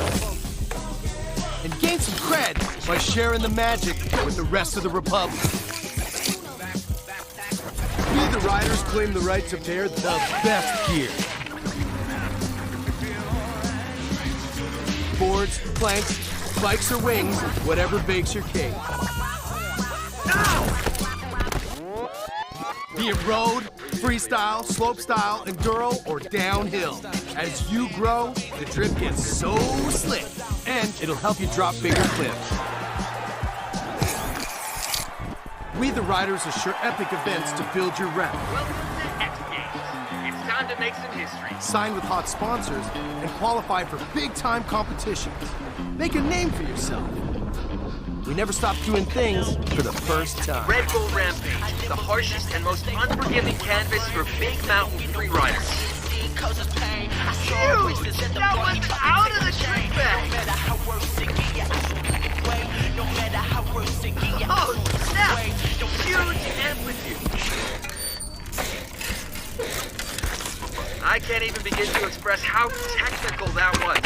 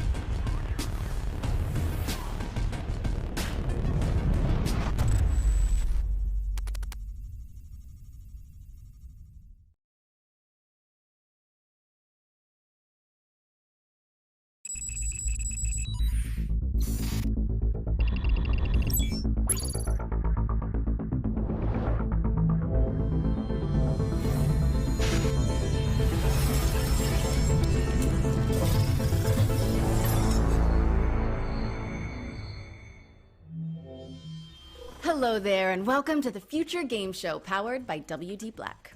I'm Laura Bailey, but you may know me as Abby Anderson from The Last of Us Part 2, or Kate Diaz from Gears of War. Today, though, I'll be taking a break from fighting the apocalypse to bring you a whole host of exciting game trailers, reveals, and updates. But before we get into all that, I need to get my co-host on the line. I'm sure you're going to be familiar with this person. He's appeared in The Last of Us, Uncharted, God of War. You name it, he's probably in the credits. So without further ado, here is my good friend and continual co-star, Troy Baker. Hello, Laura. You look amazing, as always. Yes, you may know me from a few video games. Joel Miller in The Last of Us, or good old Agent Jonesy from Fortnite. But over the next hour or so, Laura and I are going to be giving you the inside scoop of some incredibly exciting games, and also showcasing developer interviews, exclusive trailers, and a whole lot more, including world premieres. There's also a chance to win a $500 gift card and a WD Black hard drive by following the link here. And we have a new addition to the show this year, the virtual show floor. More on that later, but let's kick things off with the first world premiere. And for that, we're going prehistoric.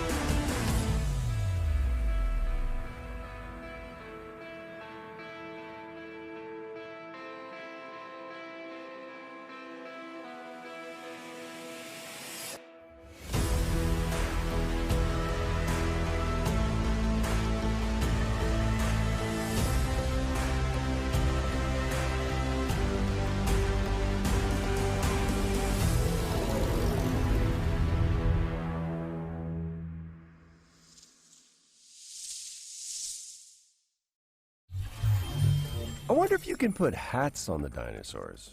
Instinction is expected in 2022. What's next, Laura? Next up, Grow, Song of the Evertree is a sandbox adventure about the healing power of nature. Let's throw it over to Prideful Sloth HQ to find out more. G'day from Prideful Sloth HQ. I'm Adam. And I'm Cheryl, and we're the design team on Grow, Song of the Evertree. Grow is Prideful Sloth's latest project that we're working on with 505 Games. Grow, Song of the Evertree is a beautiful sandbox game about growing new worlds, building a town, and bringing harmony back to the land. Grow will be available later this year on PC, PlayStation, Xbox, and Switch. Thanks for watching. Once upon a time, our lands teemed with creatures great and small. The beauty of the worlds was unrivaled. The people thrived and lived in harmony with the land around them.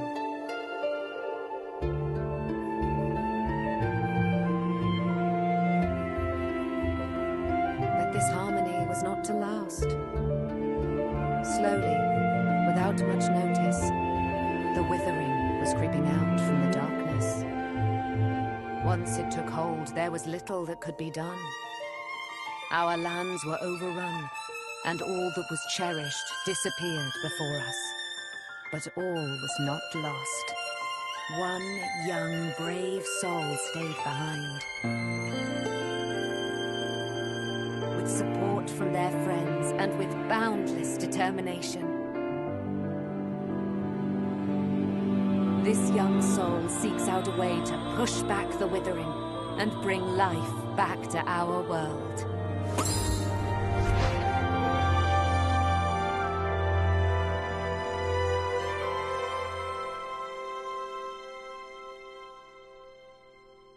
Grow, Song of the Evertree.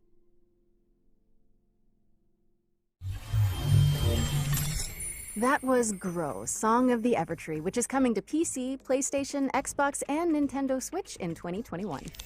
Okay, Laura, that was extremely cute, but have you considered more dinosaurs? Hmm? You can't just hijack every game reveal and make it about dinosaurs, Troy. Life finds a way.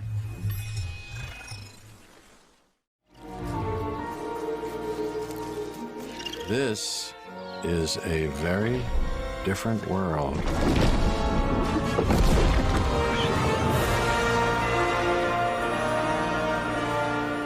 Hi, I'm Rich Newbold, Game Director at Frontier Developments. So as you may have seen earlier at the PC Game Show, we're working on Jurassic World Evolution 2. We're really excited about it, and we're looking forward to creating the most authentic Jurassic experience yet. We've got tons of new features across 4 different game modes, including our original Jurassic campaign, which is a story set after the events of Jurassic World Fallen Kingdom. You're going to be leading efforts to contain, control, and conserve all those dinosaurs now running out in the wild. You'll be working alongside characters from the films, voiced by original talent, such as Jeff Goldblum. And in the game, we have over 75 prehistoric species. We've got new dinosaurs, we have returning community favorites, and we've added flying and marine reptiles to the game.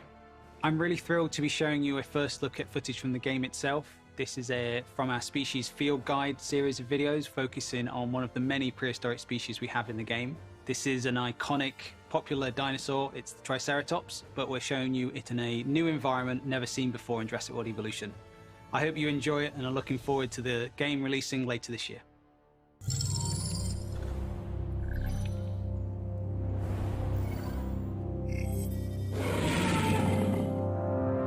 The Triceratops is one of the most recognizable herbivores to ever have existed. It is best known for its trio of facial horns.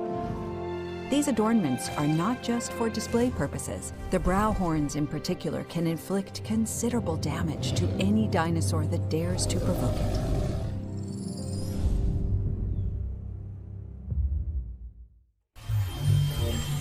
That was Jurassic World Evolution 2, which is launching in 2021 on PC, PS4, PS5, Xbox One, and Xbox Series X and S.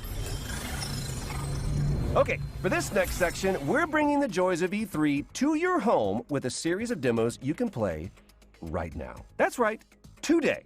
This is the Future Game Show virtual show floor. And remember, if any of the featured games grab your interest, you can try them out now by heading to the Future Game Show Steam page. So let's head down to the show floor where I believe Laura is waiting. Yes, hello and welcome to the Future Game Show's virtual E3 show floor. Just look at it, Troy! I am looking at it. It is incredible. They nailed it. You know, minus the queuing and the heat and the, how do I say, musk that's in the air? But man, the darkness, perfection. All right, enough reminiscing. Let's check out some games. I'd like to start by showing you A Tale of Paper. This is a striking platformer from Open House Games where you transform to solve puzzles in an oversized world, dodging creepy crawlies and mischievous Roombas. And now for another Tale of Paper as you shift packing boxes in the house-moving sim Get Packed, fully loaded. As you can see, it's all about moving couches. On a couch with your friends in couch co-op. It's going to be available on Xbox One, PlayStation 4, and PC, and is also backwards compatible on PS5 and Xbox Series X and S. Are you done saying couches? Yes. Hey, Laura, do you want a drink? Sure. What do you have? Wait, what's that? Oh, don't worry about them. They're Steam Early Access codes. Go, go, go, go, go. So about that drink. Right, yeah, sure. Oh, yeah, here's a genre cocktail full of co-op action RPG combat and finished with a survival twist. How does that sound, huh? Okay. I said, how's a... I heard what you said. Tell me about the game.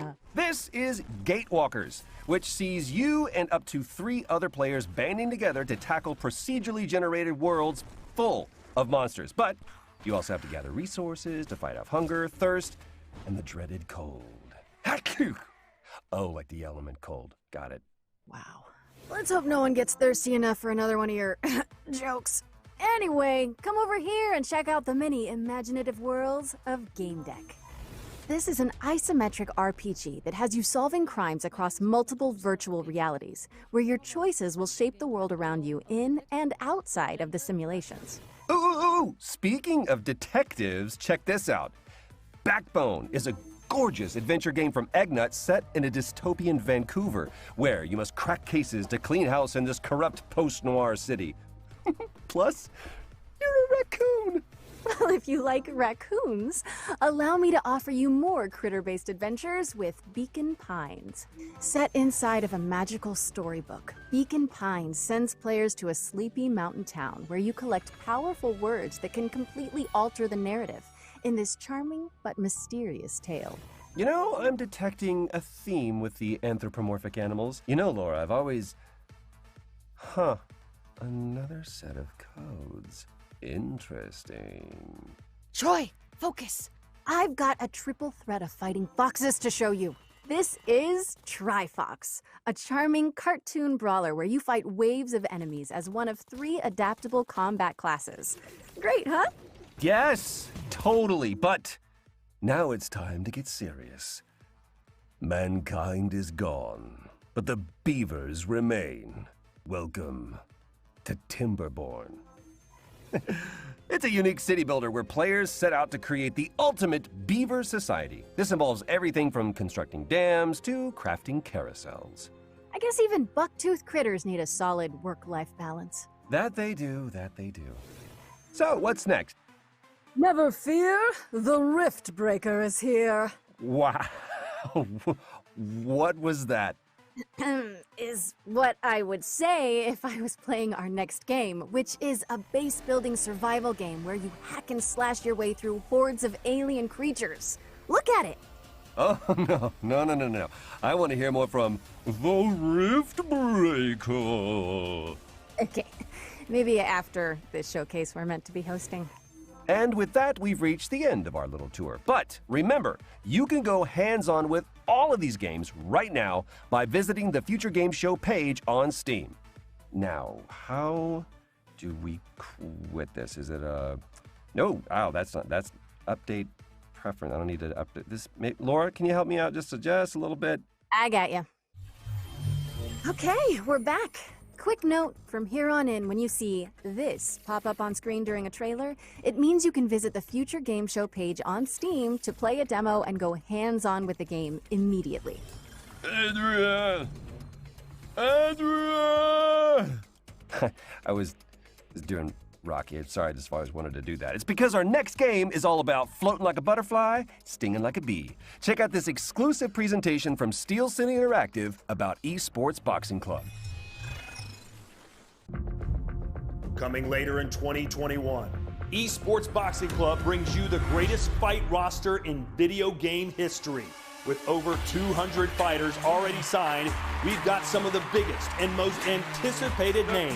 Of all time. From the absolute legends of the sport to the most exciting names in boxing today.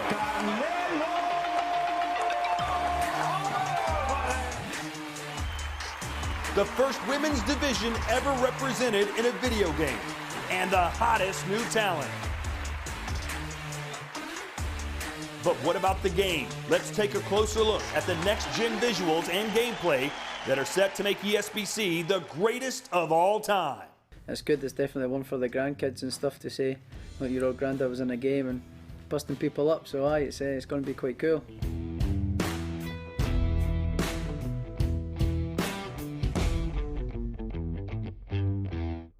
So the movement system in ESBC is all about fluidity, being able to create angles, recreating mannerisms from boxes. The physics system doesn't just rely on animation. This allows us to recreate realistic knockdowns. Even when a fighter's unsteady on their feet, it's not purely animation based. Now, we've had professional boxers, professional coaches come into the studio and provide input through motion capture and actually reviewing the game during its development. And now we really feel like we've created a true representation of the sport. Presentation is important to us. Just because we are an indie studio, we're still going to aim high when it comes to production values. Esports Boxing Club coming to PC and all major consoles with early access in 2021. Esports Boxing Club is coming to PC, PlayStation 4, PlayStation 5, Xbox One, Xbox Series X, and Series S. Next up, we've got a deeply immersive World War II shooter with over 100 players taking part in epic battles recreated using aerial photography and satellite imagery. Let's take a closer look at Hell Let Loose. Product not yet rated.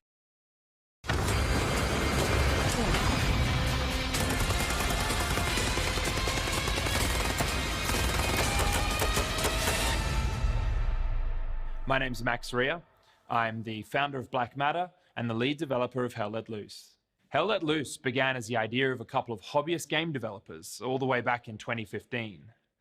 Following a successful Kickstarter, we launched into early access in the middle of 2019. And since then, we've delivered 9 enormous updates, including entire systems overhauls, 6 new maps, tons of new weapons, gadgets, and vehicles, as well as expanding our unique real-time strategy-inspired metagame. As a result, we've been fortunate to sell more than 1 million copies during our first year of early access. 2021 is only going to be bigger. I'm excited to announce that we're launching out of early access on July the 27th, with the introduction of the Soviet forces on the Eastern Front, including famous battles like Kursk and Stalingrad, before we close out the year by bringing Hell Let Loose to next-generation consoles. Hell Let Loose has only grown due to the vibrant community that surrounds it, from our earliest Kickstarter backers to our newest recruits. We're excited to introduce you to this ever-evolving and expanding World War II experience. We hope you enjoy this first look at what's to come.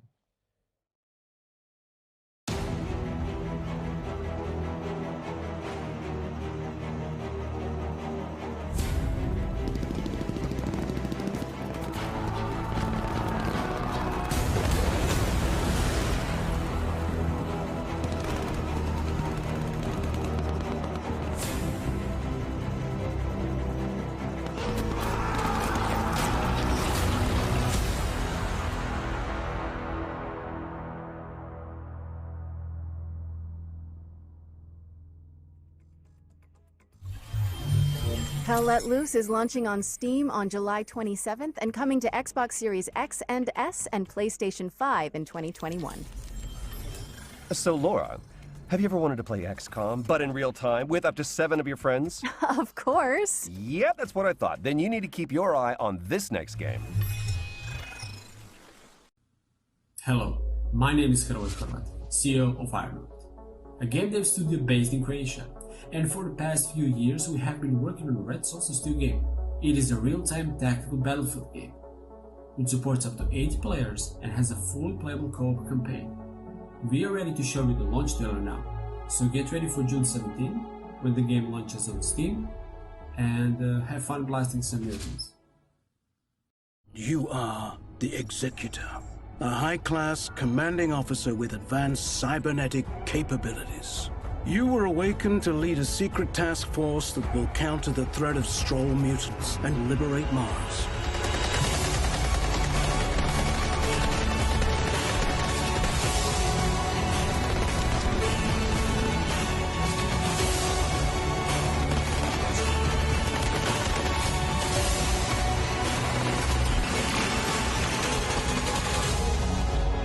Welcome back, Executor. The Stroll infestation has now infected all colonies on Mars.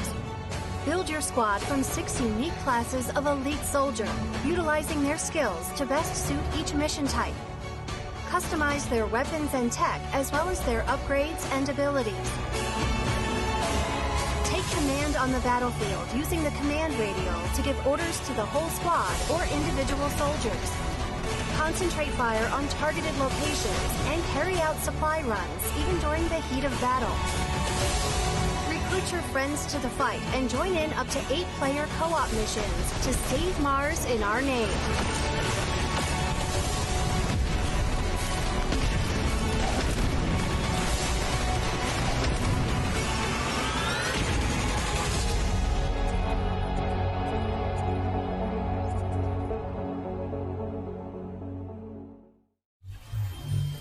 Purge Earth of a Mutant Invasion in Red Solstice 2's Survivors, which is coming to Steam on June 17th. Our next game is about delivering mail in a sleepy American lakeside town. Let's join Dylan from Gamius to learn more.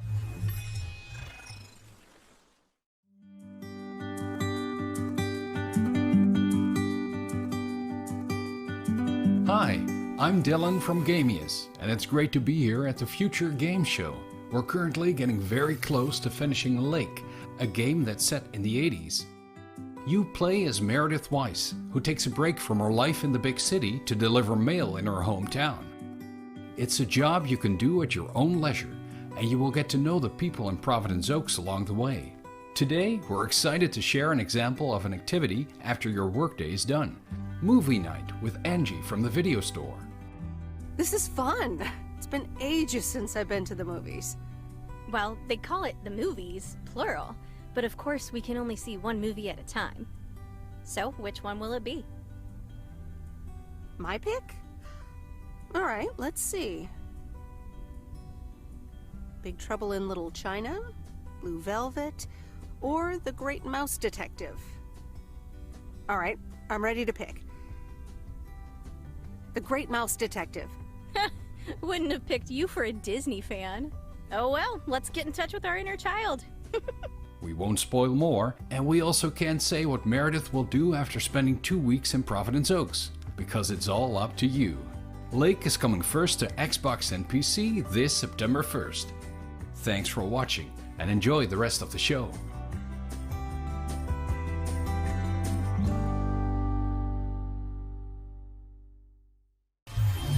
We're excited to announce that Lake is coming to Steam, Epic Game Store, and Xbox Series X and S on September 1st.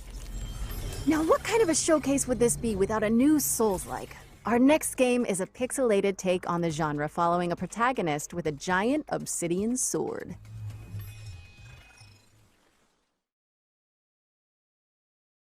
In the beginning, there was dust, and from that dust, the moon was born.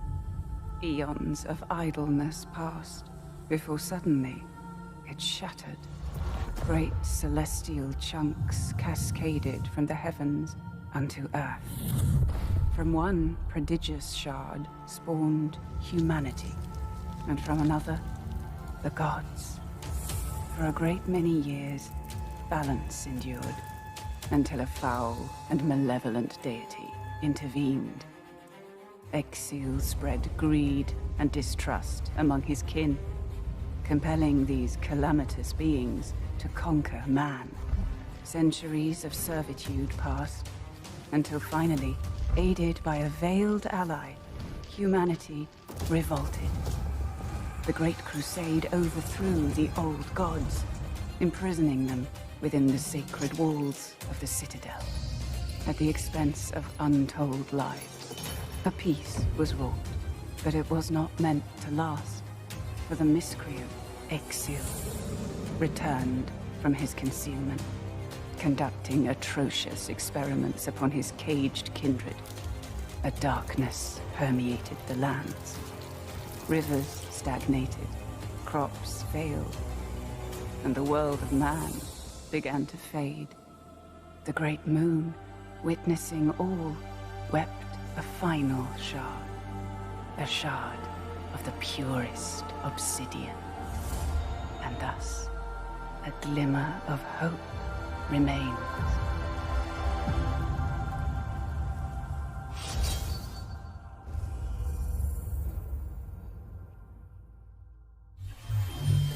Customize your combat style and boss rush ancient gods when Eldest Souls drops onto PC and all current console formats July 29th, 2021. And now we've got a closer look at the next game from the folks behind War Thunder. Here's Tom from Darkflow Software to guide you through Enlisted.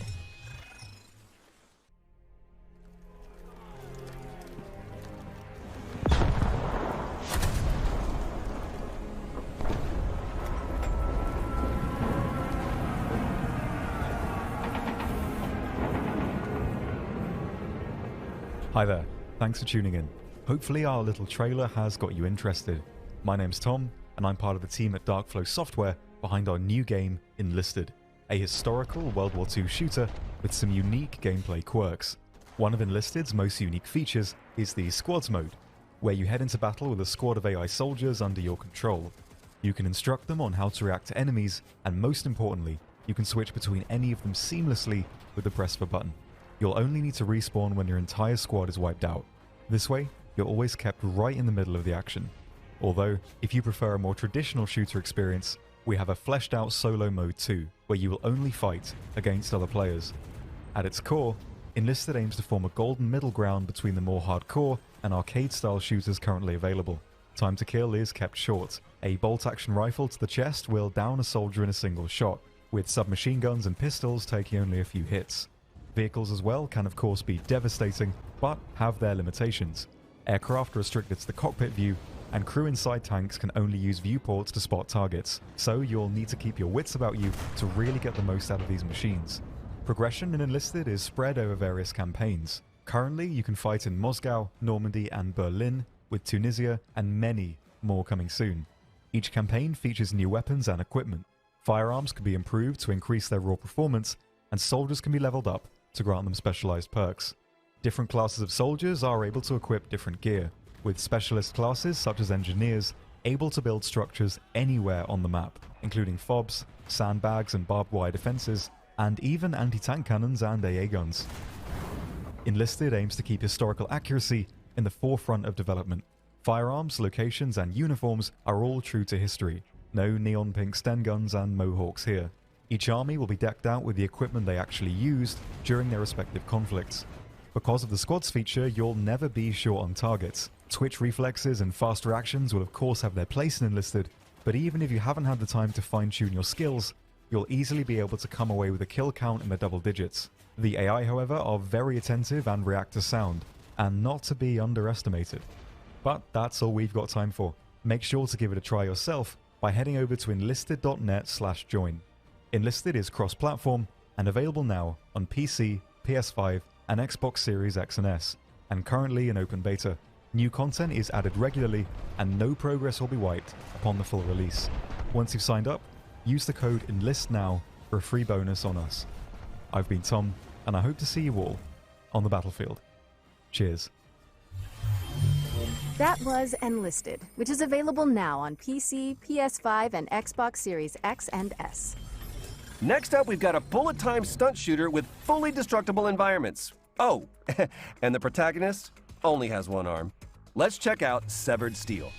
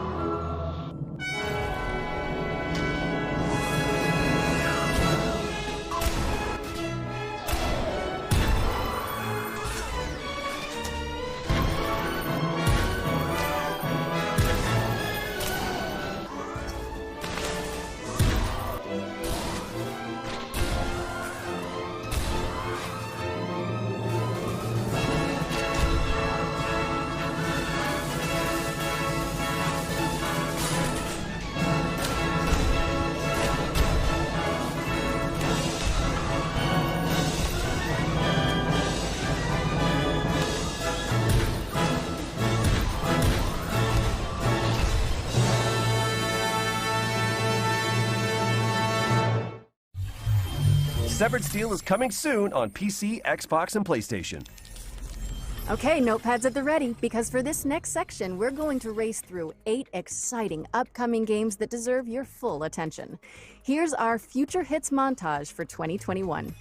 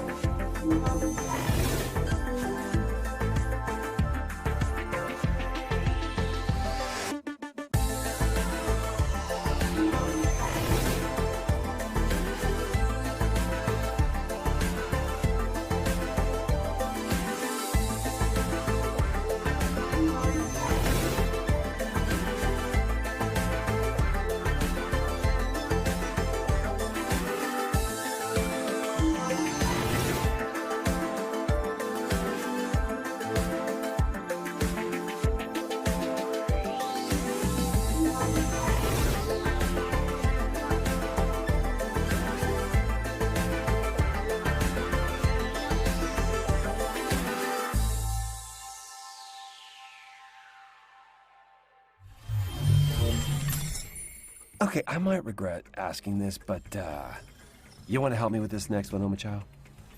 Okay. Did you know that Sega recently announced Sonic Colors Ultimate? We've got some exclusive gameplay from a stage that nobody has seen yet. I hope Sonic does okay without me. Did not regret. Did not regret it. Hi everyone, I'm Katie Golden, senior producer at Sega of America. I'm excited to share with you an exclusive clip of Tropical Resort from our upcoming release, Sonic Colors Ultimate. Please enjoy.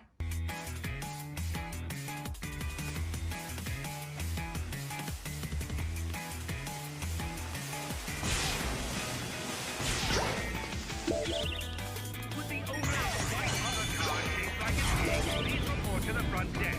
Your car has been broken into. Repeat, would the owner of a white hover car shaped like an egg?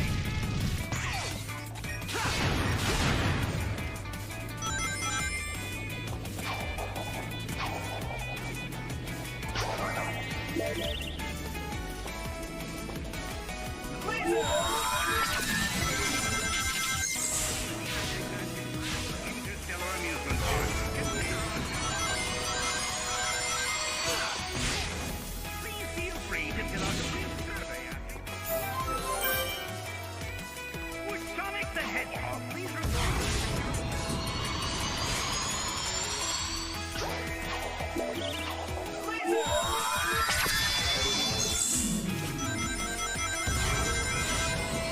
following rides are codes for repair.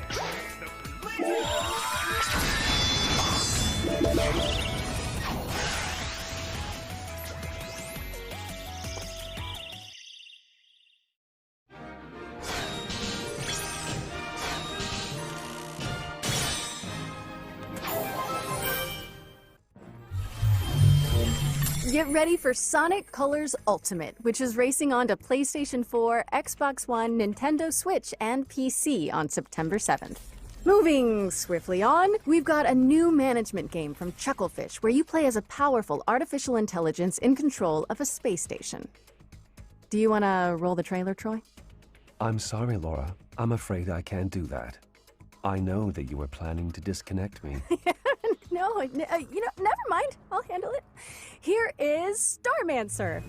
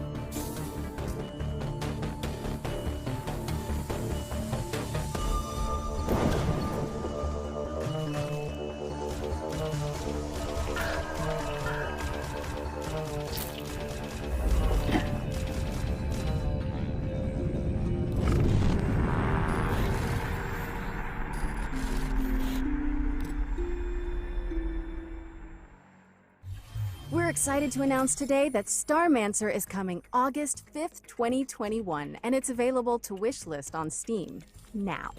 Laura, you know, ever since that lake trailer, I've been thinking, have you ever wondered about the Postal Service? Like, that there's just so much mail, you know? Not really, no. Okay. You're saying you don't know about Jeff and Deborah? What are you talking about? I'm just gonna press this button again and hope it explains everything. Oh, it will. Trust me. Kiwi is a game about two kiwi birds who work at the post office. Their names are Jeff and Deborah. I'm Joel, I'm one of the developers on Kiwi, and I'm going to show you how a kiwi level changes over the course of the game. So in this room, you're transcribing urgent messages and assembling them ransom note style by stamping them onto the page with your butts. You'll come back to this room every so often throughout the game, but there will always be a new twist to change things up. So as summer turns to autumn, now your word fragments are moving around on conveyor belts, and you'll need to chop certain words in half with the descrambler to get the pieces you need. Jeff and Deborah are going to have to deal with all kinds of hazardous work conditions. They got sandstorms during the summer, mailfly swarms. These guys have no respect for personal property. Paranormal activity. This is genuine footage of an actual haunting. In winter, the post office gets hit with a huge blizzard, and now this level becomes about sharing the warmth of a single tiny lantern to break through blocks of ice and keep each other from becoming kiwi sickles. Our little heroes are going to face new challenges every level and in every room of the post office, whether they're typing telegrams, or packaging shipping crates, or helping an octopus sort the mail. It's all in a day's work for Jeff and Deborah.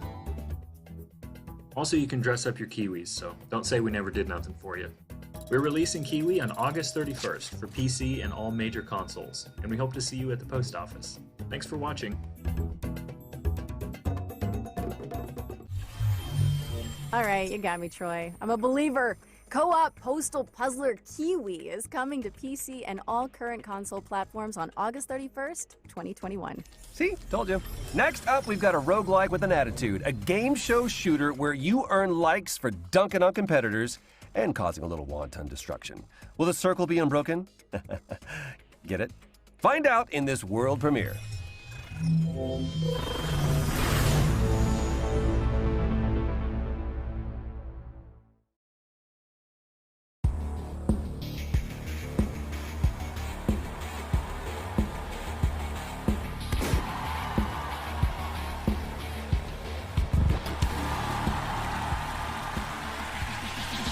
You gotta think of the fortune, think of the fame, what the blood on your face and do it again. It's what you wanted when you signed the contract in love. Just play the game. Definitely not a tiny price to pay. Play the game. It's not yet a choice anyway. Fight the time, fight the time, fight the time, fight the time. Fight, fight, fight, fight, fight, fight, fight the time. And fight the time again.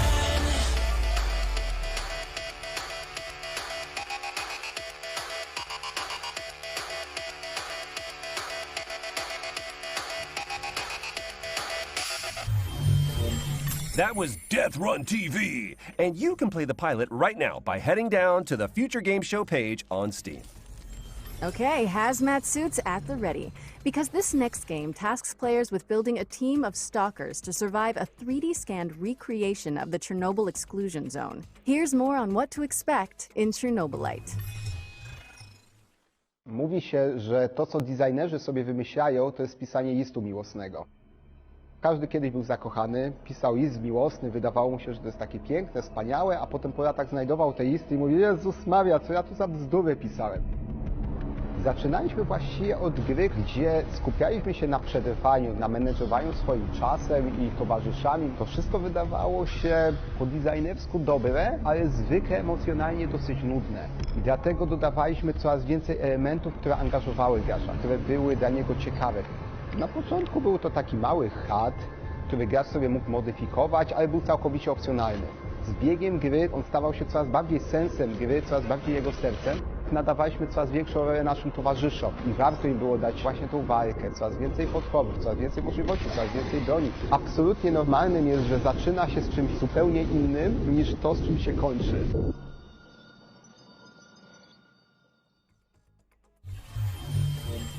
Fight to survive when Chernobylite comes to PC on July 28th, as well as Xbox and PlayStation in the summer. If you were lucky enough to catch one of the early access codes during the virtual show floor, you can play Chernobylite right now. But if you missed them, we've also got more codes to give away on GamesRadar.com. Next up, here are our friends at Team 17 to show us what they've been cooking up with their upcoming PC and console games. Let's take a look. Product not yet rated.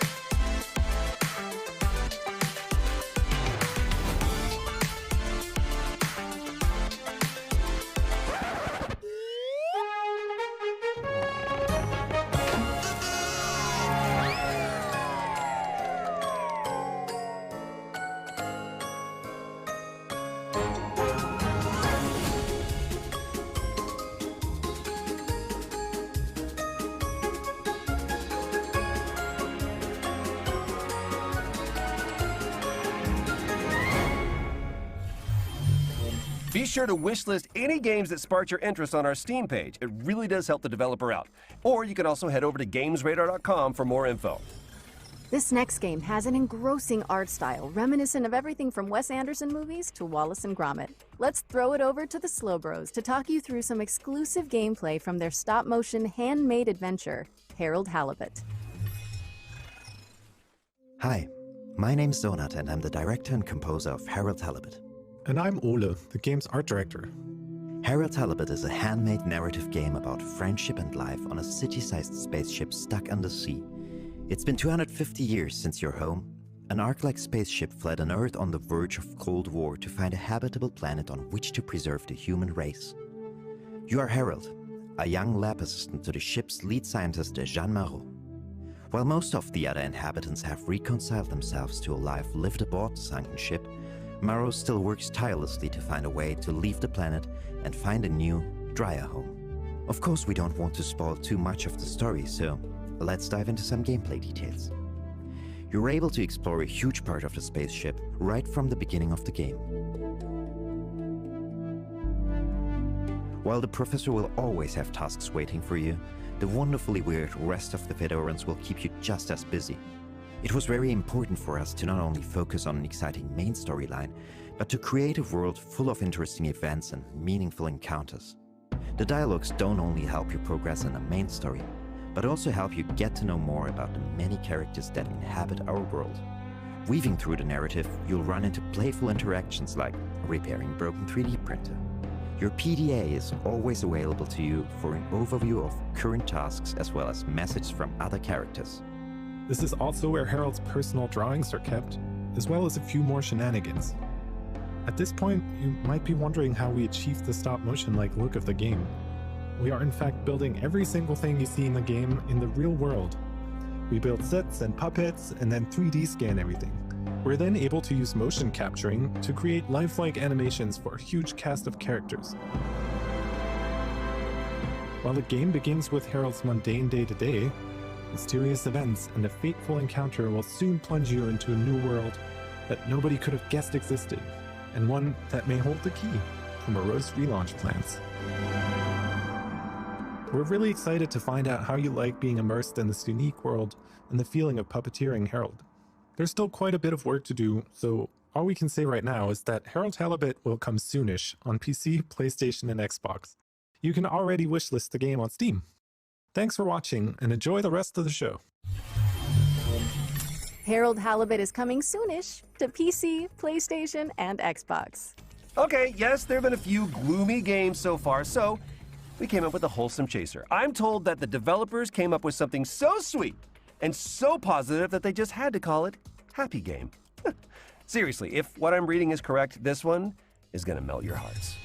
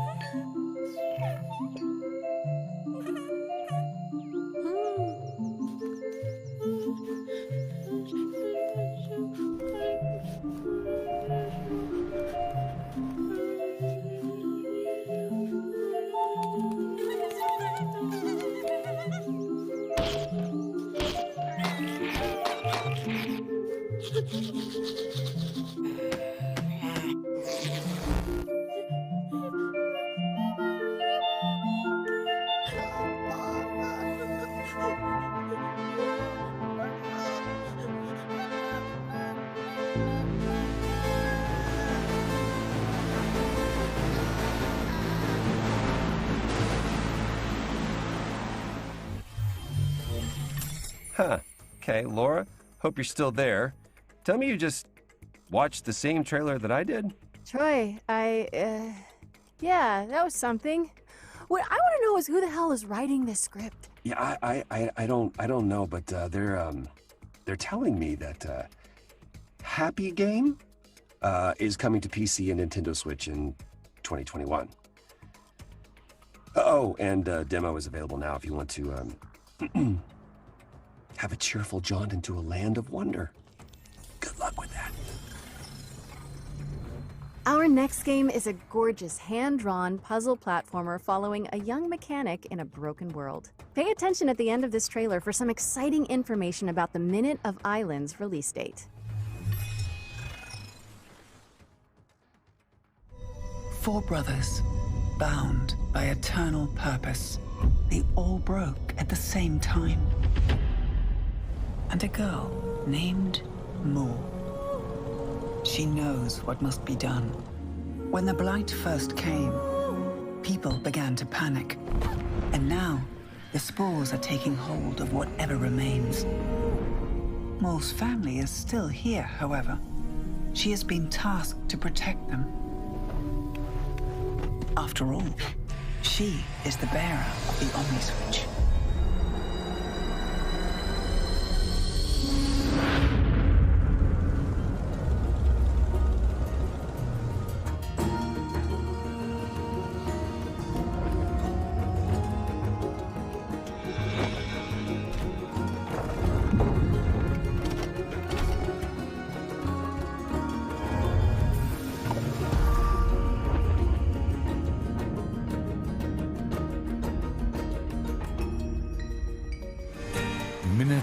of Islands.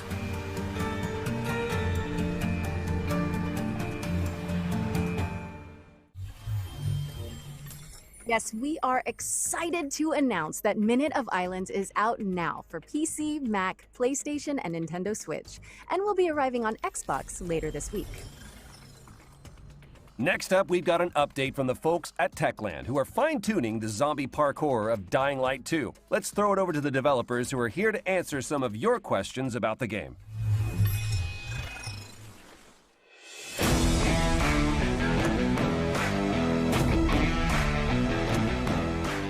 Can you tell us a bit more about the video we just saw in the PC Gaming Show? The video presented in the PC Gaming Show brings you closer to Aiden's story. What he's looking for, what motivates him, how he ends up in the city, and of course, what happened in the old franchise between both games. This is a bunch of important information about the DL2 story. Okay, so we know more about the main storylines from the mentioned video. How does the game look outside the core campaign? Side quests are an important part of world building in Dying Light 2. Through these quests you can decide how the city will look like thanks to the city alignment system, or bring new opportunities for the citizens. A great example is an opera singer that Timon mentioned in developers AMA. Some citizens will support your decisions, some of them will not. But it's up to you to decide how the city should look like. We have a lot of game activities prepared for our players, but at this stage we want it to be a surprise for you. How seamless is the co-op experience? Would you say that the best way to experience Dying Light 2 is with a friend? It could be.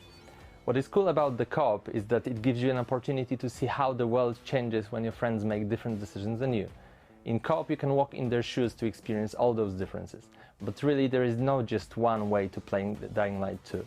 It's up to you guys. How are you improving the story for Dying Light 2? I know we all have great fun killing infected, but we also want to give you a deep, thought-provoking experience that will let you be immersed in the DL2 world for long hours. On top of that, thanks to the choices and consequences mechanics, the story will be shaped differently depending on the way you play. You've promised a great open world that feels alive. How is it going? Yeah, well, as you can imagine, Dying Light 2 is full of infecteds, but it's also full of humans, with their everyday life activities and purposes. We are building Dying Light 2 around the simple rule: ground is death and rooftops alive. What is cool is that NPCs act differently on each of those levels. Also, their behavior depends on choices you make and the way you play.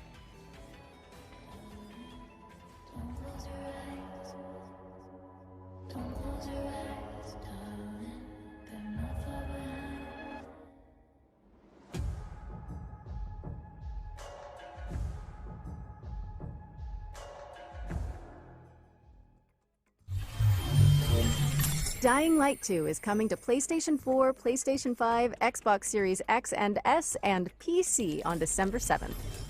Revealed during the Nintendo Indie World Showcase earlier this year, this next game is a skateboarding action platformer.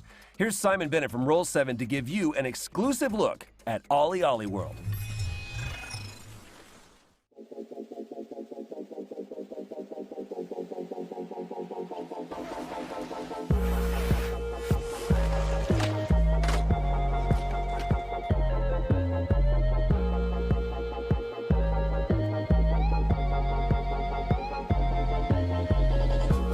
Hi there, I'm Simon Bennett and I'm the co-CEO of BAFTA award-winning studio Roll7.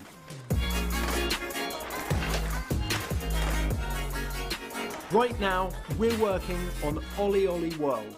It's our stunning action platformer. You're going to meet quirky characters on a magical road trip through Radlandia. And of course, add a ton of new skate moves into your trick bag.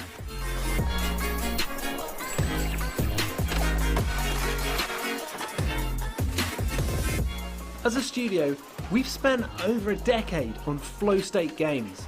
They transport you into a state of total focus and immersion, and it's something that we very much continue to build on with Ollie Ollie World.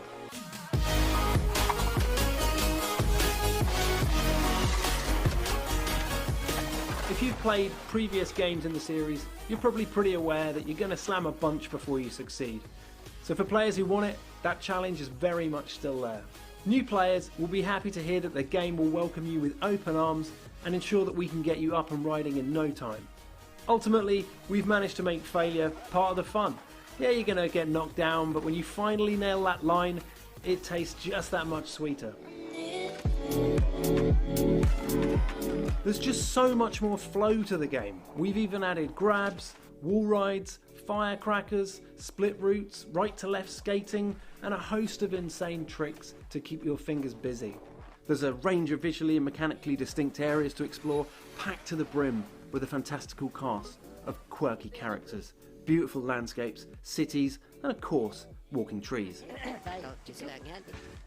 Ollie Ollie World is coming to PS4, PS5, Xbox One, Xbox Series X and S, Nintendo Switch and PC this winter. Make sure you wishlist it now. That was Ollie Ollie World, which is coming to PC and all current console platforms this winter. Next up, we've got a new game from the team at Odd Bug Studio, creators of PSVR's The Lost Bear. This animated story trailer will introduce you to the world of Tales of Iron, and something tells me you might be familiar with the narrator.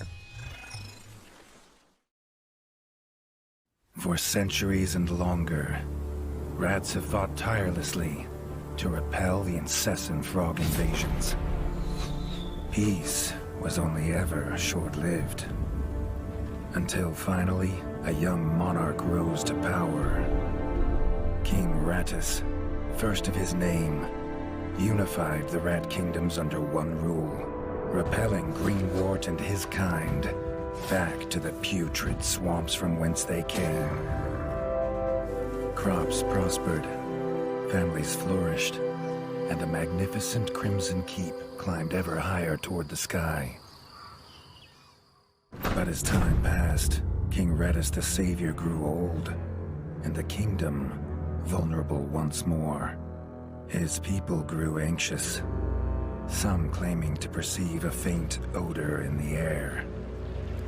Greenwort had returned with a ferocious vengeance. Amassing an army of unfathomable scale, he burned everything in his path towards the Crimson Keep. King Rattus gazed down upon his withered claws, barely able to hold the crown. He had little hope wielding a sword. So it was decided the crown should pass to Whiskers New. Arise, young prince, for the kingdom needs a hero. And so, your tale begins. Question the reign of the Iron Frog. Doug. Anyway, in Tales of Iron, which is coming to PC and all current console platforms. Our next segment is from Polish studio Movie Games and hosted by God of War and Twisted Metal director David Jaffe, who recently joined their supervisory board. Well, hello, fellas. It's me, David Jaffe. Great to see you. God of War, Twisted Metal, a bunch of PlayStation stuff. These days, I'm doing some new stuff with movie games. These guys, they've hooked up with this great company. You have to have heard of them, Plattige Image, one of the best VFX houses in the business. They worked on The Witcher. They worked on Love, Death, and Robots. We're making a brand new game, the biggest game we've ever done, by the way, that's all about crime and mob and mafia and different time periods. It's going to be great. But for today, settle in, babies. These are the brand new games coming very soon from Movie Games. Lust from Beyond. Man, this is one of the coolest games I've played in the last year. It's what turned me on to movie games in the first place. What you're looking at is the M-rated, console-friendly version of the erotic horror cult classic. It's a first-person action-adventure game that blends Lovecraftian horror with weird freaking eroticism. I love this game. Lust from Beyond. Game number 2 is called Fire Commander. It lets you step into the shoes of the only real-life superheroes we got, the first responders. This game is my childhood fantasy come to life. This game took me totally by surprise. You're trapped in the wilderness, freezing, hungry, and now you're starting to go a little bit insane. Man, you start seeing all kinds of crazy stuff out there. Winter Survival Simulator, it's coming soon. Have a great E3. Have a great future games. I miss you guys. I'll see you soon. Oh my God.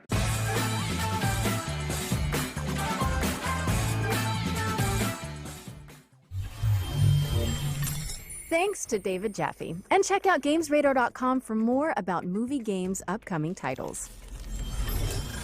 This next presentation comes from the folks at Xseed Games, the makers of Story of Seasons and Rune Factory. Here's a look at their most exciting current and upcoming projects.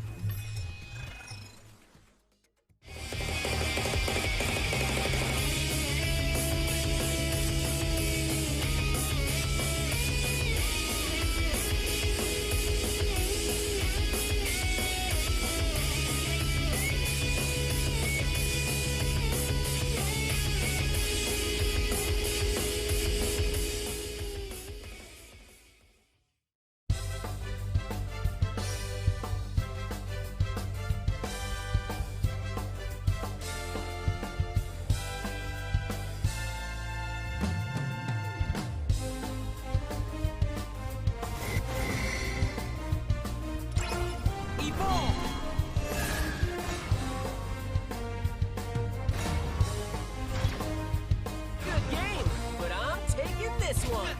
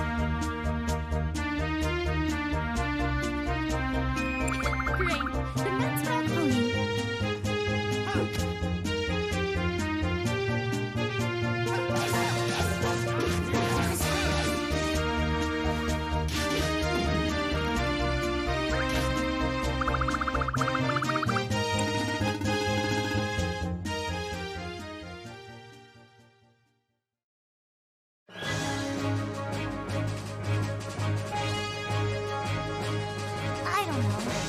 Fending off a monster or two is one thing, but protecting a whole town?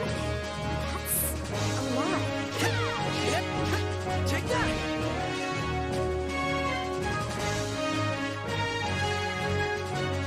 I'll get straight to it. Tomorrow. Today, I rest. I look forward to working together, as colleagues and as rivals.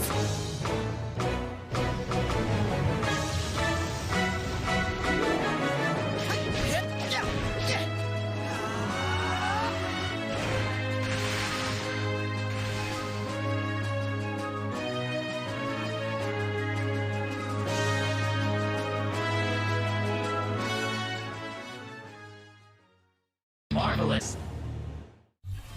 Find out more about Xseed's lineup on GamesRadar.com. This next game is a hack-and-slash RPG with twin-stick shooter elements set in a retro sci-fi world. Here's a new gameplay trailer for Bethesda: Lost Haven.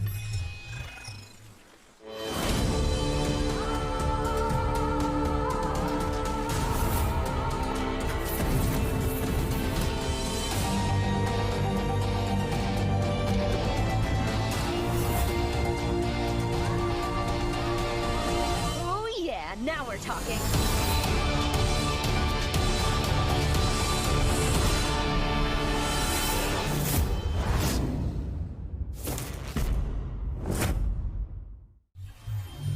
Bethesda: Lost Haven is coming soon to PC and all current console platforms, and you can sign up to play the closed alpha when it launches on July 21st now. Let's slow things down a bit with a look at the next game from the creators of 2 Point Hospital. Oh wait, I think I saw something about this a few weeks ago. No, you didn't. Here's developers Mark Webley, Ben Huskins, and Gary Card to tell you all about it and give you a first look at gameplay.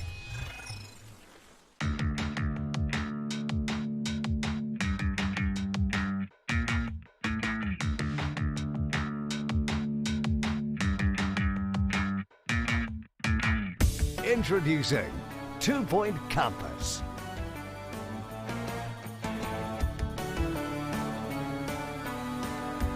When we were thinking about what we were going to do next, campus and the idea of running a university or a college was something we just kept coming back to. It's a really rich topic. So people who haven't probably heard of 2 Point Studios may think, oh, schools, that's really dull.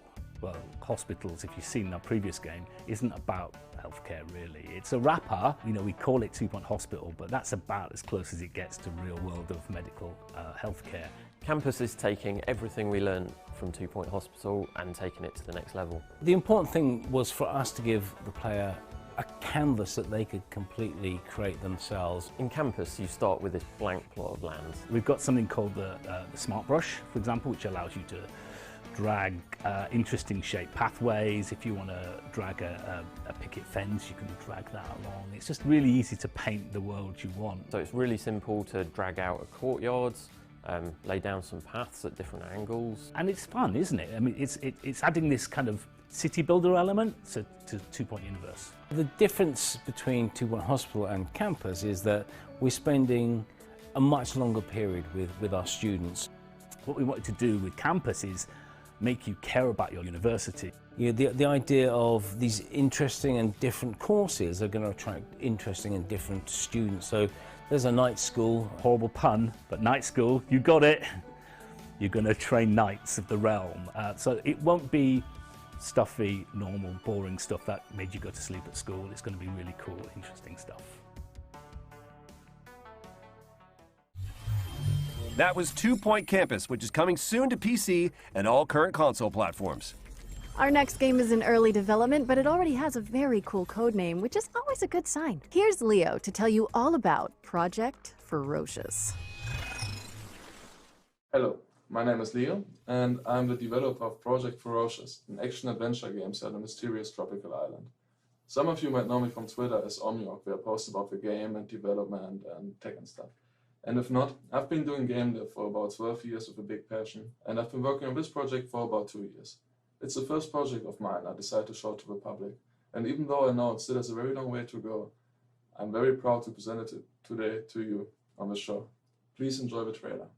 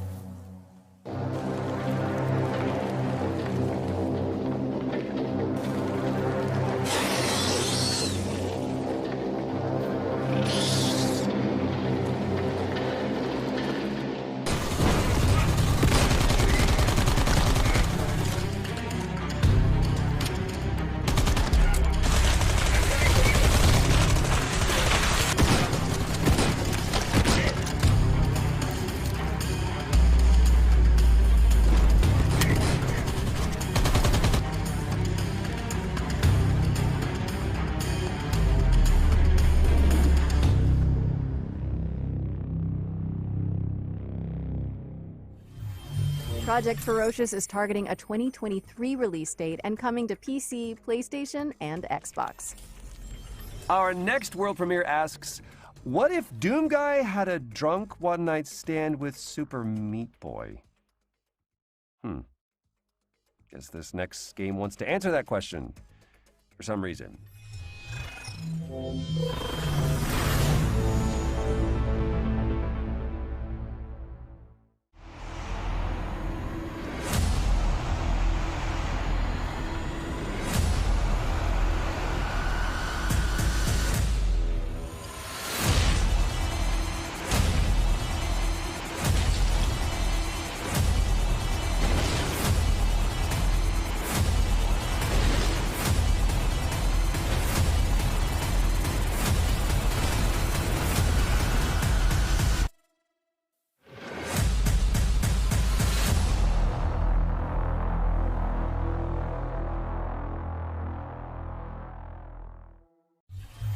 Watch out for Warcry challenges when it stops defying gravity and launches, or drops, on PC this summer.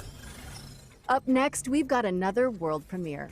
Conway, Disappearance at Dahlia View is a story-driven detective thriller set in 1950s England. Let's find out more, shall we?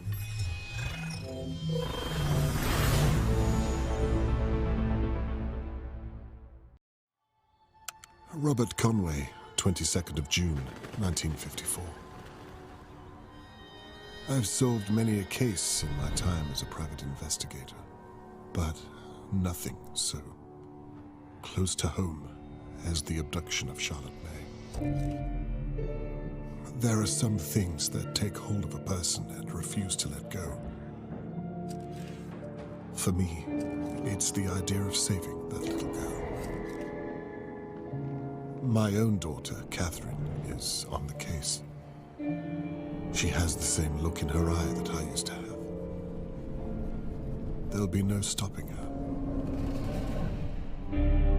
I wish I could say that all of my neighbors are innocent. I wish I could say that I have the faintest clue where to begin.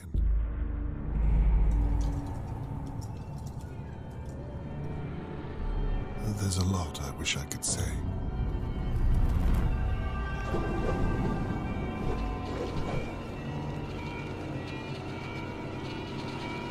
The truth is, sometimes it takes a nightmare to wake a place like Dahlia View.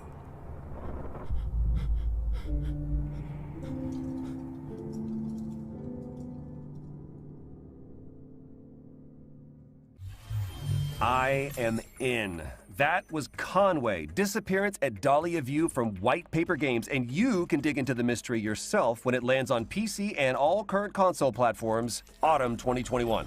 And with that, we're at the end of this year's Future Game Show. Whoa, hold on. Surely this can't be the end. I mean, it's an E3 showcase. Nope, sorry, Troy, that's it.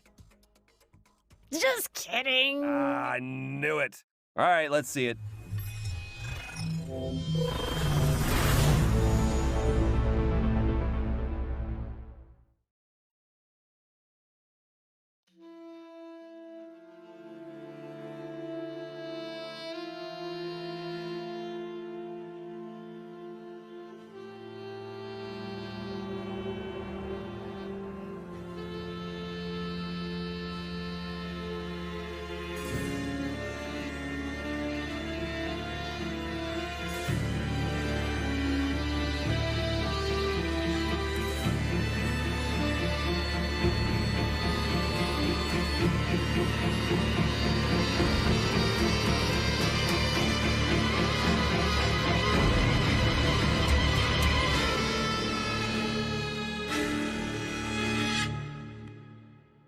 My name is Marissa Marcel.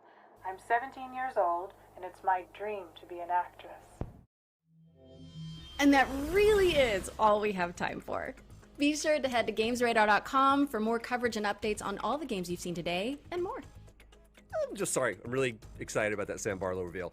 Yes, and thanks to our headline partners, WD Black, and of course, all of our many talented developers and industry partners that have made all of this possible. And of course, for everyone tuning in at home. Well, we hope you've enjoyed today's lineup, and mark your diaries because the Future Game Show will be returning in August. I'm Laura Bailey. And I'm Troy Baker. And this has been the Future Game Show 2021.